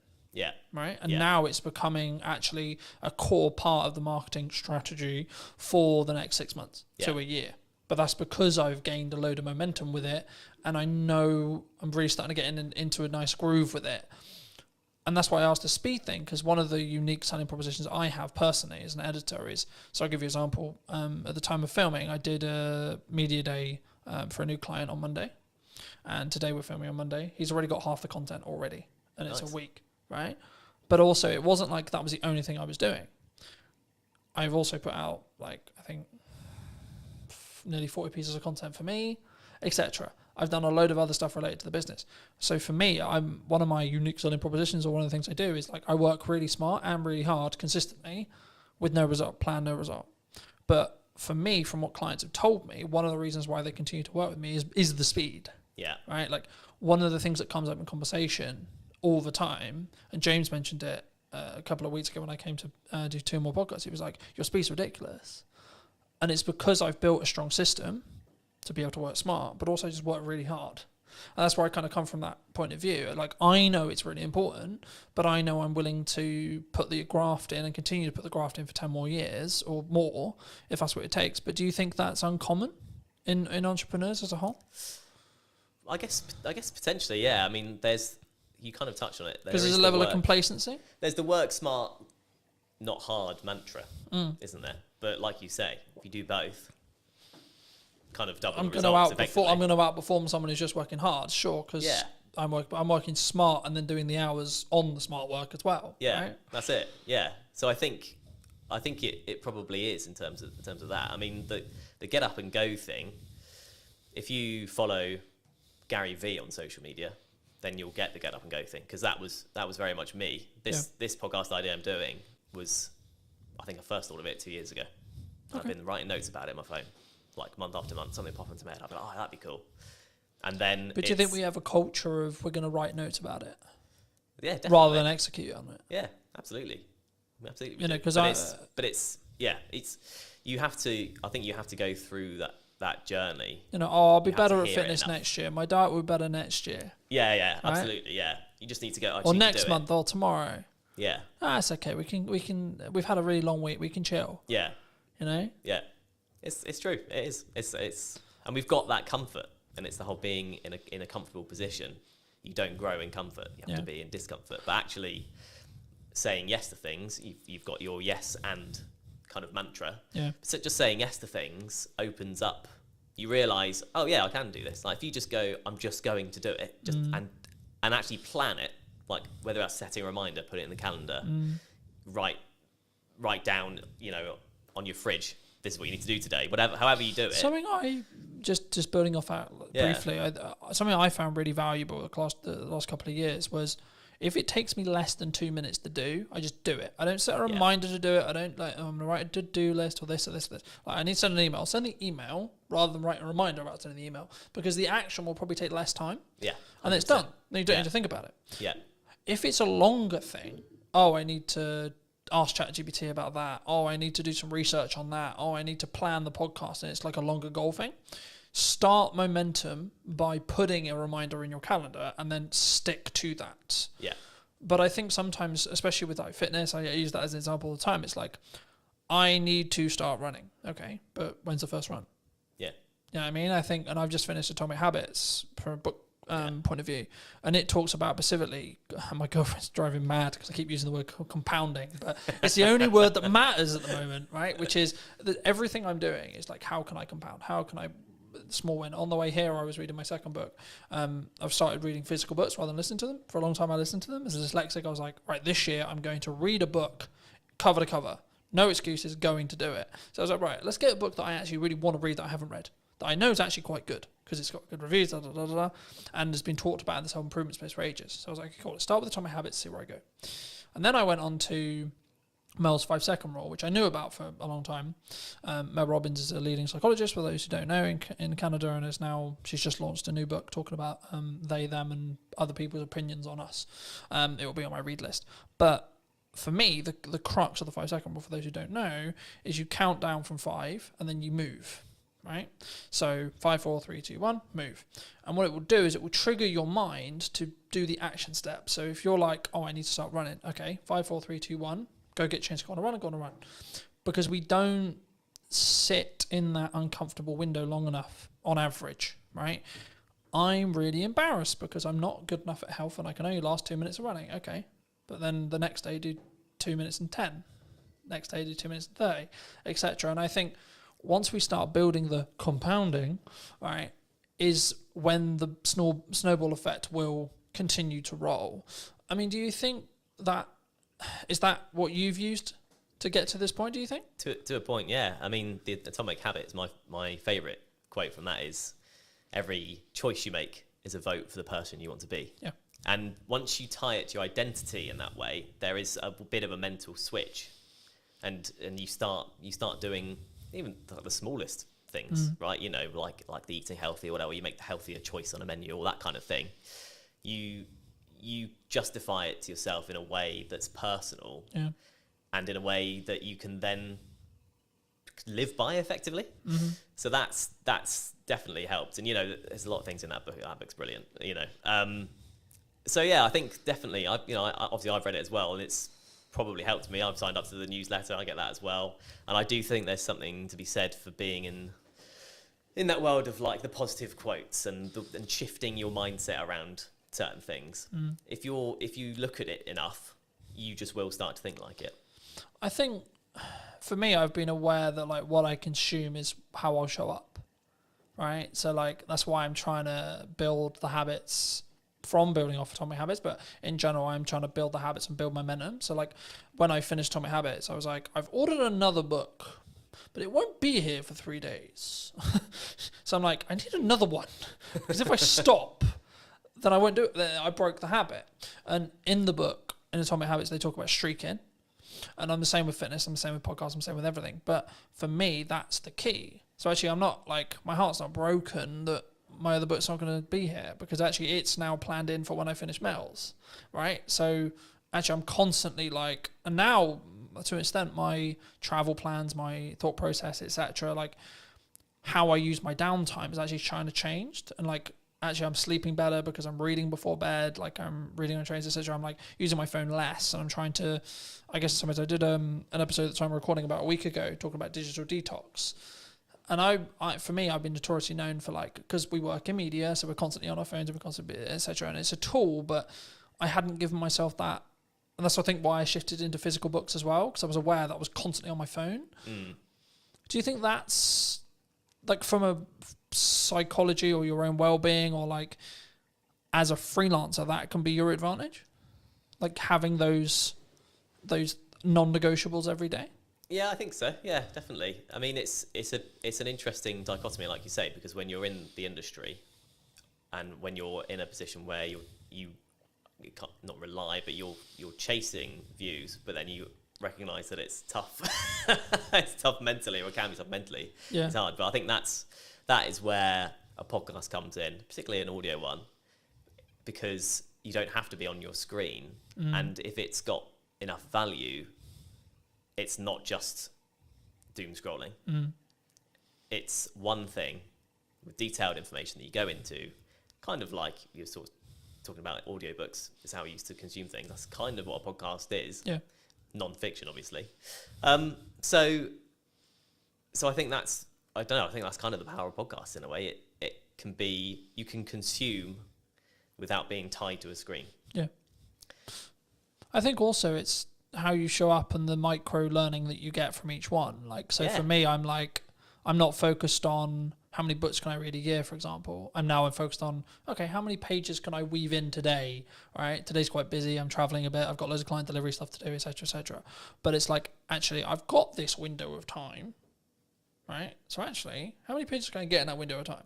Okay, cool. Gamify it. And then I'm also, to an extent, I'm rewiring the habits that I had. So previously when I would travel, I'd be constantly on my phone or constantly like listening to music or watching YouTube videos, which is not a bad thing as long as it's educational, sure. But for me, I'm curious to see where I'll be in like 3 to 6 months when I'm deliberately scheduling in time, whether it's travel or etc., to physically kind of disconnect from digitized stuff, especially as I live and breathe digital. And that's why I thought I'd mention it, because like for me, that's something I don't think we think about when we look at the podcast as well. Because I think what you'll find, and I'll be curious to see if we do an interview in a year about whether your money management skills is like compounded really, really hard because you're constantly talking about money, right? I found I'm becoming an infinitely better marketer because I'm constantly talking about marketing, right? So I noticed little things like, hold on, I said that thing in the podcast, but I'm not doing it with my own content, right? So you mentioned hooks earlier. I'm not doing strong enough hooks on the ones I'm editing. Okay, how do we do that? How do we fix that? So now I'm focused more on how do I create a really strong captivating hook? That will probably grow into how do I create a micro trailer? Yeah, I expect as an editor, but also the knock-on effect for my clients will be they'll get a better product. Yeah, which in turn means I'll be able to charge more. Which in turn means I'll have more money to either give myself a longer buffer or outsource to do other things and scale the business that way. Do you think, like, I don't want to specifically like steal in some ways a lot of your podcast, but if you could rate yourself on money management right now, where would you rate yourself? 10 being incredibly good, you know where every single pound's going. 1 being, I've got no idea what's in my bank account. Yeah. There's a psychology fact about ask someone for a number between 1 and 10, everyone says 7. But that's kind of where I'm tempted to land on that, really. You know, I've been on my own journey with it, definitely. And, you know, I married an accountant, so that's helped me quite a lot. And, you know, just being in a relationship, she's super savvy. She's closer to the 10 mark than, you know, most people I know. But just being with her has helped me probably come up from a 5, frankly. Okay. In your 20s, you're in like a 3, you know, generally speaking. Yeah, there's a question that is going to be on the podcast, which is how often do you check your bank account every day? And in my 20s, it was as little as possible because I just didn't want to know. You push it away, right? You go. Does that come from you were anxious about it? 100%. I was at university, But it's shit. How much money have I spent? Exactly. Yeah. How much has gone on beer? I don't want to know. How much I spent last night? I don't want to know. So I don't remember last night, but I remember there was a card involved. Shit. Yeah, Shit. exactly. But once you sort of learn to look at it regularly, it empowers you. I've found empowers you because you go, okay, well actually I'm in control rather than just letting it all just slip and hope for the best. And if it's overdraft, it's overdraft. So I've kind of been on that journey, which is a small thing. I'm not trying to claim I've been on an epic money journey. Nothing dramatic's happened either way for me, but that one thing, kind of going back to the mindset thing, has helped massively. But again, you ask everyone. I'll ask you, how often do you check yours? 3 to 4 times a day. Right, there we go. Since I was in business. Right. For business, same as you. Just hide away from it. Never fucking terrified of it, right? That's it. In business where I know I've got to pay for shit and I need to work out where that money's coming from all the time. And I'm doing a technique at the moment where I'll hide a significant amount. Whenever I get paid, I hide a significant amount of my money away into an account that happens to have 4.1% on it. Happy days. Yeah. But it's actually the point of I deliberately, yes, I'm doing well, but I deliberately live on a lot less. Yeah. And I deliberately keep, in regards to what I see every day when I check my bank account, a lot less because it allows me to keep pushing forward and keep thinking I need to find another way to invoice something or have more money coming in, A, but also B, when there is an emergency, I can go, I'm actually good. Yeah. You know, I can fix that problem. Hidden account will fix. Yeah, so this is an example of how I use AI. AI is currently tracking for me the books I'm reading, what my takeaways are, how much am I showing up, what my fitness is, where my money is being allocated and how and why, and how well that's doing and how in line I am with the goals, how the podcast is doing, how many episodes I've filmed, how many episodes have gone out, what views are going on, what views are likely to happen in the future because it can extrapolate the data from, okay, you're here now and then in 6 months I think you'll be here. You're following the growth rate. So people, and I wanted to talk briefly, and I'm aware of time, so I think we'll wrap up soon, but I wanted to talk a little bit about AI with you. Yeah. Because I think it's, people are either going to use it to be more efficient and have a lot of those things being monitored for them, as I mentioned, or they're going to sit on the moral of, I don't want to. You know what I mean? Yeah. I'm not doing it because it's the world's over. Yeah. You know, and we're all going to lose our jobs. Do you think we're all going to lose our jobs? Not necessarily, is what I'd say. I think it still has to come quite a long way because, and you know, people will reference the manual jobs of, you know, an AI won't fix your sink. Yeah. Maybe a robot with an AI brain could do one day. Mm-hmm. But actually, anything that involves a human at this point, largely, you need to be able to talk to someone about. Yeah. And you can have a conversation with AI, but it's slow, like, compared to talking to a human. If you just want to get to the bottom of a problem, because of the way LLMs work and how they're programmed, you can't get there quick enough. Yeah. You can't relate in the same way. You can't. It also has ask, a bias why don't you do towards this? being positive as well. So if you want constructive criticism on something, it's not very good at that. Yeah, Right? exactly. But I always use it. I've used the analogy recently of like you need to sharpen a knife to be able to cut something, right? Yeah.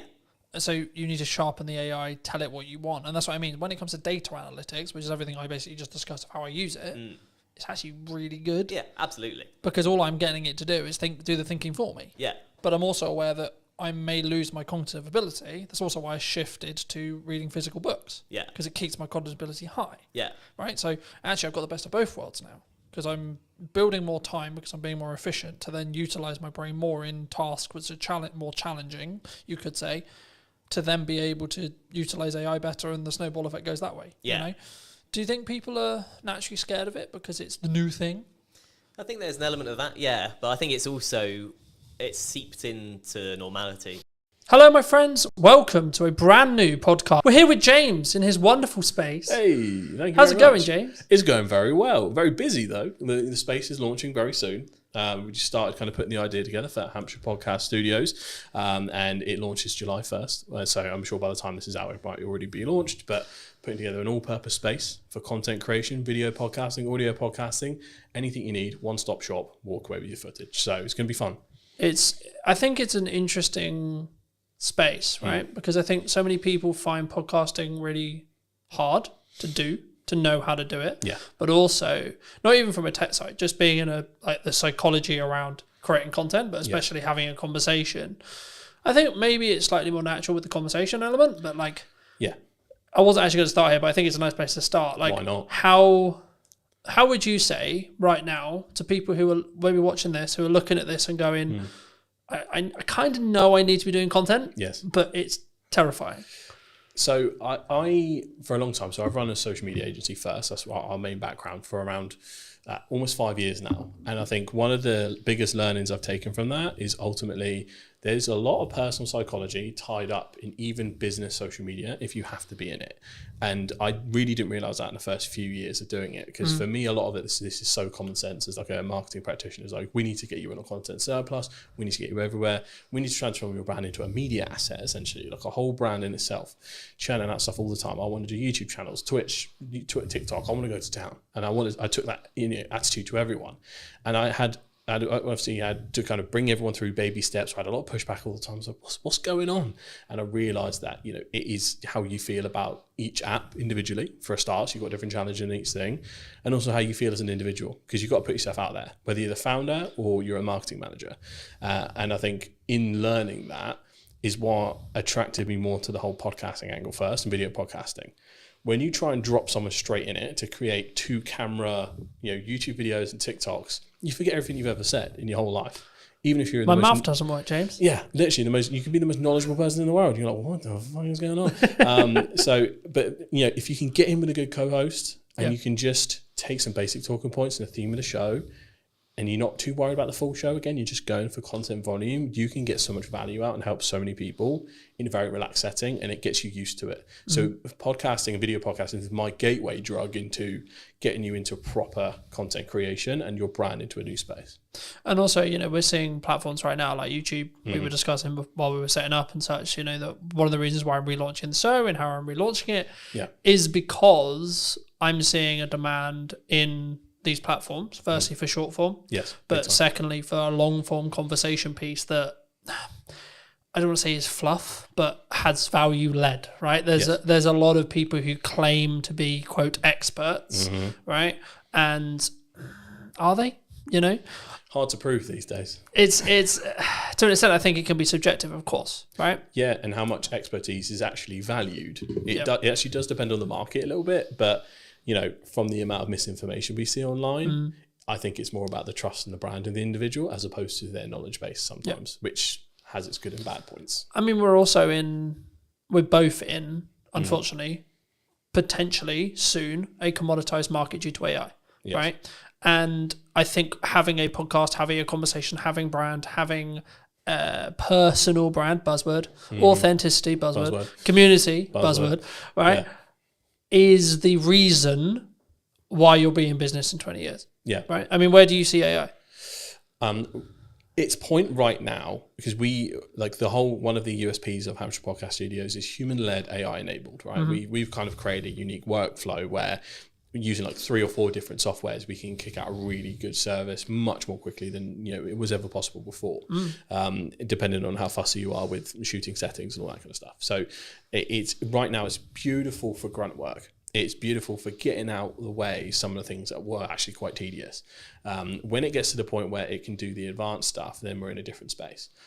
So right now I'm not too afraid of AI, but also one of the reasons I wanted to start the studio itself is so we have, we kind of own the means of production a little bit. Yeah. I think it's going to take quite a while for people shooting it in person in totality to be replaced. And I think it will go in phases. So it'll be like, short form, easy or creative content. I mean, we're seeing a lot of incredible stuff at the moment. That will be the first to go. Then like the more in details, maybe YouTube video, talking heads when you're more static, I think that might also go. And then eventually it'll be pretty much everything. But we have no idea how long that might take. It could be one of those moves way more quickly than we think in like a 3 to 5 year span, or it could be 10 to 20. Not quite sure. It is interesting, right? Because we're also in a world where AI influencers are a thing now. They will continue to be a thing, right? And I think the commoditization, the commoditization of attention, the gathering of attention, is what marketers want, right? Yes. What we're talking about when we go into detail and we add value is the tactics and the nuance that comes with like when we first met, we were talking about TikTok as an idea, right? Now, fast forward, 3-4 years? Yeah, you'd be surprised how many people still haven't picked up on that one. Yeah. But again, it's... just for those who don't know who may be listening, right? Like, can you explain what you explained then, in layman's terms, the difference between a social graph and an information-based graph, or something which is more TikTokified in that respect? In terms of how the algorithm works? Yeah, the physical algorithm, how it works, and then how it also could have a knock-on effect to now what we're seeing in every single platform because of, especially meta-based platforms right now. LinkedIn will do it. It hasn't still social-based really, but give it another 2 years, I expect it will go interest-based. YouTube Shorts is interest-based. TikTok is obviously, of course, interest-based, etc. What does that mean? So for the layman, the easiest way to describe it is the TikTokification of the internet. So that's the starting point. TikTok came along. Let's say pandemic is where it really kicked off. We're all at home. This new app pops up. Oh, let's check it out. A lot of people didn't jump on it at first. That was very kind of still early, at least from a UK market point of view, very early on.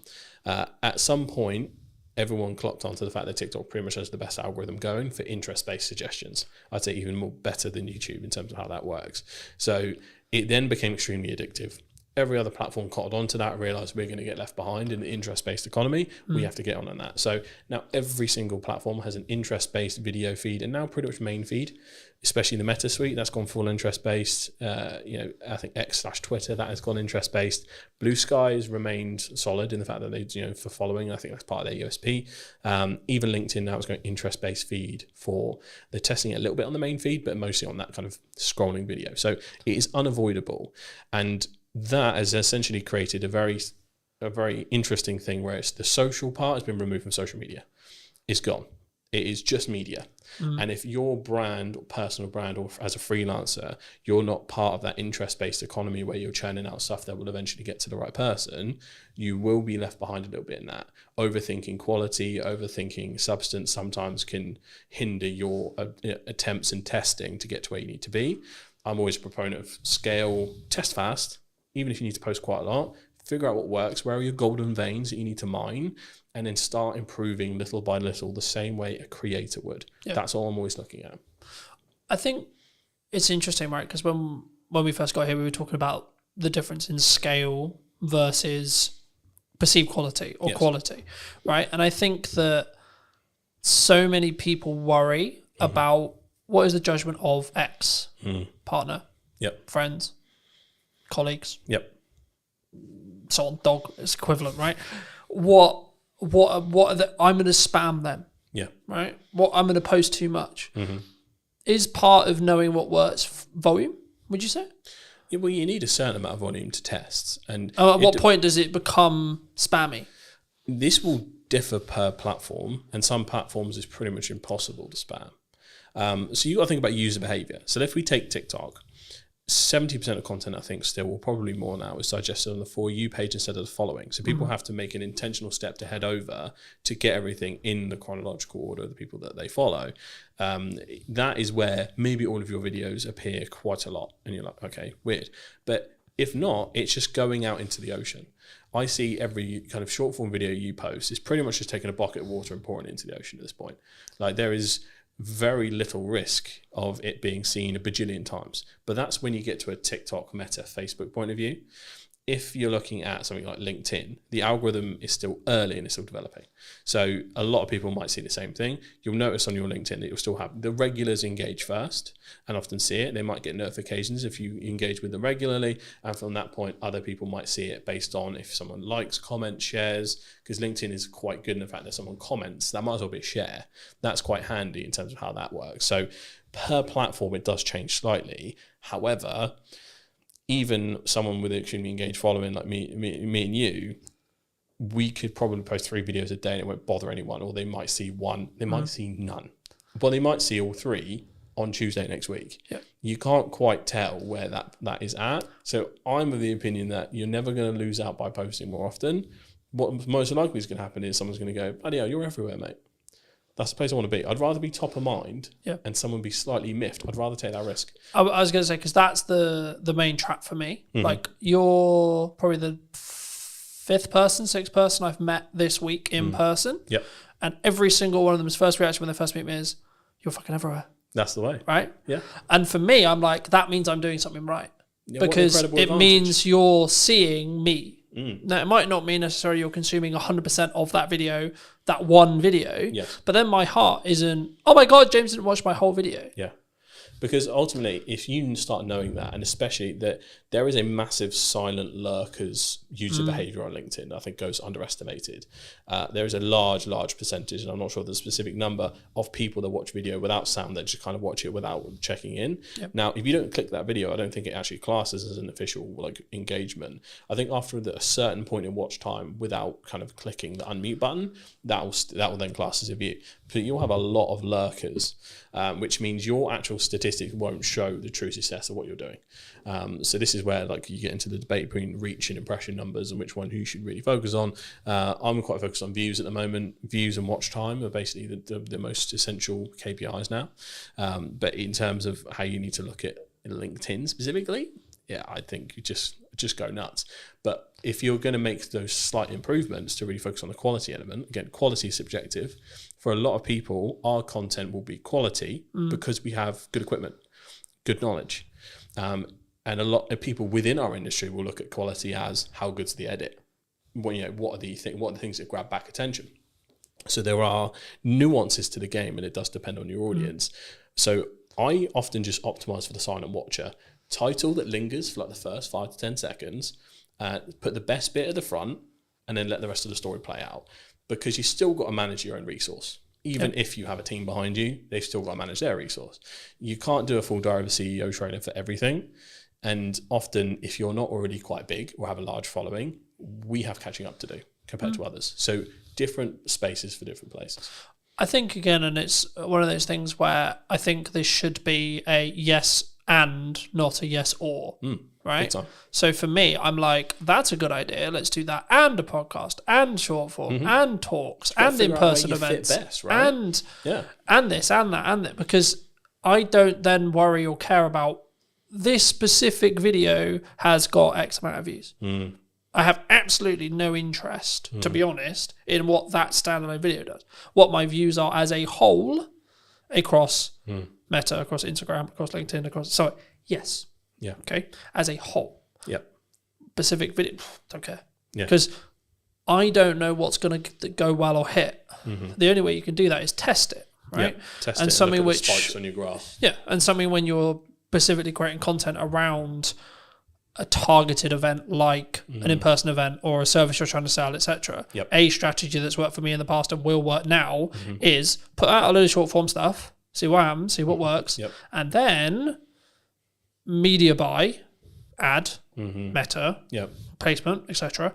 against the stuff you already know works because you've already got the viewership, you've already got the metrics, and that way you're not then potentially wasting pounds or dollars figuring out going, is this good? Now, this is one of those things where you might want to tweak the copy slightly because it's an ad and not a post, etc. Things like that. But overall, it's going to work because you already know the creative's good. You know, absolutely. And the thing is, for me, I think people they use the I'm trying to create one polished video on LinkedIn as an excuse not to be working. Yeah, because a lot of people will take that out. Again, this is where we come back to the personal psychology point. We know we're supposed to go to the gym. Do we all go all the time? Some people do. Most people don't. That's just the reality of it. It's Gary Vee that made the point originally. You know, social media is like going to the gym and eating healthily. We're going to relapse. We're going to mess up. We're not going to stay consistent all the time. We're going to have sprints where we kill it and then times where life happens. Don't punish yourself for that. Kind of go with the flow. Do what you can do best. And this is what the testing allows you to do. Find what medium is the easiest for you to create and find most comfortable. Because I've noticed that I'm a big proponent of TikTok and its uses and how it works. In terms of me creating TikTok content, I'm actually quite bad at it in terms of the pacing, in terms of how you need to deliver it. You know, sometimes some of the memes and things like that, like I personally struggle. That's why we have a good team behind us. Whereas in a YouTube or podcast setting, I thrive. And I think that is sometimes a matter of age. Sometimes I'm 28, so I'm either the oldest Gen Z or the youngest millennial. So I'm right in that center point, depending on what blog you read. So, but I grew up with YouTubers, so that is how I often visualize and say my thoughts and verbalize them. And some people will talk as TikTok because, for example, if you got your phone out, the viral hook is as you're putting the phone down. Guys, the other day I did this, right? And they'll prop their phone down. That is the telling the story or popping the phone down in the car or talking in the car or the quick flip up. This is stuff that is derived from TikTok and is done really well. And it's something you can learn, but it's not something that will come natural to you if it wasn't your first port of call almost. So you do have to adapt to where you're at. Once you test, once you get used to it, because you've got the barriers of editing, you'll hear yourself, you'll see yourself. We are so used to it at this point, it doesn't matter. But there was a point in time where we were like, oh my God. Wait, I sound like that? Yeah, literally. What the fuck? Literally. And now, for some reason, it sounds exactly the same to me. But before it sounded so different. Yeah. But there is that hurdle. So I'm very acutely aware, even in a B2B corporate setting at some of the largest companies, if I've got the challenge of bringing a video podcast in or video content, that person has to start from ground zero. Yeah. It does not matter how big that brand is. If we have to use someone, but I deal with $100 million deals, James. Yeah, and then and I go, all right, tell me now, and I put my mouth doesn't work. Who am I? What day is it? Who are you? So it's hard, but you have to practice. Yeah, this is what a lot of brands do have some hubris around it. Like I'm a big brand, we can do whatever. Yeah, it depends on your presenter. Unless you're going to bring in a professional presenter and pay. But again, should you, from a brand point of view? Because the whole point is I'm talking on camera, right? You need so the same person who sells is the same person who's talking on camera. Homegrown will always win, in my opinion. Homegrown, authentic, buzzword. Homegrown, authentic. We like our buzzwords. We do. Homegrown, authentic, and just I think not tied to perfection is probably the best piece of advice I can give when it comes to corporate content. Yeah, like something completely unedited, probably similar to how this podcast is going to be, flows nicely. You can tell it's genuine. Their corporate trust is at an all-time low as is. If you are going out with something ultra polished that's over the top, you brought a TV presenter in, good luck relating to anyone, right? It is that kind of equation. So yeah, factor that in. If you're the biggest brand or just starting, both people are kind of in the same place. Yeah. And if you are starting, I think you'll pick up things, right? Like I've noticed, you may have noticed it in the show.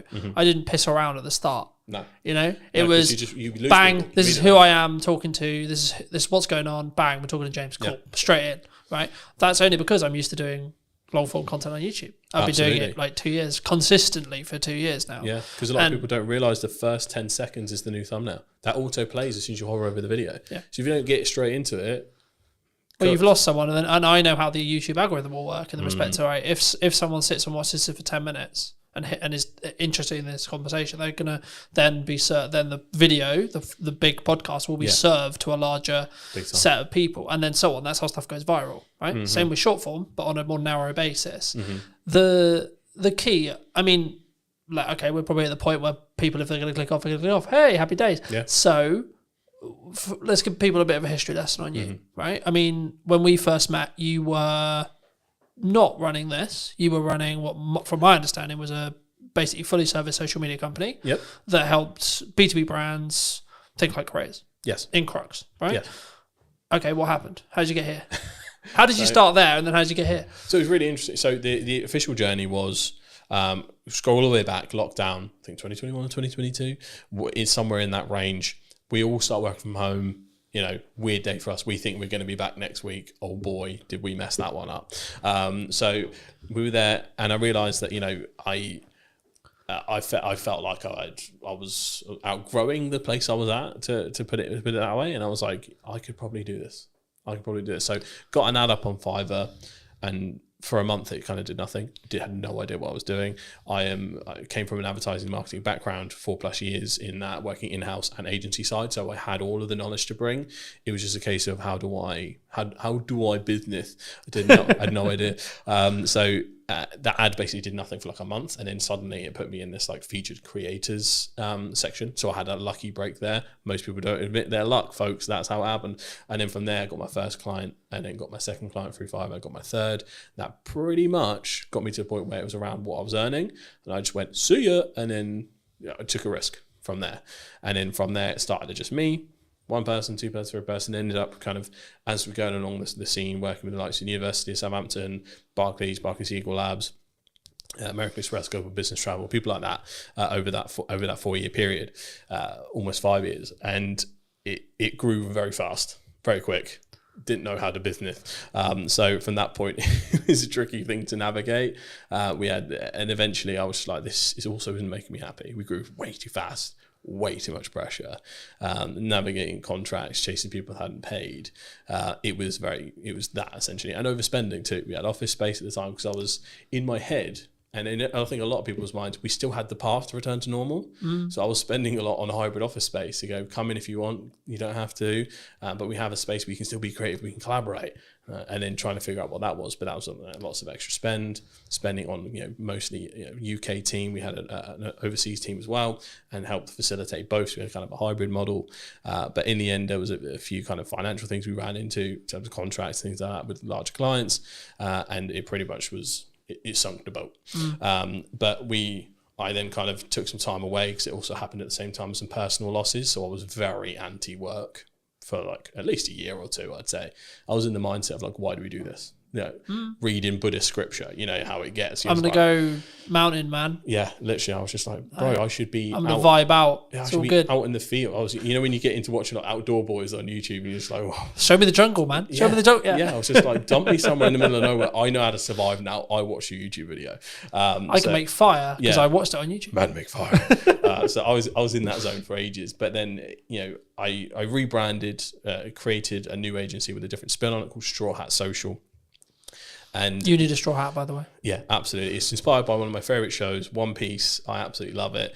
I kind of made Shogun up on the spot many years ago, so it didn't really have much personal meaning to me. But Straw Hat does. It's basically a show about pirates, and the kid who wants to be the king of the pirates. And it sounds simple, but it's one of the most complex and deeply layered shows in history. 7th best-selling piece of media ever in the entire world. So check out One Piece.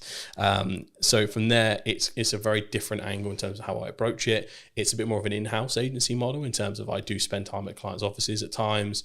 It's very involved in terms of more of a consultancy angle, because what I learned a lot of the time is most of the time there's other work to be done in the rest of the marketing cycle compared to when it was just social. So that is what Straw Hat is a little bit more. I'm still working on, I need to create a website still, all the taglines, all the rest of it. But then the next part of that was the podcast studio. And that has now been born from that journey of going. Often a lot of clients had financial troubles, especially some of the smaller ones. A lot of them needed content, but for us to produce it and for me to have a retainer good enough to support my team ended up being too chunky. And I was like, we just need a place where someone can come in, grab their stuff and go, but still have a good experience and get what they need. And it's guided by social first expertise. And that's how this was born. So that's the journey through and through. It's been really interesting. And it's a really interesting space. And I'm kind of curious where it's going to be in a year to two, right? Me too. From what we discussed. But I think that leads on quite nicely to what is the missed opportunities right now in marketing? Because we're talking about like short form is good, but it's kind of 3 years old now. The idea of it is 3 years old. Yeah, it's fairly commonplace at this point. I think a lot of brands know even AI, using AI is kind of like 2-3 years, right? Yeah, and I think a lot of people are so aware of it. I think there's multiple layers, so people are often overwhelmed by the amount of choices now. Even myself, I'm probably sat on, without no matter of a lie, about 150 clips odd that I have trouble distributing because of the time, alongside trying to do your regular duties and biz dev and all that kind of stuff. So sometimes you can hit a content surplus problem. So that's one, overwhelm. But there's also, I think things are undervalued. I don't think there's a silver bullet where like this is super underestimated, but I think because of the rise of TikTok and AI, I think YouTube is a seriously underrated platform. Because for brands especially, like my dream for Hampshire Podcast Studios is for it to be a full-blown vlog channel, podcast channel. I want it to feel like a living, breathing entity. And this is where the brand part comes in.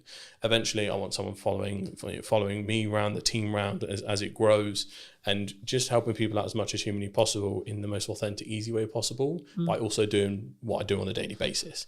I think that has a really nice ring to it. We love following bloggers.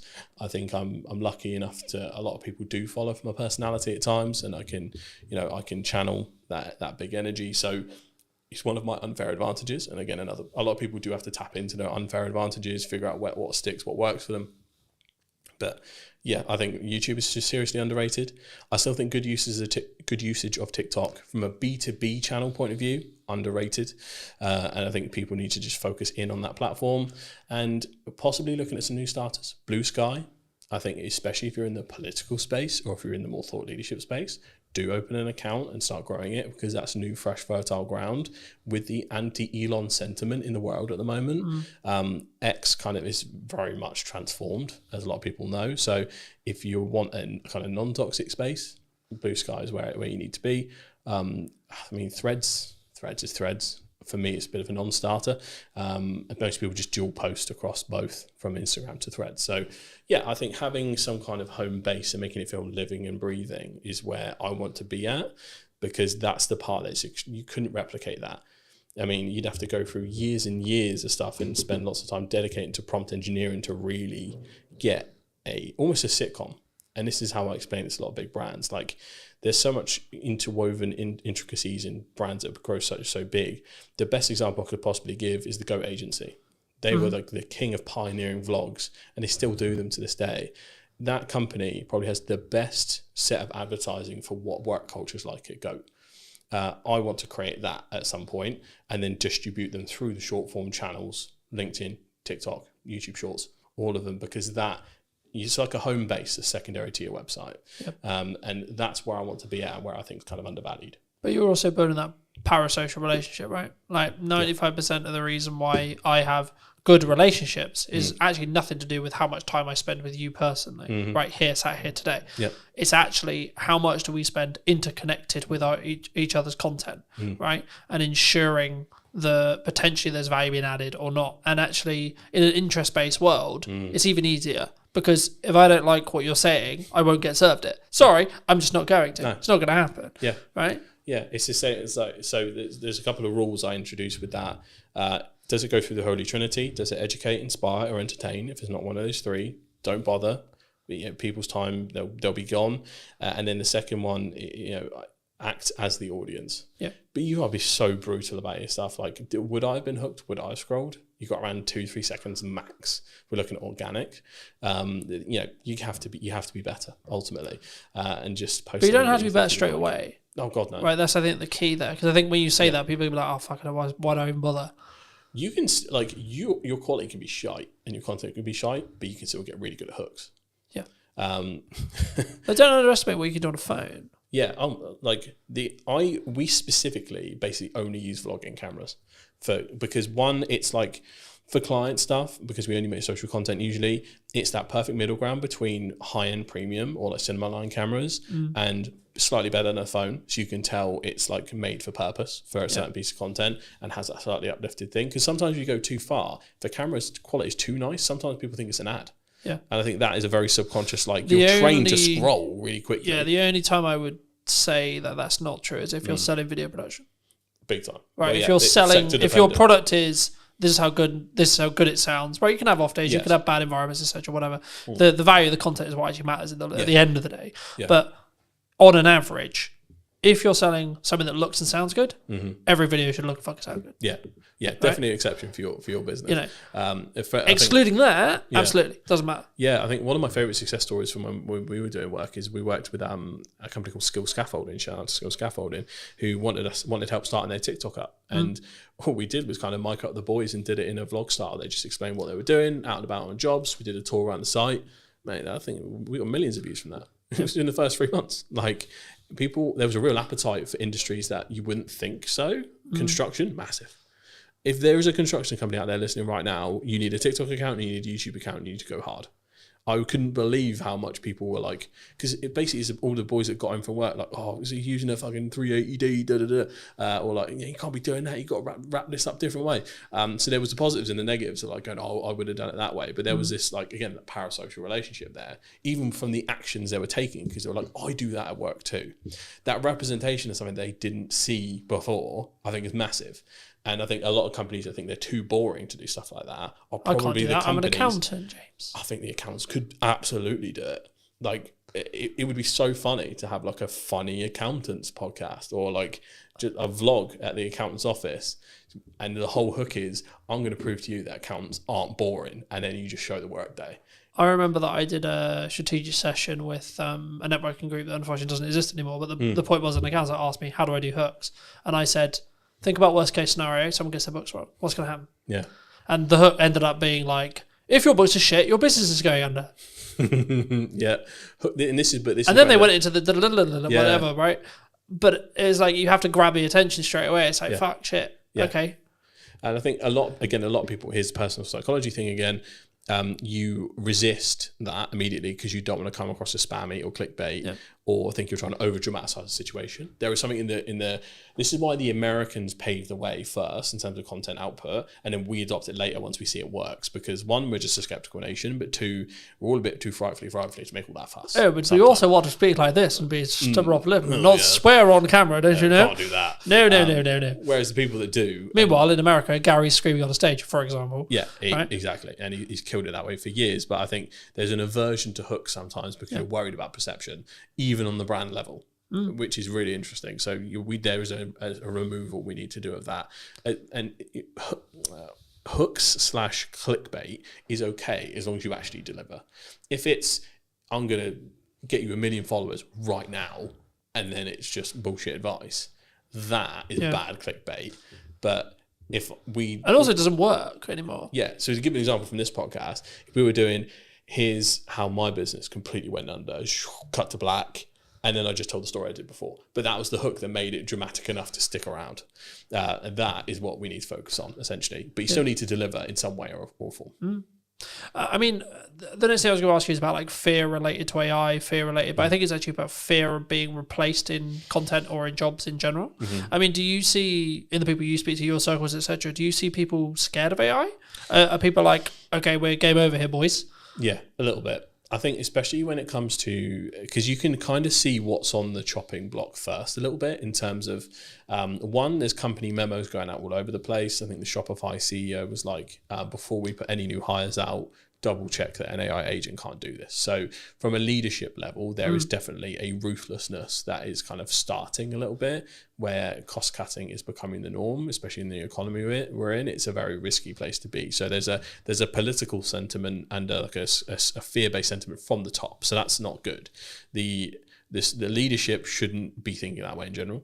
It should be to enhance every employee, not to replace employee or new hires. So that's a start from large companies that contribute. The second point is looking at, you can tell some areas are getting good fast. For instance, creating fantasy content from scratch with video. Is Google's tool VO? Is it? VO3. VO3. I've been entranced with watching like the Yeti and Bigfoot vlogs on TikTok, which sound insane, but like I've never seen.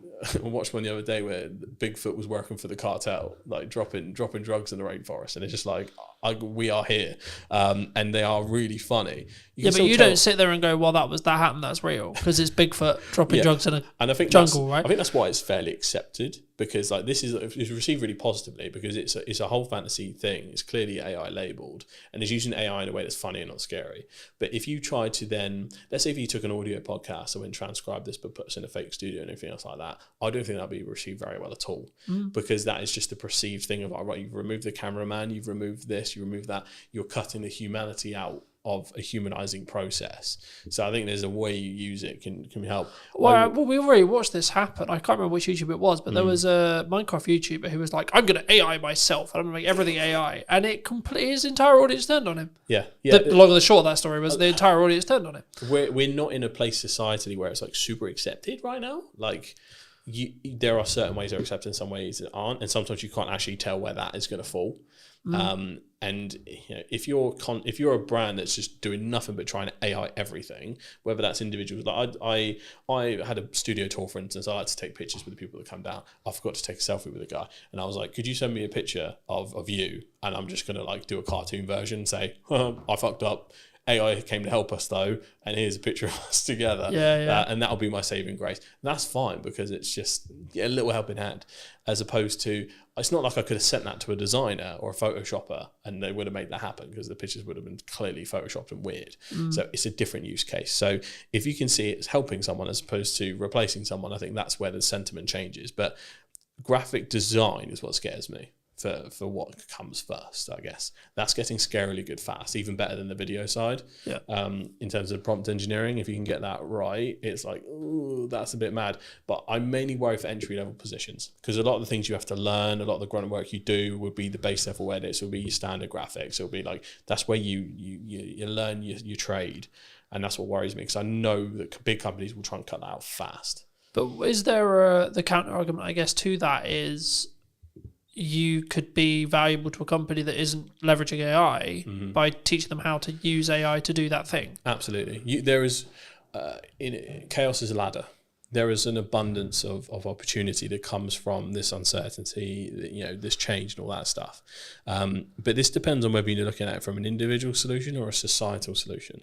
I'm always looking at it from, I could probably spin up a course tomorrow talking about how we can introduce it to your business, and this is how you don't get left behind and all this.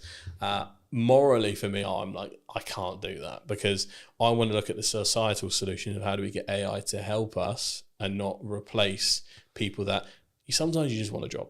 Like, I don't want to have to live in a world where we all have to be bombastic entrepreneurs and hustlers, because it is not feasible to live in a society where everyone does that. No. There was a fascinating podcast, Diver CEO, the debate between a guy called Gary Stevenson and Daniel Priestley. I respect both equally, but you could tell they were talking past each other. Yeah. One guy's talking about a solution for the individual, the other one's talking about a solution for society. And I think we do need to find a middle ground, because ultimately everyone's got to look after themselves. Yeah. If we go too far in the realms of rugged individualism, we leave everyone who's vulnerable behind. And I think there is a place where we can move forward and do this right. Yeah. But this is what's interesting. What will happen is America and probably China will pave the way in a massive way for AI development. And typically what's happened so far, the EU in general will then regulate the advancements that come from those two areas. That's typically its role. It's not really a powerhouse in terms of AI and technology, but what it does, it knows how to make rules right, GDPR, other stuff like that, and it kind of reins in rampant innovation, because otherwise people get left behind. Yeah. And I think there's so much you could go into on that, but I think the main thing is like self accountability related to your own actions, right? Like, it's interesting because obviously when I've been starting the podcast and doing the research on the show, what I want to do with it, etc. But like, even in the podcast I filmed this morning with Jack, we were talking about the fact that the economy is in a bad place, which is really weird for me to hear, to be honest. And this is going to sound really horrible, because I'm doing better than ever in respect to like commercial work. But is that because I'm self-action and I took an audit of what I was doing last year when things were harder? Like, it's not like, oh, I'm fucking immune to it. Last year was shit, right? And it was like, do I get to a position where I did my audit, I redid all my marketing, I redid all my structure, I fill in all the gap times, and then I'm very focused on client delivery? Yeah. Is that why? Because I'm 100% account. Like, I don't. Yes, you need to know what's going on in the news, but I'm not sat here going, Rachel Weezer said this. Like, we're speaking about this. It'd be easy to use that as a on crutch. The day that her Spriggs statement is happening. I've got no idea what it said. Yeah, it's probably happened. I've no idea. Yeah, I've been too busy working. There's a spending review today. Yeah, that's what I mean. But I know it's today. Yeah, I've got no idea what was said. Yeah. What? Because I've been working all day. Yeah, same here. I only got to hear a little bit of the preamble before she actually kicked off. But there is a fine balance, and I think it might be industry dependent when we look at it. So industries like ours, you can look at it in two ways. Usually, first thing they cut is marketing. The smart companies don't. When everyone brings their marketing down, you ramp up. That depends on if that company has resource or not. And if you're talking to that company, that's the right mindset. So there's that. The second thing is, it is also, everything's down to the individual. Obviously, the pandemic was an awful time economically. I came up during that. That was my ladder. I was born in the dark, raised by it. So I completely get where you're coming from in terms of, right, yeah, fuck it. If there's chaos going around everywhere, I'm just going to take advantage of everything.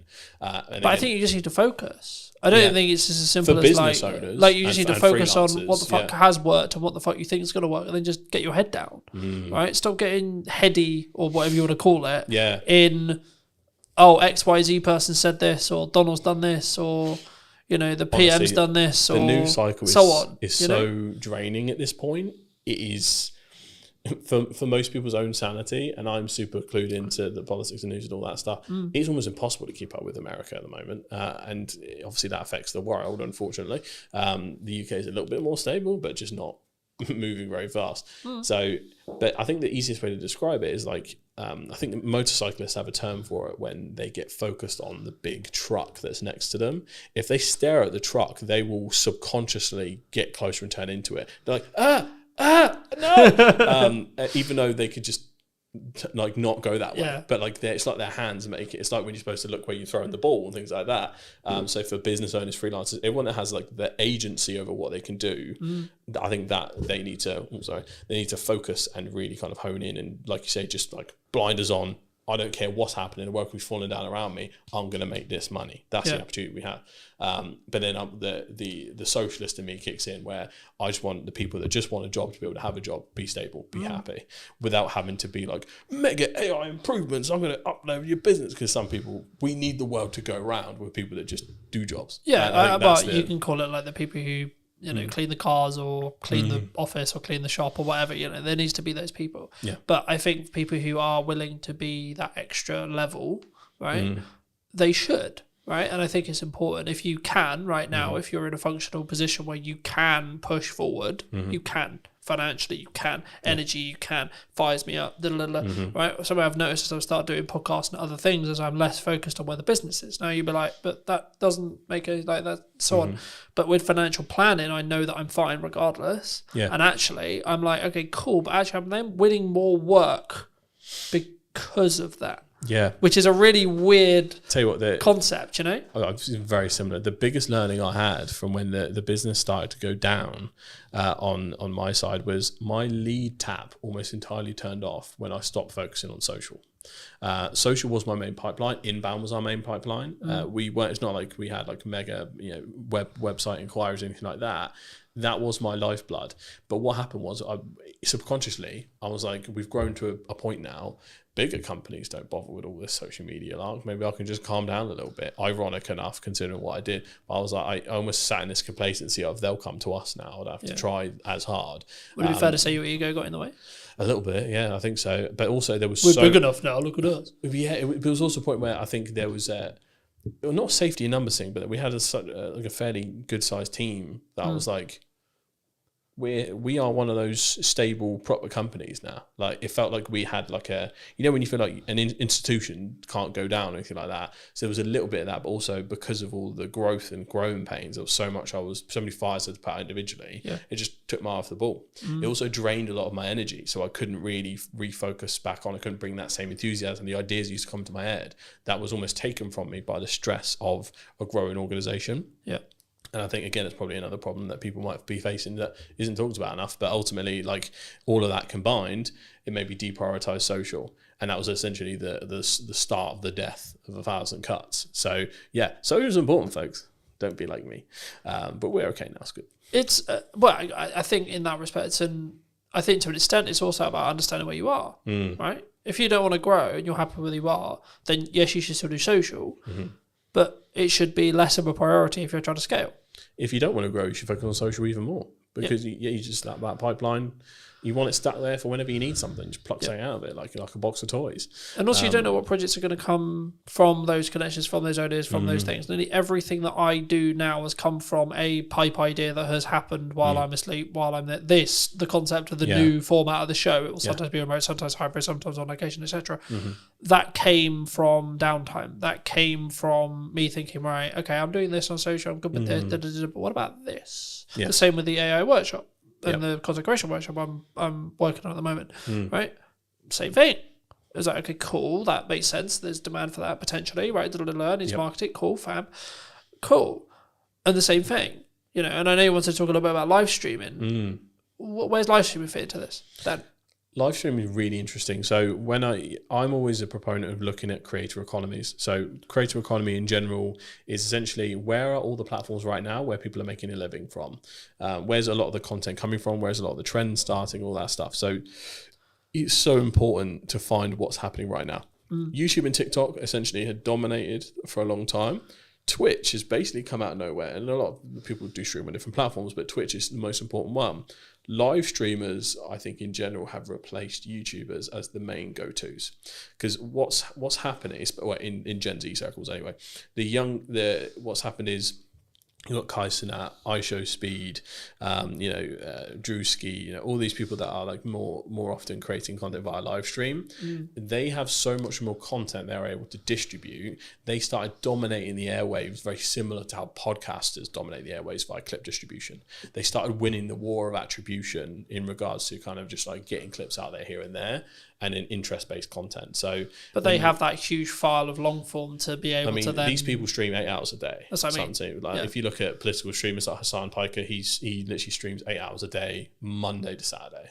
Like, it's an insane amount of content. He's giving takes constantly. Every piece of news that happens live, he's staring at the computer, essentially waiting for the next headline to come through so he can give a take. He has full thing. So, but then his editing team, which is important to mention, will then have that clip on YouTube within like 2 hours whilst he's still streaming. Within a couple of, so he's really unique in the fact that obviously he's a left wing, almost socialist creator.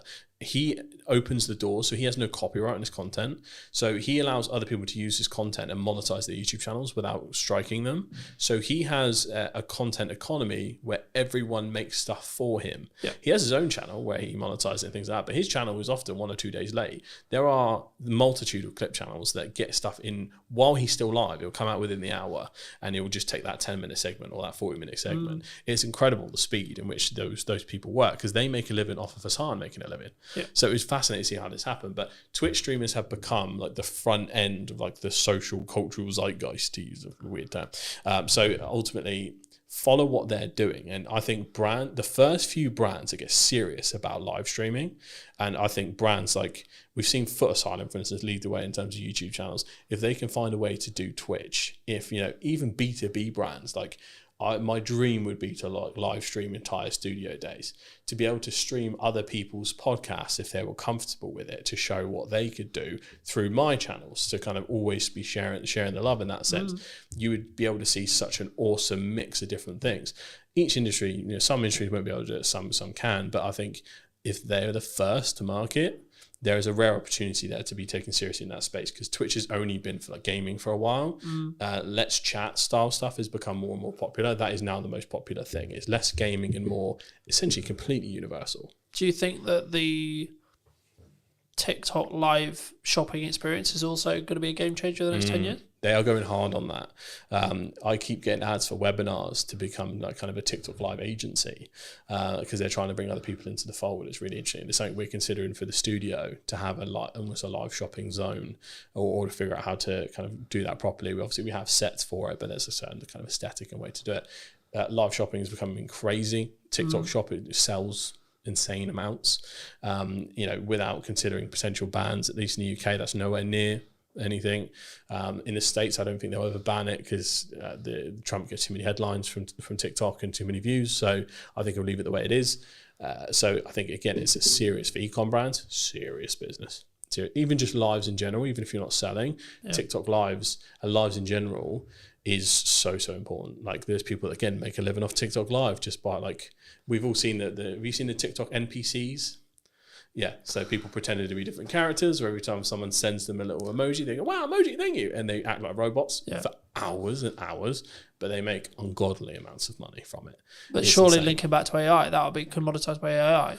Possibly. Or is it because it's an actual person being aware? Is that the commoditized point? At least for the NPC non-playable characters. For the non-playable character streamers, the whole point of it is the novelty of you're making a human being dance like a monkey. Right. Okay. Essentially, because you make them here, say have a peanut. Stuff. Here, have a peanut. Okay. Yeah. People are sat there donating £1, £2, £3, £4, £5, £10 just to make him do stupid shit. Yeah.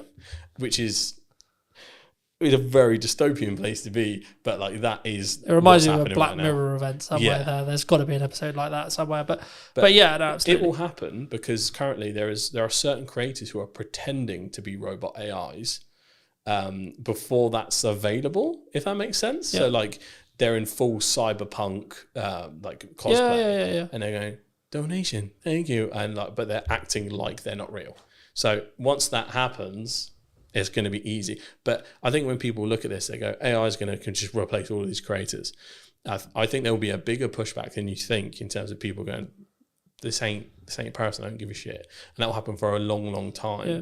And there'll be, similar to how we get ads and spam, I think a big portion of AI content will be treated as such, as essentially slop. And then from that point, it will kind of develop from there.